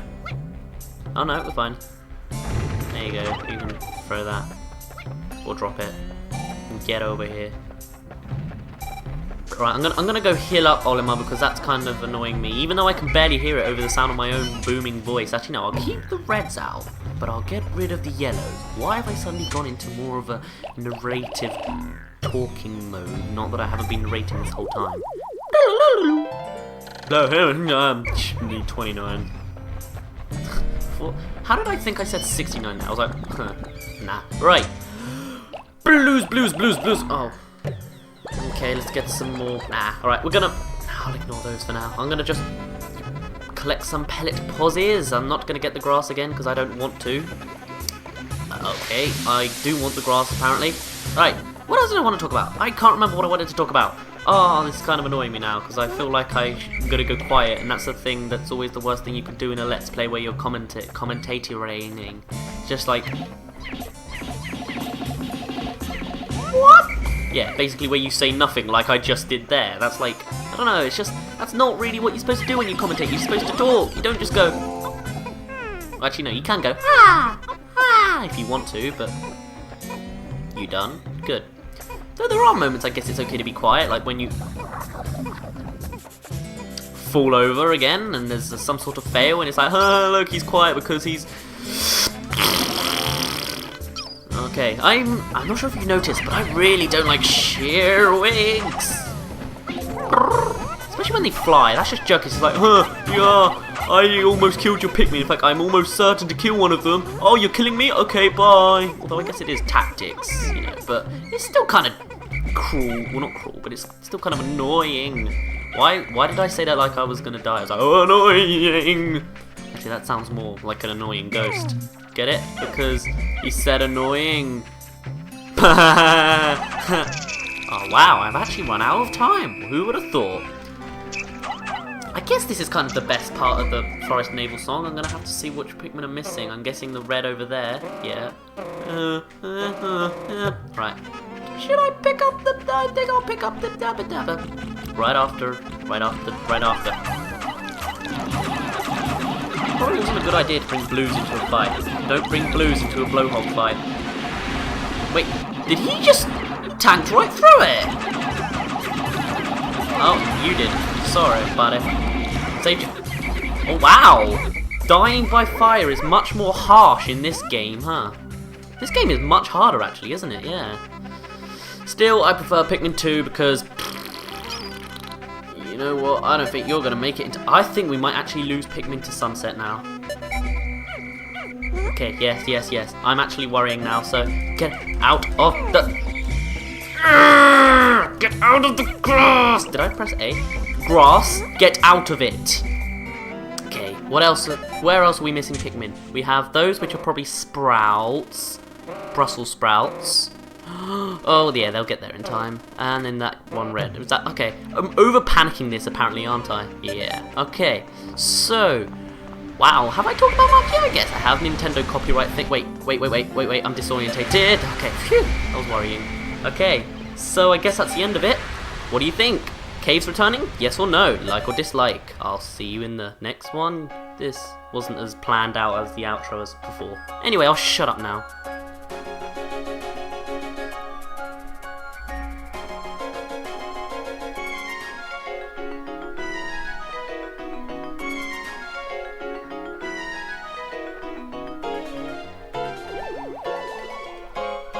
My name's been Dazz, you didn't really care, and I'll see you in a bit.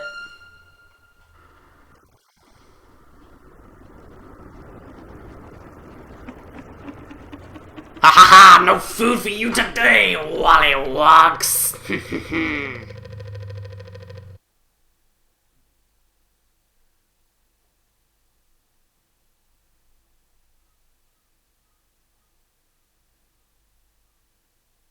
What's up, guys? It's Dazz here, but you don't really care, as the latest Nintendo Direct footage has revealed a lot of new Pikmin 3 information. So, without further ado, let's begin by showing off the new footage in one full run. In this game, instead of Olimar, who was the main character in the previous Pikmin titles, there are 3 new main characters.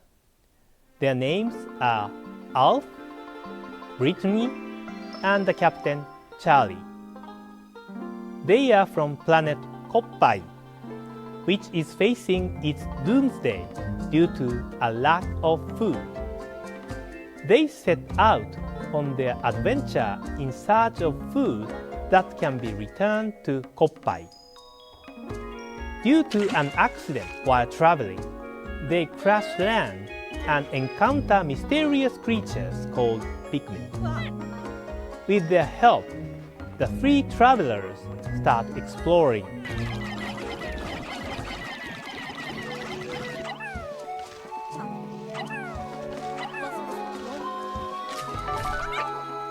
Their mission is to collect fruit that can be their new food resource while exploring the planet, with the goal of bringing the seeds back to their home.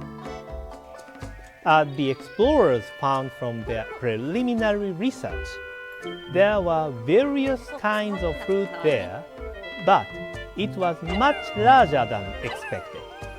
They decided to use the Pikmin's help to carry the fruit back to the spaceship.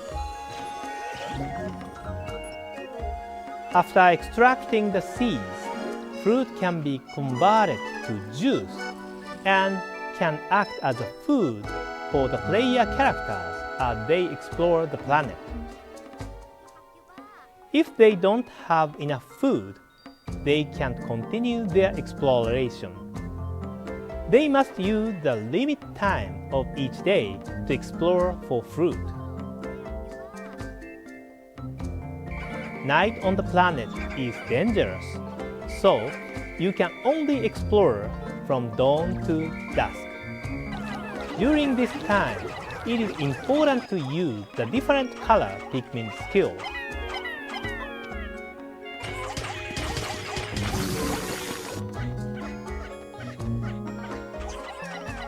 Players can divide activities among the different characters and explore separate areas with different groups of Pikmin in order to progress with their exploration.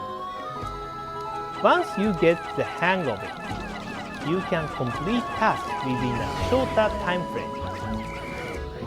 Also, if you make mistakes while you play, you can replay the day or revert to an earlier section of the game. The fun of starting over is that you can tap into what you learned from your last play session to more efficiently complete tasks. In the first Pikmin game, the player had to start over again and again to figure out the most efficient way to complete the exploration of the planet in a limited time. But in this game, there is no big limitation in terms of the days. So it is more accessible for those that have not played previous Pikmin games.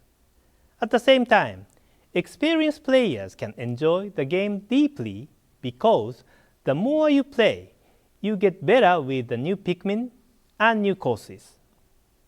And this is another one of your assets in surviving the adventure. In Pikmin 3, the gamepad becomes a handy information terminal called the Cop-pad. As you can see, the area you have currently explored is shown on the map. You can see where the Pikmin and player characters are located. Also, by scrolling the screen with your finger, you can see the details of each area on the TV screen. Additionally, if you scroll the map while selecting one of the player characters like this, you can move them to a specific location automatically. With the Cop-pad, you can view the overall map and grasp what each character and Pikmin are doing on their assigned tasks. At the end of the day, you can see the replay of the entire day. Fast-forwarding and rewinding replay footage to review a day and the number of remaining Pikmin is a part of your strategy to get ready for the next day. I'd like to share some information on the game's control as well. We are preparing a few types of game controls that players can choose from. Play control using the gamepad is similar to playing the previous Pikmin games on the GameCube. The game is also compatible with the Wii U Pro Controller.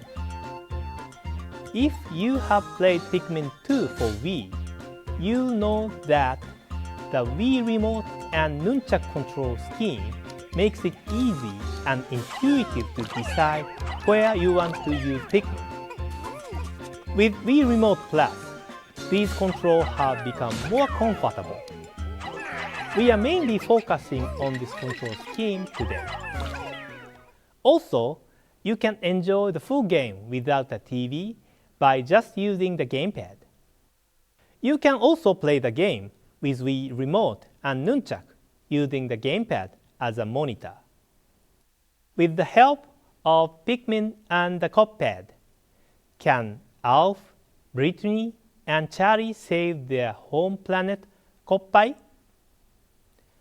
Today, I shared updates on the game's story mode, but another time, we will be able to share more on challenge mode and the game's multiplayer modes. Pikmin 3 launches on August 4th. Wow, a lot to take in, isn't it? Well, sit back, relax, and enjoy my analysis of the latest Pikmin 3 footage. So, first off, the names of the 3 captains were revealed to us: Alf, Brittany, and Charlie. You know what I like about their names? The first letters, A, B, and C. See what they did there? But this does confirm that character D is not part of the gang. But I'm open-minded, so you know what I say? I don't care. Who knows? Maybe he's not a Kopaian, whatever. He could be a Hocotation. He may very well be with Olimar, who is confirmed to appear in the game. Why did I mention Kopaian? Well, Koppai is supposedly the planet that these 3 characters are from, so we're moving on from Hocotate now. As for the plot, we were right. The planet of Koppai has a shortage of food, and therefore the characters are sent off to collect food for the sake of their planet. Much less selfish than the dirty Hocotations. Due to an accident while traveling, they crash land. And naturally, like the intro of every Pikmin game so far, they crash land. How did they do it this time? Who knows? It certainly wasn't a tree, since each character seems to have landed in a completely different location. Character A, Alf seems to have landed in the jungle area, whilst Charlie landed in an ice world. As for Brittany, so cute. Oh, by the way, these spot caps kind of bother me because they seem so out of place. Anyone else notice? Charlie has a freaking mohawk. Oh yeah, and Charlie finds the yellow Pikmin. Something I want to point out here is, it's day 1. Oh yeah, and if you listen to the sounds of the Pikmin, it is much more high-pitched. It seems as though each type of Pikmin has a different voice, which is something I've been longing for a while. Reds are normal, yellow are slightly higher, rocks have a lower-pitched voice, and the winged Pikmin are angelic and echoey, I guess. The others we haven't really heard, but I'm just glad they're changing that from the Pikmin, the purple Pikmin from Pikmin 2, because they had the exact same voice, but clearly they're fat, so they shouldn't sound like that, because obviously fat people sound different. That's just the logic of Nintendo and me. Alright, so this clip appears to be the tutorial section of the controls, I think. We're being taught how to throw Pikmin, and the new mechanic of this obstacle. Instead of climbing a tree and smacking the goodies off like a dirty Hocotation, we Kopaians simply weigh the goodies down and off the plant gently. We're a much kinder species, heart. Also, here's something new. The captains, or at least Alf, speak in real time, instead of a log at the end of the day or a complaining ship which freezes time. So, yeah, cool. But wait, what's this? It doesn't look like a fruit to me at all. In fact, if anything, it looks artificial. But how can that be if it came from that plant? Maybe another machine crashed as well and exploded its parts everywhere. But what machine could it possibly come from? Guess we'll just have to find out. Mission is to collect fruit that can be their new food resource while exploring the planet, with the goal of bringing the seeds back to their home. Hey, Brittany! I see you're surrounded by white flowers. Is that poison to the left, or is that just a shadow? Ah well, I'll just imagine you're in the white flower garden. The explorers found... Hey, what's that behind the crystal wall? Looks like a memo tutorial logo thingy. Maybe we'll find out about that later as well. From their preliminary research, There were various kinds of fruit there, but it was much. Look at the top right. Notice that icon? Is that a bottle of milk? And here we see the sunseed berry. Nothing new, but it appears there's another mini one next to it. This could hint that the sunseed berry will respawn later when this one ripens and grows and is extractable, I guess. Larger than expected. They decided to use the Pikmin's help to carry the fruit. So this is apparently the new spaceship. It looks somewhat familiar to me, but I don't know where. Genuinely, I don't actually know where, but I've seen it somewhere. Still, it looks new. Yeah, new. And it can teleport things, so is flying even necessary anymore? Ha ha ha, that was a joke. Of course it is. How else will the Pikmin die in the horrible pits of baneful murder? Actually, it reminds me of the ship from Pikmin 2. It talks, or at least I think it does.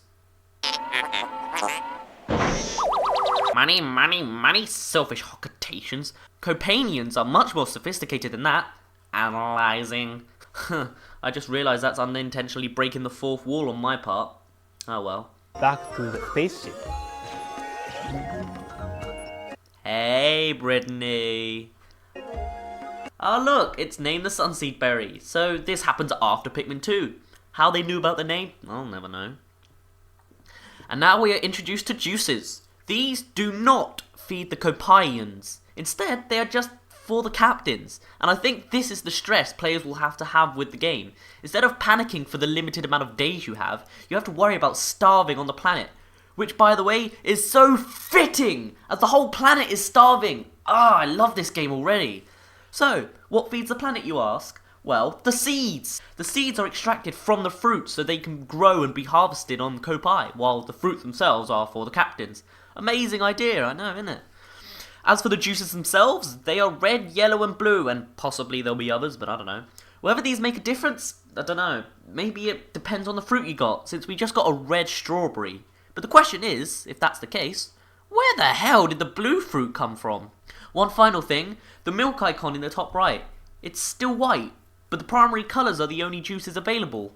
I think this is because there is no white juice, insert joke here, and instead this icon is used to show the overall count of juices available at the time of gameplay. Wow, posh words. One final thing, sorry, ruining the clips again, but look at the icons on the blue juice. When it's full, you can see the octopus-like icon as seen on the camera screenshot here, and at the bottom, some kind of smiley face. There's also a ring icon next to the octopus icon. Probably means nothing, but hey, it's a good mention. Finally, next clip, in the bottom left we can see that all types of Pikmin are crossed out. I might have supposed to have said bottom right, but that's my script screwing me over again. This is because they are unavailable at the moment because they are too far away or something. Hey, Brittany, I see you're moving quite uniquely. Have you got some special AI in you? Are you more advanced than that dirty Hokkaitan president who breathes down your neck all the time? Cool. As it's the end of the day, there's a new HUD thing added, the free Pikmin box. This shows how many Pikmin are not in your group at the end of the day and are under the risk of being engulfed by the sunset, I guess. And make it easier for you to find and collect them, as you don't have to pause the game anymore. This is a great feature, just saying. Whistle wall of light for the winged Pikmin again. There's the new onion. What colours is it? I can't tell, colour blindness. But hey, we'll get a better look later. Day 13? Geez, that jumped forward, didn't it? Wally! Day 15. So, this body of water completely submerges the Pikmin and captains underwater, which I think is really cool. And look at the bridge tiles. They have little flower patterns on them. Gives them personality. But what's that on the left? A new enemy, perhaps? It sort of inflates, so I don't know what that would mean, but hey. Day 13 again? But this place is icy, and that place was beachy.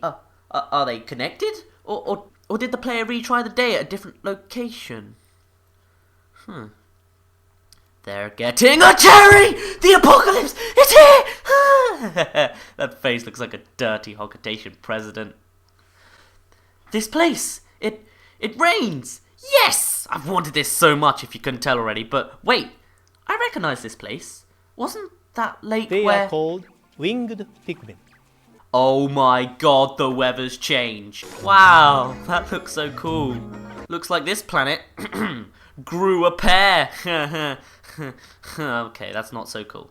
Now, I'm not experienced at all when it comes to food. Maybe it's an existing fruit, but to me, this looks like a moldy, crappy pear. Apparently this fruit does exist, but it looks meh. Anyway, before, I thought it was in the exact same location as the pear, but that would mean that you'd have to be tactical when collecting fruit, too early or late, and this happened. But I may be wrong. The places are different, autumn time to beach. Still, if it's in the same location, maybe the pear clipped is from past this wall and the seasons change over time, and something like that, I don't know. But these are both on day 13, so I'm probably wrong. The different characters and explore. In the bottom left, which probably supposed to say bottom right again, we can see what looks similar to the berry plants from Pikmin 2. What is that? A cave? A candy pop bud? Decoration? The aftermath of destroying a plant? I don't get it. Separate areas with different groups of Pikmin in order to progress with their exploration. At first, I thought this was a bowl bear, but nope, just a black fruit. Don't know what it is, but it could be rotten or something. Once you get the hang of it, I'm sorry, I just have to comment about this. you can complete. His animation, I love it. Along with the pyroplasmic slooch, there is also the new version of the female sheargrub. But where's the hubby? Or even better, why the hell are they there? Maybe they're the very young stage of the pyroplasmic slooches, or are they just like fire, or what? Are their husbands not hot enough or something? I don't get it, so, well, whatever. Also, if you make mistakes while you play, Whoa, roll back! This armoured cannon beetle larva is green, so why does its rock travel around a bend? Well, I think this is because the rock's path is scripted. Therefore, it always follows this path, since it is burrowed in its place as well, so it can only shoot from that spot anyway. I expect the decorated cannon beetle, the red one, will still have its rocks chase the captain.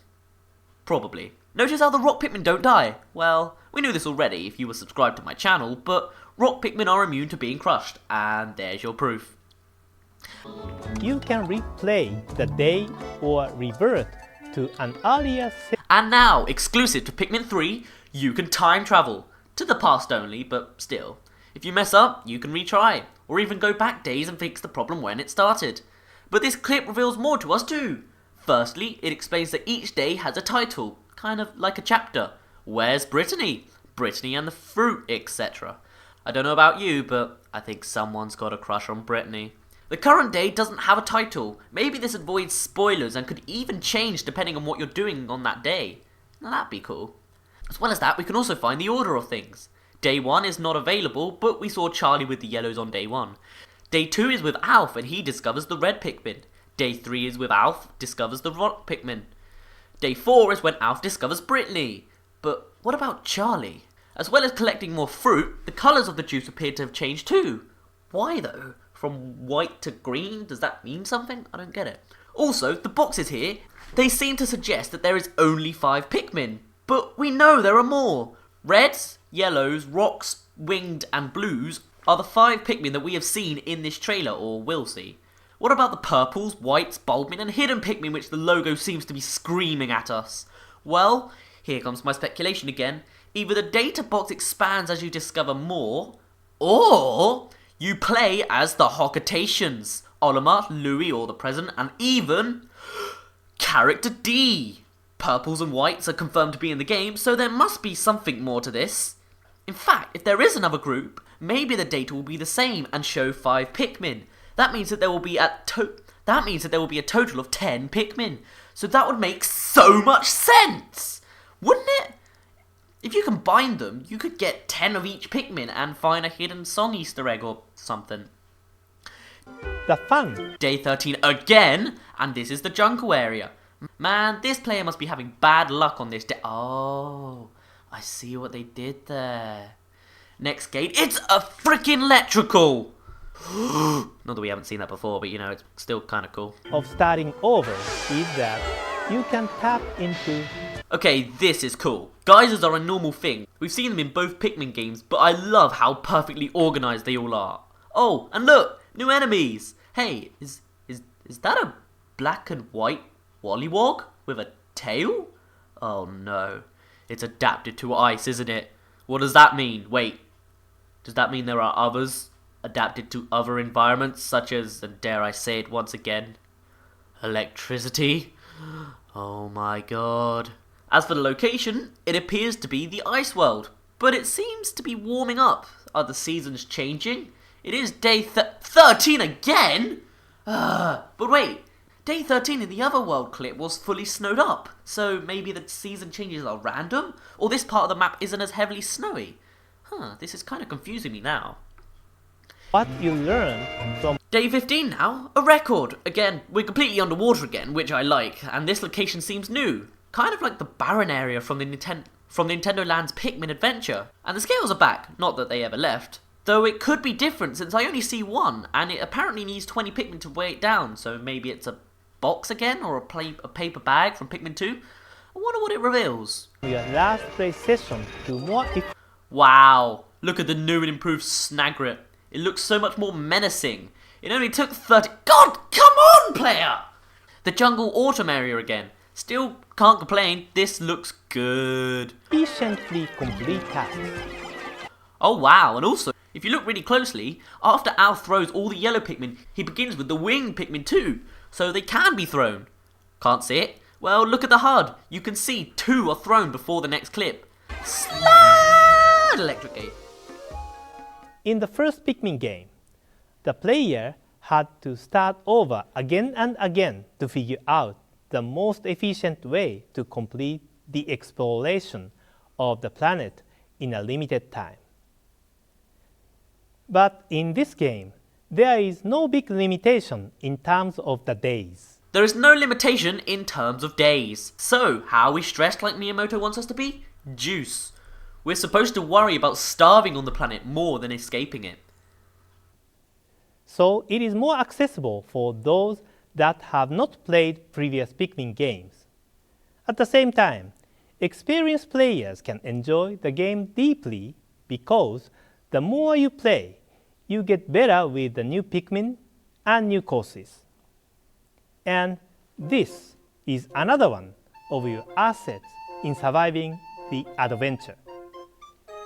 In Pikmin 3, the gamepad becomes a handy information terminal called the Cop-pad. As you can see, there are more icons at the bottom of the screen. The first one is the world, possibly to see where you are on the planet, or even better, connect to other captains and maybe even switch to them across the world, or just to zoom. The second one is the file memo thing again, as we saw behind the crystal wall. What does it do? I don't know. My thought is that it can connect to the Piclopedia and or information of the fruits you collect. What do you think? Because I'm kind of confused with this one. Third one, Pikmin. Probably to display how many Pikmin you have or statistics or something like that. Fourth one is locked. What could it be? Fifth one is the camera, which confirms that this screenshot is of a camera. Well spotted, guys. Alf's body shadow is animated in the top right. I expect this changes depending on who you are controlling. And finally, those little blimps of radar-like things. What are they? Maybe we'll find out soon. Possibly new bridge of some kind? There's the onion again. We'll see it better later still though. also by scrolling, But to the left appears to be a black stone wall. In Pikmin 1, you needed bomb rocks to destroy it. Does that mean the bomb rocks return? If so, who wields them? Yellows again? Rocks? If not, who has the power to destroy it? Also, now the finger's out of the way, we can see the previously locked icon. What is it? From here, it looks like either a mushroom, the ship head from Pikmin 2, a bottle of juice like the onion, a sunseed berry, or a berry from Pikmin 2. What is it? You decide. Or you find out, get a higher resolution picture of it or something and work it out. I don't know, because I just can't see it from here. the screen with your finger, Here we can see on the gamepad what appears to be a star. In Pikmin 1, this used to show a ship piece. Wow, I actually said that correctly for the first time. So, what is it in this game? Perhaps it's an item necessary for the progression of the story. It could even lead to the next area, like in Pikmin 2. Oh, and this spot on the TV? It's this clip. you can see the details of each area on the TV screen. Hold on a minute. That pellet. Now, I may be colorblind, but to me, that looks pretty grey. And you know what that means? Rock Pikmin are confirmed to have an onion. Partially. What do I mean by that? We'll see. Additionally, if you scroll the map while selecting one of the Pellet player Posey turns from characters red to grey. You can't hide from me. like this, you can There's the fruit again, so I guess I was wrong last time. And this is a much better mechanic for the Pikmin series. This is what a real-time strategy is all about. Just wow. I also like how you can't cheat with the overhead view, as the path is blocked from being seen as you haven't walked there yet. That Mohawk Strad. At the end of the day, you can see the replay of the entire day. Fast forwarding and rewinding replay footage. In this view, we can see that there are 2 Sunseed berries and also an internet connection logo. Little confused. Maybe this is a spot where you can connect to other captains around the world. Hold on. The pulsing of radar light is coming from that. Maybe it is another captain trying to connect to you. Now that would make a bit of sense, right? Oh, and in this replay mode, you can change the speed For of the time. next day. Wait a second. That player goes really fast at this section. Maybe it's a slide of some kind that forces you to go fast. And at the end of it, possibly a cave? What is that icon? Hey look, the chart of the Pikmin existence is back. Haven't seen that in 12 years. And if you look at the unfocused background, you can see the ship flying majestically with the onion, which is bobbing up and down slightly. From its position, it appears as though more onions should join it eventually. Obviously, this would be the case traditionally, but something in this game makes me think differently. Again, I'll come to it later. I'd like to share some information on the game's control as well. We are preparing a few types of game controls that players can choose from. Play control. And by that I apparently mean now! We can fully see the onion in its former glory, and it's grey, so it must belong to the rocks. But wait, the base only shows that there's room for one. So where did the others? Oh my god, it turned red. So, remember the clip with the tutorial red Pikmin new mechanic plant tree artificial organic machine that red and grey? That possibly crashed or not? Yeah, that machine goes on top of the onion. But that one was red, and this one is red and grey. Clearly the 2 parts are combined into one, since it seems like there is a juice-like liquid inside. So, what did I mean by the machine crashing? Well, it's a possibility that this onion was once the ultimate onion hosting all types of Pikmin, but for whatever reason, crashed and lost each part. Sound familiar? With that, the types of Pikmin were scattered until you found them. It could very well be a possibility that each time you find a new Pikmin, you will find a ship part nearby. Also, I kinda don't want to call this an onion, mainly because the Copaians found this one. Oliver called these things onions, but maybe these guys will call it something different, like a coconut. Could this include the white and purple Pikmin as well? They are born from candy pop buds, but they could still have an onion part. If that's the case, do caves return at all?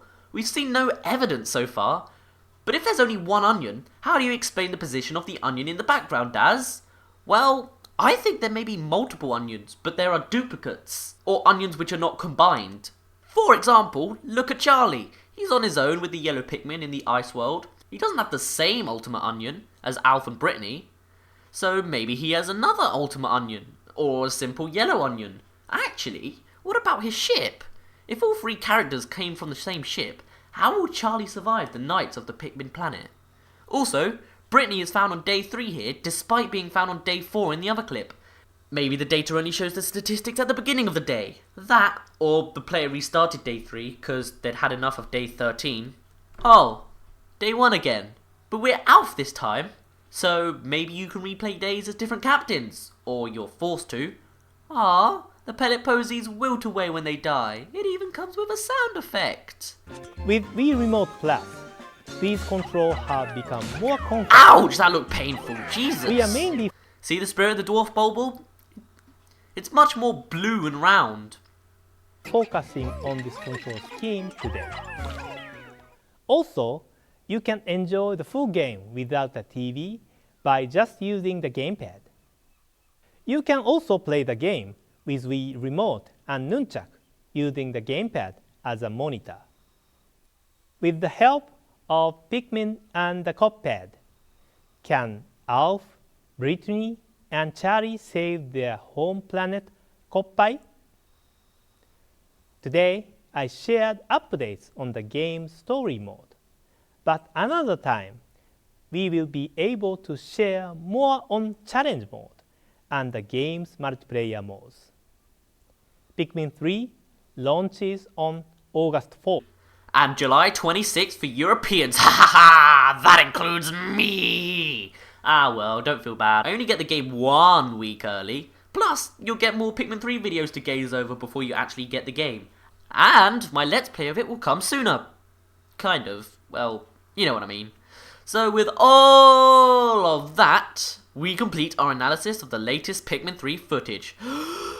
My name's been Dazz. You didn't really care. I cannot wait for Pikmin 3 and I'll see you in a bit. What's up guys, it's Dazz here, but you don't really care, as you're probably realising just now that I'm actually playing Pikmin 2 for the 3rd episode of Pikmin Quickie, which is cool I guess, and if you can tell by the video title, you know the topic of it, which is, do orange Pikmin reappear, or they don't reappear, do orange Pikmin appear in Pikmin 3? Well, you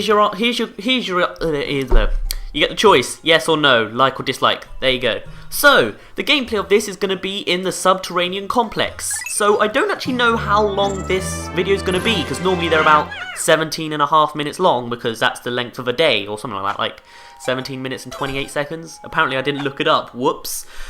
So you might be wondering, why am I going to this cave of all places? Well, if my memory serves right, this place is very explosive.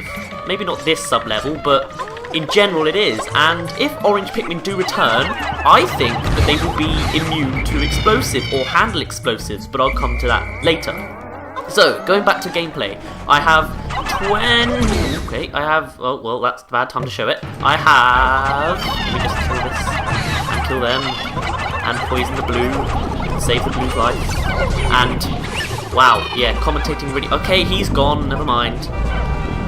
Well, I did have 20 of every Pikmin, and I was going to prove it, but obviously I can't now, because he's dead! And it was his own fault. If you're poisoned, you've got to go towards the captain. Maybe they'll improve that in Pikmin 3, you know, maybe they'll get smarter, but who knows, really. So, basically, because the whole cave's going to be explosive, well, it should be, if my memory serves right, and if I'm wrong, then I'll do it again, I guess, then it will easily show orange Pikmin, because I can't show orange Pikmin gameplay, because it will be the first time they appear. So, why am I bringing up this topic of orange Pikmin suddenly, even though I have kind of been mentioning it like for a long time now, but more specifically this started because of the 17th of May Nintendo Direct footage, because I never noticed this, because if you couldn't tell by the thousands of times I've told you already, I'm colorblind, and I never actually noticed this, but if you look at this video clip here, which I will add in now, you can see that apparently the onion here shows a bit of orange as well as red. So does that mean that orange Pikmin were found and it was just like a very light hint? But then again, it is day 1, so what are the chances of finding orange Pikmin on that day anyway? Still, it's a nice hint, plus the logo seems to sort of imply there's something to do with orange gonna happen. So I guess that sort of sparked why I thought this. Also, we also saw the stone wall in the Nintendo Direct footage. Yes, this whole video is just going to be going back to that footage and explaining stuff. And we saw it was a stone wall, which makes me think, maybe if orange Pikmin do return, then they'll be the ones that handle the explosives. Now, you may also be asking, why have I suddenly thought explosives? Why isn't it... I can't actually think. Why isn't it sunset? Yeah, there you go. Sunset's orange, isn't it? I think it is. I don't know. So maybe it's just that they're immune to sunset. Well, I think sunset's always going to be an unavoidable hazard. In Pikmin 2, we had 4 unavoidable hazards. We had the void, so falling off the edge of the map. I'm going to bring all my Pikmin out here now. We had bombs, so you know we couldn't really avoid that in Pikmin 2 because we didn't have yellow Pikmin able to wield them. We had crushing, and then we had obviously sunset. And it seems that the new Pikmin, you know, the winged and the rock Pikmin, they seem to be immune to the unavoidable hazards in Pikmin 2, which leads me to believe that since sunset probably won't ever be avoidable, maybe that's why the orange are explosive if the yellows aren't. So obviously we have the void, which is falling, which is immune to the winged Pikmin because they have wings so they can fly, and getting crushed we've seen from the Nintendo Direct footage and the demo that the rock Pikmin are immune to that. No one's immune to sunset, and that just leaves bombs. and I don't personally think that yellows will get the bombs back because they have electricity now, and they're keeping it because we saw the electric gates, which leaves me... Why can't I catch it? Really? Do I need yellow Pikmin? Oh, okay, I'm an idiot captain for letting that catch me. So yeah, I honestly do think that orange... Wow, are you going to come down or not? Press the button harder, it will work more effectively. Yeah, it worked. Okay, it did, but you know what I mean. I've sort of lost my track of time. So yeah, lost track of time, lost track of thought or anything. I'm talking too fast because I have a long video ahead of me and I've got like a piece of paper here with notes of things I should say. So I should probably slow myself down and pace myself. That's not gonna last. Now you may have noticed that I'm collecting every enemy because that's just how I play the game. I don't feel like I've completed a sub-level until I've collected all the enemies. And there's no treasures here because I think it's day 63 on this file, and you can see I've got more than enough money and quite a few potions, so I don't really have treasures to collect, and I didn't really want to make a new file to get all the way to this point because it just, I don't know, just couldn't be bothered because obviously I don't know what comment I was going to make there, it probably wasn't very nice. So yeah, what else is it that's got on this sheet? Yeah, that's it.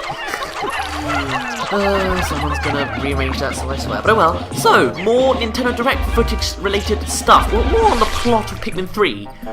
On the night that I uploaded the video, I came up with an idea, and obviously I can't tell you until now, which is Saturday, but a lot of you in the comments also mentioned this, most of you in cat locks, said, why possibly Kopai is starving? Well, remember, this is spoilers for Pikmin 2, so watch out. Remember in Pikmin 2, Louie's dark secret, Louie was entrusted to... was to deliver some golden Pik carrots, but he never did. He ate them, and oh my god, they got over. Okay, and he never did, and Hocotate came into debt. The question is, where was Louie taking the golden Pik carrots? Could it be possible that Kopai was already getting to like the beginning stages of their hunger desperation thing, and so they actually asked for Hocotate Freight, which is like delivery system work job place, to actually give them a little bit of food so they can survive for now and hopefully develop later. But then, because Louie ate them, they never got it, so their starvation problem got even worse till the events of Pikmin 3. This is also partially why I think that the Kopais won't like the Kopaiians, won't like the Hocotatians, because in their eyes, because I doubt they got much information, Hocotate abandoned them and then went off to this planet by themselves to just get more treasure because they're so selfish, which is what it would seem like in their eyes. Maybe they were allies at first, Hocotate and Kopai, but then they're not anymore because Hocotate apparently abandoned Kopai. Could Louie have actually caused the entire plotline of Pikmin 1 and 2? Man, this is getting kind of deep, but imagine that. It makes so much sense as well, doesn't it? It's just, yeah.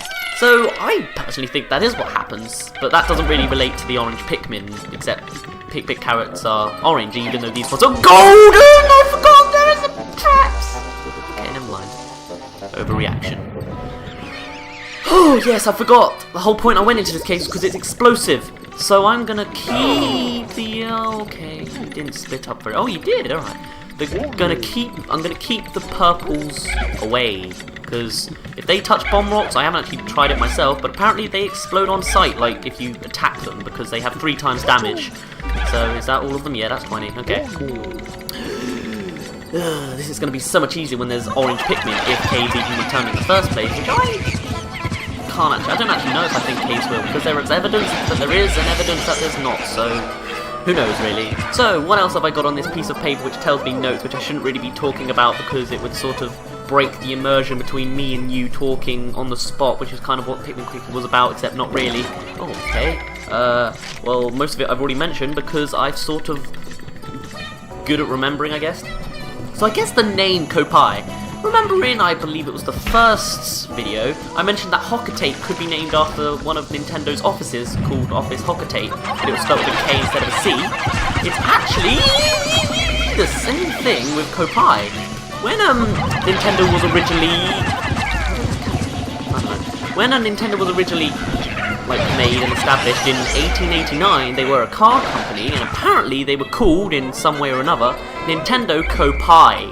So yeah, they're referencing themselves again through the names of the planet, which is actually kind of cool. I like references. That's like my favourite thing in games, other than the actual games. Well, depends on the game, I guess. But yeah, I just stopped saying games. It's starting to hurt my lungs somehow. So yeah, it's kind of like the Hogate office. Now what else did I want to mention? I also wanted to mention some mistakes and things that I never pointed out in the Nintendo Direct footage. For example, the mouldy pear, which isn't actually a mouldy pear. You guys told me that it's actually a tangelo, which I'd never heard of before, but I'm really uneducated with food, so I wouldn't in general anyway. But yeah, there you go, that's a... What are these Pikmin? They're annoying. Well, not annoying. Wait. Someone died. No? Oh, it's just the sound of a captain getting hit. Is that gonna... Jesus. This isn't even that stressful. There's another level later that's really compact and small, and it has electricity and anode beetles and careening Dirigibugs. Or is it... Aww, Dirigi... No! Oh my god! No! I've never... Oh, thank god you didn't catch them. Wow, I really hate bumbling snitch bugs now, and yes, they do sound like a Harry Potter monster now, but I think... Oh my god! We need flying Pikmin now. I've been wanting orange Pikmin to avoid the explosives, but now I just want flying Pikmin to stop them from falling off. We've lost 6 Pikmin to falling off, and most of them were me. Oh my god, this is just cruelty. Literally, because Pikmin are dying. Haha, humour. Right. Another thing I wanted to point out, well I never did point out, was about the other characters in the Nintendo Direct footage. Sorry, I just hit my controller against the table, which is surprisingly metal. First of all, we have Brittany here, and she's actually trapped behind a crystallized wall, so that's where she landed and she can't get out. And that's also, I'm guessing, the day you get the rock Pikmin, and then you get her out of the crystallized wall, and, well, not out of the wall, but you know what I mean. You break the wall to get her out and rescue her, because obviously in the world of Nintendo, every girl is a damsel in distress, except for Super Princess Peach, and Zelda, who was Sheik, and Samus, and everything else, every other girl I can think of, except Daisy. Daisy's just a sports princess. She never shows up for anything else. Right, I'm getting off topic. Also, from that footage, well, not that exact footage, but from the Nintendo Direct footage, yeah, this is going to be a longer video than normal. I think when the captain goes down that little black slide of mystery, that's the point where the rock Pikmin are introduced. Maybe it's from underground or something, I don't know, because there was a cave-ish icon there. But is this a calm level? Oh, it might be, yeah. Oh no, there was a cannon beetle, but oh well. No, so I think, because if you look at the chart, that's where the rock Pikmin originally starts, so... Maybe that cave is where rock Pikmin are formed or something. No, what do I want here? Let me just think for a minute. I want white Pikmin in general. I will get rid of my blues. I'll get rid of blues. That's fine by me. Don't like blues anyway, except I do, but shh. Yeah. Another cat thing I want to talk about was Charlie, because I wondered, where would Charlie go if he doesn't have a ship or an onion? Well, he might have his own ship, but I don't know. But he might not have the Pikmin onion because Alf and Brittany have it. So, what do you think happens? Well, it was suggested to me that yellow Pikmin are light and they can be thrown higher. So maybe, like how you're introduced to them in Pikmin 2, they climb up a tree to survive sunset. And if Pikmin 3 is going to be as cutscene heavy as I think it will be, I can imagine that being like a humorous cutscene of like character C trying to jump up into the tree with the yellow Pikmin before sunset. So, you know, always going to be a little funny little cutscene there. This is my little foreshadowing, so if you ever see that, which you probably will, even though I'll see it first, you'll know that I'm actually psychic and from the future. Yeah, pretty much that's it. Speaking of other characters in the Pikmin world, but not actually the Kopaiyan ones, we have the president. You know how we found his face? Yes, we found his face in the snow. Well, I didn't kill that one yet. Well, I think it wasn't pointed. One of you pointed it out to me. One of the commenters pointed out that there appears to be another. Oh, he didn't die. Another face if you look slightly to the right, because you can see whiskers. Yes, you can see whiskers, but no, you can see a mustache. So maybe it has all of the captains, or like the president's wife, or multiple presidents. I don't know. Who knows, really? I mean, anything could happen. I'm actually surprisingly starting to run out of things to say again. There's still stuff to say, but I've spoken so fast that like my whole page full of things to say is sort of running out. But I have other stuff. For example, I'll say what the other comments said if I haven't already. Most of you just said, oh, the fruit thing, that's the onion, the fruit thing, onion, yeah, because you people don't read. You don't read the video, well, I don't either, but you don't watch the video before commenting. But oh well, I ain't gonna complain, I found it humorous. Until the 7th time, but oh well, you know, it was my own fault. Plus, maybe you, I don't know, I'm not gonna insult you for it, I never was, but whatever. Alright, I'm gonna get purples for this bit, because I don't know why, I just will. My 5th of army of Big Bessie will survive anything, except death. No! And I can't save that one either, because he's right on the edge. Or she, yeah, all purples are she's, because they look girly. Yeah. Oh, I can't save those ones either. Oh my god, this is nightmarish. So we have, I think we lost quite a few purples. Wow, I'm actually really depressed. Normally if a Pikmin dies I'm not that bothered, but purples are my favourites. I don't like them dying. Oh, that's actually really sad. Oh well, it gives me an excuse to slow down. I forgot the cannonball. I bet you all scream. Oh, we got. Well, wait. Oh, this is one time when the whistle upgrade's actually bad for me because, you know, it made me whistle too many. And I think we lost another purple that was just too slow. Shut up. I'm in a. Oh man, this is. Well, hey, I'm doing bad. I mean, people like me. Yay. Oh, I feel really guilty now because they're all just like. I hate the sound. Well, obviously I should, but I hate the sound of Pikmin dying, especially when they fall off, because it's like. I don't know, they just like died in vain almost, except Sunset is. But you know, normally you're used to that as they get bitten or something, but this one it's like more like a. Like they've given up in life in the last 5 seconds of their life, which, you know, whatever, fair enough. So another thing I wanted to mention, sort of with the plot line, was I thought, like at the beginning of the footage, that maybe the ultimate onion, which I really want to call the coconut, so I will, the ultimate coconut, or should I just call it the coconut? I'll switch between. So the coconut, I thought would be fully ultimate at the beginning of the game, but then for whatever reason it breaks down into all these different sections. And then you guys said, well, maybe the coconut, maybe that's actually what crashes with Alf, Brittany and Charlie, like, high up in space, and they both crash down. Someone also suggested that it crashed with Olimar, which might be how he appears in Pikmin 3, but who knows with that one? That makes sense, actually, because they don't really have an excuse to go back except to see the Pikmin, and that's probably not going to happen in the world of Pikmin, because apparently the Hokutai are selfish nowadays, but hey, you never know, so you know, maybe Alf and Brittany just crashed twice, and Charlie, don't forget Charlie. Oh man, Charlie, that's just...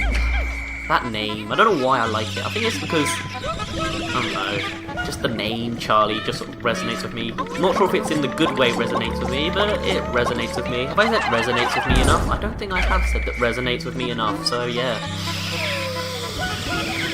More Pikmin stuff, which you would expect me to say, is the release dates. I'm sure you've heard by now that your release date, I say this as if everyone who's watching this is American, which the most of you are, but you get it on August the 4th. Europeans get it on July 26th, as I said before, and Australia, yeah, them who usually get games like months later, get it one day after Europeans, so they get it on the 27th of July, I think. So, as much as it's sort of, I'm sorry, I kind of find it slightly humorous that you Americans, I make it sound like I'm against you, but obviously I'm not. I'm going to kill the blues again though. You are outdated Pikmin-wise to Australians. Just thought I'd point it out. I just realised I picked the white Pikmin manually when I can literally just go... fail me. But oh well. So yeah, just thought I'd rub that in your faces because you always get everything first and I'm always jealous. But hey, you know, I'm not that hateful. Although you guys, some of you guys will probably be like, oh, I hate you now, you insulted my family. What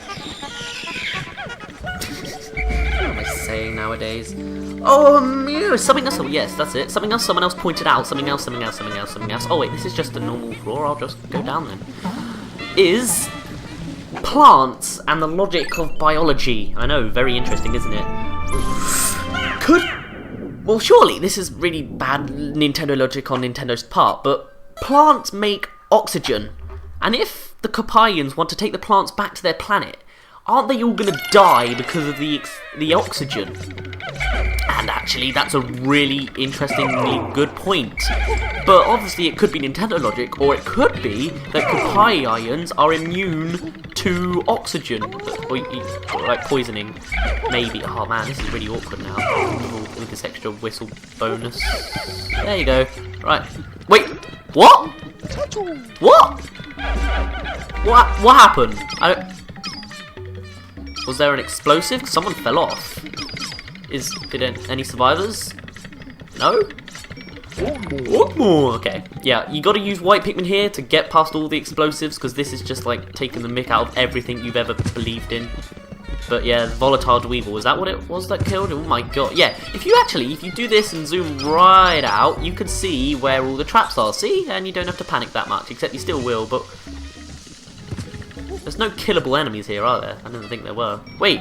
Oh yeah, I was gonna say, why have I got 29 Pikmin? I only chose 20 of each, but then, duh! I can't remember the colour of the candy pop bud. I want to say violet, but that's obviously purples. Can't think of it, sorry. Don't comment what it is, because I'll find out in the future. There you go, there's the word of it. There you go, so whatever it was called. Wait, Ivory! Ivory, I got it, yeah, I don't even need to say it. Yeah, I feel a genius. So anyway, yeah, could Kopaians be immune to oxygen poisoning? And if so, then why do they have a helmet? Well, I expect that's just for the fashion, you know? If you go to the moon and you don't need to wear a spacesuit, you probably actually wouldn't wear a spacesuit, but wow, really? Poison and anode beetles. This is harsh. All the other times I've gone down here to like grind up some white Pikmin, it's always been a really tiny map and you could oh no. Okay, purples. Purples would be good for this. Stun 'em. There you go. I plan things. Not very often actually, but you know. What else is it I want to mention at the very bottom of my list? Sneeze, yeah. That pretty sounded horrible. Wow, we've only just started damage. Shit! More Pikmin die by falling off the map than actually.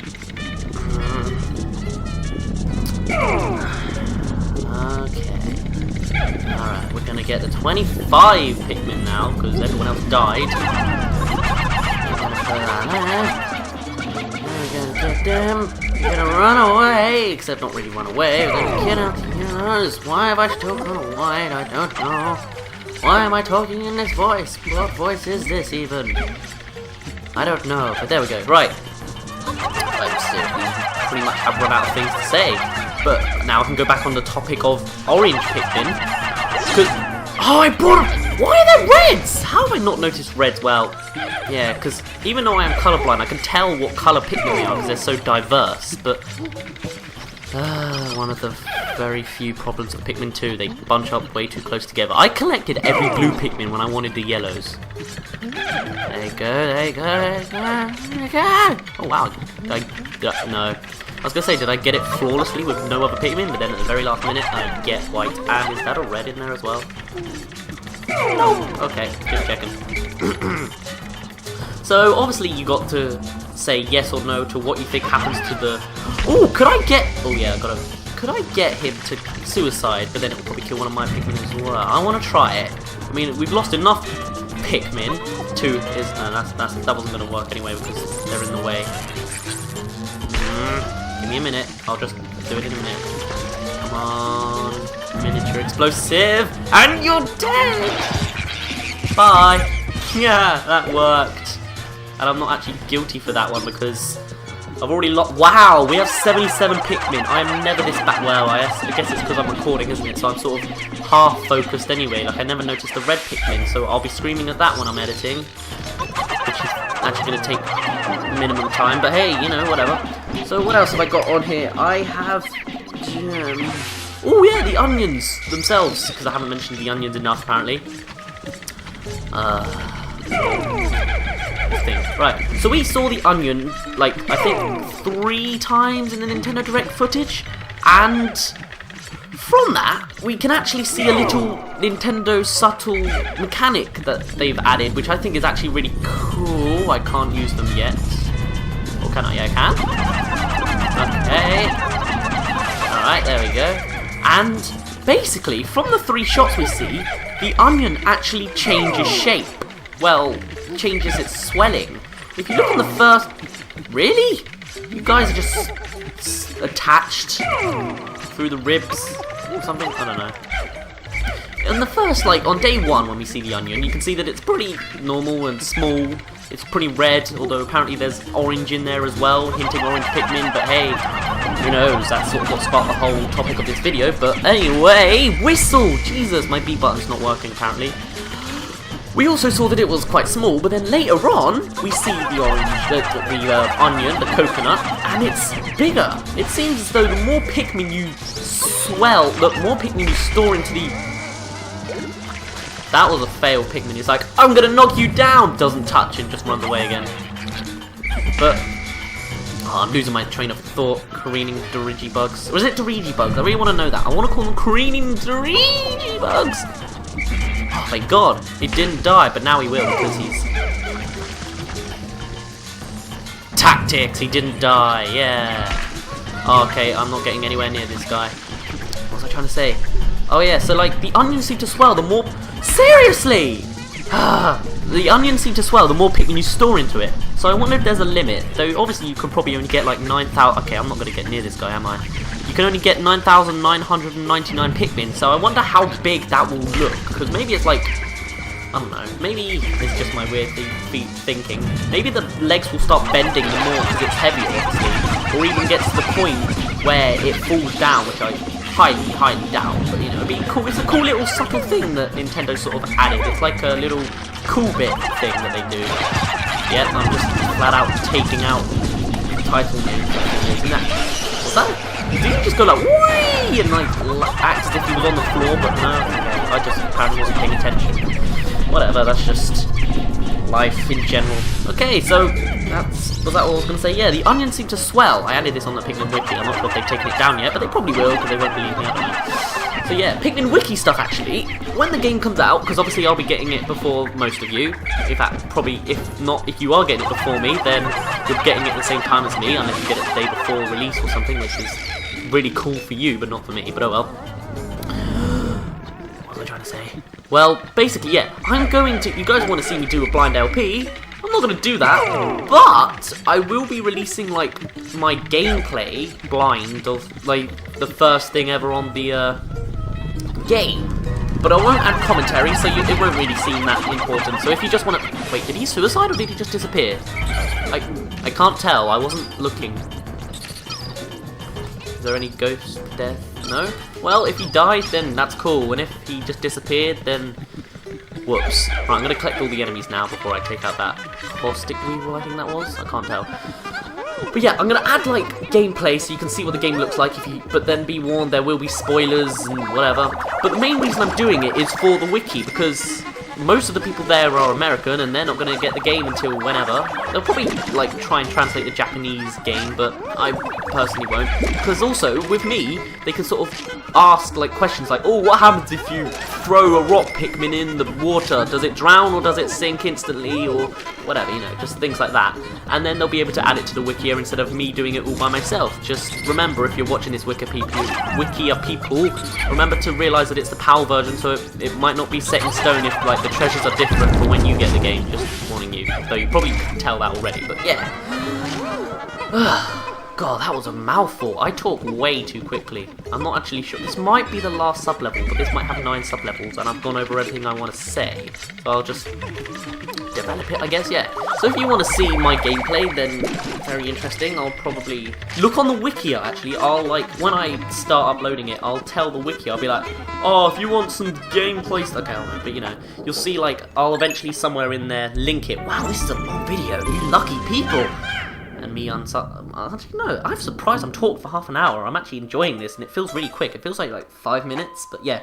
So if you want to see gameplay of me, you can see it, but it won't be very interesting. It's just seeing the beginning of the game, but that might ruin it for when you play the game. We have many more sub-levels to go. Yeah. Oh, Gatling Groinks. Well, I will get rid of the purples again. Oh boy. So yeah, as for blind LPing, I'm sure you can tell by all this time I've mentioned it, I won't be doing that. That being said, nah, I'll just leave it at that to teach you all about blind LP plans. Okay, right, we want... Don't! No! Wait, no! Oh my god! I've never, seen that many ghost deaths when I haven't done it on purpose, like that hazard video that was had them everywhere. That was normal. That was amazing. We had you just see like a ring of yellow ghosts. Oh man, I'm bad at this game. I need to practice for when I LP. Spoilers, there's gonna be 2 LP eventually. Just not so. Oh yeah, Gatling Groinks, they get their life back, so hurry up. I bet I don't even have 10 Pikmin to carry it, do I? That's just a kick in the teeth, isn't it? Oh my... 9! Really? Well, I'm sure they can... I'm sure these guys can carry it. Get up there. If not, I'll do that purple Pikmin glitch. But they... Yeah. How was I struggling? How did I think that wouldn't? Really? Don't you dare come over here, secondary grappling groink. Good, they didn't. Alright, that's nice. I think I'll play as the president for now. Spoilers, president's in this game because Olim's getting a bit battered. Not much, but you know, a little bit. So what else have I got to mention? I haven't actually. I've mentioned everything and I didn't think I'd talk for this long. I didn't think this cave was this long, really, actually, even though it only feels like 5 minutes, but... Man, that's how my time disappears so quickly. When you play Pikmin, it's quite a big game, actually, considering this has only taken half an hour. You know what? I'm just... Yeah, that was a horrible impression of perfect. My up on the D-pad is actually really, what's it, unsensitive. So a lot of the times, especially with bowl bears, oh my god, they, it just doesn't do it. I'm like, do it! Why are you doing it? And I die. Well, obviously I don't die. I get bitten a couple times and then all my Pikmin die. But that's the same thing, right? Yeah! Wow, really? Thank you. Took your time. There you go. Right, that's all fine. Sorry, I went silent, which is the worst. Wait, I left that Gatling Groink. I need to... Wait, I heard... Jesus, why do these Pikmin want to be like, oh, what is this? I'll touch it. Oh yeah, I don't need to collect that one because I exploded it. Insert joke there. It's always insert joke here. This always looks like a toilet to me. Am I the only one? Or a face, I guess. But it looks like a toilet lid or something. I don't know. Can you just... You know... In fact, what's on the, huh? What's on the... It's... Okay, so it's it just goes down to the bottom. Well, apparently no one's used it, because otherwise there'd be marks there. And if you couldn't tell, because some people actually couldn't from the last quickie video, I'm playing the GameCube version. That's why this goes... perfect. I think there's 5 setups for the Pikmin 3 how to play it, and I'll probably just... I'll use a bit of everything, but I expect I'll just stick to the gamepad as a GameCube controller format, because that's what I'm used to. I did have Pikmin 1? Or it might have been Pikmin 2. I had one of the Pikmins on a Wii Remote Motion Plus Play version, but... Where have I got to go now? I guess the cave entrance again. But I don't know, I think, no, what I did was I traded it, because this is what I do after I get... When I finish a game, I trade it for another game, and then I don't have to spend so much money. I know, that means I've lost all my childhood games, including Luigi's Mansion, which I traded 7 times, or 8, and then bought them again, yeah, I know. And I'm going to probably do that again over the summer, but going off topic again. But that's just, I just traded games, and I did have the Wii version. I got rid of all my Wii games, because I got rid of my Wii in general, but thank God I've got a Wii U now, because I can play Wii games. This was the stupidly small map. No, it wasn't. I was thinking, yeah, these Queen Candy Bot Bubs, they will save my... Yeah! God, that was strange, right. Wow, really? 8 blues and 9 reds. Yeah, we're getting 9 yellows. Right, there we go. I'm gonna put You're a yellow. I'm gonna put you in the yellow one. It did change just in time. I'm gonna put you in the blue one. That's gonna turn red. Oh, thank God it didn't. Da da da da da. We're on an adventure. File of candy poppers. Oh, is that it? Oh. We don't need more purple Pikmin. As much as I'd love to grow the big Bessie army, as long as I'd love to grow the big army, no. As long as I forgot what I was gonna say now. As much as I'd love to grow the big Bessie army larger, to a greater amount, I would rather not, because we need blues and yellows, because I apparently am killing them all. That's something else, well this is kind of unrelated, but something I'd love to do in Pikmin 3. You know how you could shake the nunchuck and you can charge at enemies? I'm definitely going to make it a thing, where, you know how I attack enemies with 100 purple Pikmin and I call them the Big Bessie Army? Well, I think oh, I know why I need purples is for the next... Yeah, wait, let me just check. Let's see, yes, okay, I'm gonna just keep them anyway. No, but what I'm gonna do is I'm gonna get 100 rock Pikmin. Yeah, I know. And I'm actually going... Yeah, you're gonna see me beat the boss of this map as well, so very interesting. No, but I'm gonna actually get 100 rock Pikmin to just smash into like a dwarf Bulbir or something, because you can see that they bounce off, so it would look really cool, like you're just bullying people by throwing rocks at them. It's gonna be so cool. So, going back to the topic of orange Pikmin, what do you think they do? Because you can like and dislike to say yes or no to if they return final floor. But you need to find something to hide behind as well. So out of breath, my lungs are hurting, but oh well. I think they're going to be explosive proof, and I think they're going to be ones that handle the bomb rocks. They're certainly returning, we've seen that from the stone wall, at least I'm pretty sure it's the bomb rocks. I'm going to use purple Pikmin and red Pikmin, because they do the most damage. I'm going to get Shachu to hide behind here. This is the best thing you can use to hide, even though they're all just as good, but... Alright. I'm gonna actually focus... Actually, I winter. It's not very effective. Oh no, it did very little effect. Why won't you throw any more, Olimar?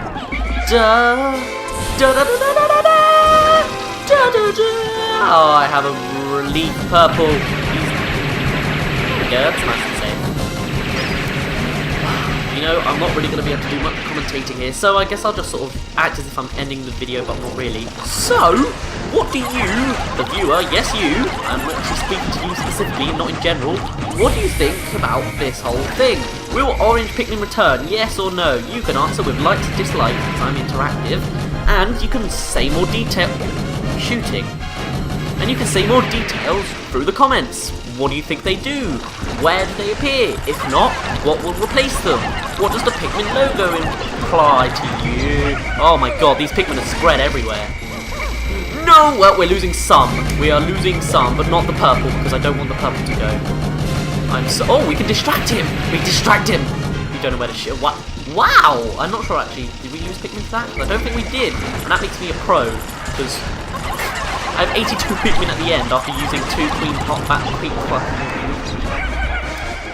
No, I'm going the wrong way! Run, Purple Leaf! Run! There. See, look, that's actually really good. He can actually distraction the president. What's his name? Is it Satchel? Because I swear that's like Japanese for head of company or something. Ah, no. Wow, you're not giving me time to kill you, are you?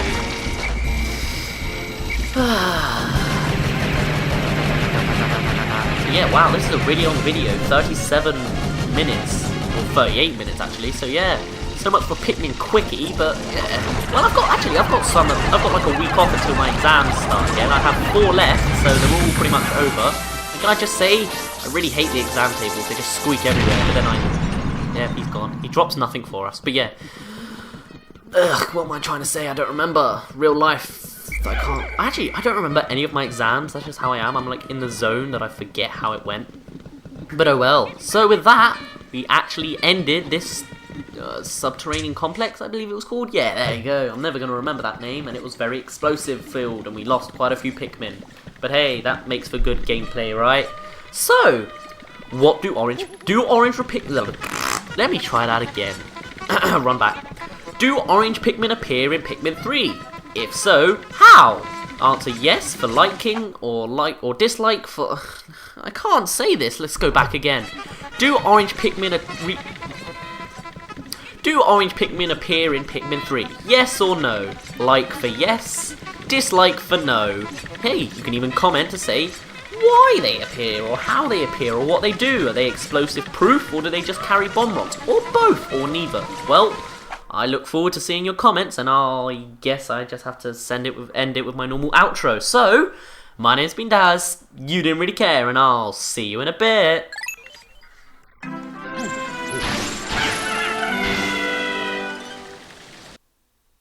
What's up guys, it's Dazz here, but you don't really care. As you may have known that there are recently new screenshots released about Pikmin 3. At first glance, you may just think they're alternative angles of the latest Nintendo Direct footage, but join me and we may find a little more. Ready? Let's begin. So, this is screenshot 1. Try to ignore the massive logo in the bottom right hand screen. And first off we can see, slap bang in the centre of the screen, a whip-tongued Bulborb, which seems to be the mascot enemy of Pikmin 3. But it's in the centre of the screen! Usually the captain is in the centre. So, this can only mean one thing. This view is the scanning view. Clearly it's gotten an upgrade since we can see it looks more informative and machine-like and robotic, I guess. Which seems to be the whole theme of the game, with the whole liney buzzing all the time. Like you can see it in the health bars and, I don't know, like when you're on the menu and you can see this sort of staticky line thing, so yeah. Anyway, the biggest thing to point out is the new blockade in the background. There we can see a pile of pebbles wedged right in there so you can't get through. Clearly you need Pikmin to get through. No, really? Pikmin 3 needs Pikmin to get stuff and get places. Wow! Anyway, I'm curious, what type of Pikmin are needed exactly to get through? It could simply be any and all types of Pikmin which could just remove each pebble individually like the bridge shards. Or it could be rock Pikmin who smash the whole thing down. Or winged Pikmin who can pluck them out. Or some kind of explosive Pikmin which just explodes the whole thing out. But what's behind it? Could it possibly be a new kind of cave entrance? Maybe it leads to the previous caves we've seen? As for the Japanese writing, it actually says Peroshapi. Perochapi. You can see the word, I'm not sure if I'm pronouncing it right, but there you go. This is the Japanese name for the whip-tongued Bulborb. As for the rest of the text, yeah, that's just Kopai gibberish. Also, grey pellet posies. I'm not sure if I've mentioned this before, but the design of the pellets are much more detailed and more like candy, or sweets, as the bits protrude from it more. It also looks more like the bumpy bit in the middle of a flower, like you can see on the blue Pikmin in the box art, or it might have been red, I don't know. But you know what I mean, like the bumpy bit there, yeah? Well, it's in the pellets as well, so it sort of fits, because it's from a pellet posy, which is a flower, so yeah. Finally, check the date and juice. I'll mention more about that later. Screenshot 2. Identical to the Nintendo Direct footage unless you can prove otherwise. Moving on. Number 3. First of all, I love how this area has a theme of crystals, as you can see little shards of crystal everywhere. It's nice. Also, the area seems to be quite round. And notice how it's day 2. So that means that it must be from the same place as this footage. So that means that the rock Pikmin have only recently been collected, as they must have gotten Brittany out of that little area there. Actually, this place seems to be familiar to this spot on the map. As I said, this is where you might find the rock Pikmin and could possibly lead to a cave entrance. So, maybe this is like the tutorial section where you first see the rock Pikmin's new ability if you didn't go back for Brittany. So, where does this crystal actually go? Well, following my last idea, it leads to a hole or a cave entrance. But there are other possibilities. For example, it could start a cutscene of some kind and act as an activation event. Wow, words.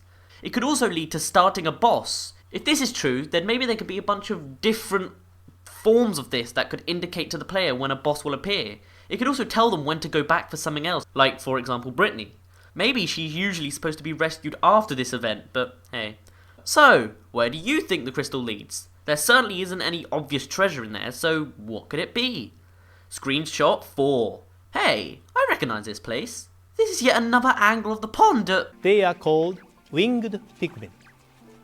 So now we basically know the whole area around this bit. That's pretty cool. I'm not sure if that was intentional or not, but hey. Because it's day 4, this confirms that we don't reunite with Charlie on day 3. That or the player's just missing something. But what's that to the left? It appears to be some strange yellow glow, kind of similar to the one in the Nintendo Direct footage. Could that be another one on the right? Nah, that's just a petal of a yellow flower, I think. Really, there's not really much else to point out. The rocks have buds, so they could be more common again since Pikmin 2 always seemed to use either flowers or leaves. Buds were kind of rare, you had to only get them if you waited after they were buried or something, I don't know. There's also a fencing bit by the bridge, and Brittany is controlling the Pikmin, not Alf, so... You know, it's really minor details. Also, the flower to the right has one matured head, and another not matured. So maybe as time progresses, the environment changes subtly like that. Other than that, there's nothing new. Okay, time for the 5th and final shot. First off, I believe Alf has recently disbanded the whole group, so we can see that the yellows are far more spread out from the other Pikmin. A common complaint in Pikmin 2 was that the Pikmin didn't separate far enough, so it's good that they've improved this. However, I'm not sure if I can say the same for the reds and the rocks, but that might just be because of the angle. I also like how far the characters have been spread out. Much better compared to Louis just stopping in his tailgating position. Also, this might just be coincidence, but I like how the yellows are the closest to Charlie. It just fits, you know? In the background we can see a red and a grey pellet posing, which I assume switches colours. I wouldn't be surprised if they turn yellow since we have unlocked them too. The timing just didn't show it this time around. If we look at the ship, we can see a new design of the crop circle that they create. Also, the octopus icon? Yeah, that's the ship. Duh! Going over to the onion, coconut, we can see that it is red, grey and yellow. No surprises there. But I do have one question. Do the colours correlate to how many Pikmin types you have on the field, or in the onion/coconut? Or both? I guess we won't find this one out until the game is actually released. Yep, that looks to be everything we can see from this screenshot. Let's move on. Oh! And if you're bored, count how many Pikmin are sitting. If it's less than 80, some may be hiding. Just a thought. Oh wait! There's a massive blooming stone wall in our face. Because the previous hint wasn't obvious enough. So, this implies that bomb rocks return as a weapon, or there will be some kind of explosive. So, you ready for some speculative ideas? Good. Orange flowers could possibly be upgraded Pikmin. In one aspect, they could be used to combine and breed Pikmin together to form new abilities. For example, reds plus blues equals lava-resistant Pikmin. Alternatively, maybe there are elements that can be combined with the Pikmin, such as rocks and volcanoes could equal bomb rock Pikmin. Yeah. However, they might have to sacrifice themselves to be used, which would ruin any no-death runs. Unless the stone walls are only optional to break down. Maybe they are only required for 100%, or better still, just to get you somewhere early. Maybe you can access the same part later when you obtain the winged and blue Pikmin, so as you can swim around it or something. What do you think of that idea? And how could other combinations work? Maybe rocks plus heavy boulders equals flat rocks, which can skim the water? Maybe purples and winged Pikmin to make some comical fairy Pikmin? Maybe even an unconscious Charlie plus a coconut, which equals a Charlie Min? Tell me your ideas. Now, that's all of the screenshots, but now I'll go over the days again. 12, 13, 2, 4, and 12. There's that massive gap again, and it must mean something, right? I mean, it seems pretty consistent looking at the recent footage we've received. So, what could it mean? Also, notice how even though it's day 12, the Copaians still haven't discovered the winged and blue Pikmin. To me, that sounds like it would be pretty boring gameplay if we are still playing as the Copai buddies. So, I'll repeat my theory in thinking that we play as other characters during this gap, such as the Hockatations. That, or the Copaians leave the planet for a while for some reason and return on day 12, but then again, both could happen at the same time, really. The Copaians and Hockatations could unintentionally miss each other while switching between their planets for whatever reason. I can imagine that being quite comical if the player can see the Hockatations in a cutscene and the Copaians never notice them. Or you see them fly off the moment you arrive, or just something like that. Also, I like how the word day is reflected in the little circle. Just a little thing that I like. And as I mentioned before, the Copaian gameplay seems to be themed more like machine-like and futuristic. The constant static lines of the health and all that. It's kind of cool since they seem to be the more technologically advanced species. Whether this continues on the Hockatation gameplay, if that exists, who knows. Looking at the juices, we can see that as more juices are stored, the colour changes as well. So now it is orange when you have 5. It could also change depending on the days, maybe. Hopefully there's not a rotting system in the game, yuck. So anyway, that's all I could pick up from these screenshots, so I will be ending off the video now. Be prepared for the next Nintendo Direct coming up in 10 days on June the 11th. It's all about Wii U stuff, so that means there's plenty of Pikmin. Well, my name's been Dazz, you didn't really care, and I'll see you in a bit. What's up guys, it's Dazz here, but you don't really care. As you're probably noticing, I'm actually playing challenge mode of Pikmin 2, and that's because I didn't really plan what cave I was going to play for this gameplay. So, we'll just ignore it. We're in Dweevil Nest. I don't actually remember this one. I just chose it because it had 25 of 4 Pikmin. So, yeah. Oh, it's this one! Ah, this one's fine. Alright. So, topic of this Pikmin Quickie is... Well, you can probably read the title, so why am I over-dramatising it? It is... Do we play as the Hockatations in Pikmin 3? So, obviously by now you know probably that if... Well, at least if you're... Sorry, I can't hear the people... The Pikmin that are drowning, so I'm a bit... not noticing anything that's going on. Oh no, this one's yellow.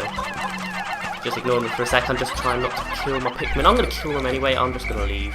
I'll try this one later. So, obviously by now, if you're subscribed to my channel, which I expect most of you are, otherwise how else are you finding this, then you'll know that I really believe that we will play as the Hockatations. There appears to be some evidence in the footage we've seen so far, how there's been a gap in the days, and so surely something must be happening if, like, the Kopaians don't seem to have any progress in storyline at all. Like, they never capture any new Pikmin and we never see them on those days. So I think that we play as the Hockatations.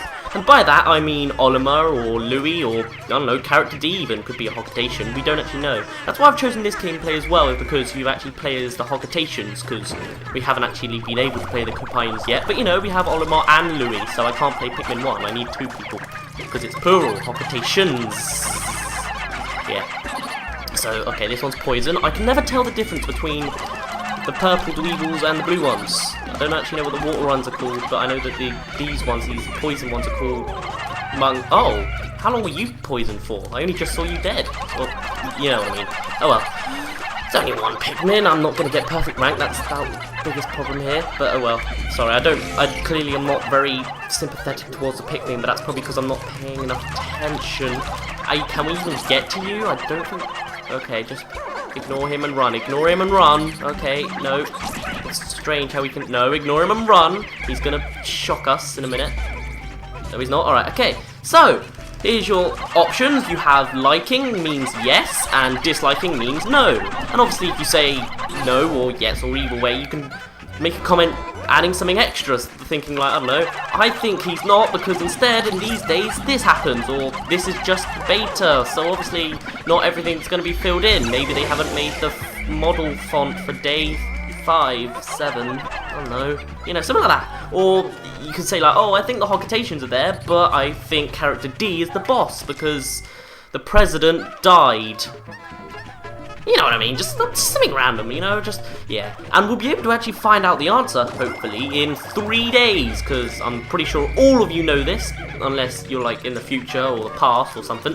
But E3 is coming up in 3 days, and so we're going to see more footage of Pikmin, I expect. Well, yeah, actually, because if you go on their, like, E3 Nintendo page, there's, like, these little, like, shadow images hints sort of thing, where like most of them are actually really Pikmin stuff, so it's a rock Pikmin, a wing Pikmin, yellow Pikmin, all the Pikmin together, that sort of thing, except for the purples and whites, or something like that. And then you've also got like the other hints of Wind Waker, the Wonderful 101, unless it's 100, I'm not sure, I'm pretty sure it's 101. What else was there? I can't remember all the others that were there. Oh yeah, you had Luigi U, that's it, yeah, new Super Luigi Bro. I don't know how to name it. I don't remember. Clearly, I'm not paying attention. As much as the Luigi fan I am, I'm not interested in that game as much. Just I don't know why. Man, it's really. I can't wait. Yes, I couldn't see him and I couldn't hear him, but I knew he was poisoned. I must have a 6th sense for Pikmin that are poisoned. I don't really know. Now, you might be able to tell from the commentary or not that I'm actually not got well, not a script, but like notes to say. Really, I cannot hit this Mung Dweevil at all. Come on, Thank you! Jesus, how many of these 4-leaf clovers are you going to drop as well? But, oh god, we're running out of time. We've got a minute, and I can't hear the timer going... Because the timer isn't a gun, just... whatever. I really should be using teamwork more. I need to prepare this for, like, stuff. I need to get used to teamwork, building, and saving time. Yeah, so I don't have a script with me today because I'm sort of rushed, because I only just realised that I've only just gotten time to do it, and I'm recording this the day before you see it, so on the Friday, I think it's Friday today, yeah, it's Friday today, so I'm not as prepared, and this video is probably going to be a little bit shorter than... Oh my! Okay, never mind, no, they all went into the corner, it's fine. Wow, there was a lot of smoke. Right, I bet this guy's... Pick up a... Yes, pick up a chip. No, okay. You know what, you can keep that one. That'll just be my gift from me to you, alright? Okay. Well, we finished with this? Yes, we are, alright. So after... Yeah, this will probably be the end of the quick video, if you don't mind. You know, it's a bit of a proper quickie. Oh yeah, I was going to say, why aren't they moving? But duh, they got Dweeble on them, or under them, or whatever. So, what do you think? Do we play as the Hockatations or not? Oh, and some quick E3... predictions, yeah. The new Mario game will be Super Mario Sunshine 2, I think, and I think, what am I expecting? I don't actually have any ideas for the Super Smash Bros. Series. Apparently there's going to be a third new Wii U Zelda, so, you know, Wind Waker HD, that new Zelda demo thing we saw, and then there'll be another one, but I don't really know. And, yeah, that's just my prediction. Super Mario Sunshine 2. There have been evidence, like... Well, check my Twitter and you'll see it. Advertisement. Right, we've got 10 seconds left. Oh, because obviously the red timer in the corner wasn't obvious enough, so they had to put it in our faces. But then again, they did the same for Sunset. So, what do you guys think? Do we or do we not play as the Hockatations in Pikmin 3? Tell me your answers with likes, dislikes, saying yes or no. I'm gonna leave now before I die. Exit the level, and that's about it. So. My name's been Dazz, you didn't really care, and I'll see you in a bit. Man, that is a Pikmin quickie.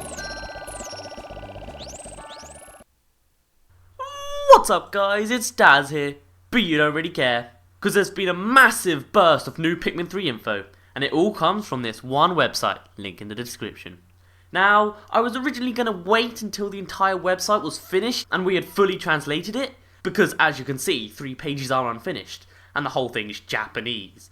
However, it appears to be taking ages to actually update and may not be complete before E3. So, instead, I will focus only on the footage revealed so far. The rest of the website, including translations, screenshots and new pages, I will go over at a later time. So, with all that over, let's begin by showing the whole compilation in one full run-through.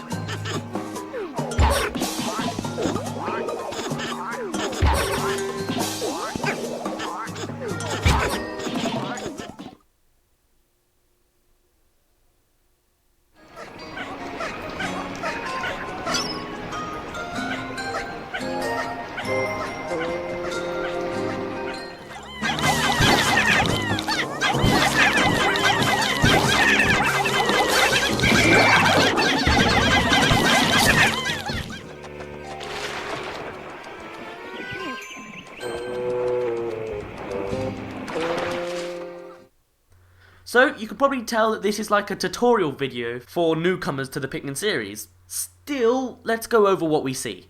Hey look, new images of the characters. Don't hide the mohawk, Charlie. Express yourself. So first of all, we can hear the voices clearly of the new characters. And I've got to say, I love Charlie's. I don't know why, just humours me somehow. I don't know.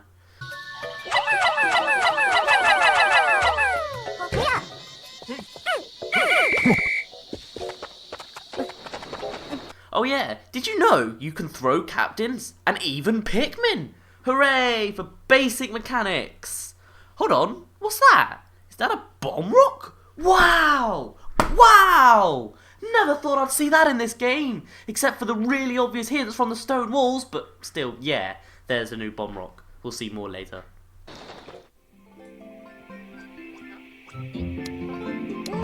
Notice how there is a massive hole. It's thought that these are created by snagrets. Because there's only one implies that they can only come out of certain spots, or can only emerge once, which sounds likely. Or maybe the hole disappears when it comes out of another one. I don't know how it works, but hey. But I like the little details that Nintendo keeps adding. The snagret's occurrence actually affects the environment, though it probably disappears the next day. Ooh, Nintendo, you're gonna need to do a bit of polishing here. Those blue Pikmin don't seem to be holding the fruit, just lifting the air around it. Now, between the transition from Brittany to Charlie, we're gonna show the footage frame by frame. There's a lot to show here. First frame, blue pellet.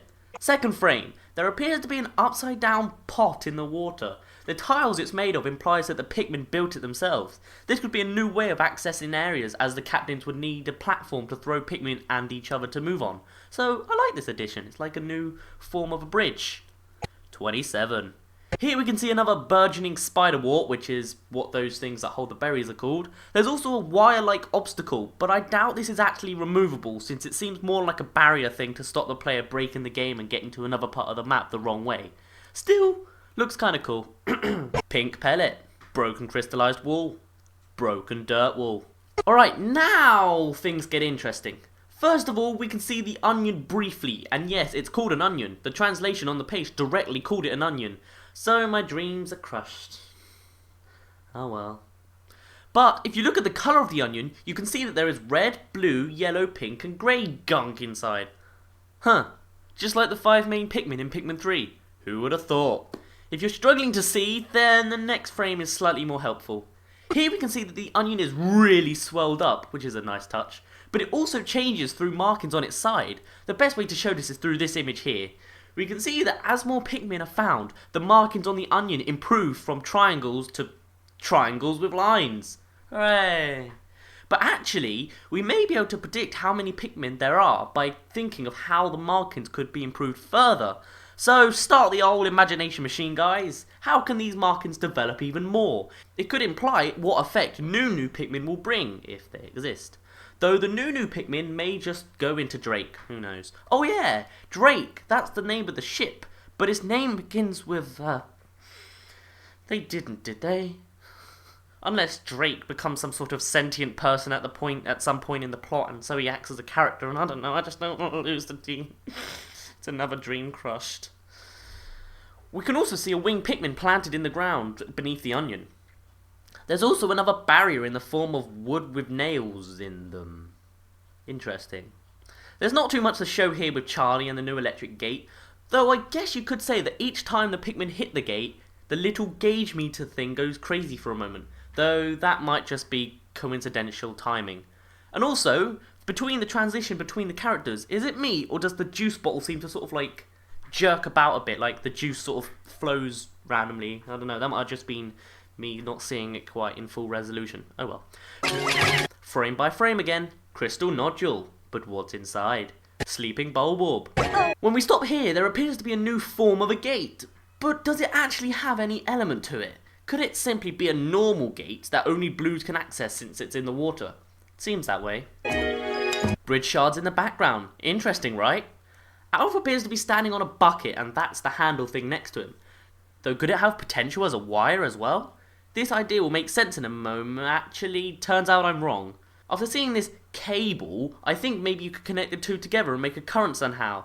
This was encouraged by the 3 next to the cable, though it turns out it's just the 3 blue Pikmin carrying the fruit in the background, and the cable isn't even a cable. Today just isn't my day. Hey look, Krabby Boy's back! It was noticed by many people that the crab's larger claw seemed to be crystallized, so it could be weak to Rock Pikmin's attack. Here we can see that this is the case, as the Rock Pikmin certainly are having an effect on it, though it has not been damaged enough to be smashed. Yet. To the right we can also see a crystal nodule containing a bunch of bridge shards, probably for the bridge right there. Nah! The translation for what Alf said in relation to the crab is roughly, wow, I was surprised. Though from this it seems a little inaccurate since Alf is talking in the past tense, unless he's actually talking as if he's having a flashback at this point, though I don't really see why he would.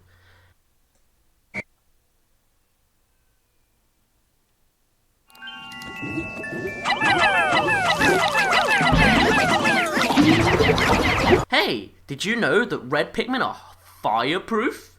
Me neither! There's also another yellow memo folder thing in the crystal nodule, and they're all over the footage. I'll point them all out at the end and explain further what it could be. The Japanese name for this fiery blowhog is Butadokuri. Yay, scanning. Also, notice how Alf is all alone on day 10. Maybe for some reason the Kopaians are split up. Another crash perhaps? Or did they just want to be more productive so they spread out? Or even the other 2 were defeated in battle? Final thing to note, at the very last moment, the blowhog inflates to shake off the Pikmin. Just another nice little touch.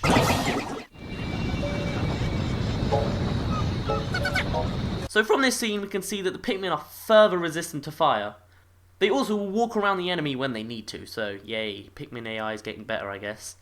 You can see that they are carrying a bunch of grapes, and there is a new icon beneath the juice icon. It is most likely that a single grape is not enough to fill a bottle of juice, so the counter shows that 3 have been stored so far, but that isn't enough. Maybe a bottle isn't filled until 10 grapes are collected, or something like that. Also, notice how Brittany's health is quite low. In Pikmin 2, the music would change and be more out of tune, I guess, and more unhealthy. Well, if you listen to the music in this scene, does the music sound drony to you?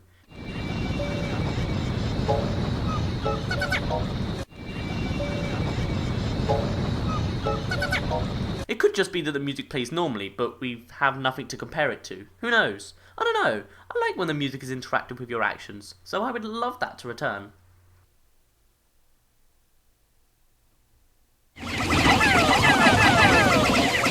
This clip shows the power of the red Pikmin. In the previous game they had 1.5 times the power of a regular Pikmin, so this is probably still true in Pikmin 3. I mean, look how fast that wall goes down. Once again, Alf is all by himself, but now it's day 7.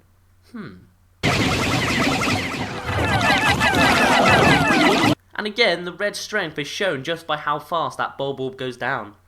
Blue Pikmin now. Did you know they can walk in the water? Wow! There's also a really loud slushing sound when you walk in shallow water. Do you think it's a little bit too loud? Also, notice how the sunset HUD has appeared already, when it's only the 3rd section of the day. Pikmin 3 is apparently made even easier since you are warned to collect your Pikmin much earlier in the game. Yay.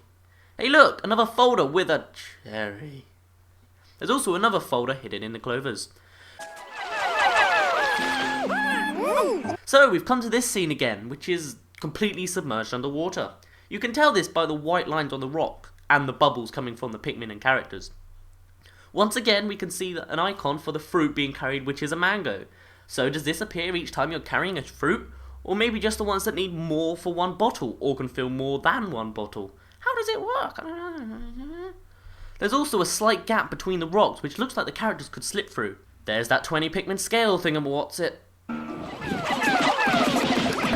And here we see the new design of the Toady Bloister, unless it's a new member of the family. Now, Pikmin can attack its back instead of just its tail. Its eyes are also not protruding out of its face, though this might be because it retracts when it's approached, sort of like a slug would. Finally, it has a new tentacle tongue. Ugh.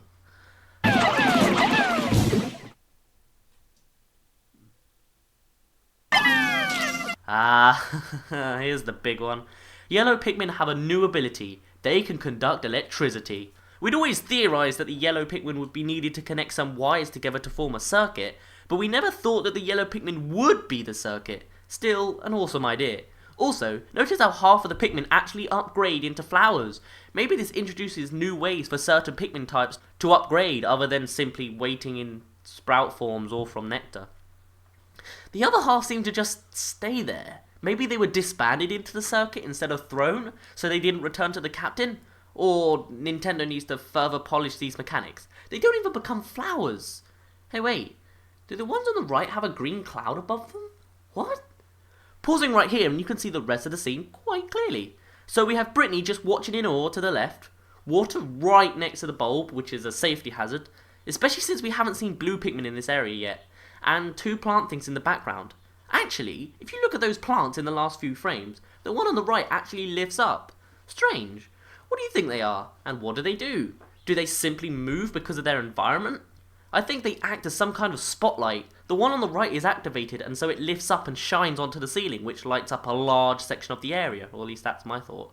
But what about the one on the left? Why does this one not activate? Well, I think that that's because it needs more power. I don't think this is the only bulb in the area. If we look back at the Nintendo Direct back in December, we see power cables and the bulb in a different position. So maybe when you activate this bulb, the other plant will light up and highlight most of the area. More of the area. What do you think? Good Alright, morning. now we've reached the cave. How do I know it's a cave? There's no day meter. But wait, wasn't the last clip a cave? But that did have a day meter. Well, I don't think that last clip was a cave. It was simply an area. Notice how I never once described it as a cave. In fact, this has already been done before. In Pikmin 1, we played in the Forest Navel, which acted like a normal day, despite the different environment. So that's my thought at least. In the December Nintendo Direct, we also saw that area seemed to have natural light on the floor, indicating that you could possibly end up in the original outside area, further supporting this idea. The caves in the Pikmin series go down, not simply horizontal or however you describe it. But wait, if this is a cave, why are we collecting pellets? Does this imply that the onion is down here too? Oh yeah, did you notice that yellow Pikmin can be thrown higher? I know, right? And also, notice how you are only playing as Brittany again. Did the others die, or did she go in the cave alone? Oh, and the characters seem to follow where their cursor points. Another nice touch. One final thing. The music, it's just so...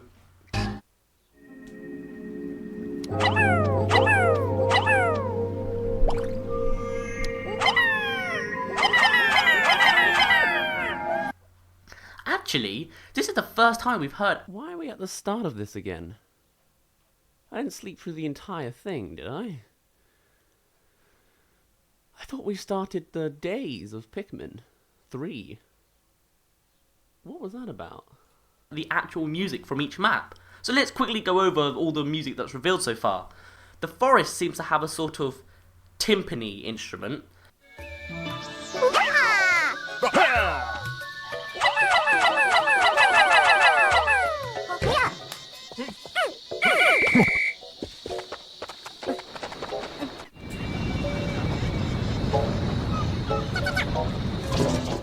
This desert-like area, if that's a desert, has your typical theme.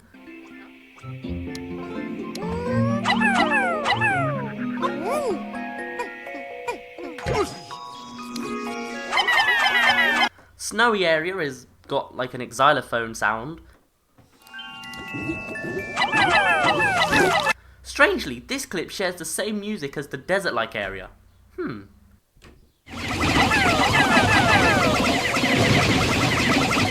The forest navel, slightly creepy.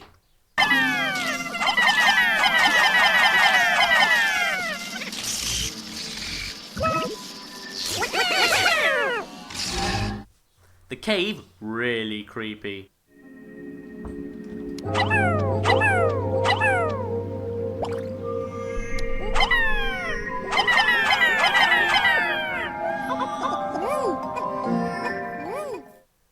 And autumn, an accordion, and that low-pitched instrument.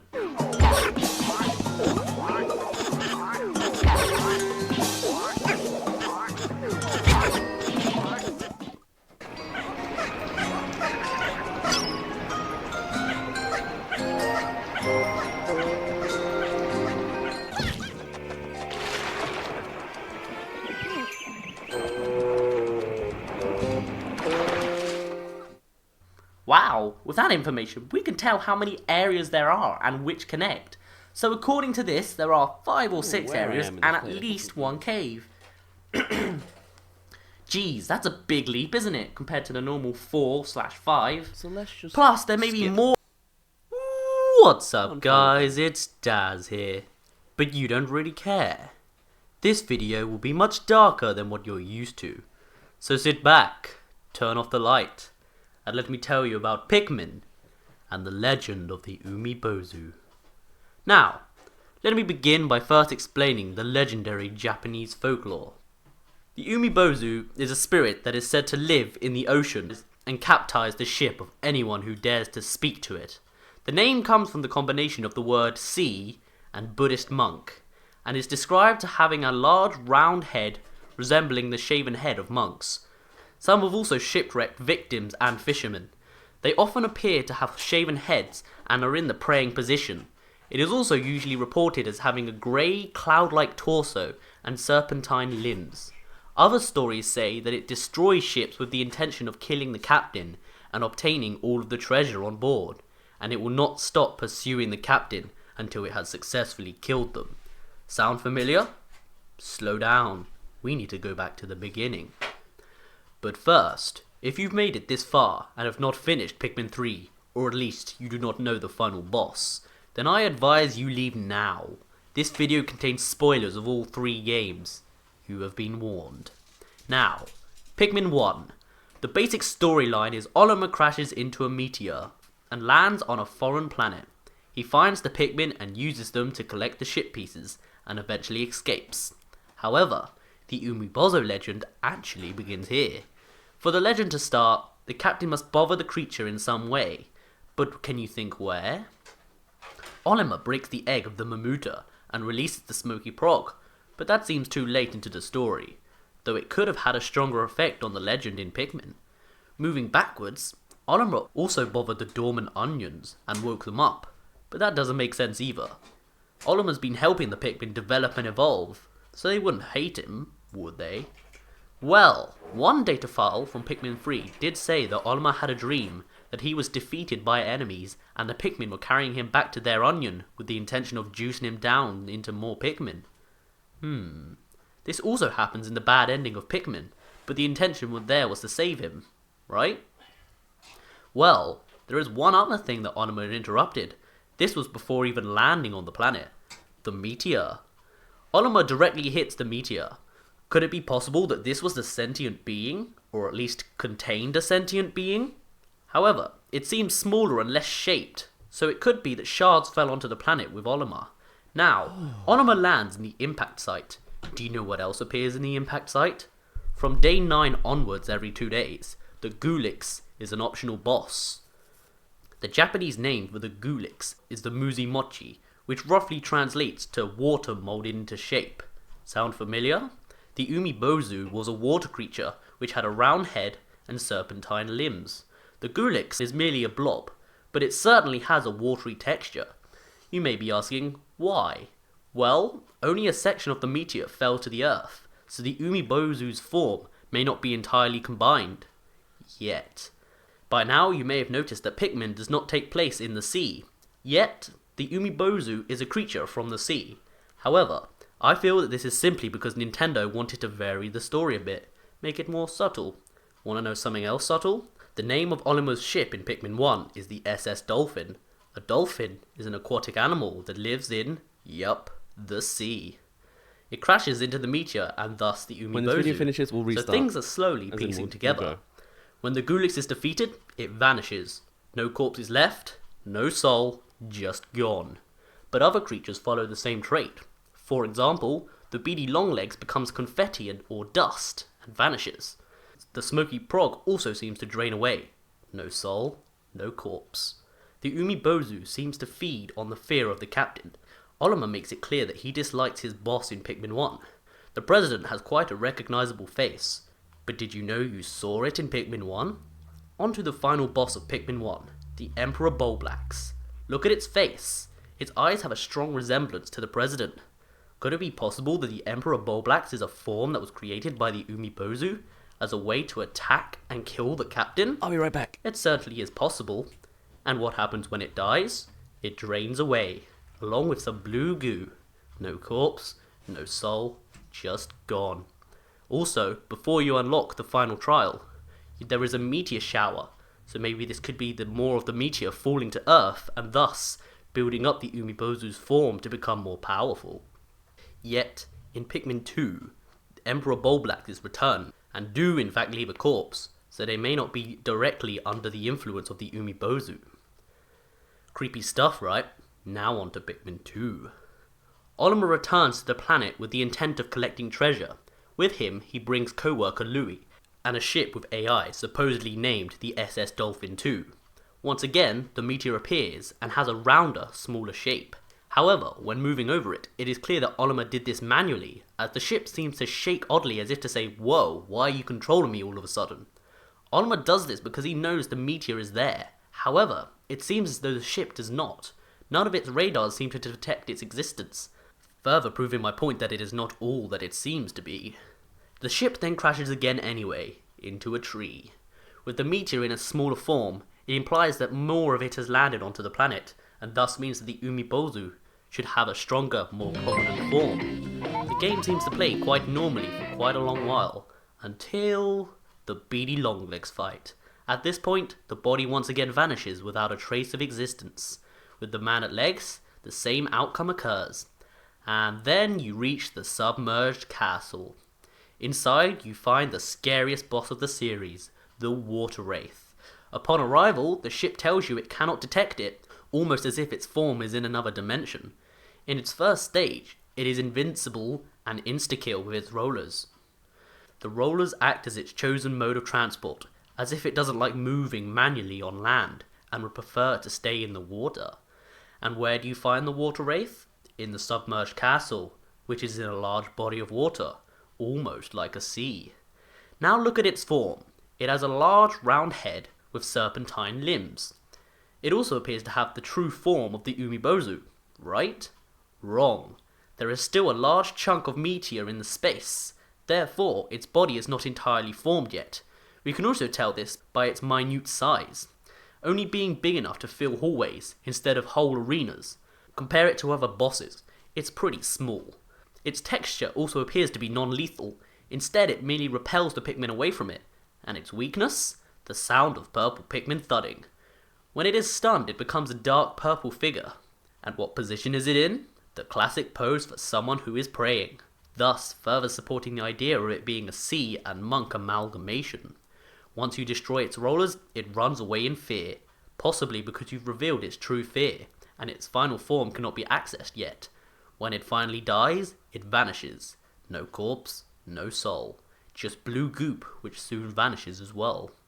From there, everything seems to act normal, until you actually finish the debt. Then, Louis is left behind. During your search for the boy in blue, you come across the raging Longlegs in the deepest cave. When defeated, it too disappears with leaving no traces. Now here's the important bit. When you finally reach Louis, he is captured by the Titan Dweevil. He is unconscious for the entirety of the battle. Once defeated, the Titan Dweevil vanishes with blue goop once again, meaning he too is influenced and may be created by the Umibozu. But something else interesting is that without the treasures, it is a harmless creature. Therefore, it surely must have been under the influence. But what could control such a thing? Louis. The Piclopedia directly states that Louis could have been controlling the Titan Dweevil the entire time. But why would he do that? Well, looking onto the Piclopedia again and looking up the Water Wraith, we learn that it perpetuates fear onto its victims, much like the Umibozu. However, if you look onto Louis' notes, he states, inedible, known to cause mass hysteria, followed by leg spasms and internal thunderings. That might seem pretty normal and even funny to some, but think about the context here. How did Louis learn this? How could he possibly know what happens if you try to eat it? That's right, Louis must have attempted to eat the Water Wraith himself. And with the heavy hints that the Water Wraith is the form of the Umibozu, does that mean that Louis has engulfed the spirit, and thus he has it inside of him? Could that also mean that Louis was brainwashed, or at least controlled by the Umibozu? He could be possessed by such a spirit, and thus explains his evil acts and intentions in Pikmin 3. Clearly, the Umibozu is after the captain, Olimar, so Louis is practically safe. However, he can be used as a pawn to contribute to Olimar's demise. Louis has a strong connection to bugs, and thus he can be used to control massive creatures such as the Titan Dweevil and kill Olimar. Once the Titan Dweevil is defeated, Louis is rescued and they all return home. Louis never endures an exorcism and therefore can still have the Umibozu's influence. Something else I'd like to point out is the Wii remake of Pikmin 2. If you play co-op in Bully Den in challenge mode, the water wraiths will target only Olimar and will ignore Louis and his Pikmin. This further supports the idea of the Umibozu, as it only has the intention of killing the captain. Now onto Pikmin 3. During the opening cutscene, we do not see the meteor at all. This implies that it has all landed on the planet. Therefore, the Umibozu should be in its final form now. However, the SS Drake still manages to crash onto the planet. Alf himself said that he felt as if something from the surface was influencing the ship. However, when leaving the planet, the ship flies flawlessly. Olimar is also free roaming at first, as he finds Alf's and Charlie's crash sites. Therefore, it could be possible that the meteor is not visible to the naked eye, and instead is only held together by a small group of particles. These particles could be what caused the ship to crash. And with the ship crashing to PNF 404, so do the last remaining pieces of the meteor. The Umibozu can finally awaken. From here, none of the enemies or bosses seem to vanish without a trace. They all leave their corpse, or leave in a practical fashion. This could be because the Umibozu does not need to create illusions anymore. It has itself, and that's all it ever needs. The Copilot crew eventually find Louis, who is once again in trouble. The morning after saving him, Louis escapes the Drake and runs off with the rubber ducky and all of the juice. Louis seems to become more of an antagonist character. Why? Well, he still may be the possession of the Umibozu, though stealing juice and the rubber ducky won't kill Captain Olimar, and the Umibozu has no need to kill the Copilots. So maybe Louis is suffering from severe inner conflict. He recognizes that he is possessed by something and is struggling to cope with reality. Maybe his vision on what is right and wrong is blurred, so he cannot control himself. In Pikmin 2, Louis was also known as being a silent, shy character, yet now he seems bothersome and loud, always demanding food, food, food. Could he not be meaning food as in fruit edible to the Copilots and Hocatations, but instead the food of the fear in the captain? Maybe he is still mimicking the Umibozu, which craves Olimar.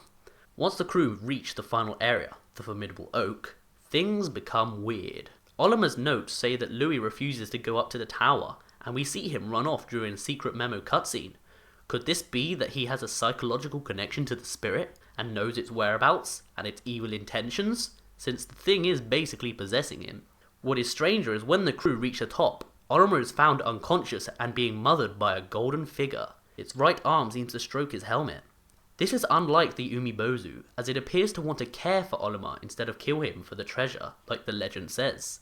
This part has truly stumped me, unless the Umibozu is grateful to Olimar for waking it up, as it wouldn't have any other way. Anyway, when you begin carrying Olimar, the mysterious life form follows you and retains its watery texture. However, now it is a much larger being, and touching its skin will absorb your Pikmin and repel you away, if you are a person. In this form, it is invincible. It only chases Olimar and disregards everyone else.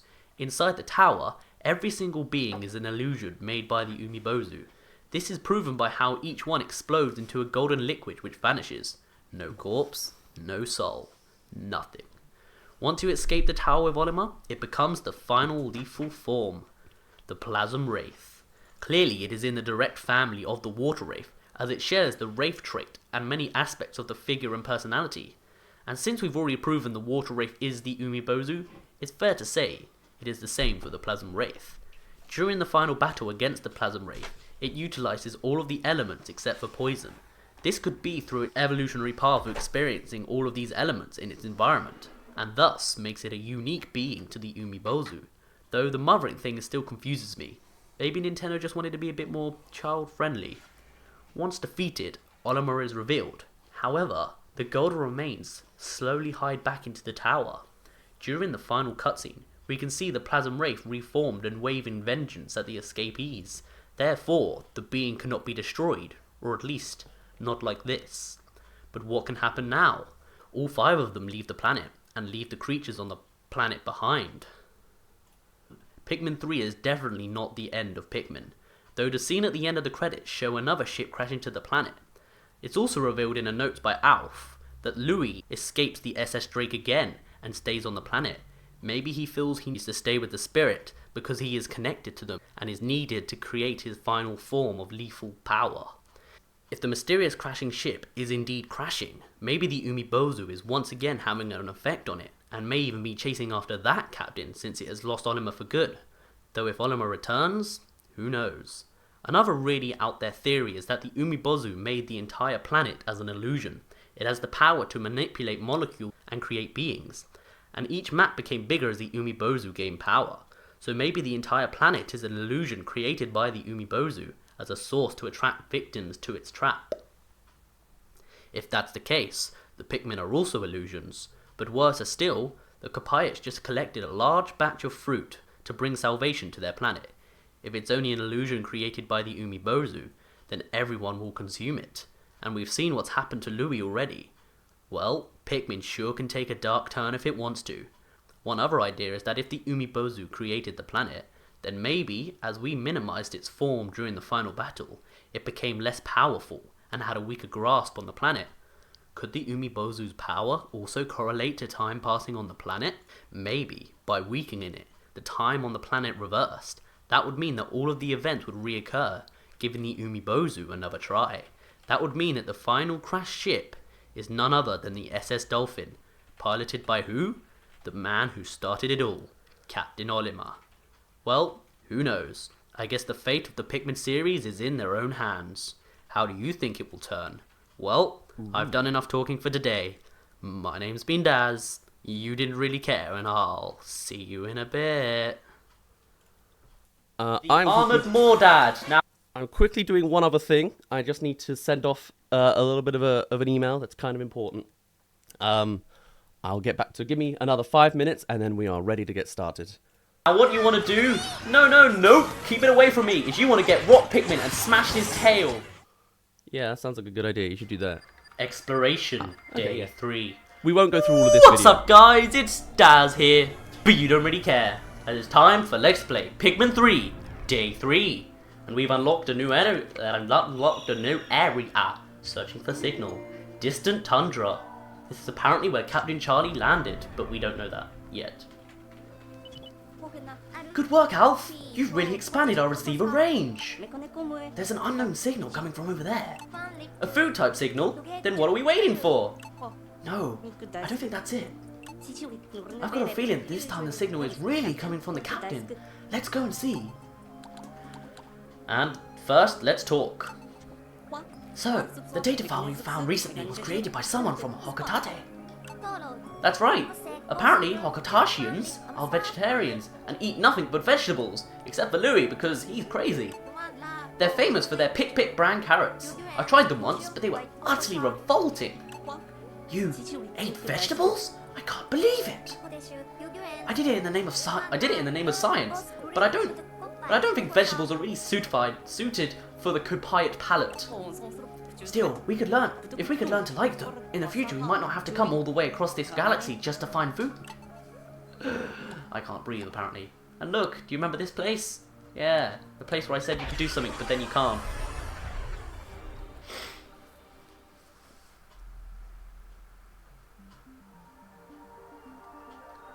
And my batteries are dying again. Oh wow, this looks like a big snowy place. Oh, and there's the fruits on the branches, as you would expect. Oh god. Well, bye Brittany. And we're split off from Alf again. Ouch, ouch, ouch, my face! Alf, are you okay? She doesn't say Alfie, surprisingly. Alf? I said, are you okay? Oh no, don't tell me we've been separated again. Now you may be wondering, why does it say Alf and not Alfie? Well, if you couldn't tell by the accent, it's so dark in here. No, but if you couldn't tell by the accent, it makes a little print. Shut up! If you couldn't tell by the accent, I'm British and English, and so I'm using the PAL version of the game. So there might be a couple of changes, like names of enemies or the phrases, especially Charlie. He's a completely different character in the PAL version. There's something here! Yellow Pikmin. But they're not yellow, they're actually rainbows. What are these Pikmin doing? Pikmin sprouts?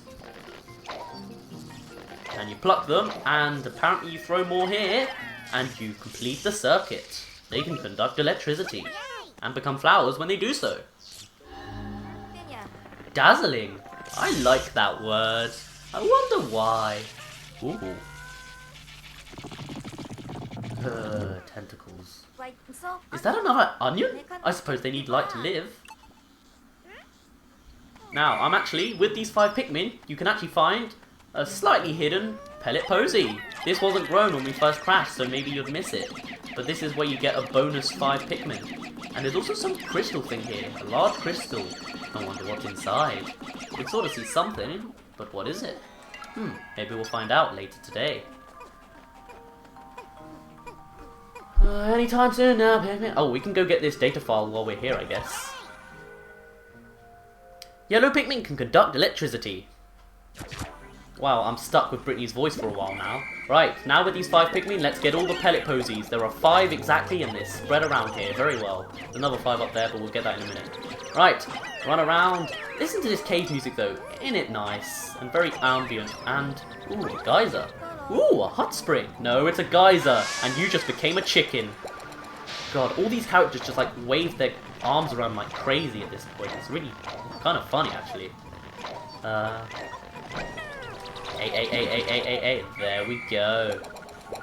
Wow, this is going by much quicker. And time has completely stopped. I'm guessing because it's tutorial yellow Pikmin stuff. Now this data file, it says yellow Pikmin can be thrown higher. So you wouldn't normally be able to get a pellet posy all the way up here. Well, this isn't a pellet posy, this is just the pellet, but there you go. And I'm going to throw another 5 there. 5. That way it goes faster. Not that we need to go any faster, we're going pretty fast already. Now, here's a new mechanic to the Pikmin series. A massive 20 iron ball. You need 20 Pikmin to push it, much like a box, and then it will roll down this icy slope, and who knows, maybe we'll be able to see what's on the other side of that light wall rock stuff. But first let's pluck these bonus 5 Pikmin, even though the ones... Never mind. These aren't the 5 bonuses, but 5 more than normal, and I only have 4. Where's that one? Where is it? Okay, I'll get that in a minute. It's over there. Alright. So what you want to swarm this, because if you just throw, this will happen. Oh man, this one yellow just ruined the entire party.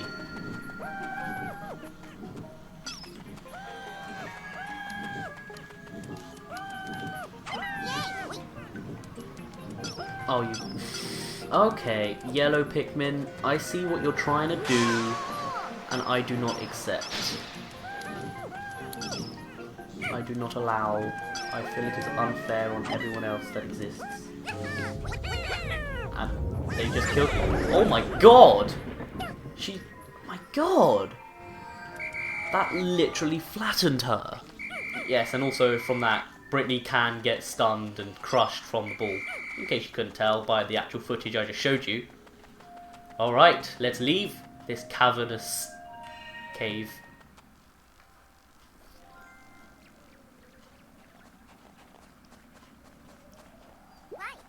Hi! Phew! It's good to be outside again. I was getting claustrophobic in that cave. That's a big word, Brittany.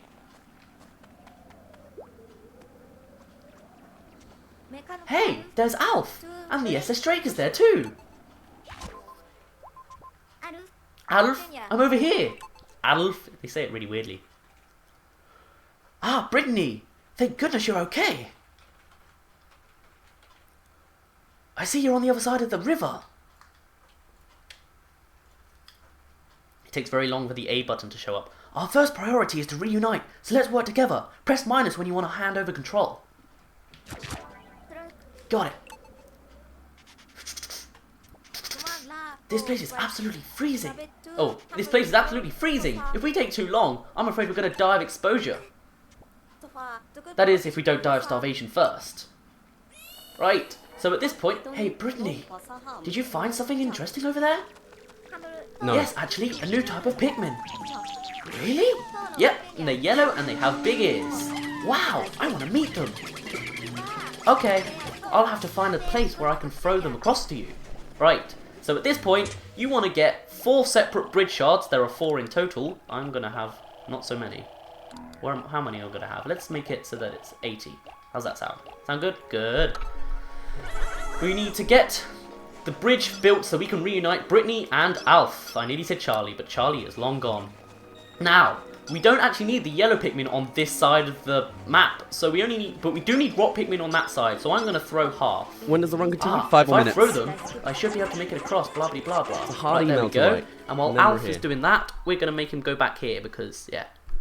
And I'm being really tactical by using everything. Now, 1 rock Pikmin can take down this new enemy called the Swooping Snitch Bug, but I don't want to aim on it yet, because I'll probably throw it in the water.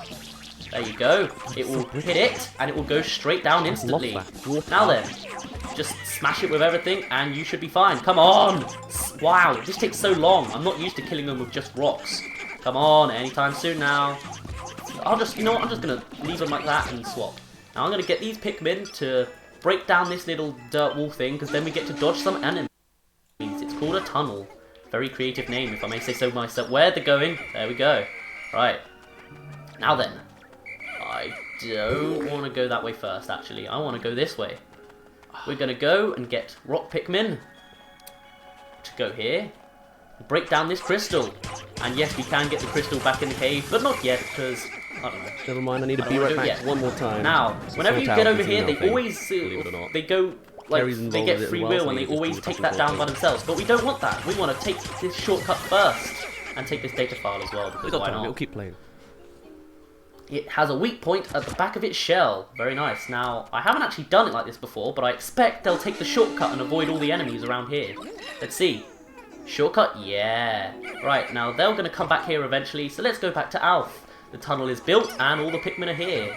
Because the next bridge shards that we're going to want is through this crystal wall. So, throw all 10, and this is going to take an incredibly long time, I can tell.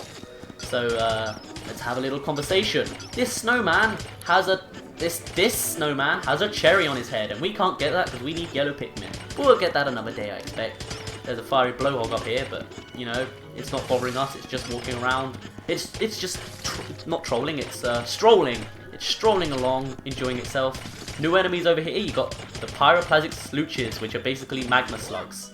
Because they're new to the Nintendo games, aren't they? Actually, no, wait, I can't do anything on this side because they'll come back anytime soon now, Pikmin, please. I guess in hindsight, I should have brought more rock Pikmin and then be able to get stuff done. But oh well, I'm sure it doesn't matter too much. And then again, this is taking literally forever. Okay, maybe not literally, but you know what I mean. Come on.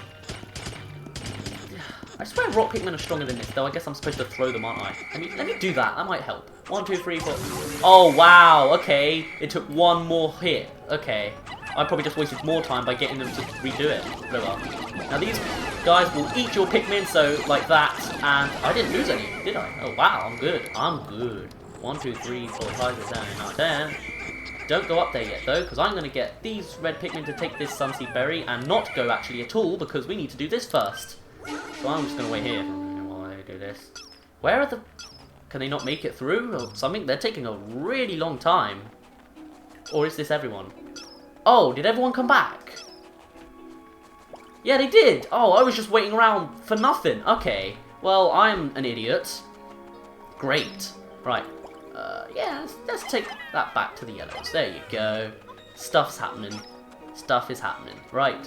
Now over here, you want to be careful because another new enemy will shoot snowballs at you, which might sound very dangerous, but it's not because... Oh, God! Because that will happen. It won't kill any of your Pikmin, but it will take them all the way back to the bottom and... Oh, my God, okay. And just catch them in a combo, apparently. Come on. There we go. You need rock Pikmin to break the crystals here. Shush you. Oh, God, you are really awkwardly placed. Do you know that? You probably do. Come on, where are you? Alright, there you are. I'm gonna swarm you. I'm not sure if this is the best way to do it. Probably not, he throws everyone everywhere, but we'll see. Come on. Don't. Oh, yes, we got him. But now everyone's down here, so I better get them back. You might have also seen for a split second another fruit, which we can get using another new mechanic, but I'll show that in a minute. We actually already seen the new mechanic, but anyway, it don't matter. And up here, you'll find a Whip Tongue Bulborb, which is actually new to the Pikmin series, but it's more of like it's very common in this game. It's like the mascot of this game. Basically, it has a really long tongue and it's good for distance, but we're in close combat, so it can't do much, if anything at all. So I'm just going to keep wailing at it like this. Wailing at it. That's a weird phrase. Come on. It takes so long to destroy. Why you take so long? Oh god, you're catching some. Oh, no. No. Oh, I think we lost one. Because most of my Pikmin have just gone for the bridge already. Alright. 1, 2, 3, 4, 5, 6, 7, 8, 9, 10, 11, 12. That should go to the yellow Pikmin, because there's more yellow Pikmin than rock Pikmin. And I'm sure that'll be okay, I think. That's gonna get interrupted by that, isn't it? Alright. Instead, let's just go for this bridge shard. And what's Alf gonna do? He's gonna be lazy and see what's happening. Quality right, issues. we're gonna get 3 on this Sunseed Berry, because we've always got to focus on fruits, not the Pyroplasmic Solution. No! The fruit! Well done. You two, come back. And we're gonna take this geyser back up. Oh man, that looks really cool. And swarm this fiery blowhog, and it will die instantly. Pretty much. Maybe not perfect. And this is back of the onion. Now the 4th and final bridge shard collection thing we need to get is over here. So first, let's look at this. What does it say? Yellow Pikmin are shock resistant, because we couldn't tell already by all the effort we've gone through so far. And considering electric currents and electric gates and everything else that exists. Alright, now our Pikmin are coming back, and we have a fruit up here. Yellow Pikmin could weigh it down. It takes 5, and I missed 2 of them anyway. And it drops them. Haha. Oh, well. Haha! Alright, let's get started now. I've done enough. I think the email thing's pretty much sorted. I had to email, in moving house, I had to email me old landlord to sort out deposit things. Isn't that lovely? Don't we love business? Ah, well, right. Let's see. If I go to here, does this look okay? Yes, I'm a little bit fuzzy for some reason. I think it's the daytime, I think daytime lighting's slightly different on my green screen, but that's alright. And if we come here, oh yeah, we're back to it. It is now 9:47 in the morning. I've got a whole day to play, okay? This could be a 15-hour session. Maybe we'll beat the game today. Or I need one more sleep. We'll see. Let's just speed run this as best we can, shall we? I've got my coffee in the morning. I haven't had breakfast, but I have got cocktail sausages here. I've got Maltesers. I'm ready. At the lowest peak time on all of YouTube, 9 o'clock in the morning, in Britain. No one's ever online now. Thank you for sticking around with me. How were things? How was the night? Tell me about things. How was it?